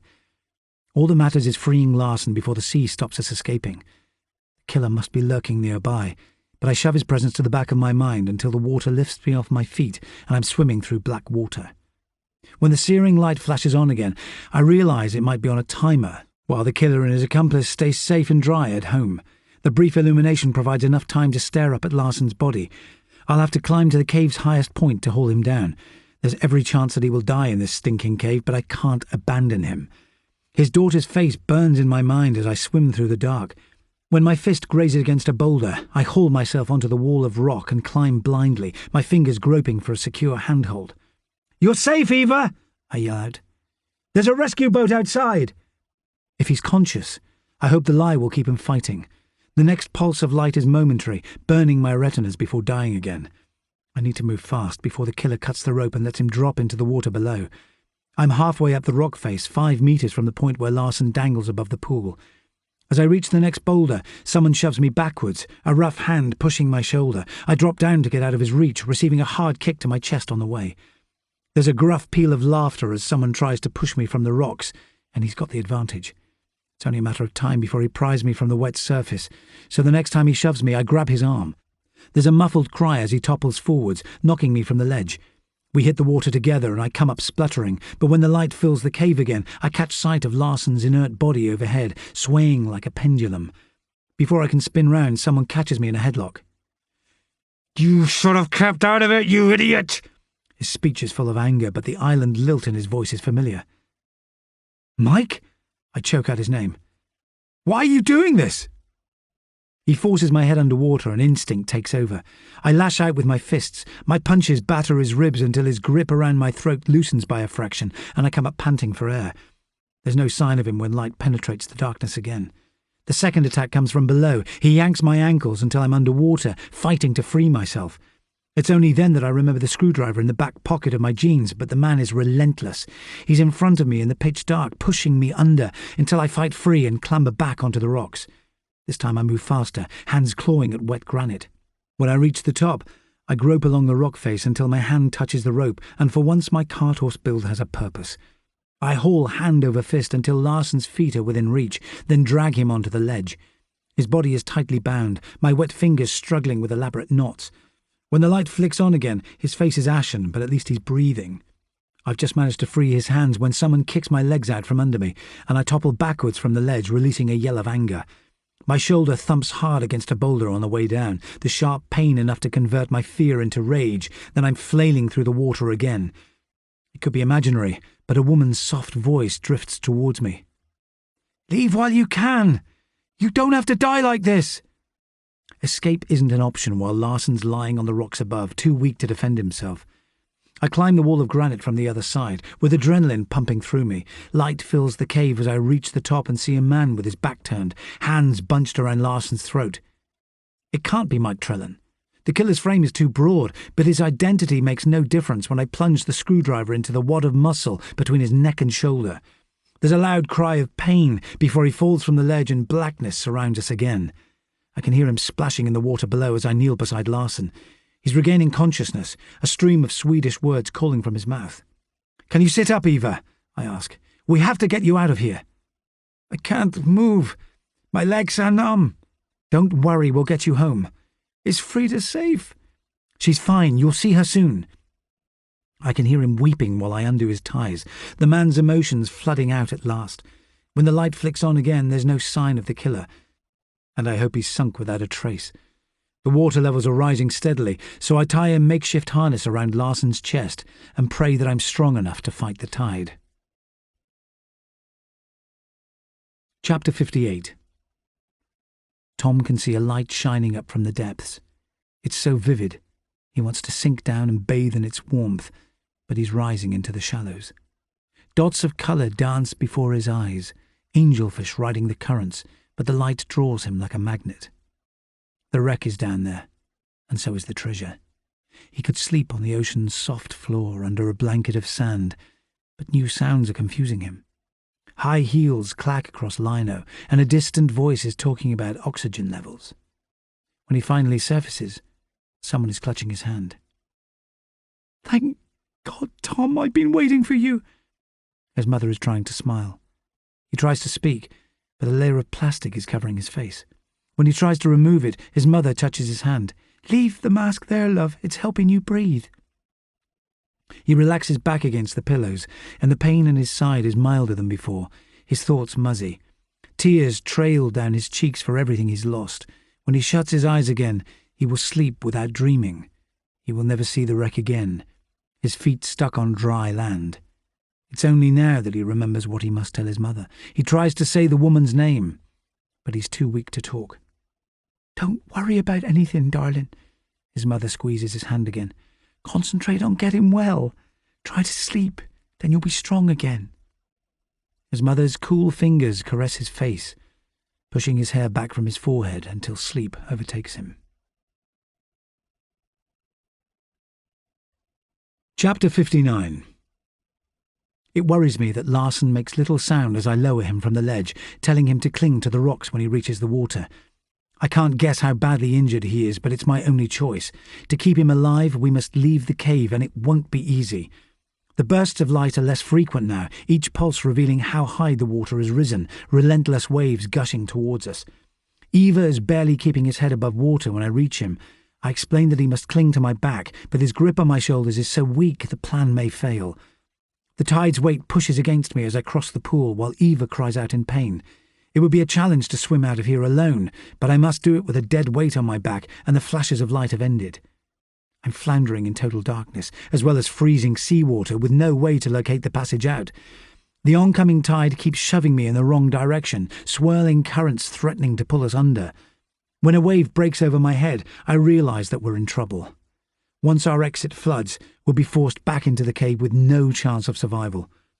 I'm running my hands across the rock face, trying to find the mouth of the passage, when a noise rises above the waves. Shadow's high-pitched howl cuts through every other sound. The dog must be outside the cave, calling for me.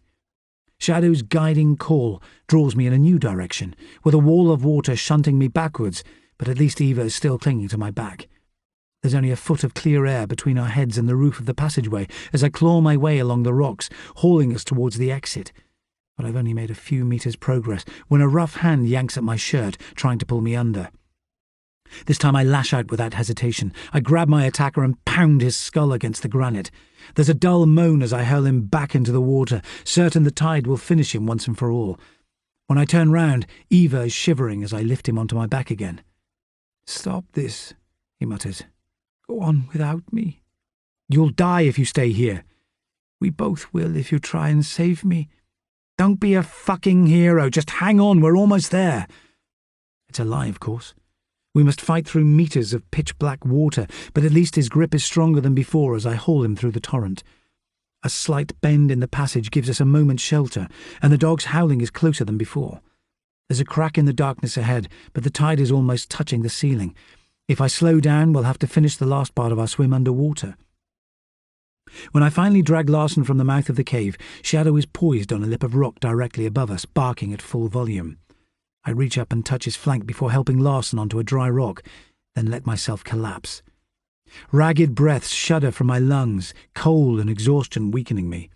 When my eyes open again, the moon is breaking from a bank of cloud, and Denny Cardew's ancient fishing boat is bobbing on the waves. A weak laugh slips from my mouth. The man has helped me from the start, so it seems fitting that he will rescue us, and this time he deserves more than a bottle of wine. When I rub the brine from my eyes, there's no sign of him on board.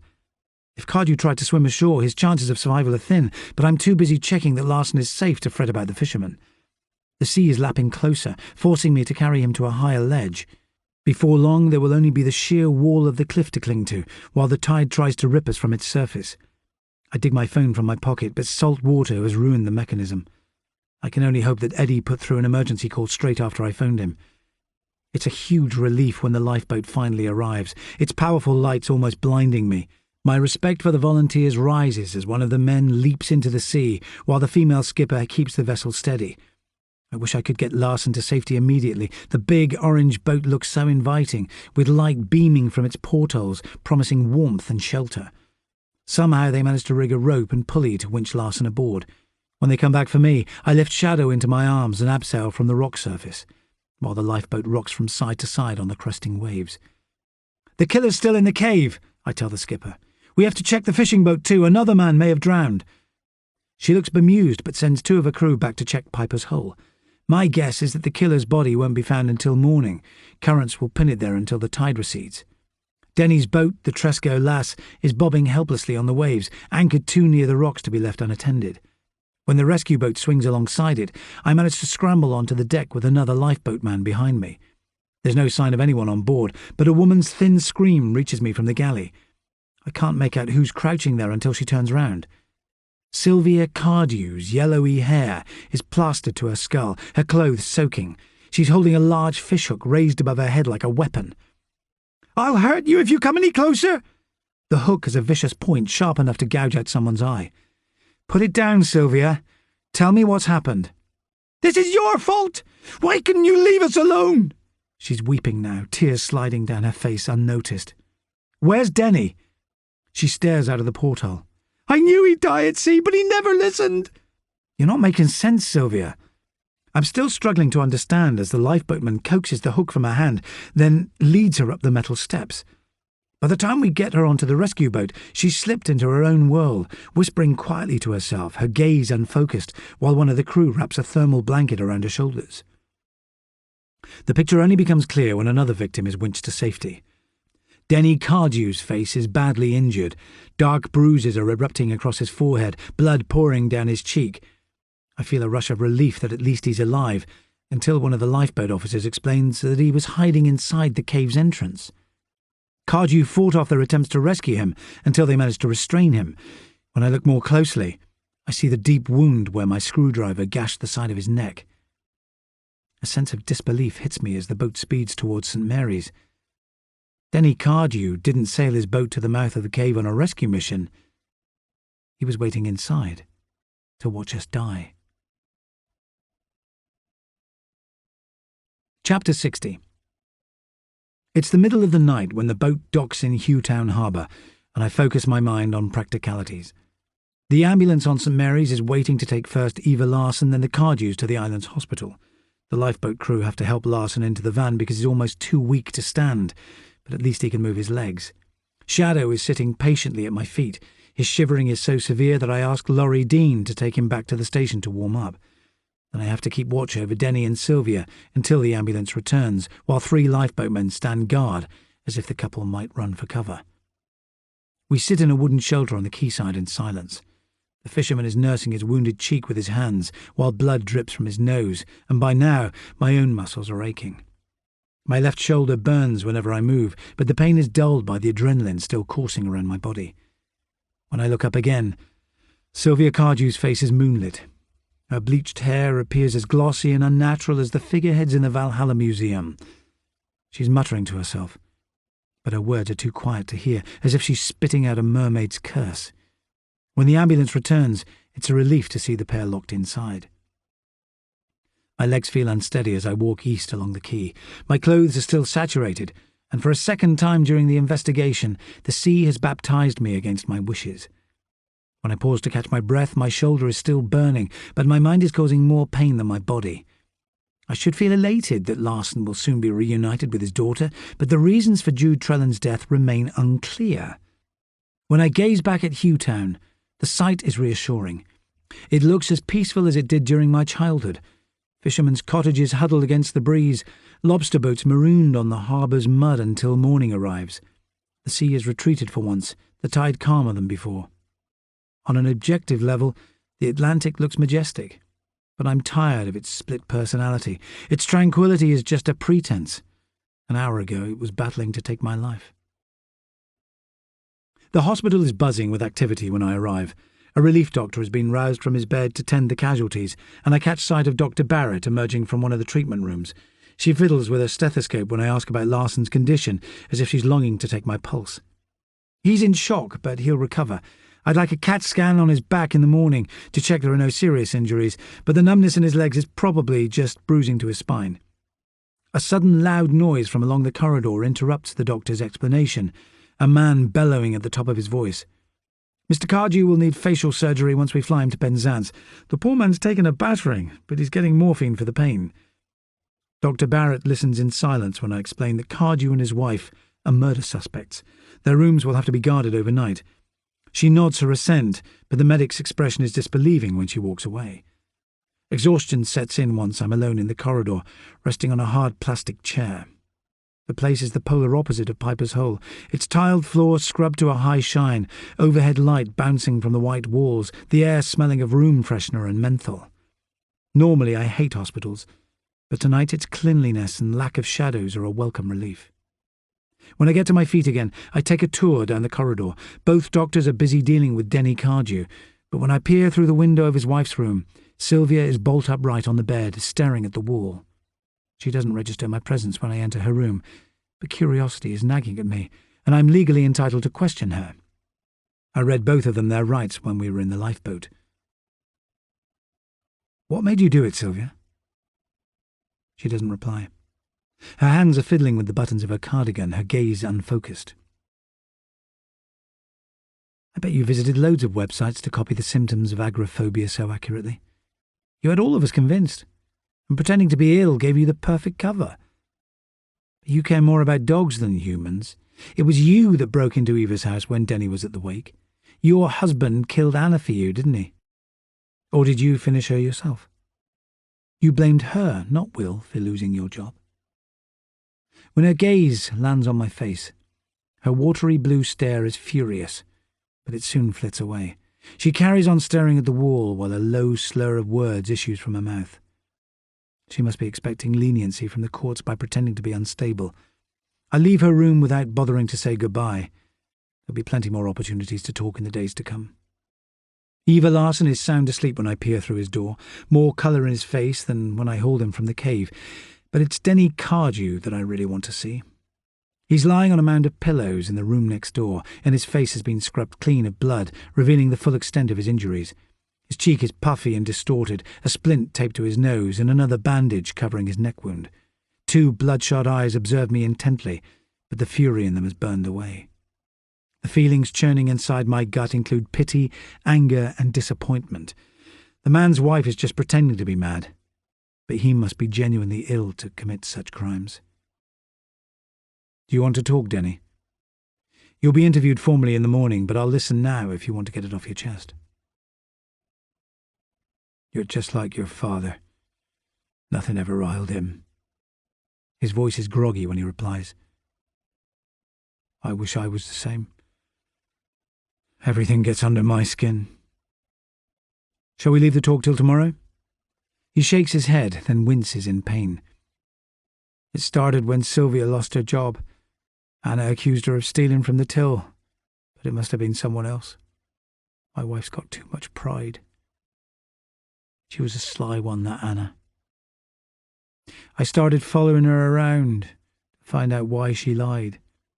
I heard her and Jude having a conversation at the diving school in November last year. Jude was telling Anna about her dad finding the Minerva. That's what decided it in the end." "How do you mean?" "I've dreamed about that ship all my life.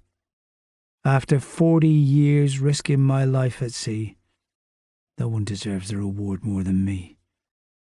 Jude talked about the wreck like it was a bank she could steal from whenever she liked. Everything she took was mine by right." There's a mad fervour in his tone as he finishes his speech. "What did you do then?" "That evening I followed Anna around the coast. I thought Jude would have told her the wreck's location. She pretended not to know. didn't mean to kill her. I just gave her a push and she fell on the rocks, so I dragged her into Piper's hole and left her there, knowing that she'd drown. Tears leak from under his bandages. She destroyed my wife's life. Sylvia loved working in that pub long before they took over. She gave that place the best years of her life. Is that when you started leaving messages for Jude? My wife and I needed that money, but we wouldn't have damaged that wreck. We'd have reported the location and claimed the finder's fee. The messages in bottles were Sylvia's idea. She loved the sea shanties her dad sang when she was a girl. I saw Jude and Jamie Petherton coming back from their dive when I was in my fishing hut. They thought they had the key to themselves. But I heard every word. What did they say? Jude went on about needing a safe hiding place. When they talked about Piper's hole, I knew she'd leave things, or collect them, if I waited there each night. That couple from London took the pieces and sold them for her. The Kinvers? Eva sold things too, I'm sure of it. That's why he goes back to Sweden every few months. You can't prove that, Denny. He could just be visiting his family. He ignores my reply. Jude had the chance to hand everything over to me. She refused. When she came back to Piper's hole, I found that mermaid figurine in her kit bag, and I was sick of her arrogance. Why did you take Tom Helligan? That boy must know where the Minerva is, but he wouldn't say. He's a tough little bastard. His eyes close as he leans back on his pillows, his voice tailing into silence. All right, Denny. You can sleep now. We'll get everything you told me down on record tomorrow. What do you mean? His blank eyes stare at me. I never said a word. There's every chance that the fisherman will change his story tomorrow, but his statements have an insane logic. He hated Anna Dawlish for denying Sylvia her job, and killing her must have felt like retribution. Then his obsession with the Minerva started to blossom. He was struggling to make ends meet and believed that a lifetime spent battling the ocean meant that its bounty was his by right. It incensed him that Jude's family planned to cash in on the Minerva's treasures while he struggled to get by. When I return to the corridor, Dr. Barrett is waiting for me with a determined look on her face. Come to the treatment room now, Inspector. It's your turn to be examined. There's no need. I don't agree. She points at my hand. That cut needs stitches. When I look down, there are splashes of blood at my feet, the cuff of my jacket torn away. My hands are covered in grazes from my efforts to escape the cave, but I've been too busy to notice them until now. There's something oddly soothing when the medic dresses my wounds, the smell of iodine filling my airways. The doctor recommends an X-ray tomorrow to check that my shoulder blade is intact, but I draw the line when she suggests spending the night on a gurney. There's no way I could sleep soundly so close to the Cardews, even though they're locked in their rooms and Laurie Dean has arrived to guard them until morning. I thank the sergeant on my way out, and he manages a grudging smile. Shadow is whimpering for food when I get back to the police station, but all I can provide is a bowl of water and an apology. You'll get a feast tomorrow. The dog favours me with an old-fashioned look, tired of my promises, but this time I mean it. Without his call to guide me to the mouth of the cave, I could never have escaped alive. No hotel in Hughtown will rent me a room with a dog in tow, so we hunker down on the floor of Madron's office, with only a thin layer of carpet to soften the concrete. But I'm too exhausted to care. Shadow curls up beside me as I shut my eyes and let sleep wipe my memory clean. Chapter 61. Wednesday the 20th of May. Madron arrives at 8:30 a.m. Luckily, Shadow is in the yard behind the station, tucking into the fillet steak the butcher sold me long before his shop opened for business. I hope he has the good sense to stay out of sight while the DCI vents his spleen. The man's expression is so tense it looks like he's about to fire me instantly for breach of protocol. Start at the beginning, Kitto. I want every detail. He listens in silence to the whole story, from Cardew guiding me to Jude Trellan's body on the first day so he could watch my reactions. The fisherman was a constant presence during the case, pretending to help at every stage, including searching for Tom Helligan. I explained that his wife's agoraphobia was a ruse to make her seem too vulnerable to step outdoors, let alone harm anyone. Madron's shrewd eyes observe me while I speak, listening so intently that he doesn't move a muscle. Denny Cardew admitted all this last night, did he? Morphine must have loosened his tongue. I'll interview him again today, but there's enough proof to convict them both if he tries to wriggle. No, you won't. You're taking the day off, Madron says firmly. What do you plan to do with Stephen and Lorraine Kinver? There's enough evidence to try them for smuggling. It looks like they've been laundering money along the way. I should sort out court application papers for the CPS. I'll get that done. We can manage without you for 24 hours. The Cardews are being flown to the mainland later this morning. Denny's booked for surgery and Sylvia will have a psychiatric assessment, so you can recover at home. The DCI remains silent when I get up to leave. I'm halfway out of the door before he speaks again. Congratulations on getting Larson out of that cave. I've never doubted your commitment, Kitto. Your methods leave a lot to be desired. The man is so hard to read. It's impossible to know whether he plans to terminate my contract at my review meeting or provide a ringing endorsement. When I collect Shadow from the yard, my head is too full of the case to let me relax, so I double back into town to buy items I'll need during the day. The dog is in good spirits after yesterday's adventure, his tail wagging as we wait for the ferry back to Tresco. The boat ride eases some of the tension from my system. The water is mirror-smooth today, reflecting miles of summer holiday blue sky. The tourists that pile into the boat are all middle-aged gardeners, equipped with guidebooks on the exotic plants and trees in the Abbey Gardens. The group set off at a brisk march when we reach the island, while my pace is slow. The hammering I took against the rocks is catching up with me, but I've always hated unfinished business. My first task is to return to our makeshift incident room, where Eddie is packing files into lockable boxes for transportation back to St. Mary's, to be used during the Cardew's prosecution. His face glows with excitement when he hears details from last night's adventure in Piper's Hole. I can't believe it was Denny, he says quietly. He always seemed like a decent bloke. Anyone can flip, Eddie. All it takes is a run of bad luck. I stay for another couple of hours, helping him tidy the place, while he begs for more information. There's something cathartic about getting the events out into the open, so they don't curdle at the base of my stomach, and Eddie has passed a new milestone. He completes a whole conversation without calling me sir, which is a welcome relief. I'm glad there's no sign of Will Dawlish when I return downstairs. I need to regroup before breaking the news that his wife didn't die from a fall on the beach. She was murdered by a man who blamed her for his wife's misery. My next port of call is the Trellans' large house by Ruin Beach. When I peer through the front window, Frida is curled up on the sofa beside her grandmother, looking at a picture book. Diane's face lights up when she sees me. Even though there's been no formal announcement, it's impossible to keep secrets in a place this small. The whole island must know that the Cardews have been arrested in connection with Jude's death. Diane doesn't say a word when she welcomes me inside, her eyes cloudy with tears. I can't imagine what she's feeling, but I can take a guess. Knowing who killed her daughter will offer some peace of mind, but it will never replace everything she's lost. Frida's face breaks into a smile when she looks up at me. These are for you, I say as I hand over a box of marker pens. Your dad will want a picture when he comes home. I did one of you.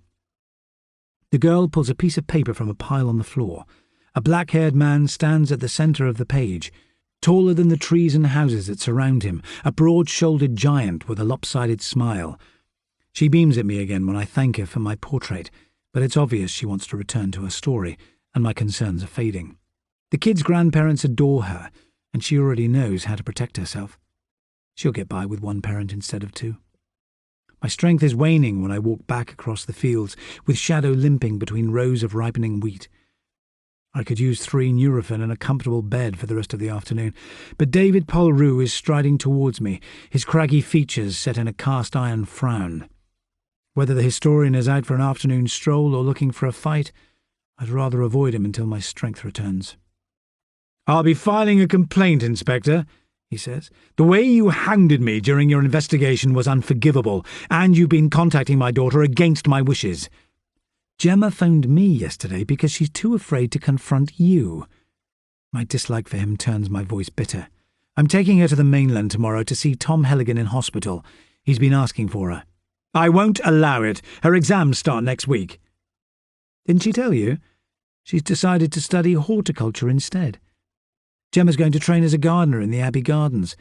I'll call for her first thing tomorrow morning, and if I hear you've laid one finger on her or your wife, you'll be prosecuted for assault." There's a hissing sound as air emerges from Polru's mouth, like gas releasing from a hot air balloon. It's a pleasure to render the man speechless for once as I wish him good day and head for the harbour. When I finally get home to Hell Bay, Shadow stretches out on the settee and shuts his eyes, as if he's witnessed enough trouble to last him a lifetime. Maggie has left a shepherd's pie, a loaf of bread and a bottle of wine on the table, in line with island tradition. I grew up certain that every problem could be fixed by a square meal, but last night's poor sleep has finally caught up with me. I serve the dog half of the pie, then go into my room and lie down without bothering to remove my shoes. It's late afternoon by the time I wake up.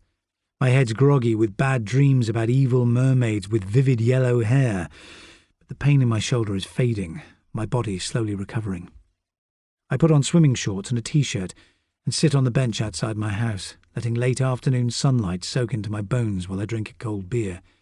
The dog is amusing himself by batting an empty sea urchin shell across the beach, and my eyes are fixed on the surf when Zoe appears on the gravel path. She looks gorgeous as usual, in the smallest pair of shorts imaginable and a white vest that accentuates her tan. She sits beside me and steals a swig of my beer. When she turns to me again, her eyes are round with interest. "What happened in that cave, Ben? Everyone's calling you a hero." "I was just doing my job. Why don't you entertain me for once?" "You can have a song if you want, but I need more beer first." I hand her my bottle. It's a deal. Zoe tips her head back and sings Cry Me a River. Her voice is so achingly sexy. It sounds like Ella Fitzgerald is serenading me, and I have to cross my arms to stop myself from reaching for her. I give a slow round of applause when she finishes. "Stay there. I've got something for you." I go inside to collect the box, but her smile fades when she looks inside. "You've got me some bulbs?" "I spoke to the guy in the garden centre on St. Mary's. They're alliums. If you plant them now, they'll be flowering when you get back from India to welcome you home." Her jaw drops open. "How did you guess that I'd sign the contract?" "Because you never refuse a challenge. And we've got that in common." She plants a kiss on my cheek. "Maybe I was wrong to make you swear never to ask me out. Your loss is the rest of womankind's gain. Let's go for a swim." "I didn't bring a costume." "Never mind. I won't arrest you for indecent exposure." "All the hotel guests would see me. I'll have to change." She heads for home, but I'm too impatient to wait. The tide is rolling towards Hell Bay in a series of low waves when I reach the water to find it soft as a caress. Shadow is sniffing along the tide line, hunting for something disgusting to roll in, and soon Zoe is running across the beach in a scarlet bikini that makes me feel glad to be alive. I won't let myself imagine her leaving until it happens, and there's no point in worrying about my professional future until after my review meeting. Out of nowhere, the human waste I've witnessed in the past 10 days catches up with me. Denny and Sylvia Cardew's bitterness has left 2 men without wives and a young girl motherless. The only beneficiary will be the Valhalla Museum when the Minerva's bounty is finally salvaged. I drift on the water's surface, aware that hundreds of undiscovered wrecks lie fathoms below me on the ocean floor. All I can hope is that the underwater graves will be left in peace for a long time to come. Ruin Beach was written by Kate Rhodes and read by Stephen Perring.